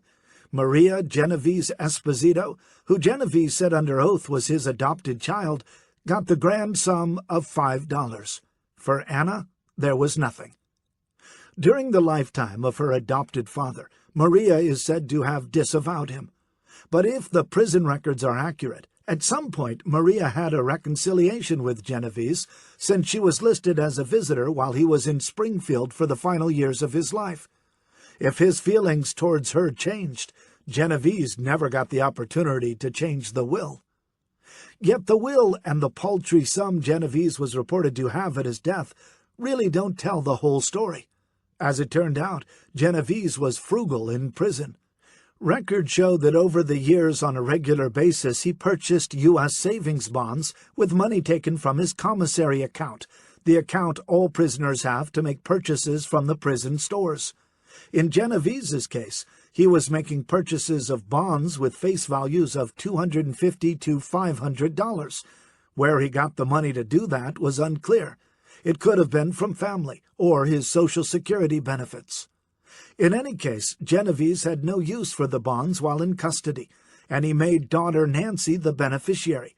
So, at his death, an estimated $10,000 in bonds went to her. As it turned out, Genovese also provided for Anna. Prison records show that Genovese was getting $106 a month in Social Security old age benefits in September 1961 after he began serving his sentence. His application for the benefit showed that he made $1,600 in 1960, although the source wasn't specified. In any case, Genovese was one of a number of inmates getting the benefit, and presumably did so until his death in February 1969. As it turned out, despite all of the troubles they had in marriage, Genovese made Anna his Social Security beneficiary, so presumably for the rest of her life she received some part of his $106 monthly pension. Such a strange, conflicted relationship Vito and Anna Genovese had. Under the code of the street, Genovese would have been justified to have her killed when she turned on him so publicly. But he never did, nor would he. They had a love-hate drama that locked them in a strange bond. Anna proved to be calculating, impetuous, and impulsive, yet Genovese cared about and loved her for as long as both lived. Although the marital woes should have destroyed things, the man considered the ruthless head of the Mafia and his combative spouse in time came to their own secret truce and maintained a relationship to the end. After her husband's death, Anna Genovese did work for a living, and according to relatives, was head of housekeeping services at the well-known Warwick Hotel in Manhattan. On January 4, 1982, Anna Patillo Genovese, said to be suffering from gallbladder problems, died in a Manhattan hospital. She was 78 years old. The funeral was handled by a funeral home on Staten Island. It was a low-key affair, with nieces and nephews and some friends in attendance. No news items appeared in any of the local newspapers. The hearse took Anna to St. John Cemetery, where once again the Genovese family vault was opened, and her casket was slipped into a niche near where her husband reposed. She would spend the rest of time with the crime boss she once told the world she feared, but who in the end still cared deeply about her. This concludes The Deadly Dawn by Anthony M. DeStefano, narrated by Danny Campbell. Copyright 2021 by Anthony M. DeStefano. This unabridged audiobook is published by arrangement with Anthony M. DeStefano, care of Marshall Lyon Literary Agency, and was produced in the year 2021 by Tantor Media Incorporated, a division of Recorded Books, which holds the copyright thereto. Please visit Tantor.com for more information on our growing library of unabridged audiobooks.